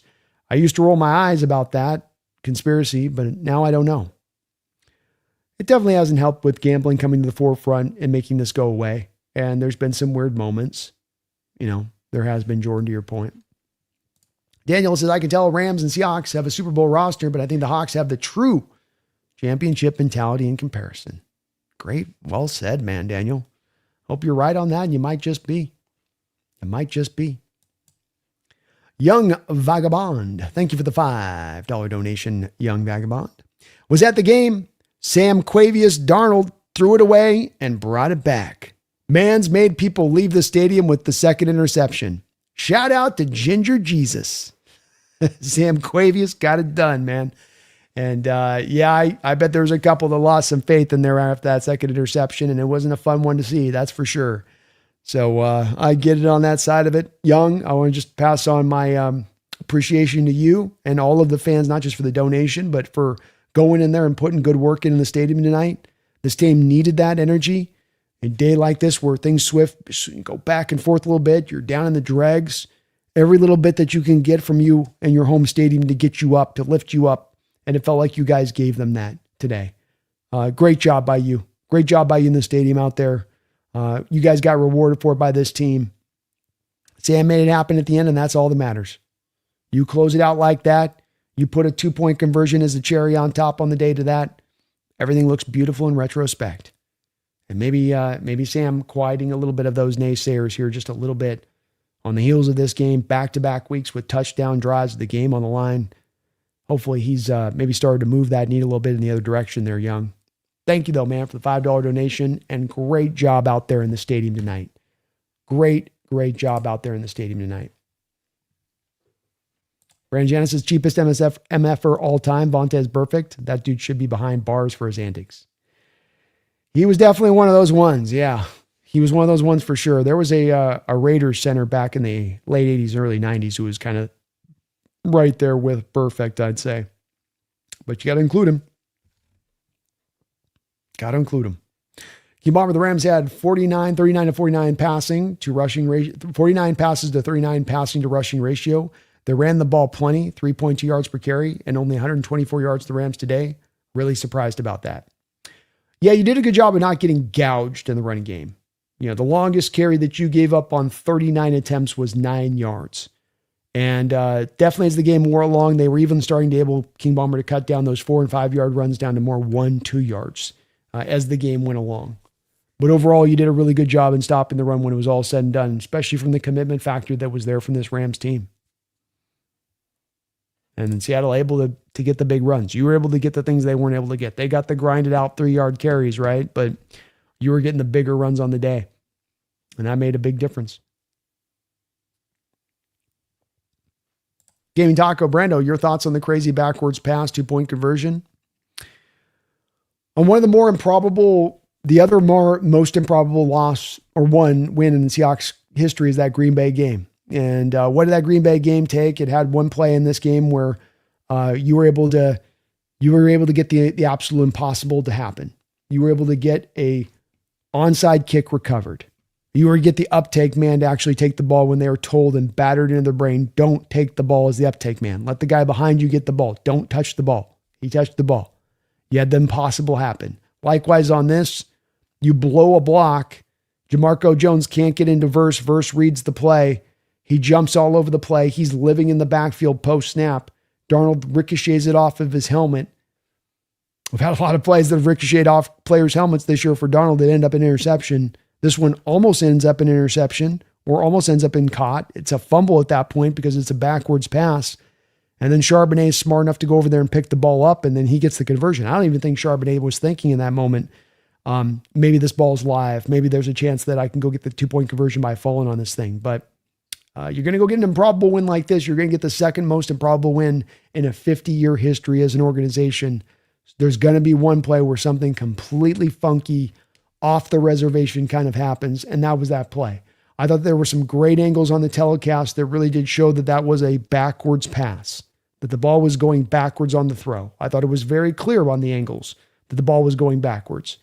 So sometimes it's better to be lucky than good, as they say, gaming. And that was definitely a play where that was the case.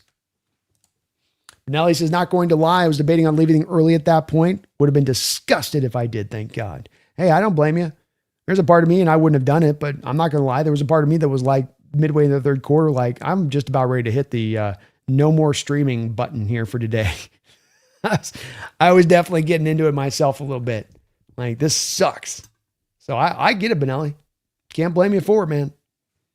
Can't blame you for it. Kieran, I'll admit, I do understand why the calling was pretty conservative against the Rams from Kubiak. The running game was really bipolar, and you didn't give Sam too many chances to screw it up. No, that's a good way of looking at it, for sure. You got to be a little careful here against this Rams team, I guess, in the play calling, for sure. I think like what you touch upon with Kubiak, my real issue there is just some of the run game, the usage of Walker to Charbonnet, not staying with the run as much at times in this game. A little bit of that was kind of, for me, a bit there. But there was some good stuff that he did in this game on top of it. It's kind of what we've got with Clint, where even with some of the stuff we can pick at with him, there's still a lot of good on that side of it. Daniel says, I think Clint's doing us a solid, doing enough to get us wins, but not enough to be a mandatory poach for head coach. He chooses when to be hot. Might be so. Ranjes says, for some reason, I think BC might take the stream to 6:30 a.m. Eastern. Oof, that'd be a new record. That would be probably about a new record. That'd be two more hours on here. No, we've done a 13-hour stream before, Brandon. I don't think we'll quite get to 6:30 in the morning Eastern. I still got the wrap-up video I got to do tonight, which is going to take me into about 6 a.m. at this point. B-Film Darnold's aware, and awareness is half the battle. G.I. Joe. Let's go. Shoutabout was happy to see that K9 long run. That's the K9 we know and love. He's got it in him, man. We know that home run hitting ability is there, and this running game needs it. And hopefully, as he's gotten hotter and hotter down the end of the stretch of this season, they can lean into that. I like using the two running backs, but a couple of these games here, Walker's been the hotter hand. Lean on the hotter hand. Marcus hopped on a flight as soon as we threw that pick on the goal line, hopped on a flight as soon as we threw that pick on the goal line, landed to an ESPN overtime thriller notification. Let's go, Marcus. Let's go. That's a hell of a happy way to end the flight, man. It must have been a dark flight throughout, though you're probably getting updates on the phone a little bit.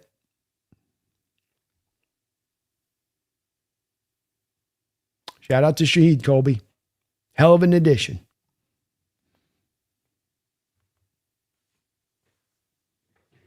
Arians has got to keep it close to the best offensive lead the game calling until they force you out of it, and they definitely did once it was 30-14. Yep, and you had to kind of like start to let it rip, didn't you?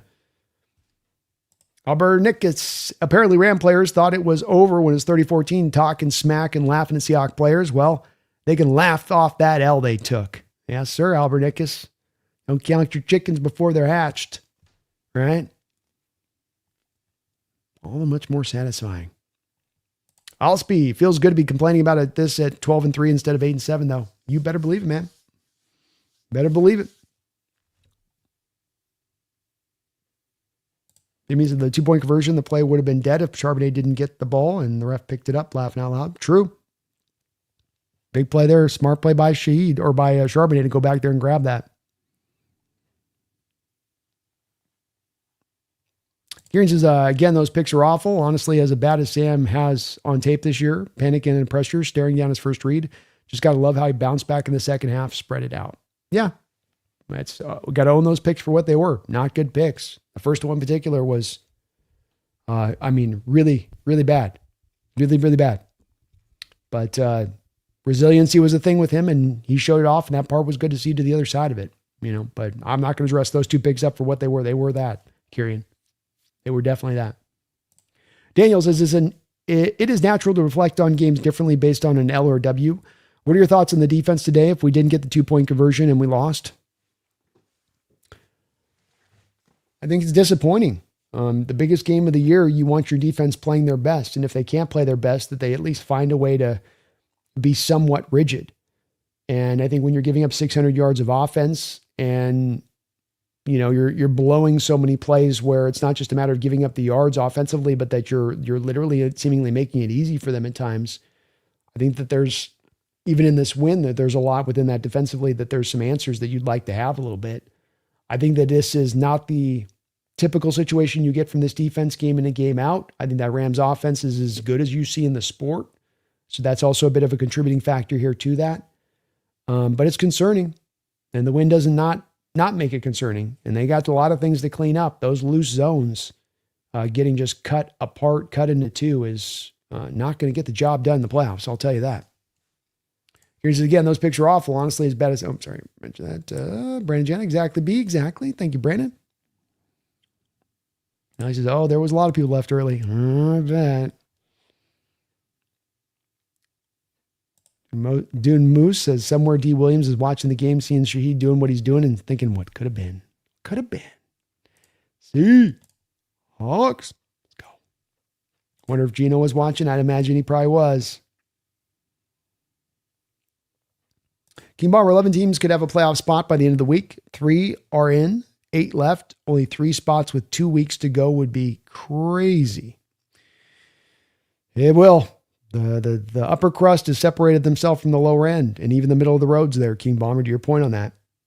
Gonna have some teams eliminated here after this weekend for sure. Yeah, Kieran Salah's definitely getting another job. Totally has earned it. And hopefully gets a better landing spot than he had there with the Jets, where he just kind of took the first job that came to him a little bit. Dick to Brandon, I think Salah needs to be careful and find a team with a good, great GM before he takes a head coaching job. Yeah, that's probably would be smart of him. I think the thing that'll help him out with that addicted is because he'll probably be a bit of the pick of the litter out there this offseason and be looked at as one of the better candidates. I think that'll help him to then have potentially the best, the brightest prospect of a job out there. And I'm trying, of course, to think about who that would be. Can't think that he's going to go to the Giants. I think the Giants will go more for like an offensive mind kind of guy, Can't see him going to Tennessee either. We'll see how they play it, but I think you're right. He'll get to kind of find what's the good destination for him. Kevin says Salah's heading to Vegas or Arizona. See, now Vegas could make a lot of sense. I could see Vegas making a lot of sense and trusting a bit of the long-term approach there. And Barbara says, hell yeah, Brandon, I better not hear the word refs laughing my ass. I better not either. I don't want to hear it. It's a shallow, empty excuse if that's what you're going to lean on here. Shallow, empty excuse, in my opinion, if that's what we're gonna hold into. Colby, thank you for the $5 donation. Colby, find a way. Jake Ellenbogen is already creating a mountain of excuses as per usual. Never can accept a loss and give the winning team credit. Yeah, it's not going to be a good look coming off the back of this game and that throwing excuses across the board, especially if the first excuse you're leading with is going to be the refs. I just don't think that that's going to land with anybody outside of LA here. It's a tough loss for them. I mean, that's the part about this. This is an emotional loss. Every bit as the emotional loss it'd be for us. The knowledge that you've got to go on the road to go to the Super Bowl and how hard that is, even as good a team as you've gotten, even as confident as you are about this LA team. Much easier to see that pathway set up for you more smoothly, operating from home to do it, rather than going into Philadelphia, rather than going out to Carolina. Hell, Tampa Bay ends up able to take that division, going out into Tampa Bay and playing them might not be the greatest of matchups for this Rams team. So, gotta take the L sometimes. And to show I'm an equivalency on this, like I took the L when we lost the Rams. I didn't give it to anything as officials. I didn't say that there's this or there's that. It's like, well, we lost it. They took this game. Darnold played bad. Can't play that way and hope to win. And that was on a game where we were right there at the end, right? Then we were much, we're every bit as close in that game as the Rams were in this game, where you almost got one out at the end, So I ain't letting him get away with it on the round table. I'm going to hold him to account on this. And there's going to be a give me a break to this as far as you're going to go to the officials here. 14 yards of difference in penalty yards in this game. Uncalled plays across the board on our defensive line as far as holding calls throughout the course of this game. And we're going to lean on the officials. I hope not. But I'm guessing it's easier to go that route than to own up to the fact that you guys, had a pretty epic collapse. Epic collapses are the things that can set teams into tailspins. Blaming it on the refs is just like, well, it's just a 1 week problem. But, what's the point of what we do as being analysts here? Is it to dress up the fan bases and to make them feel better about things, or try to educate and accurately deduce what's going on with the team? I think you can own this loss and still be having all the high hopes in the world for this Rams team. It's not like they got exposed in this game. It's not like anybody walks out of this game thinking that they're really any weaker than they thought they were going into it. You're on the road in Seattle against one of the best teams in the NFL, and you lost by 1 point. I don't think there's a lot to be hurtful in that to say, okay, well, we lost it, but we're still dangerous. We're still a great team. We still got all the potential in the world to go take this Super Bowl this year. DJ Owen, thank you for the $5 donation, DJ. Charbonnet gave me 17.4 points on fantasy football, and I almost benched him. I was wearing my Seahawks shirt that my friend gave me, and she's a 49er fan. Lucky new shirt. Well, indeed, we had the 49er fans that are back. Rare moment where they were actually hoping we can get the win here. They want that matchup at the end of the year for the number 1 bye, to have a chance at the playoffs. And so they saw us going through this, and they were like, come on, Seattle. Even Jesse last week was a Seahawks fan, Darnold fan. He said it himself. So, we need all that, man. We need the home crowd doing what they're doing. We need all the national help we were getting in this one. And congrats to you, DJ. Hopefully that 17.4 points sets the stage for you for a fantasy football victory this week. Not only just a win, but also a playoff win here in fantasy at this point, DJ. So a lot riding on the line here. Well done on your part. Smart of you to start him there.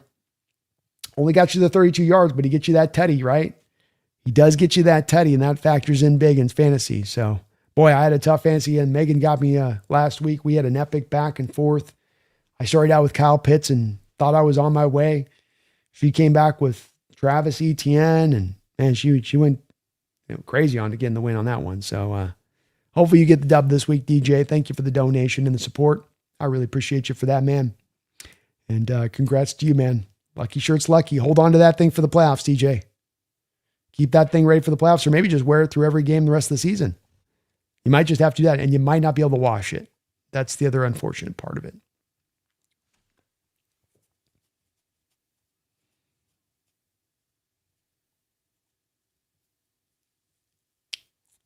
Team Bomber says Brandon Beane should be fired for his incompetence of not building a supporting cast for Allen. I definitely think I've got a heavy amount of disappointment with Beane, and they've got limitations there. They're not a cash-rich organization that can spend wildly, but their approach alone to the wide receiver position and not pairing Allen out after you lost Stefon Diggs and their connection and seeing what Allen did once he had Diggs there as a top flight receiver and what he could really do. The fact that you organizationally wise have not looked for really a competent answer there, and you're just trying to get by a collection of kind of the middle of the road kind of receivers is ridiculous on his part. The fact that they weren't in on the Rashid Shaheed trade, King Bomber, like that should be a no-brainer deal for them to supersede us and throw a 3rd round pick down for him. But they didn't do it. Yeah, guys, we got to rewrite the catch rule again. It's absurd. It is. It's not clear to me. And the whole ball moving thing is just dumb. Does the ground help the catch or not? That should be really what's the bottom line. Did the ground help the catch, or did the guy make the catch? And that's more easily determined than ball move or not, or going back again to that Witherspoon catch last year against the Cardinals with the helmet thing. Like, he's pinning the ball. His hands are on top of the football, and he's pinning it down to the ground on the catch. He says, yeah, that Witherspoon interception is the exact thing I was thinking about. Don't BS me with that. It hit the ground crap. Yeah. Give me a break. Benelli, I haven't honestly been to a game in last 20 years where I haven't lost my voice for a few days afterwards. You guys did the right today. Well done, Benelli. That is what we were supposed to do as a 12 walk in that stadium And y'all got that memo tonight. And I got to feel like it helped this team. Here's a game that's been around for 100 years and still know what it catches. Exactly. Doesn't have to be that case, right? It's part of those arbitrary rules that exist in the rule book that you can eliminate and simplify and make it a lot easier for fans not to get as up in their arms on those stuff.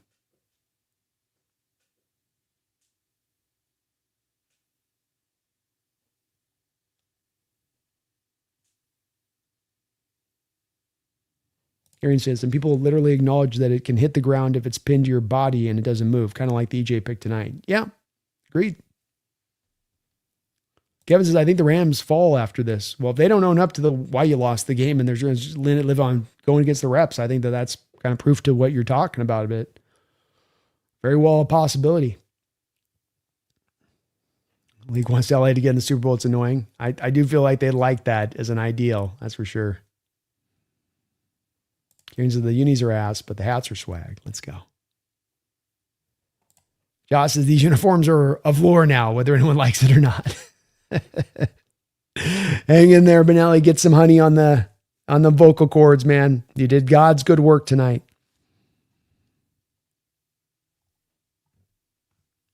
All Spy says the helmets helped a lot. Not a fan of the jerseys, though. No, I'm not either.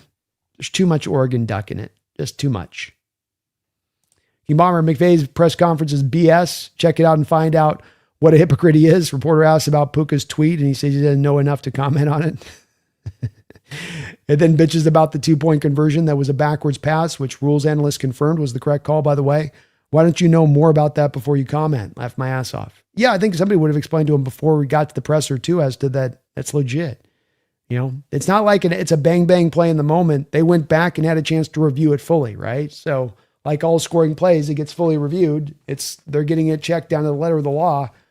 Very clearly it showed he was throwing the ball backwards. Was not a hard thing to see on the tape. Nacho 99.9 says, yo, B, I was at the game and man, all I can say is Lumen Field is back, baby. Let's go. Love it. You did great, you guys. Tip of the hat to you. Salute to you guys. You held it down out there. King Bomber, I didn't watch Bowman back then. Was not sure what the beef was. Yeah, Bowman got injured, and it was a hellacious injury that really cost his career in that conference championship game when he tried to rip the ball out of Jermaine Kearse's hand, caused a fumble, but then had Kearse land on his knee with his leg completely locked out. And then somebody threw some popcorn on him as he was being carted off the field. So it's like, you know, one fan does something completely stupid, and that's representation of all of us. I don't think so. Hell, we don't know. For all we know, it was a 49er fan that threw the popcorn because he's like, now you're out, Bowman. Now we're going to lose. You know? Now, those Pearl helmets are sick, but the jerseys are ass. They're not good. The cut-up nature of all of them on there.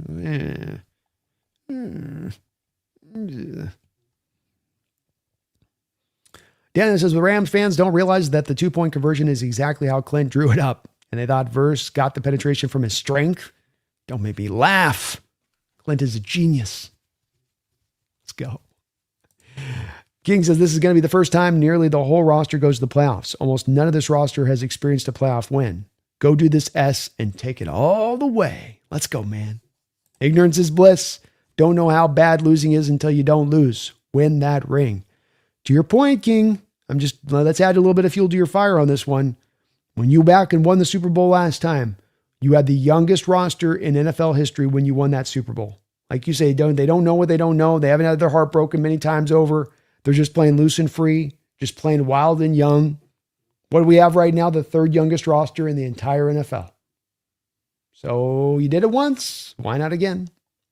UFO Computer, those helmets are like Sea Jets or the Jet Hawks. Let's go.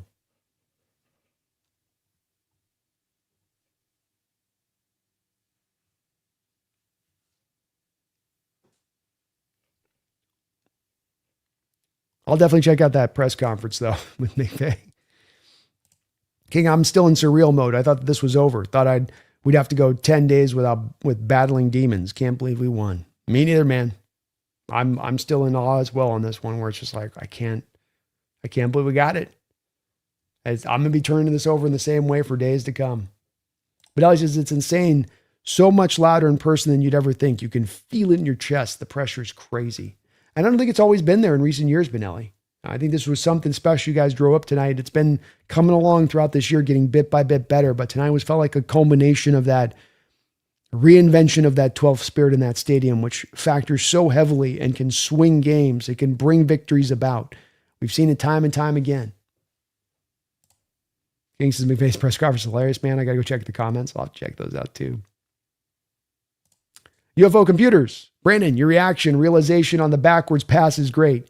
You didn't have the audio on, so we were a tad late on the ref review.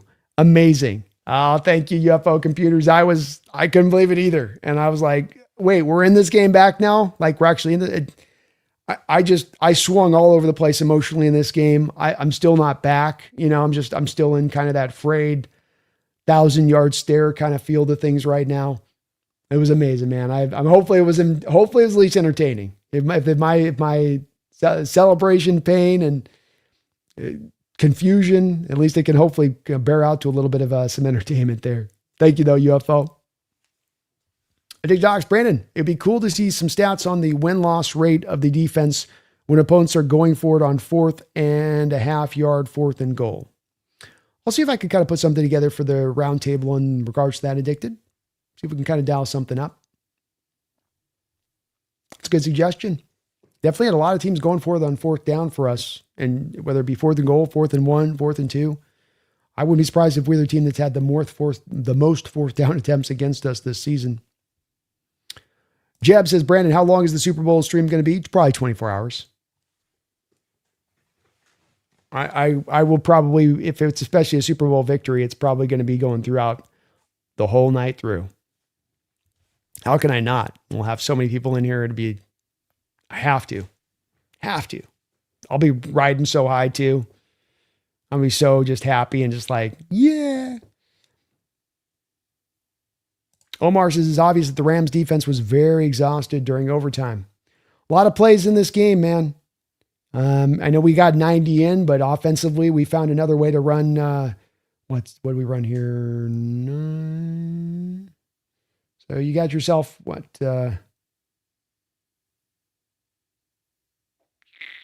59 plays in this game. It's a pretty heavy amount. That's healthy. Healthy amount there, Omar.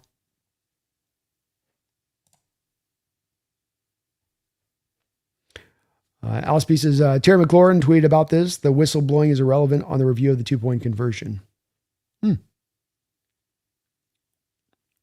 Obviously I had the sound off, so I wasn't sure I hadn't heard on the whistle thing, but that's interesting. Rondas, thank God Sharps picked the ball up. Thank God he did, man. It's like Addicted says below, though. Divine providence. God willed that ball into Charbonnet's hand. God was a Hawk fan tonight, it felt like. They're calling it the Zachwards pass. UFO X Hawks Parkinson did right by us tonight. Boy, he had a big drop that loomed huge in this game. Stafford made a couple throws in this game where his receivers kind of let him down. Could have had 500 yards in this game if a couple of those guys reeled a few of those balls in. Maybe said, so glad we won in OT. It was looking like a short stream. Yeah, it was looking like maybe I was going to have to sign off early because I knew it was going to get toxic if we lost. It was going to be tough, especially with where my mind was going to be apt to hold the line.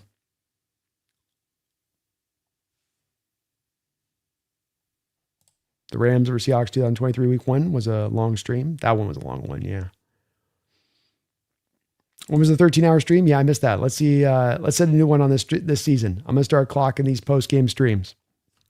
If we get the playoffs, we'll probably have a good chance of going super long, man, for sure. You never know when. It's going to be hard today to go super, super long just because we hammered it hard this week, so the voice is already a little failing. We did like 9 shows this week in the run-up to the game. Tiza, I truly believe this game helps the Hawks improve on both sides of the ball. Mike making corrections on the defense and Clint finding a groove for the O. Beautifully put, Tiza. Wonderfully put. I don't have anything else to add other than I could very well see you being right on this. And hopefully that's the good thing about these kind of wins is you win and you stack wins up and you're 12-3 and a bunch of comfortable wins and maybe you're not learning as much and you get a tight win like this with a lot of warts to it that, hey, we got the win. Feel good about that. But boy, we got more work to do. And that's a little bit of the spirit that's driving the team as you go through the next couple of weeks. That you maintain that hunger, that you maintain that mentality of work that needs to be done here. It's not that our S doesn't stink. S stinks. We got to get it cleaned up and corrected. And I think that the team's going to carry a little bit of that. And if they do, to your point, that's where it could help you in that way.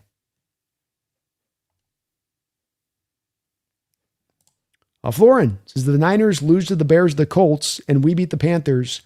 We get the number 1 seed before the last game. How about that, huh? How about that?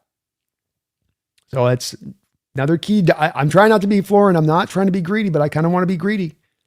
If the 49ers lose to the Bears or Colts, and that Bears game is going to be a tough one, that Colts isn't going to be an easy game. They got to play that on the road in Indianapolis. And we beat the Panthers. Number 1 seed before the last game. How about that? Hearing Hawk Stadium in its heyday was legit, ears bleeding loud. You leave the stadium with ears ringing and your voice is gone. Makes sitting in front of a speaker at a festival seem like a better idea. Yeah, there's a price to be paid, a toll. But we paid it.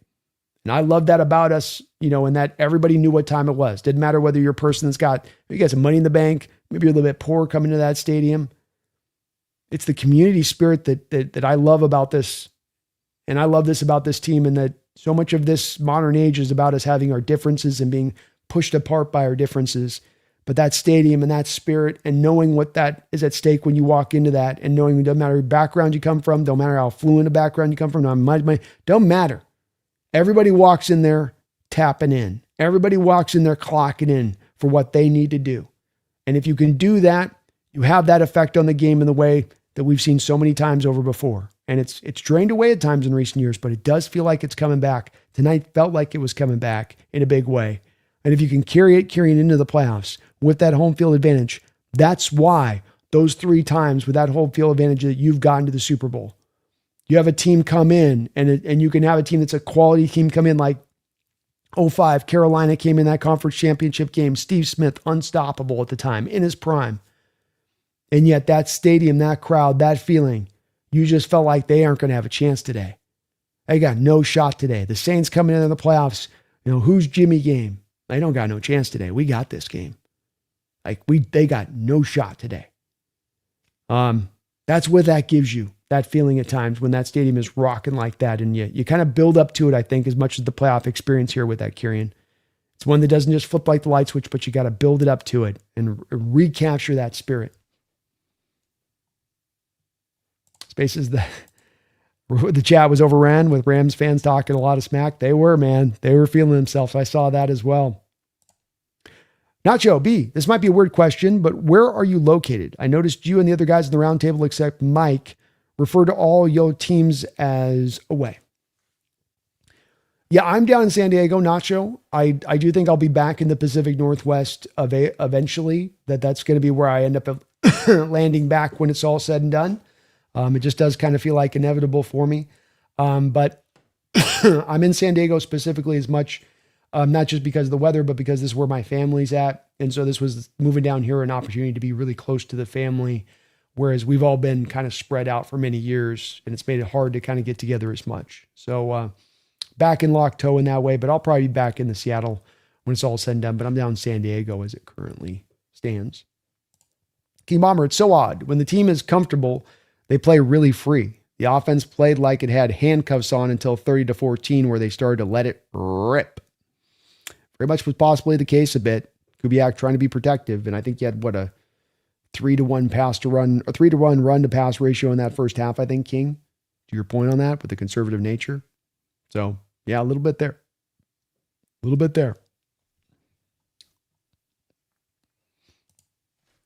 UFO says crazy to not wear earplugs at a sporting event. Yeah, they become a kind of more standard issue, I think, on that. It was kind of like we weren't as much aware of that, I think, in the 90s and early 2000s. But yeah, you probably want to now if you're walking into that stadium, to your point. Hey, Joss, by DVOA, Seahawks and Rams are very close. The difference, special teams, Seahawks second, Rams 25th. It turned into 10 points. It's a factor. And it's a factor because of that disparity that you point to. When it's that great of a differentiation, then you think you would feel that in a game. And we had this a couple weeks ago, Joss, when we played the Falcons, where, You thought with the Falcons having maybe the worst special teams unit in all of football that would rear its head again there in that game, and it did. And you got a kick return touchdown, and it was the real, like this game, that was the real spark point to you then going and getting the victory. Was that kickoff return. So it factors in. And the Seattle Seahawks have not lucked into this special teams unit. You're spending as much on your kicker position as anybody in the NFL. You're spending as much on your punting position as anybody in the NFL. Rashid Shaheed brought in here, yes, for what he does as a pass catcher, but a top end punt and kick returner. You have made this an elite group by intelligent moves, by actually a purposeful approach to make it happen. And it's paying off. Game Taco can't wait for the round table and seeing Jesse's reaction to Sammy D. Go Hawks. Yeah, let's see if we finally bring Jesse into the fold here, man. He's been starting to come over to Sam bit by bit. Bit by bit. I guess this is a game we had to win in the fourth quarter. Yes, sir. Yes, sir. Can you win a game in OT, says UFO. Hell yes. But only when you get a 2-point conversion. Kieran says, what's craziest about the sharp 2-point conversion is the whistle wasn't blown. They let the play go, which alone is absolutely shocking considering the generally quick whistles of the last few years. Agreed. I mean, it wasn't standing out until you got the replay that it was a backwards pass. So I don't know if the officials let the play go because they did see it for the backward pass right there, which is prop to the officials for catching it in that way. But how about that? Not having a blow up whistle. Great point. Because you're right. You would normally get the whistle going really early there. Teaser says Ernest Jones was saying the back end had some miscommunication and a lot of yards came out of it. Hopefully they can rectify that here as we go forward. Because it was a hard watching this game with some of those loose zones. Florence Stafford really is MVP, I think. I don't know how he doesn't, maybe as much as anything tonight in this football game, earn it. I mean, 457 yards, 3 touchdowns on a season where he's been fantastic and had probably the best year of his career. On top of all those drops tonight. Should have been probably 500 yards if his guys didn't get drop-itis. Brandon Jan says, haha, Gino watching. Haha, man, I have a feeling Gino's totally tuned out of anything outside of his NFL future right now. Maybe so. King says Gino might not be on an NFL roster next season. Might not. He can probably find a backup job, but past that, I don't think he's looking at a starting opportunity. King says Kubiak, Sala are the two guys I'd see the Giants getting. Possible. Definitely possible there. I wonder if Sala would be interested in going back into the New York market. I wonder if he would think that some of what he had to deal with in the New York market prior was why he didn't get a fair shake. I'm guessing, but I wonder on that. Jesus says there are some fans on X saying trade for Joe Burrow. They were bringing up a little bit of my stream too during the game as well.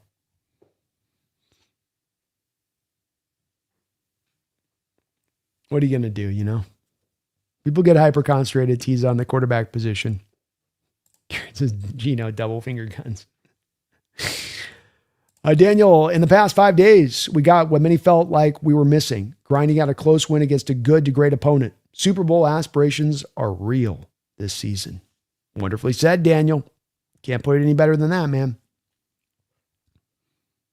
Rondaz, I do not enjoy Pete and Gino's struggle, nor do I.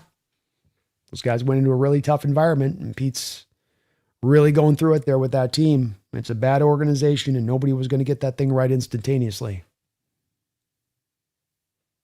Jeff Knack says, we've already been hearing the refs' excuses. Yeah, it sounds like they're trotting them out in full, are those Rams fans. Here we go. Winter is coming. The Rams are making officiating excuses. Here we go. 3 hours is why I listened to some of Jake's post game and all I heard was refs. Oh man, I'm going to have to check him this. I'm going to have to check him this Tuesday. That's not going to work for me as an excuse at all. At all. Vanelli says had to go watch McVay's press conference, much watch TV. He was pissed. Oh man. I'm going to enjoy watching this tonight. Key Bomber John Schneider has the power to entrust you with the ability to play quarterback and has the power to remove it away. There we go.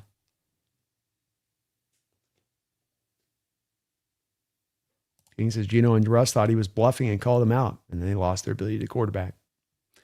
John knows QBs, man. He's got a good feel for that position. I'll tell you that. Star Master, McVay seems like a whiner. A little bit. Yeah, especially after a game like this, you're bitching and moaning about the refs if that's what he's doing. The 2-point conversion, if that's what he's doing.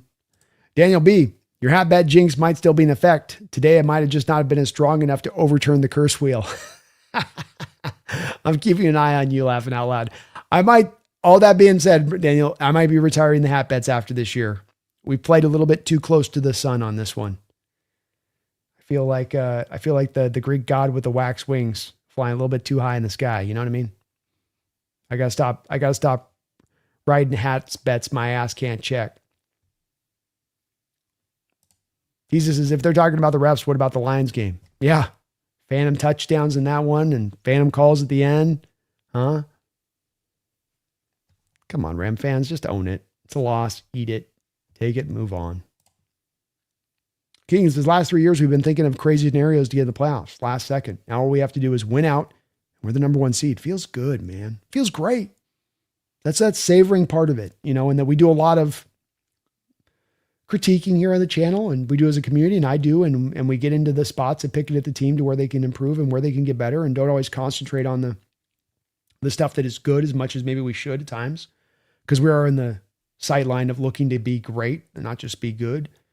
But now that we're getting some confirmation of them really in this direction of things, King, I think we got to enjoy this feeling and knowing how hard it's been to get here and knowing how many seasons have been so frustrating in that territory that we've been in that you talk about. And it has me savoring this, and it's going to have me just enjoying this. And I've really had to, and not just have to, but I've wanted to a few times in the season remind myself, as much as I tell you guys it, of how much, fun this is, and enjoy it, and really, really enjoy it. It's an intense experience being a fan of the NFL. But when you get the product like this that we've had in the field, when you get the team like this we have in the field, you just really savor it. Jay Thompson says, Jake ain't wearing that hat. Oh, yes, he is. Oh, yes, he is. All show long. Will Jimenez says, Niners going to take that number 1 seed like Takashi took that S.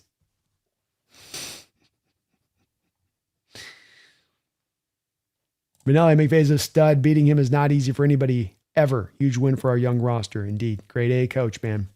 Grade A coach. King says, I hate the fact that the Niners were rooting for us. We did them a favor this year.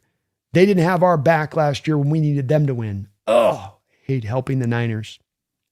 That's all right. You get a chance at maybe helping them in their interim to then break their heart at the end of the season, King. So you build them up. You build them up, They get that big old dumb grin on their face, right? And just smash them right down there as they're just about to right down and break their heart there right at the right time. You can't tell me that wouldn't be a nice little exclamation point to getting that number 1 bye.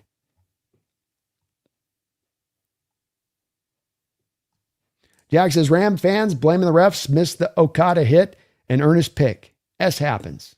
Yeah. There's things we can go to us if we wanted to pick at the nit on this one with us and on some of the calls in the games. The lack of the holding calls by the Rams offensive line.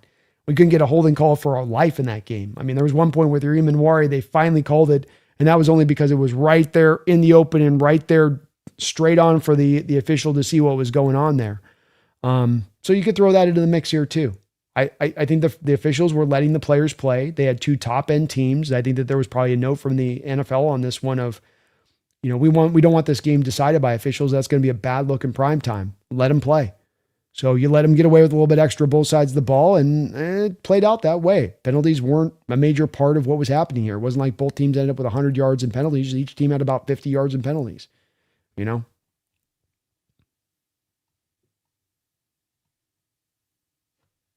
Rashid Bean had a chance to acquire Ball Shahid and Jacoby Myers and said, nah, Schneider is the executive of the year. He is. And Bean, I think even Bill fans fully acknowledge this themselves. Ebot would as well. And that you did this back-to-back years too, right, King? Because remember last year it was the Amari Cooper thing where Amari was obviously done. Anybody that watched Amari play could see that he was no longer in it. His heart was out of it. But that was the big deadline move you made last year when you needed receiving help, when Keon Coleman was not enough. And would one more really top-end receiver, a Myers or a Shaheed type last year or this year, help to take you over the top from a Bills standpoint? I kind of think it might.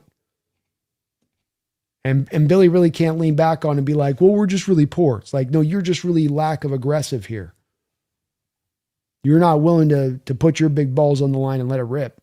When you got a guy like Allen that you're not getting the most out of this prime he's had, you're not even getting to the Super Bowl once yet.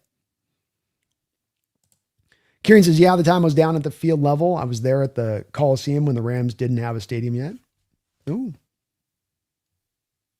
I think you were talking to Megan there on that.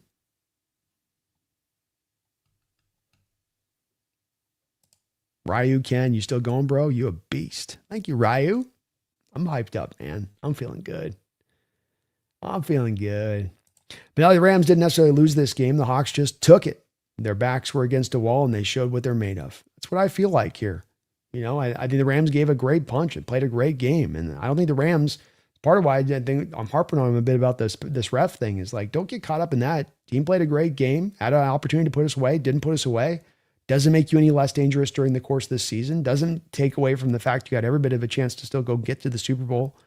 It's just the way that this particular game played out.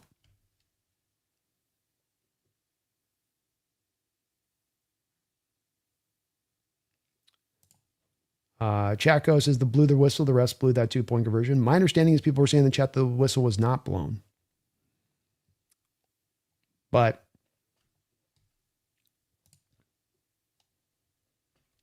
Tiza, thank you for the, not a donation. When Cup fumbled, my son yelled out, how much are the Rams paying you, Cup? Everybody in the chat, Tiza, to your point, was like, double agent. Cool, at least of Cup too on that final drive, just kind of a nice little bookend to it, is that as you have a little bit of that with Cup coming off of this, that he goes and he makes that catch down at the end of the game at the sideline there, gets the toes down, gets you right down there on the goal line there. Cool of that to happen for him to get a little bit of that back. And tough fumble, but it was a good play by Cameron Curl knocking the ball out.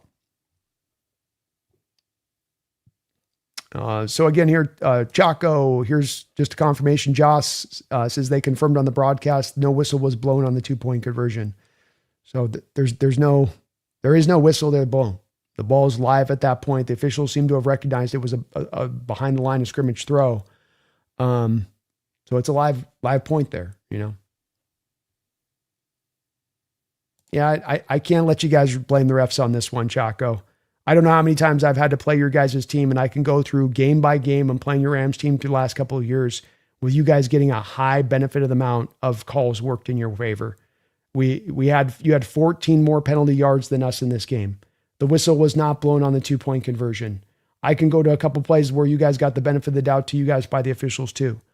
You had the chance to win this game. You didn't put us away. I mean, it's a tough look on this one. I feel like from a Rams fans, you guys want to bring up the officials, you can. I don't think anyone nationally in how they talk about this game is going to say, wow, the Seattle Seahawks had the officials in their back pocket. There's probably something within that if you're a Ram fan glomming onto the referees and thinking about that. Nationally, nobody else is going to be feeling that way in their outlook of this game from how they saw it. And this was a primetime game. Everybody in the nation was watching it. This is the game of the year, right? You got everybody watching it. So I think let's just take out the Ram fan and Seahawks fans from this, right? Because we all have a dog in this fight. If you guys aren't hearing from a national publication standpoint that the refs were the big cause of this, if I go into the round table and you got Jesse and you got Mike saying this ain't about the officiating. I mean, hell, even here in Josh, I believe 49er fan with this, mentioning the lack of the no whistle. I think that's you guys kind of glomming onto something there rather than really targeting accurately why you lost this game and really kind of negating the fact that we also went and took this game. We took this game. Hard. You have to walk me through refs let me win this football game when you had 14 more penalty yards and there wasn't a lot of penalties called. You got 8 penalties for 54 yards for the Rams. You have 5 penalties for 40 yards for the Seahawks. You guys had the overturn call in the Ernest Jones fumble. You know, Chaco last year with that game with the Witherspoon at the end off McBride's helmet. Witherspoon literally got to pin the ball down on the ground like this, hold the ball there, and then reel it in and go, that's an interception. But the Ernest Jones interception where he made the catch, he's the one rolling the ball with his hand. He's the one rolling his hand. It's not the ground. He's rolling it. It gets overturned.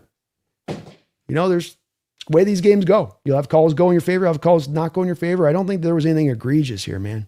That's going to be a tough sell. And especially, I think it's going to only be LA Ram fans that find themselves in this basket if this is going to be their take on it.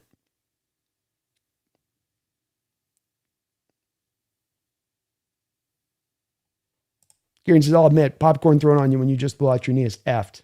I didn't know that either. Yeah, that guy can, all intents and purposes, rot in hell. That's awful of a Hawk fan to do that if I was a Hawk fan in that moment. I don't think that that's who we've been throughout our time, or that's how we're known for being as fans in general. But it was a bad look. It is a bad look there, no doubt about that. But, I mean, you can't hold the whole fan base account for one jackalope, Dickie Brandon, those helmets are like Hawks swallowed an Eagles helmet. Kind of. Benelli Owls call it Seahawks Stadium. I was a local number 86 iron worker back then and was on that job for 2 years. That's what we called it then and what I call it now. Seahawks Stadium. I love that, man. Certainly would love to have a little bit of a cool, badass name to the stadium. I mean, Lumen's all right, but King Dome had a ring to it, didn't it? Had a ring.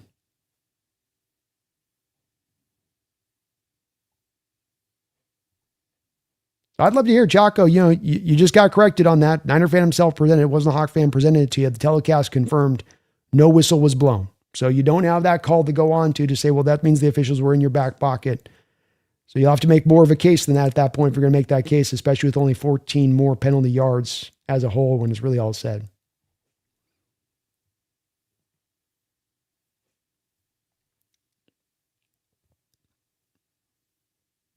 And he says, wouldn't have been close if they gave us that interception. Just saying. I'm just saying too. Addicted, McDonald, Kubiak, Schneider deserve kudos for the team's success and the great fan reactions this year. Amen. Amen. Chacho, Picardo, thank you for the $2 donation. I appreciate you for that, Chapo. Great win. I blamed refs. Be stupid. Yeah, you just have to present your case on it, man. I'm open to, we love discussion here, man, and you're going to have to bring up your case. But I mean, the first thing that you led with on this, and I thank you for the donation, the first thing you led with was the whistle was blown. The telecast confirmed the whistle wasn't blown. So this in itself is kind of a canary in the coal mine for you and how you think about this. And I don't blame you in this. I think there's a heavy point on a fan and a loss of this to try to look on those reasons that might be outside of what we didn't do the job. We didn't get it done. I think there's a natural inclination to go there. But you can kind of recognize that when you start to artificially make it work in your mind in that way. And I'd say like a moment like that where you say, whistle was blown, whistle wasn't actually blown. Replay clearly showed that it was a backwards pass. It's a replayed situation there. They get a chance to look at it to make sure that they get the call right, and they got the call right. 14 more yards and penalty yards over the course of this game. This was a game where the officials were letting the players play. It's very hard to come back around to on this and just be like that the officials on this. If you had like 130 penalty yards, but I just can't quite see it. You just have to make a little bit more of a case than that one when the first representation that you brought up, Chalkbo, was the one that was confirmed. And you brought up a false reality of what occurred on that play, that there was a whistle that was blown. Dick to Brandon, I think the opponents try this defense on 4th and down. I think the Hawks defense might lead the league in stops. I think that's going to be the case. I got to look it up to see where it's at, but I think we've had more 4th down attempts against us. Don't know as much why all the time, but it's been dialed up. I mean, Sean was going 24/7, it felt like, in this game.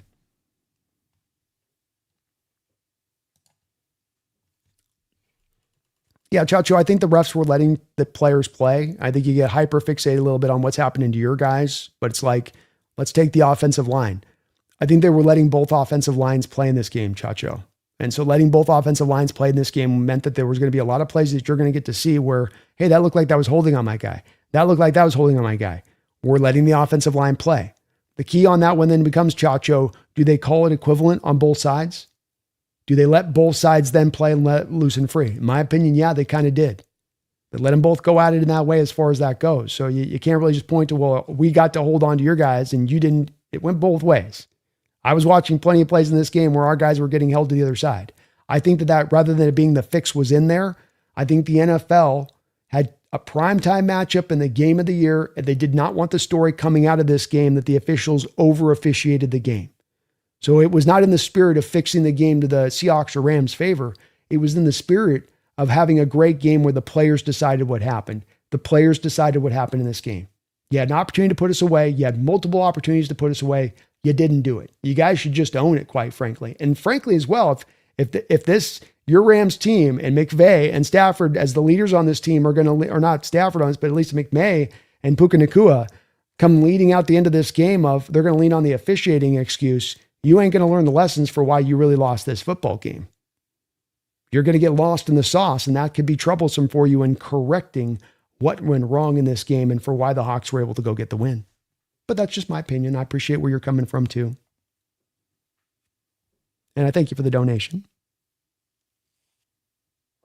Joss says, Brando, you need to make a cut up of your live reacts title. It's so over. We're so...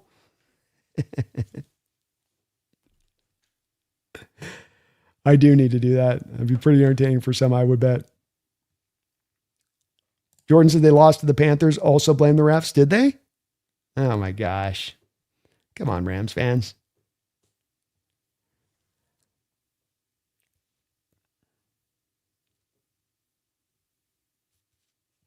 He's as happy the Hawks whooped their Hollywood asses.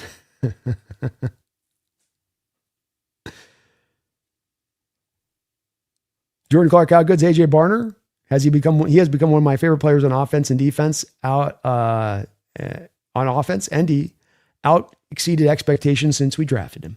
He's been fantastic for us, Jordan. You thought there could be some maybe pass catching upside there with him coming out of Michigan because he wasn't targeted a lot, but he was there with Colston Loveland. And we knew the year that Barner was drafted, we said it at the time, Loveland's going to be a first round pick. He's an H-back type. He's more of that move tight end that you're going to feature in the passing attack in a Michigan offense that didn't pass the ball very often. And the Seattle Seahawks, luckily, were able to do a lot of advanced kind of math on that one, knowing that could maybe exist in Barner and his ability to get. And as a pass catcher, he has been so good. So good. And now he's given us this barnyard thing where we've been one of the more successful teams in the tush-push situations because of Barner. And it's been an underrated part of what he's brought to the table this year. In addition to that, he gives you so much value. He's such a complete tight end. He's been awesome, man. He has been awesome.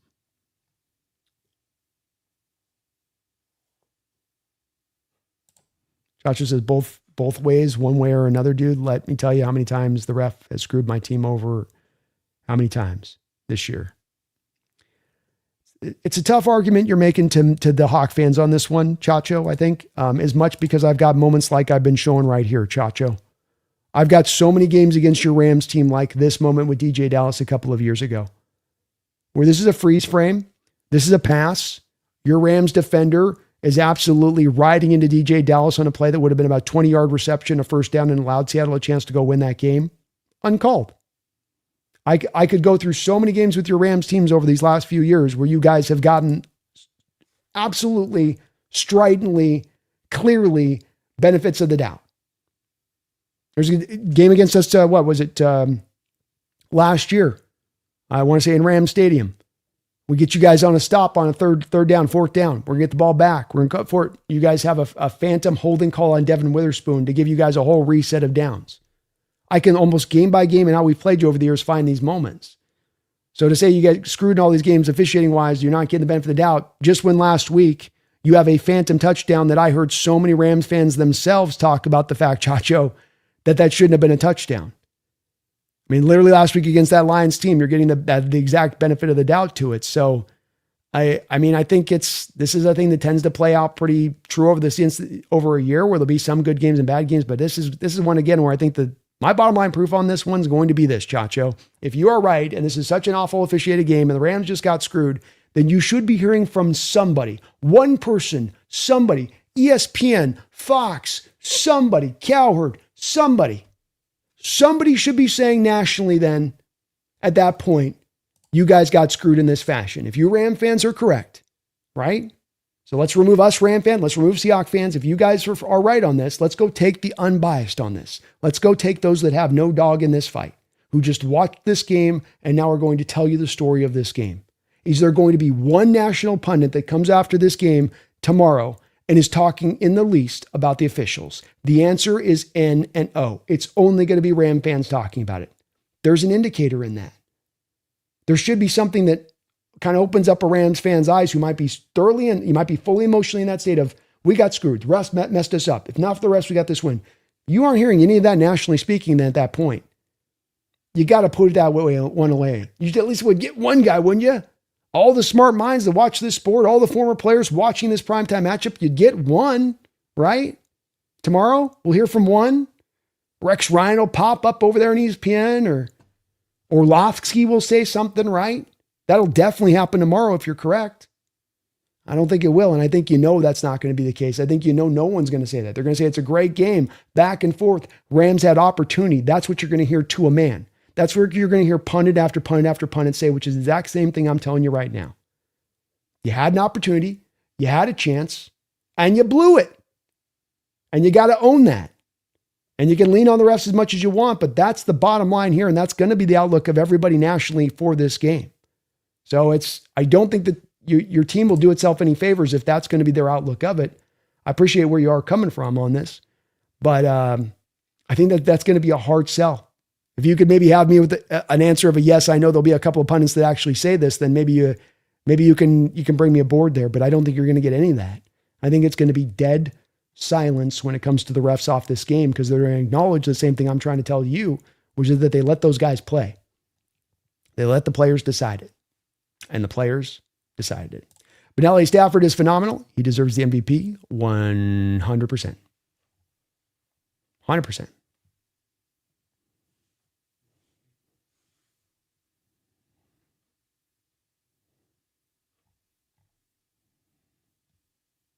He's a Grandpa Rivers got us an early Christmas present.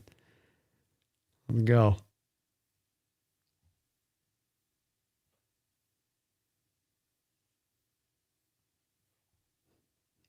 Chacho's done with the refs.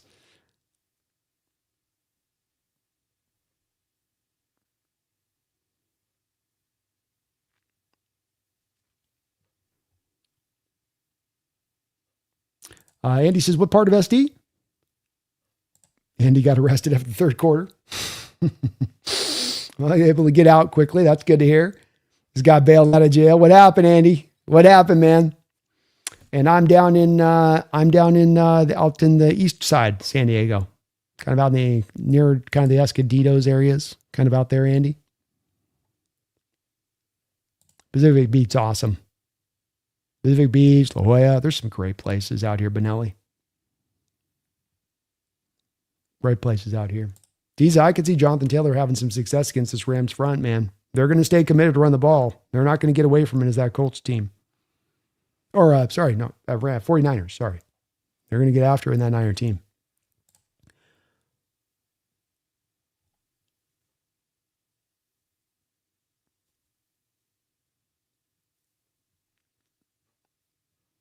Kieran, hey B, I did the same thing. Moved to Nashville during COVID because family. It's been cool, but it's not really my city. I do hope to get back to Northwest one day if I can ever afford it. Yeah, me too. And we were so spread out for so many years, and we don't have a really big family, and it becomes more precious with time, trying to get back and get around, and especially with my mom. She'd been kind of out in Hawaii for a lot of years. So this was a really great chance to do it. But, eventually you can always go home, and the Northwest is home at the end of the day. I was raised up in through there. So many years I lived there. It will be probably eventually the place I get back to when it's said and done.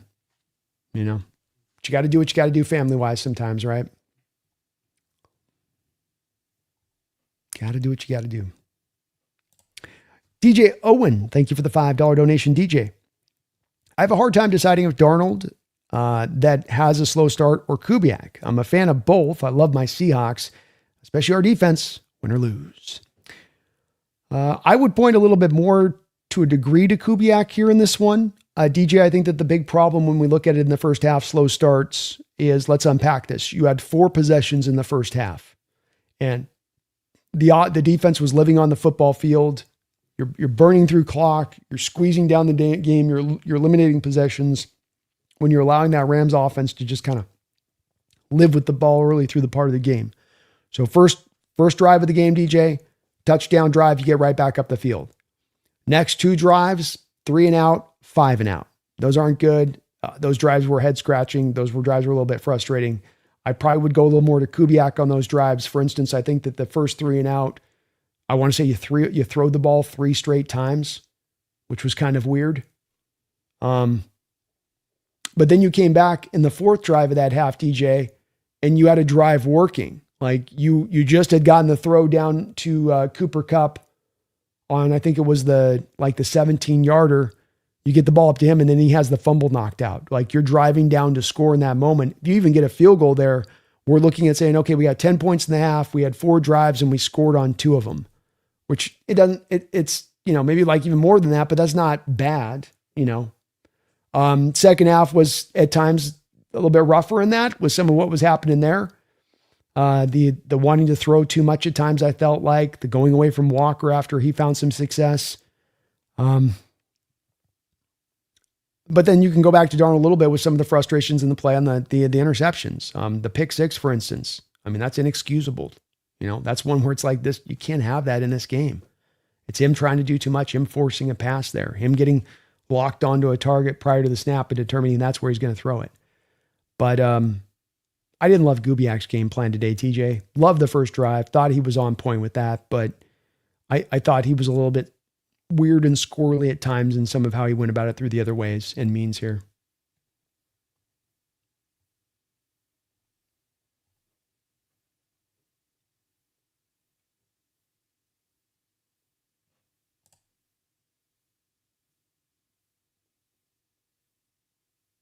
So Chacho, I can again speak to the fact that I've watched how this call is called throughout the year beyond this game.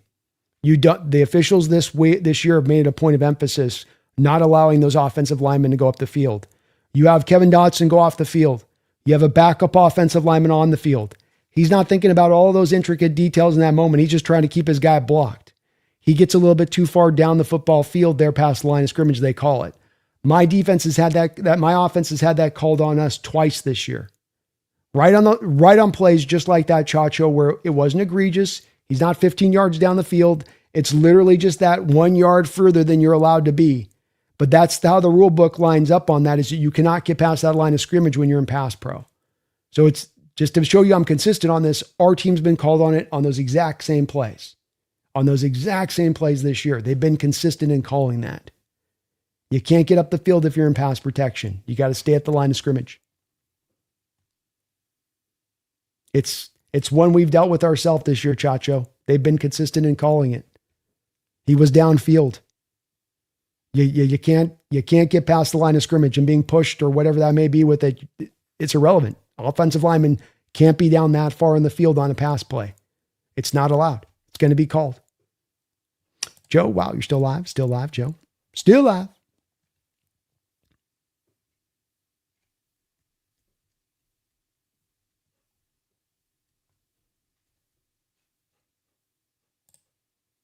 Okay, you're probably right on the missed hold, but there's a lot of missed calls on both teams. I think that'd be my best point on this, Chacho, would just be that it's not that there weren't missed calls for your Rams team. It's that there were also equivalent missed calls to the Seattle Seahawks side of it as well. And that's the give and take you're going to get in every NFL game by and large. Are there games that are going to be skewed for certain teams getting benefits of the doubt to a degree? Yes. It's why I wouldn't just get fully caught up, for instance, Chacho, on the Colby Parkinson touchdown last week that was ruled a touchdown but wasn't, that I talked about to you with, right? Because that's just one play within that game. That doesn't mean the officials were completely slanted in Detroit's favor at that, or in the Rams' favor at that point. But that's why you got to take kind of the totality of all the plays and how the game was officiated, how many flags were thrown. Was it equivalent in how it was being called? I think it was. I don't think there was a diametric difference from one side of the ball to the other, from one team to the other on how they were calling it. And I just lean back to Chacho being, they were letting the players play, which might frustrate fans at times in looking at stuff where in other games, that's going to be a call. That's going to be a whole call. But they were doing so from my point on this, Chacho, was they were doing it from a point of emphasis to let the players play like you'll see in a playoff game, right? You see this with basketball playoffs. You see this with football playoffs. Flags tend to be down lesser in playoff games because the NFL wants the players to decide it. They don't want the narrative to come out of these games that it was a flag fest and officials got too flag happy with things. They hate that. So I think that was more of the driving force in this particular game, if I was to make a guess. Daniel says, if the Niners lose out the next 2 weeks, That doesn't give us the number 1 seed with the Panthers win. If we lose the Niners, but the Rams win out and Bears win out, Bears get the number 1 seed, Rams 2 seed, and we are 5th. Okay. So we need a little bit more than beyond that. Need the Bears to lose one more time in addition to that, Daniel. Rondaz, Stafford's a G. He lost tonight, but still a G. Stafford's the best in the sport this year. Even without the mobility of a Josh Allen, he's the best in the sport. He's the MVP. Guy was dropping laser beams all over the place in this game. Great decision making. Had a couple of drops in addition to that, which could have made his night look even better. Would have put this game away. Not his fault at that point. I can't be more impressed by Stafford and what he's done. Dick to Brandon, it's cool to remember that you are enjoying your ties to La Familia with your move to San Diego. Still, it's a crime that some YouTube hosts have a press pass and you don't. You rock. Well, thank you for that, Addicted to Hawks. Maybe someday on the old press pass. I'd love to go and maybe lock that down. Definitely got to be living in the local area, I think, to get that all cemented up. But that's kind of you to say, man. Very kind of you to say. Spaces the Rams fans were calling Sam Gino Darnold. Brandon Jan says, yeah, that one slip up from Spoon was costly, but that hasn't happened very often this season. Certainly not with Spoon. Makes you wonder, though, what was going on in this game with the secondary? I don't know, man. I don't know. It was a weird game in the secondary. Ernest Jones was saying there were some miscommunications, and that's the reason for the busted coverages. That would definitely explain it.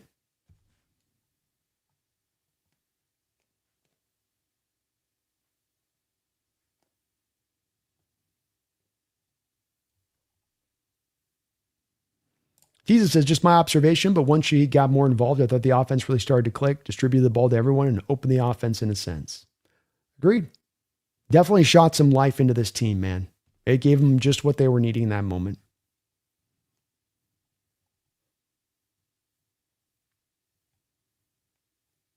Brandon, Giants, Jets, Knicks basketball. Please don't wish a second New York stint on my man Salah laughing out loud. Some AFC team will be a good GM, and so we don't play him often. Might be a IFC team is able to rise up and grab him at that point. Maybe a Miami team might go for him here. You never know with them, what they're doing, Mike Daniel. But yeah, I can't think he wants to go back in the New York environment. I think I'd want to sign up for that. Aaron says, what are we thinking the odds of Kubiak getting a head coaching job? I feel it's got to be lower than 50, but who knows what we do in the playoffs. I think the story is kind of open-ended at this point, Aaron. I think certainly if you're finding playoff success, if the offense can find more of its footing here down the home stretch, that can get him. I think it's very close to your point. 55% chance right now would be about what I put it at, Aaron. But you could sell me on it being 40. You know, it's kind of, there's a bit of that variance at play on it. I mean, it's kind of a little quiet with him. There's been a little bit of some oddities that teams I think will take note of. But the bottom line is he's put in great work. There's going to be a lot of head coaching jobs available. There's not going to be a lot of head coaching candidates. Probably drives in the direction of ending up allowing him to be signed up somewhere.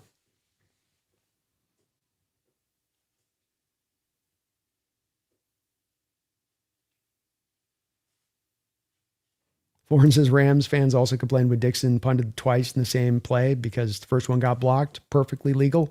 Crybabies. Kevin, Hawksnest, please do some research to show Jake he is full of S about ref calls by showing him all the times the Rams have had games called in their favor. Please. Yeah, I think the Rams organization is one that's got to be standing up here talking about the officiating for a team that has gotten a lot of obvious benefits of the doubts at times, including that New Orleans Saints game a couple of years ago back in the playoffs that was the end of the Saints run. You know, that's the Saints window getting closed on an absolutely miserable call. So I'm not going to let him off the hook on this on the round table with Jake. I'm not going to sit there and just be silent on it if he's going to go off on this ref tangent. I'm going to be going blow for blow with him. And it's a ridiculous excuse, and it's not going to land with me at all. At all.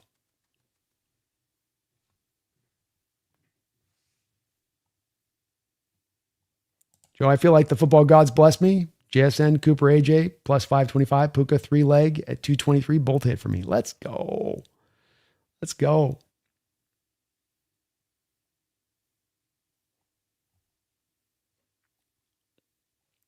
King says, just feels so refreshing to comfortably walk in the playoffs. Last time we were in this fast was maybe 2020. Hopefully it doesn't end like that. Well, and hopefully you don't have to go, what was that, the year we went on the road to Lambeau on that? Hopefully so. Chacha says Jake shouldn't wear that beanie. He's obligated to wear that beanie, my man. He must wear that beanie. He wants to maintain his manhood. He must. Josh says there can't be a single team even considering Kubiak as head coach. They need to fire their general manager rather than worrying about head coach. Hard to say. It's hard. Just these guys do tend to get plucked up, these OCs, you know, and if they have a good year like this, and this is his third stop where he's doing good work, that can be sometimes enough. I think it's hard to say at this point. A big part of it for me with Kubiak is just if there's a lot of jobs available, that probably means he gets it. If you only got 3 jobs, 4 jobs available, probably not. But if there's 7, 8, he probably gets it. X-Wing thought I could make it through the whole stream, but I'm fading. We'll check back to see how long this marathon went for. Go Hawks. Sounds good, man. Appreciate you, X-Wing. 200 plus people in here this late is crazy. Yeah, we're still at 591. Yo, this dude is amazing. Still live hours after the game. Well, after one of the greatest games in Seahawks history, how can I not? Dig to Hawks. Brandon, once again, you're on point. Finish the season with wins against the Rams and 49ers. Players just can't get cocky. Happy, confident for the playoffs, but not cocky. Not cocky, man. And I don't think that they've given themselves enough of a feeling to quite have that cockiness. They still feel like they're kind of trying to get it all locked down, you know, try to get to play your best football. And that's maybe the good part of this game as a silver lining on top of winning is that there's going to be a lot of instructional teaching tape and a lot of feeling of hunger of, yeah, we got the win. But we really got things bouncing in our favor to get there. And we've got to do more to secure this stuff.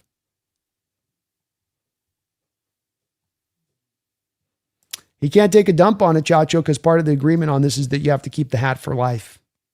It's now a part of who Jake is as a human being. It's a part of his stuff. Even if it's in a little box in the back of his house, he carries that Hawk hat with him until the day he dies. That is the agreement.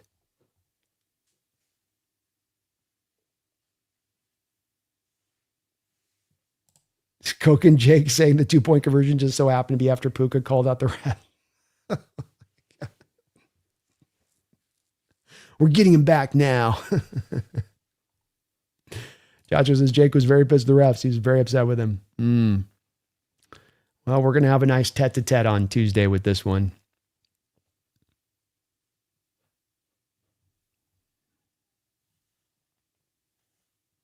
Team Bomber, Derek Hall, and Boye Mafe combining for 2 sacks is telling. Brutal, man. Neither guy's come forward. Just the bottom line of it. Derek Hall's, I think, come forward a little bit in his run defense this year, but as pass rushers, and as you'd think would happen with guys getting more time to work on their pass rush moves and getting more refined, hasn't been the case. And I think when it comes to the edge, there is going to be more work to be done there as we move into the offseason.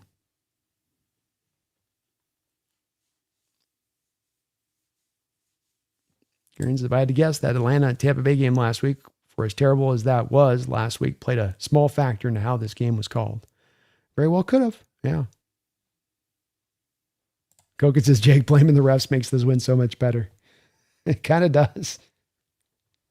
Josh says, the good news is the Rams are blaming the refs. They won't correct their problems because they can't identify them. That's part of what I would say to this is if you're going with the refs and not looking at what the problems were really in this game, you ain't going to get them fixed.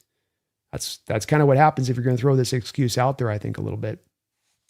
King says, Uchenna only having 0.5 sacks in the last 7 games, also brutal. Yeah. Started out kind of hot, coming back off that injury, and it's all quieted down across the board. Our D-Lock can still be good next year, but on a much lesser snap count. Agreed. I think you're going to continue to kind of control that as you go into next year with him. It's kind of all the more reason we come back around to getting a dynamic, truly dynamic edge out there would be so very big. King says, and Lawrence has got 1 sack in the last 6. Edge group hasn't been as productive as you'd like the last 6 games. Nope. And we can see this is a big reason why they were so hot to trot on Crosby at the deadline. Chacho, you're staying respectful. I get your stand, and I know you may go back and forth, and you got to understand too, Chacho, with a win like this, one of the most epic wins in our Hawk history, if you come into a Ram fan going, you know, officials, you're gonna meet with a little bit of pushback on this, but I think you're being respectful, and I do appreciate that.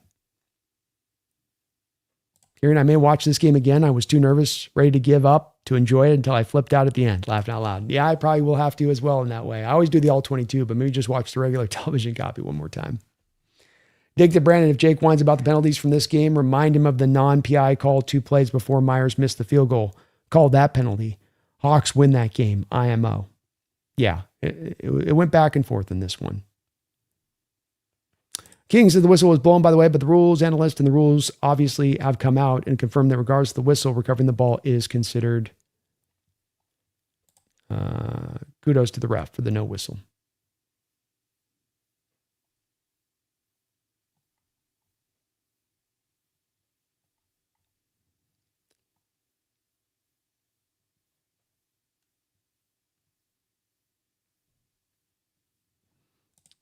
Even the extremely obvious DPI, defensive pass interference on JSN, was called so late, man. Yeah, took forever for that flag to come out. Gary said, if you watched the broadcast, they said that. I hate most of the things they say and all the drama they pull out of the ether, but they literally said that on the coverage specifically. Interesting. Kings of this game nationally is Sam Darnold slayed his ghost and the Seahawks mounting an improbable comeback. That's it for me, man. That's where it's at. Brandon Jansen's full rewatch. Let's go. Full rewatch. Cameron, for the 2-point conversion, the whistle was blown, but there was a specific rule in the playbook that allows plays like that to be overturned even if the whistle is blown. Someone's got to check that, though. Sounds like they double-checked during the telecast on this to verify it. That's cool. Koken, thank you for the $2 donation, Koken. Jake crying refs, typical Cali lib. Go Hawks, baby. Well, he's a New York guy. He's technically more New York. I guess it'd be Newark on the left side. But yeah, I hope they do, man. If they want to lay in this lane, they're not going to fix what went wrong in this game at the end of it. What was the contributing factor? Chacho's he's owning it here. He goes, yeah, the Rams did blow it. I appreciate that, man. I appreciate you coming from that place, man. And I'm going to kind of convince you on my side of it with this, but again, it's as much of I don't think that the Rams are best served on this one coming out of it saying officials, as more as they could come out of this saying, hey, we had every opportunity to put this team away at home. We didn't do it. We get this team back again around and we need to put the killer instinct on them when we have that chance. Quite frankly, I think that was a little bit Chacho of the first game too. Why were we able to throw 4 interceptions yet come back in that game and have it come down to a field goal attempt? Because you didn't put us away. And so I think that this is also a commonality that we see between the two games, played out here between your Rams and my Hawks as well.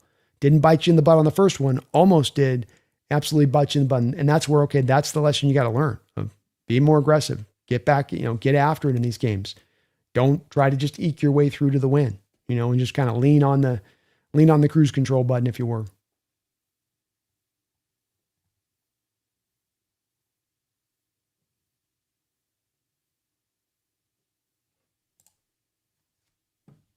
Daniel says there were more national comments about the refs helping the Rams against the Lions and not hearing anything about the refs helping the Hawks. There we go. You know what I mean? And sorry if I mispronounced your name there, Chacho. Definitely lay the stream. And sometimes these names now run together with the username, so it's not always easy to kind of pick out.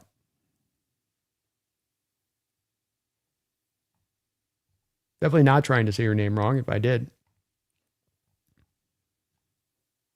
Dick to Brandon, House of Paul or Allen's house for a Lumen Field name? Sure hope Jody Allen doesn't sell the team to some jerk from Oklahoma. No, she won't. She's proven out plenty of times over here since she's taken over that she's going to carry on this lineage and carry it on right. And I'd take House of Paul. I like that. Or says, or the love pick that was called back by the softest illegal contact I've ever seen in a while. Yeah, it was kind of a ticky-tack call there on that one. Love did drop that one on that pick too. But yeah, that was one where you went, really? Good pull there, 3 hour. Eagles are super beatable this year.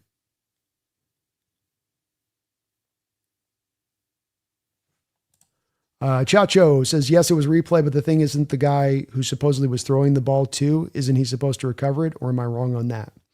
No, when it gets thrown behind the line of scrimmage, Chacho, ball goes behind the line of scrimmage, the ball is then live. So if I throw the ball behind the line of scrimmage and I throw it backwards to the 50-yard line, it just goes rolling back to the 50-yard line. Anybody at that point can recover that ball. We could recover it back at the 45-yard line and try to run it back to the end zone.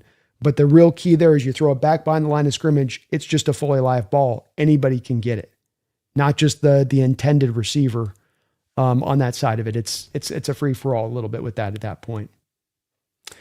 Again, if it does, even the whistle is blown, it does not matter according to the rule book. If a player recovers it, even if the whistle is blown, it counts. There we go.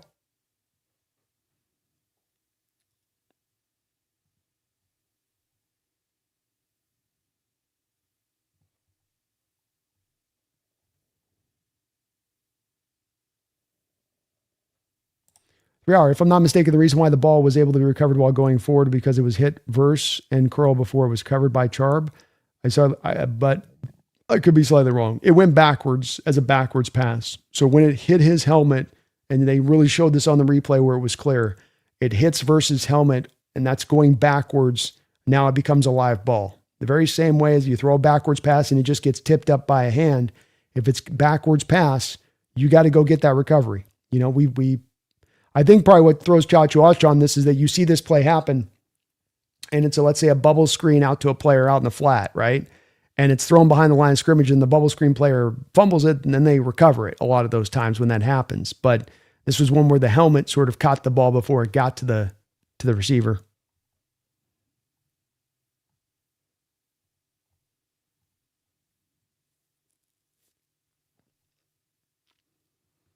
Ryan says, I went to bed listening to the post game and wake up to the same. Brandon, we love you, but go to bed. Man, I'm having too much fun today, man. I got a whole week to chill. I got a whole week to sleep in, man. Whole week. Brandon, it's kind of a left-handed compliment that the Rams fans are here challenging you. Your passion for the Hawks and your analytical skills rock. I still got to watch the Syndicate show. Wow. We had a great show the other night, man. We were cooking out there. I feel like addicted and I have a great time with those boys.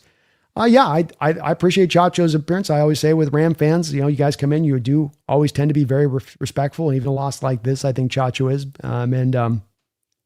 I agree. I appreciate them coming in, man.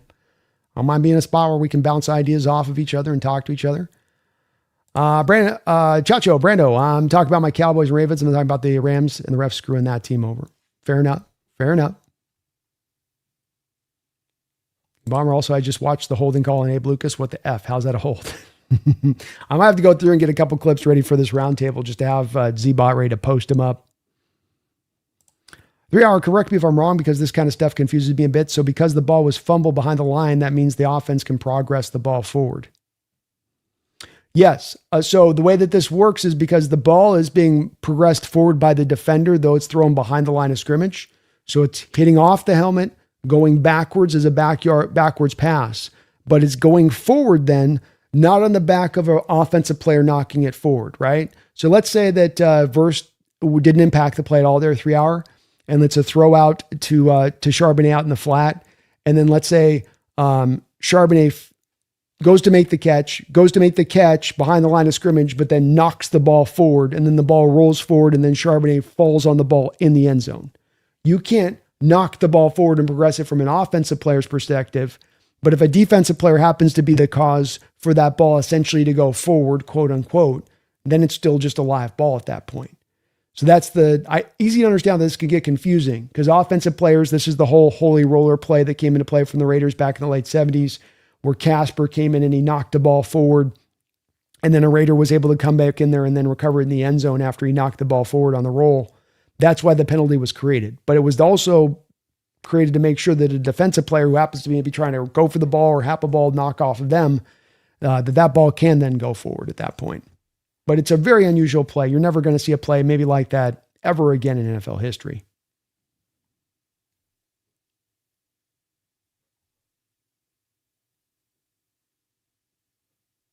Three Hours says, take that cup fumble, for example. JSM was able to jump on that ball in the end zone. That wouldn't have been a touchdown, right?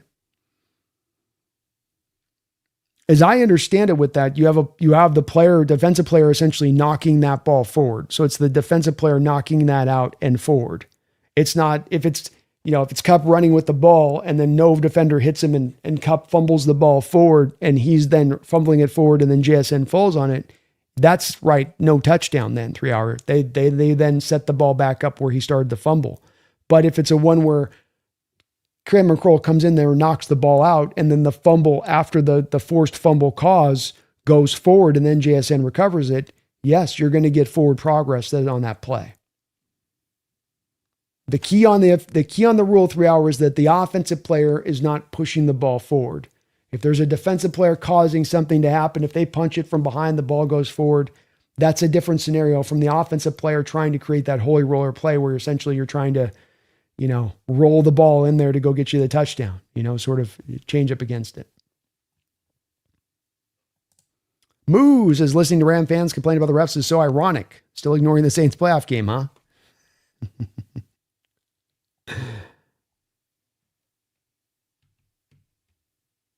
And the lemma, the refs screwed my team so much. 4 days after the refs giving you a phantom touchdown.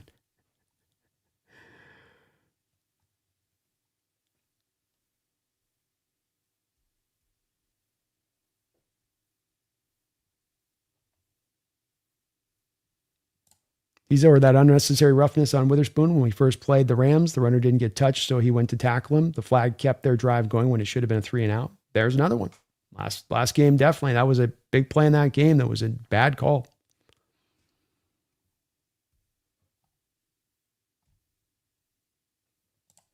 And Chacho says, and I'm happy for the team. I can complain about the rest if I want to, and you can't tell me what to do. You're free to complain about it, man. We're definitely going to give you some pushback on that, but, definitely free to complain.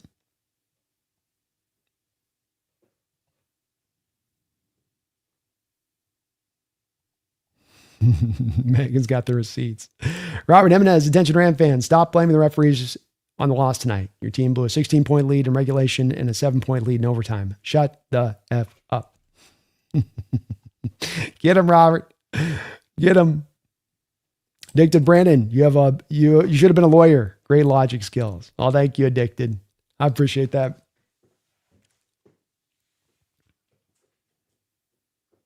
Red Zone's going to be awesome this week. Feed me. Just sitting back there, hands behind your head, sipping on a little bit of iced tea, just enjoying the action, just watching it and enjoying it, just drinking it in. You know what I mean? Kieran says, I admit the rules in the NFL are way too gray area to be officiated clearly in every circumstance. That's it for me too. That's where it's a little bit of, I understand being hard on these officials, but this NFL has made their job intensely hard. The rules are convoluted. They're heavily detail driven to the nth degree. You make it really rough on these guys. You do. They got a harder job than any referee or umper in any sport. He says, so GSN could have advanced the ball regardless of where he recovered it. If he did on that cup fumble, I stand corrected. Yes, as long as the determination would have been, and this is the part I can't see the replay in my head quite clearly, King Bomber, if it was that the ball was knocked out. So let's say King Curl knocks the ball out, but Cup still has it, and then Cup bobbles in forward. Officials might rule that as being he caused that to go forward. But if it's simply that he gets jackknifed and then the ball rolls forward, then you can recover it at that point.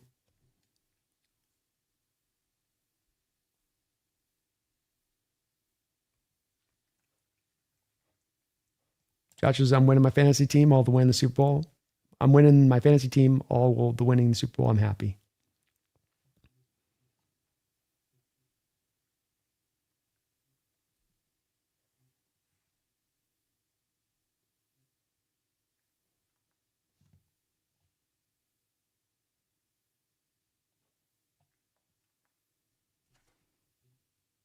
And it's so confusing, King Bomber. Brandon Jenna, the look on Stafford's face after he took that shot, grabbing his chest, was so painful looking. It was quite aesthetically close to that of an old man having a heart attack. He got hit hard, man, and that guy's as tough as they come. Had his arm hurt at one point in this game, and he came right back out there, and he didn't seem fazed by the next series. And he wouldn't have surprised me if he was like, well, he just got a rib broken. But you could tell me a guy like Stafford got his rib broken and still went out there and was slinging it. Extremely confusing for no reason. It is, man. Unduly convoluted is what I like to say. 3 hours is what are the chances Puka swoops in and steals Offensive Player of the Year from GSN? They play the Falcons and the Cards next. Having a great year. It's possible. 225 yards today with 2 tutties. So maybe it comes down to the line between those two battling it out. Duking it out. King Bomber, in our case, the ball was was a backwards pass, so it was a fumble, but the defender touches the ball in advance of the ball, so Charbonnet recovers in the end zone and is successful. Exactly. I think Terrell will be fine, but man, he might go off versus the Cards. He might. Diggs brain on point. Cup doesn't fumble. Who knows what the halftime score is? Here we go. Chachos is on Jake's Discord. We all complain about refs, the play calling, complain about everything. That's fair enough. It's part of being a fan too there, Chacho. I get it. I totally get it.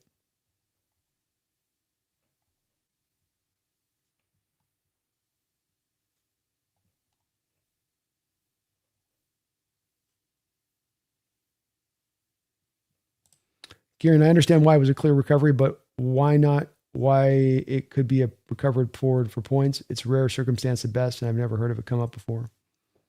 Yeah, it doesn't happen very much. A lot of times you get the fumble forward by the player itself, and then that's where they'll spree spot the ball.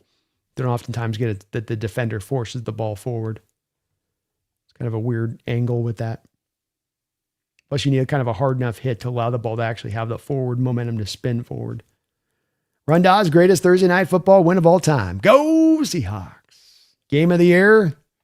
Maybe one of the games of the decade.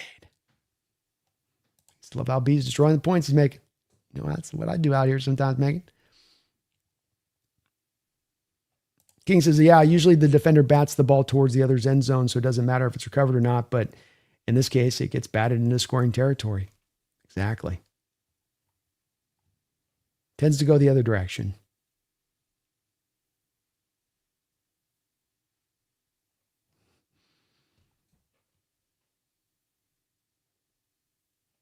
He said, every time I watch that 2-point conversion, I get a shot of adrenaline. Me too, man. I'm going to look forward to watching this one.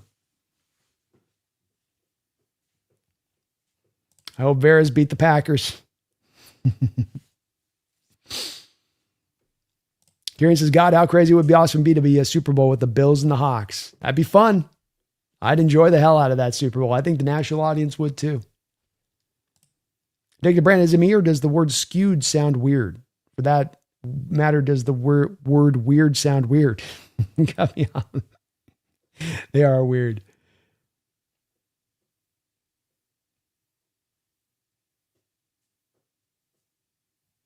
The Bomber, there's a Niner fan who reacts to NFL games I've come across. Hilarious, by the way, and I'm checking his view counts on his vids. All of Seahawks reaction vids are between 15 to 25,000 views, and the Niner ones are barely passing 5K.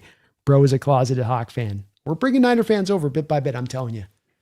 I'm telling you, man. I'm going to have Jesse over here eventually yet. Maybe he said, I love how Jesse wanted us to win so badly, but only treated good things about the Rams and not the Hawks, but only said good things about the Hawks and haven't tweeted since the end of the game. It was a begrudgingly one. He didn't want to have to be in favor of us.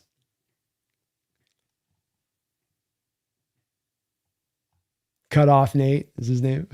I'll have to check him out.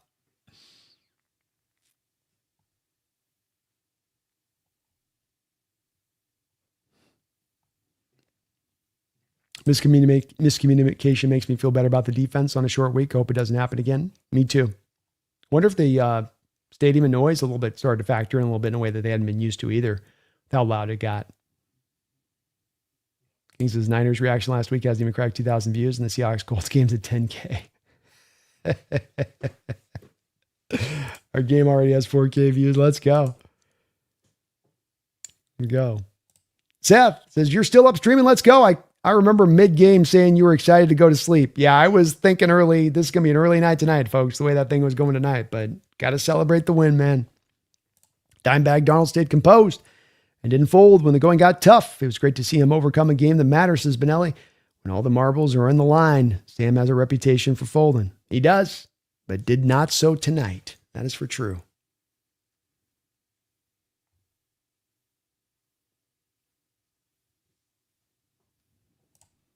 Jesus has just saw an edit of Sam Darnold with Morgan Wallen playing and hand to shed a tear. The growth and fight he's shown is unreal. The man wants it, and he's worked his ass off to get here. It's why I root for him. The fact that there's so many that are kind of quasi against him in their outlook of him and that they've tossed him into that trash and said he's nothing. And the fact that he's not wilted from that he said, I'm going to show you guys. I'm going to keep working at this. I'm going to keep banging away, and I'm going to break through. That's the kind of player that I root for. That's the kind of player that I hope for success. He's a great leader. He takes it on the chin when he doesn't do right. Takes it on the chin when it's not always his fault. There's a lot there with Sam Darnold to feel great about and him being the quarterback. It ain't perfect, but it's enough. It's enough. Is dime bag Darnold actually a compliment? Yeah. First of the dimes he can throw. Jason says, the way this turned out, only the final play mattered. If the Rams stop it, they win. If not, the Hawks win. And they didn't do nothing really to argue. There we go, man. The Warhammer, Jay crashed out after the game. The Cope is delicious. Let's go. Nick said, Brandon, don't go blow for blow. Sorry, I couldn't resist. Benelli is amazing to witness. I have to go to work, North Slope, petroleum fields in Alaska for the next 75 days. Morale will be up on this one. Let's go, Benelli. Hopefully that's a little bit easier work because that sounds like a tough job. A little bit easier work, hopefully. Girian says a curse on his pee-pee if he doesn't wear what you tell him to wear at this point, B. Playlist Trav, a legendary game, man. Legendary game. Bears looking good, Space. They're dangerous. JSN, so speaking of the game at Lambeau, your live reaction of that game popped up in my recommended and saw your live cut off towards the end. Still can't believe Jimmy G got that first. Ah, yes. Ah, yes. I remember that game. Goodness, that was a rough one watching Jimmy G cut us up a little bit there. Did he get the win, but that took a great Gino performance to get it done.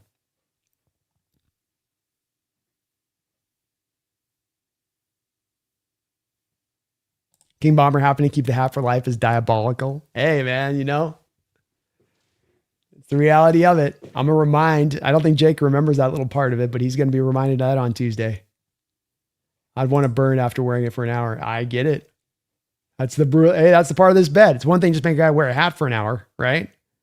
But make him actually have to keep it in tow, the rival, throughout the rest of his life. That's cold. That's cold-blooded.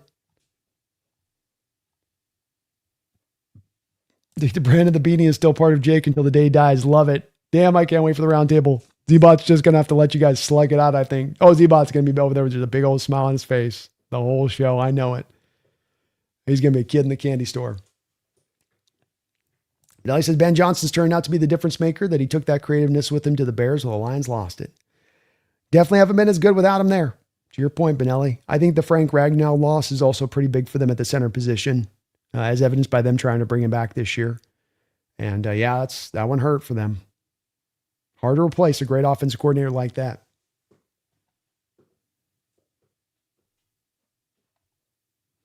Just saying, Puka going on Aiden Ross live stream bashing the refs. Rams had it coming for them. I would definitely ill-advised there by Puka. A little ill-advised. Samuel Swanson, thank you for the $5 donation, Samuel. I really appreciate that. One hell of a game. McVay whining after the game about the 2-point call, yet the Rams got a touchdown when Parkinson was tackled at the 2-yard line. Yeah, interesting of a point to pinpoint in a game like this where there are so many points scored, in a game like this where there are so many kind of game-changing plays, to kind of glom onto one play like that, and one play like that which was correctly called after having a chance to be reviewed, is kind of a strange look for McVay. And I don't quite get it. I also just don't think that that the Rams are somehow, I don't know. It's weird conceptually on this one, kind of this game, where I just felt like, look, they let the players play. The officiating went back and forth. I can find plenty of plays for the Hawks that didn't get called. But at the end of the line, I think that it all evened out, that there is that regression to the mean when it comes to a call going against you or going in favor of you. You get it going in favor of your game. You're going to get, if the officials are calling it straight up, it's going to even out over the course of the game. And I thought that did even out over the course of this game, Samuel. Is what is with that, on that. So strange look for McVay to get onto that and get caught up into that part of it. But thank you, Samuel. Appreciate the $5 donation. Yes, Jason said, I think a lot of Hawk fans shut off this game at some point. I'm guilty of it twice. Laughed my house off. I get it, man. It was a tough watch. Josh says 49ers happy because Seahawks beat the Rams, but remember, it's mutual. Niners also beat the Rams in OT. We're doing the Lord's good work for each other, Joss. Allowing this to come down to you and us, as it should be, right? As it started, as we began, as we shall finish. So we helped each other out on that one. Good point.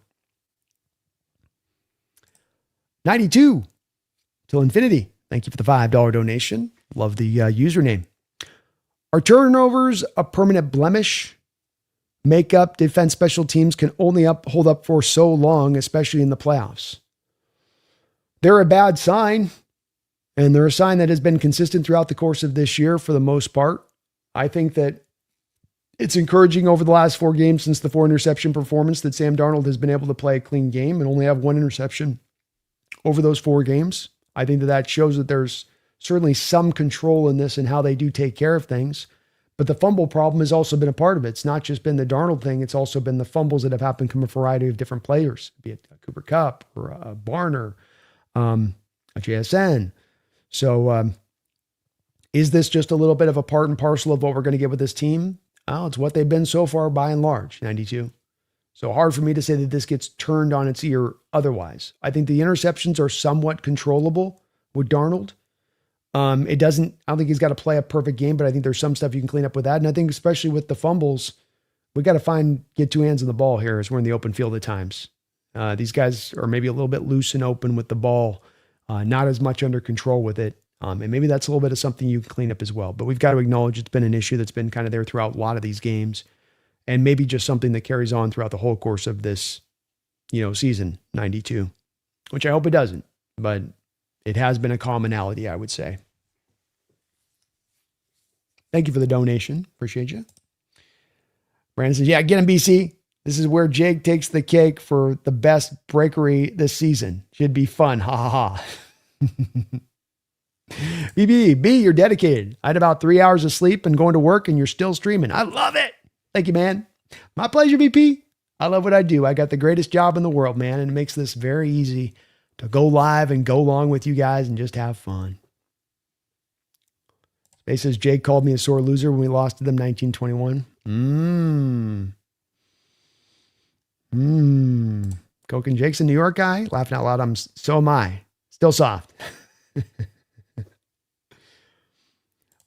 Just is all good, Brando. You been say it right. I don't like it. Add in my name. Oh, well, I appreciate you understanding. Again, not trying to mispronounce on purpose. Jacho, I appreciate the discussion as well. Appreciate you hopping in the channel. As a Ram fan, man.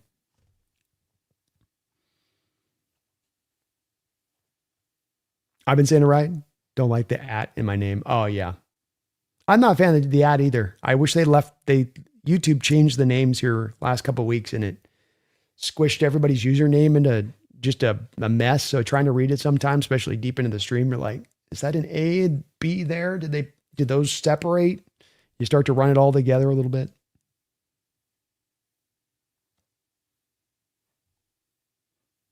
Joe says, God, I love this team. We're winning. Let's go, man. Tyra says, did McVay at one time have a 45-0 record in games where he was winning at halftime? How many has he lost now? Like 3? I think this was actually his second. I want to say. Duff says, just went back to watch your reaction to Darnold's second pick. You said it wasn't going to be a long post game. I know, I lied. I'm a dirty liar sometimes, Duff. I say things in the emotion of the moment I don't mean. Joshua said, thank you, Brandon, for clearing it up with me. Yeah, I didn't know the WRD passes. He was trying to have to grab the ball, but since she explained it to me, thank you. Yeah, man, my pleasure. And it's confusing. It's not a clear play on that. And how many times do we ever get to really see a play like that? You know? So I think if there's a play that would be drawing honest and understandable confusion, that certainly would be the play to do it. Team Bomber, apparently there's another interesting thing about this rule. If anyone fumbles the ball, can't be advanced past the line of scrimmage, but because it's a backwards pass and not a fumble, it can be advanced. There we go. We're learning the rules tonight, folks. We're getting up on this bit by bit. We're getting the clarity here. Yeah, it says throwing it backwards to nobody is a fumble. That is why the ball's live. Yep, there we go. Joe McVay had 45 consecutive halftime wins at one time. Halftime had wins as he had the lead at halftime. Niners snapped that. That was this year. I think they snapped that. BB says to say that was an amazing win is underselling. That game was just up and down, a crazy ass game. Oh, it's game of the year. It's going to be a game of the decade candidate when we get down to 2030 and looking back at this decade. This is as classic as you get. And not just a classic game that was played out that was awesome and just had so many of those twists and turns that you touched upon, but it was happening between maybe the two best teams in the entire NFL this year too. Oh yeah, that as well. Crazy game, man. Wild game. And how can I not go as long as we've gone today on a game like this with so much to unpack and talk about as it wraps up in that manner as it has? King says, I wish the roundtable was in attendance for this game. Would have been one hell of a game. Oh boy, can you imagine the post-game discussion going back and forth? Me and Jake might have come to blows. He said, that's why I admire Kyle Shanahan. When he has the opportunity to put a team away, he does it. Especially when he plays the Hawks, we have a chance. But he always finds a way to squander our hopes. Shanahan's good about putting teams away for the most part, though he does have a little bit of a reputation in the playoffs for being a guy that can not quite put those teams away with that lead too, right? So even he's got a little bit of that flavor as well.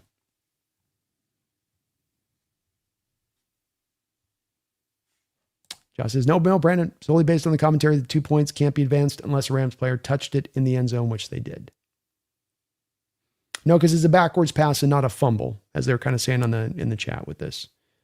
If it's a forward progress deal, then that's one thing. But if it's a backwards pass, progress then by the defender off the helmet there, then live good to go. UFO, just watched your reaction to the OT conversion and win. Great TV. And Sam D is a badass. He's a Jedi now. That's right. A Jedi Lord. A Jedi Lord, I say. Well, thank you, UFO. Feeling good, man.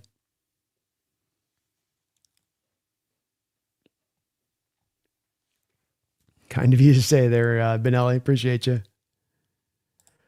Chacho, Brando, sorry to say, bro. I hate overtime rules. I get it. They want to make it fair, but I used to love it the old way. The first team that scored, touchdown, game over.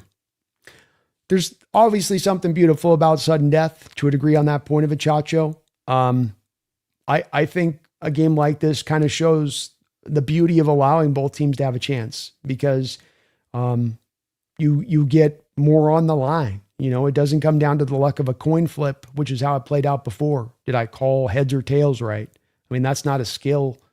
That's completely random at that point.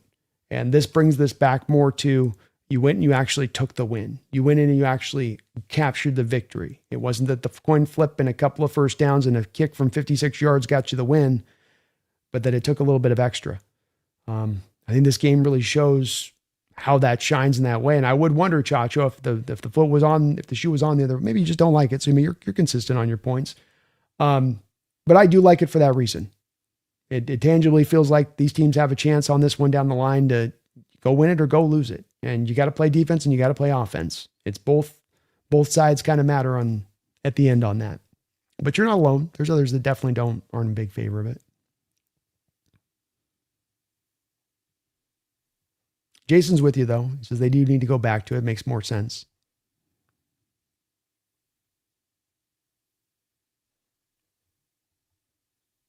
You're not alone there.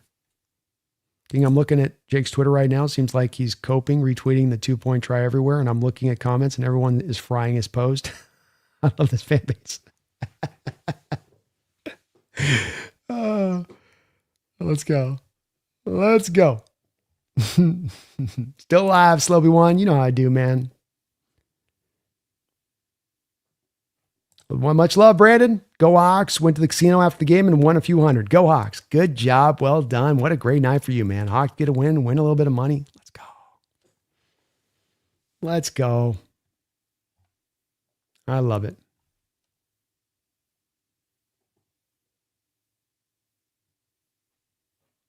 Brandon, you mentioned bringing Jesse over to the B&B show and the BNG show would be great. Two great videos every week. Indeed. We're trying to get to really the round table to the 2 shows a week as much as ever. It's kind of hard when you got the 3 guys on with those kind of preview games. It's like I've tried to do a couple of the behind enemy line sessions addicted when you have 2 guys from one thing and it's like, it ends up being a little bit too many on that. Brandon versus getting kind of the singular voices. But we'll be chopping it up with Jesse in a couple weeks on Behind Enemy Lines.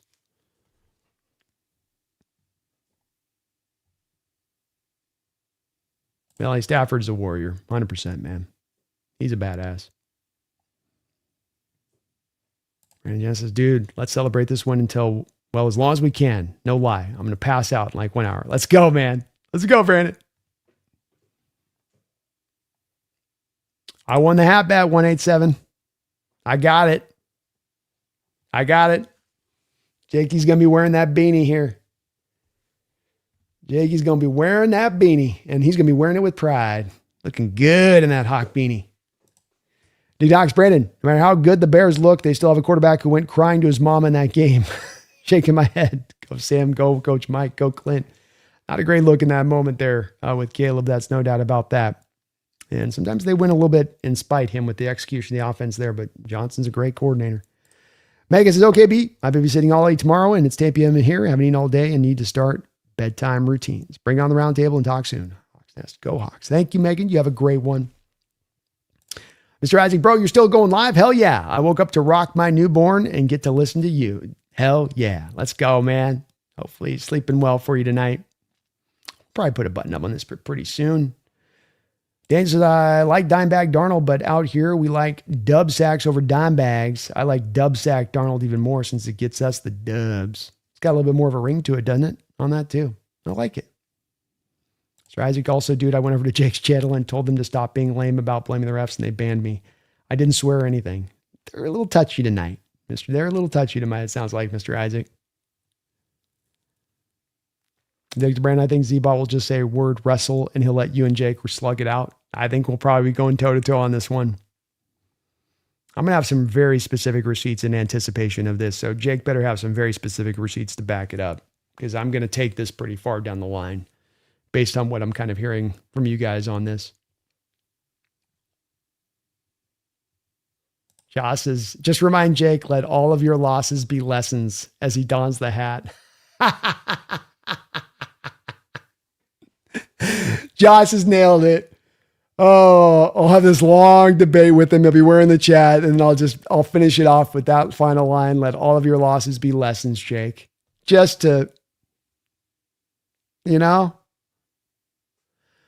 haven't had a chance to watch Jake's meltdown quite yet, Mr. Isaac. It's been, we've just been rolling live here all the way through. Samuel Swanson with another $5 donation. Thank you for that, Samuel. Very kind of you, man. I'm sure everyone's in the 1 million square foot factory.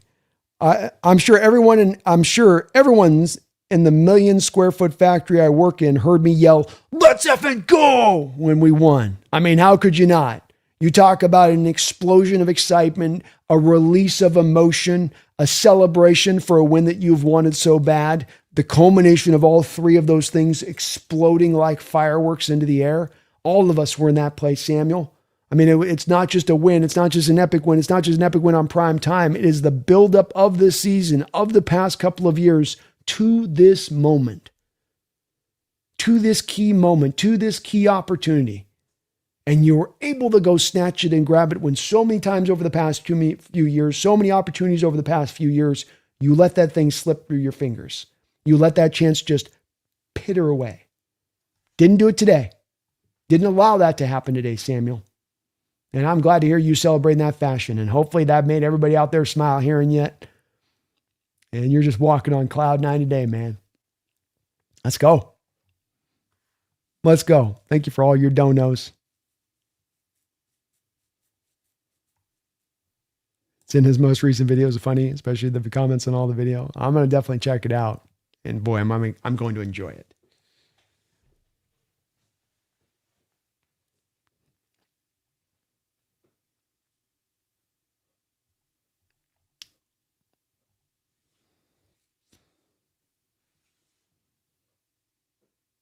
Joe says, felt like I helped the decimal point sound. You guys had it as loud as it's probably been there in recent years, Joe. You guys knew what was at stake in this game, and I felt like the fans brought it, and they needed to bring in this game. Probably needed every tick of that decibel was needed in this game. Every tick. 1 point win, as close as you could get down the line. And you guys gave it to them. Dick to Brandon, does Woolen misplay the pass to the Niners tight end in the upcoming game, or does he catch it? Seriously, re-sign Woolen. Job's been good, but kind of got exposed today a little at least. A little bit. I mean, it just as much as they were able to really hyper-target him with Puka. Anybody else that wasn't Puka that he was guarding, he was pretty good on.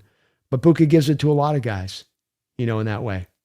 So I don't know if either of the two guys is really the long-term answer there. I certainly am caught up on the part where you're going to need to get somebody legitimate there because teams are going to shy away from Witherspoon and Eamon. But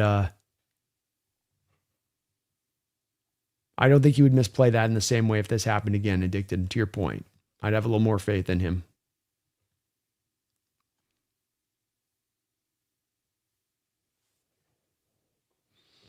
Talking about this stuff only happens against the Rams, live my house. You know what else happens against the Rams? Refs calling BS ass penalties that lose the Seahawks the game many times over. Or in the case of this play right here, King Bomber, not calling a PI to end the game. As blatant a PI as you're going to get. No shot better encapsulates it than this play right here. Right here. All righty.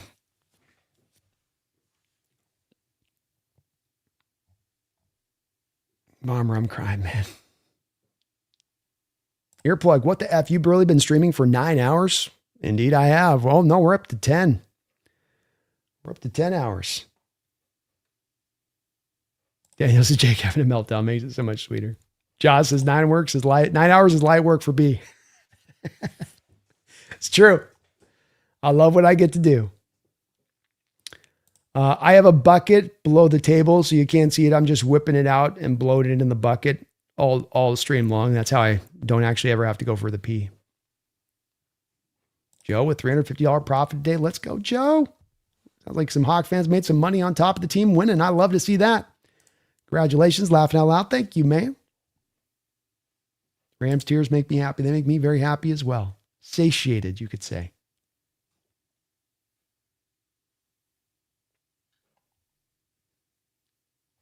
King Bomber brings up a good point. We literally won the toss, buddy. We would have just gotten the ball first, and then we would have gotten the ball back with an extra 3 minutes if we went by your rules.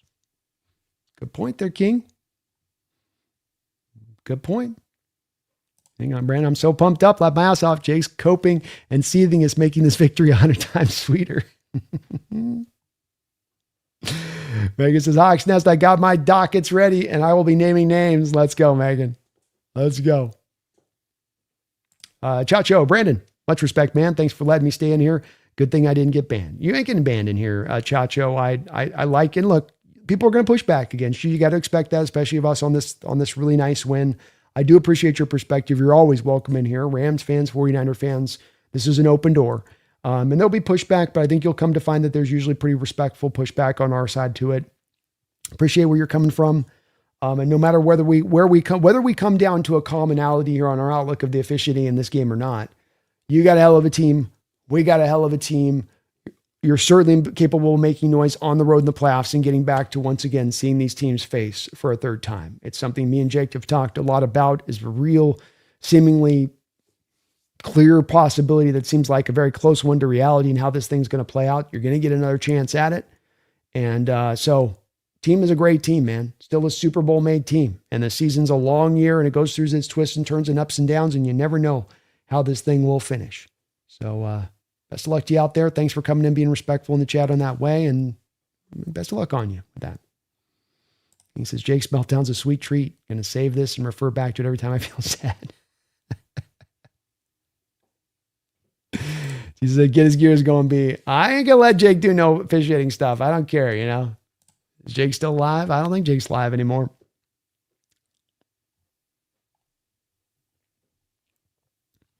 Retired, young, and traveling. Brando, just checking in from Philippines. I thought of you when Shaheed scored. You mentioned to Jake that it could come down to special teams, and it did. Can't wait for the roundtable. Special teams matters. And special teams matters when you have the number one special teams unit in all of football, as the Seahawks do. It will factor in, and it will factor in game by game. And it's been done so by purposeful nature, that this, you've constructed it to be this. And it's paying off in a major way for them because of it. NG World says, I could hear the screaming from the stadium at my apartment on C. Let's go.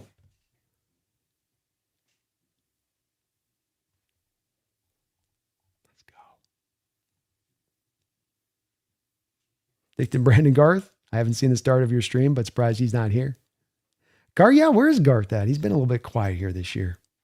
He pops into the round table every once in a while. So one, Jake and Crowley wants about the refs. Didn't the Rams win the division off an F-ass interception last season against K1? Yes. Same kind of interception they ruled incomplete in overtime today? Exactly. Exactly.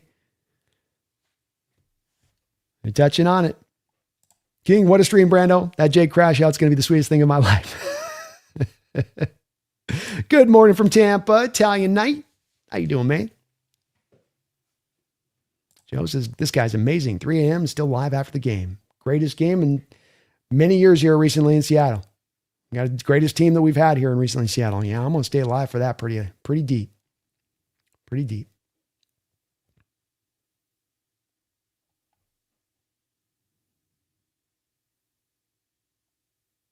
Randy says, wait. So we're at 10 hours now? Well, from my understanding, that's 3 shy of the record. Let's beat the record tonight, meaning up till 9 p.m. Yeah, nah. I'll be out by then. Yeah, I won't quite make that, but we'll push a little bit here. We'll roll this one through a little bit. And we're kind of getting close to the end here, so, you know. Yeah, Space, I could totally see the Rams end up playing them again. Certainly a possibility. This Rams team ain't going away. It's good. It's a good football team. It's going to take all we can to beat them again, even at home again on that, so. Benelli, I hope the Bucs put 70 of the Rams in the playoffs and we never see them again.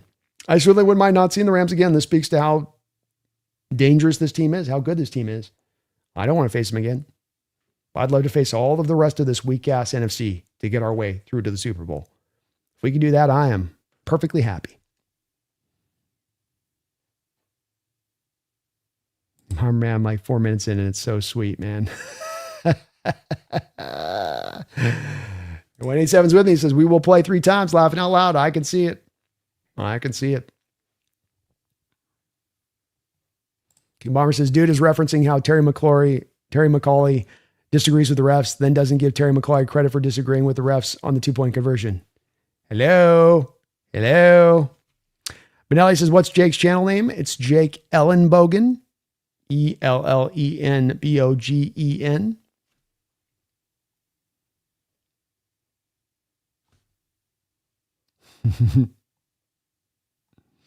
Joe says, greatest game since 2014 versus the Niners NFC Championship game. Maybe so there, Joe. I think the Packer game's another one in 15 with that 5 interceptions of Russ, and it's a little bit shades of that to me. Remember that as the overtime game, and you won that on the throw at the end there, and how improbable that one was. But this one sits up in the annals. It sits up in the annals of all-time Seahawks games. He says, Oxnest, don't forget to credit Simon for the Lambs or Silence of the Lambs. Big credit to him. I'm using that one, I think, tonight for the wrap-up video if I can get it done tonight. I'm going to be running on fumes trying to put that video together, and I might be just mush-mouthed.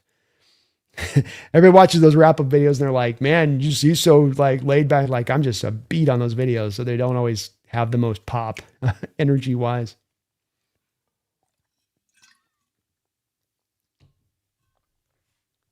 King Bomber, Brandon, you're going to have a field day on the opening, man. Trust me. I'm going to build this up very properly and I'm going to have some receipts ready for Jake on this. He better go back and really watch the tape before he decides to go into this realm. I understand he's emotional just after the game, but I'm going to have more than enough plays to go back off my back hip to say, what about this? Well, what about that one? Well, okay, what about this, right? We'll see. Maybe a day or two of him having a time to sit on and think about it. We'll find him maybe shifting into a little bit of a different direction. Somebody once says, I got 3 minutes in and I had to shut off. Oh, goodness. Oh, goodness.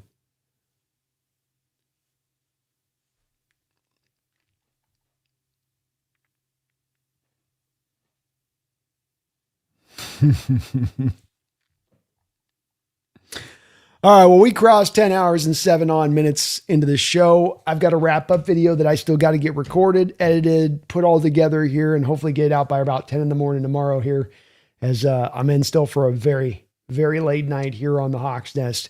If you guys can do me this favor today, hit that like button for me. It helps out the channel tremendously. I really appreciate it. It helps me show up out there for people that are looking for breakdowns of this game, and it has a big effect when you guys do it. Shout out as well to the sponsor of this channel. Sponsor of the show, of course, is going to be Sleeper. Sleeper is the #1 sports app running the game today. They are the best one out there. So many different options, so many different picks to go from with them. And they're sponsoring the show, sponsoring throughout the course of this year. Use the code 100% match up to my code NEST, N-E-S-T. That will give you $100 in your account, up to $100 on your first deposit. And then there is a but wait, there is more. As you can get a $20 freebie entry, no deposit needed. They put $20 in your account for just creating a login. You can see my picks today. I actually didn't do too bad, just couldn't quite bring it home on a couple of these picks, as you see here. We didn't quite get Charbonnet up to 35 and a half yards rushing. Charbonnet was at 32 yards rushing, so I missed that by 3. And then Shaheed, without a catch in this game, had an impactful game, but did not and was not able to quite get over the hump there. You can see also with the Myers field goal attempts. I don't think Myers had but no field goal attempts in this one. So my ticket was a little off in this one. I'm not going to lie, but that don't matter because my Hawks got the win. So it's a beautiful, beautiful bet at that. Please do utilize Sleeper today. Go get yourself some money. Win yourself some money out there. Combo your picks, basketball, football, put them together. Still a weekly fantasy over the last couple of weeks of the NFL season. You think you know sports? Put your knowledge to the test. Terms and conditions do apply. Please see their site for details. But thank you to Sleeper for sponsoring the show. Thank you to you guys for utilizing my code, as you guys have throughout the course of this year. I want to say thank you to everybody out there today, as you guys are very patient with me in these games. I get into my emotions in these games, and nobody really rakes me over the fire here for how sometimes angry and how frustrating I can be in these games, especially without me of little faith and not needing to put that faith in for what team that, if I just held on a little bit more would have showed me their reward me for it. But you guys are rocking with me, and you guys rock with me no matter what. We had something like 270 or something donations and membership chats today from you guys. Just goes to show the amount of insane, crazy, amazing support that you guys put upon me here on this channel. And we had a $500 donation today. So many $20 donations, so many $50 donations. These aren't just small, little bitty bees. It's everything across the board, and it comes from so many different people. And you guys are tremendous in what you allow me to do. I love what I do. I'm getting to do my passion, and I get to have my head pop off the pillow every day and really feel like I'm blessed to be able to do this. I don't have to get up and grind on a job I hate 5 days a week, just looking to the weekend. I get up every day, and every day is a weekend day for me. And it's your guys' support that allows this to happen. The ad revenue would never do it on this YouTube channel. It's your guys' support that allowed me 3 years ago to kick off and do this full time and never look back. Never look back. So on days like this, I'm just reminded of how blessed and how nice it is to be able to do this, but how special a community I have here with you guys and what we built here, and how it's there every time I get to go live. And I hope you guys all know on how much, not just the support, but having you guys at my back in the way that you do is such a hugely motivating factor to want to keep pushing the content out with you guys, to want to keep going live with you guys, to wanting to keep on every step of this journey to make sure we're our lockstep together. So a great night tonight for our Seahawks, a great night for this fandom, a great night for this team. The potential of this season is right there in front of us, all right there for us to go and take. And you've taken and done so much hard work here from a Seahawks standpoint. You got the quality wins on the schedule, the Steelers, the Jaguars, the Texans, the Rams. Significant quality wins on the schedule now. You've got yourself set up for this home field advantage, and we know all of that can carry. You're in pretty good health overall as far as a team. Here we go. Here we go. The plate is put out, the fork, the knife. We got the napkin there. The table's getting the food put on it. Now we just got to dish up the plate. It's going to be fun, fun, fun. The final point of this season. I thank all of you guys for rocking with me today. Space, Joe, appreciate you for that. Space, we've got some great fans and a great community. I didn't have anything to do with this. It's our community that's made this happen. It's you guys owning up every time to being respectful in the chat, to being able to have tough conversations at times as we do here, and not to get too ruffled in that way, and understand that that's how we operate here. It's this community. It is you guys that makes this show go, not me, it's you. And today was another representation of that, I think, in a major way. And it happens every time I get to go live. I thank you guys for all you do here for the stream. Megan, hope you have a great night as well. Much love to you in the 12s. Roundtable is going to be awesome. Chacho, you have yourself a great night. Hopefully guys get off around on this loss and get to the other side of this. And still always remember, you got a hell of a team this year, and everything is still wide open in this wide open NFL. Hell, even the Niners, with you, Josh, even the Niners are in on this one. You know what I mean? Even the Niners. Everyone in the chat is blessed. Thank you for that, Josh. I appreciate you for that. And we will be back. Back very soon. Probably Sunday is going to be about the recovery time on this one for me. Got to get the wrap-up video done still tonight, but we will be back on Sunday. Talk a little bit about this Hawk game, a little bit more, turn over a few of the discussion points that we're going to want to talk about, especially with the NFL action on Sunday having culminated and us getting a little bit more of a better understanding about where everything lie all across the board. I thank you guys for watching today. I thank my Seattle Seahawks for having the resiliency to go out there and not let themselves get battered down, to keep fighting in this game, to trust in the fact if you keep fighting, good things happen. You keep hustling, good things will happen. And a huge, huge shout out to the fans in that stadium today. You brought the old time energy into play. When you operate like that, you can have a tangible effect on the game. And I don't know if whether or not you did so today. It felt like you did. If we can hold on to that down the home stretch, especially getting that first round bye and locked in, what a benefit that will give this team. And the electricity in that building as you get into the playoffs, you will be able to feel it. You will be able to understand, for those of you that are young fans that are just coming into the warm back maybe 10 years ago, you go, oh, wow, it can be this. This can be how this stadium can be. Lock that in and remember that.